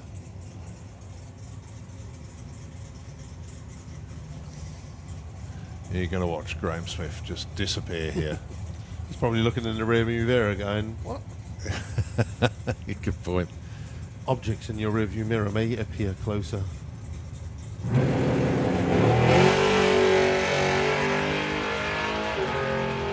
Well, Graham's already been 8.41 this weekend. It's another 8, but what has he got this time? Oh, it's another one. 8.41 again. Like a bracket. 2 in a row. A bracket street eliminator car, there we go. Right. So this is to close off day number 3 of Bug Jam indeed, yeah. on the drag strip. Time now, 20 to 8. It is your boy, Rob Carter, with the VW Passat of Bug Jam. Has been definitely impressing a lot of people. He dials an 8. No, I would say he dials an 8. No, I think that's earlier from VW Pro. This is heads up racing now, as he takes on Andy Bond with the Ugly Sister. Andy's currently second with a 7.51. He's got to go 7.50 or quicker to take out Almac in that number 1 spot. It is going to be a 7.30. He does indeed pip him. Yeah. In Q4. 206 miles an hour as well. And Rob, 770, 182. Cool. Right then, ladies and gentlemen. That is us done on the drag strip. It's game over. You are released to go forth and party like it's 1999. And don't worry about the Millennium Bug. It never happened. That's it. Never happened. Oh dear. Well, I think the other thing I'm going to check out tonight is the silent disco. Oh yes, I'll be down. Got to have a look at that. Don't forget, you need your £10 to do the silent disco to get your headphones. You will get the £10 back when you hand your headphones back. But I wouldn't rely on the cash machines for your £10 because it is day 3 of Bug Jam. Yeah. Or if you haven't got £10, quick run to the cash machine now and see if there's any left in there. What we want to do now is just keep talking for about half an hour, because that means Josie will just be walking around the start line doing this like sort of random filming that they always do at the end of each day. But no, I'll tell you what, we'll be kind to Josie. We'll wrap this one up pretty quick. Feel free. Have a very, very good evening, folks. Enjoy wherever you end up, be you be in the dance tent, be in front of the main stage, silent disco, fairground, teapot. Yeah. Where else? Anywhere. Anyway, just slow it down so she has to keep walking. She's hating us, isn't she? I'll tell you what, point the camera up to the tower. Colin, wave out the window. There we go. Have a good evening. Thank you very much, Josie. Right. Everyone, have a cracking night. Yeah, we're going to sign off. Good night, everybody. We'll see you tomorrow. Have a great time. And let's do it all again tomorrow. Nitro FM. The airways are yours.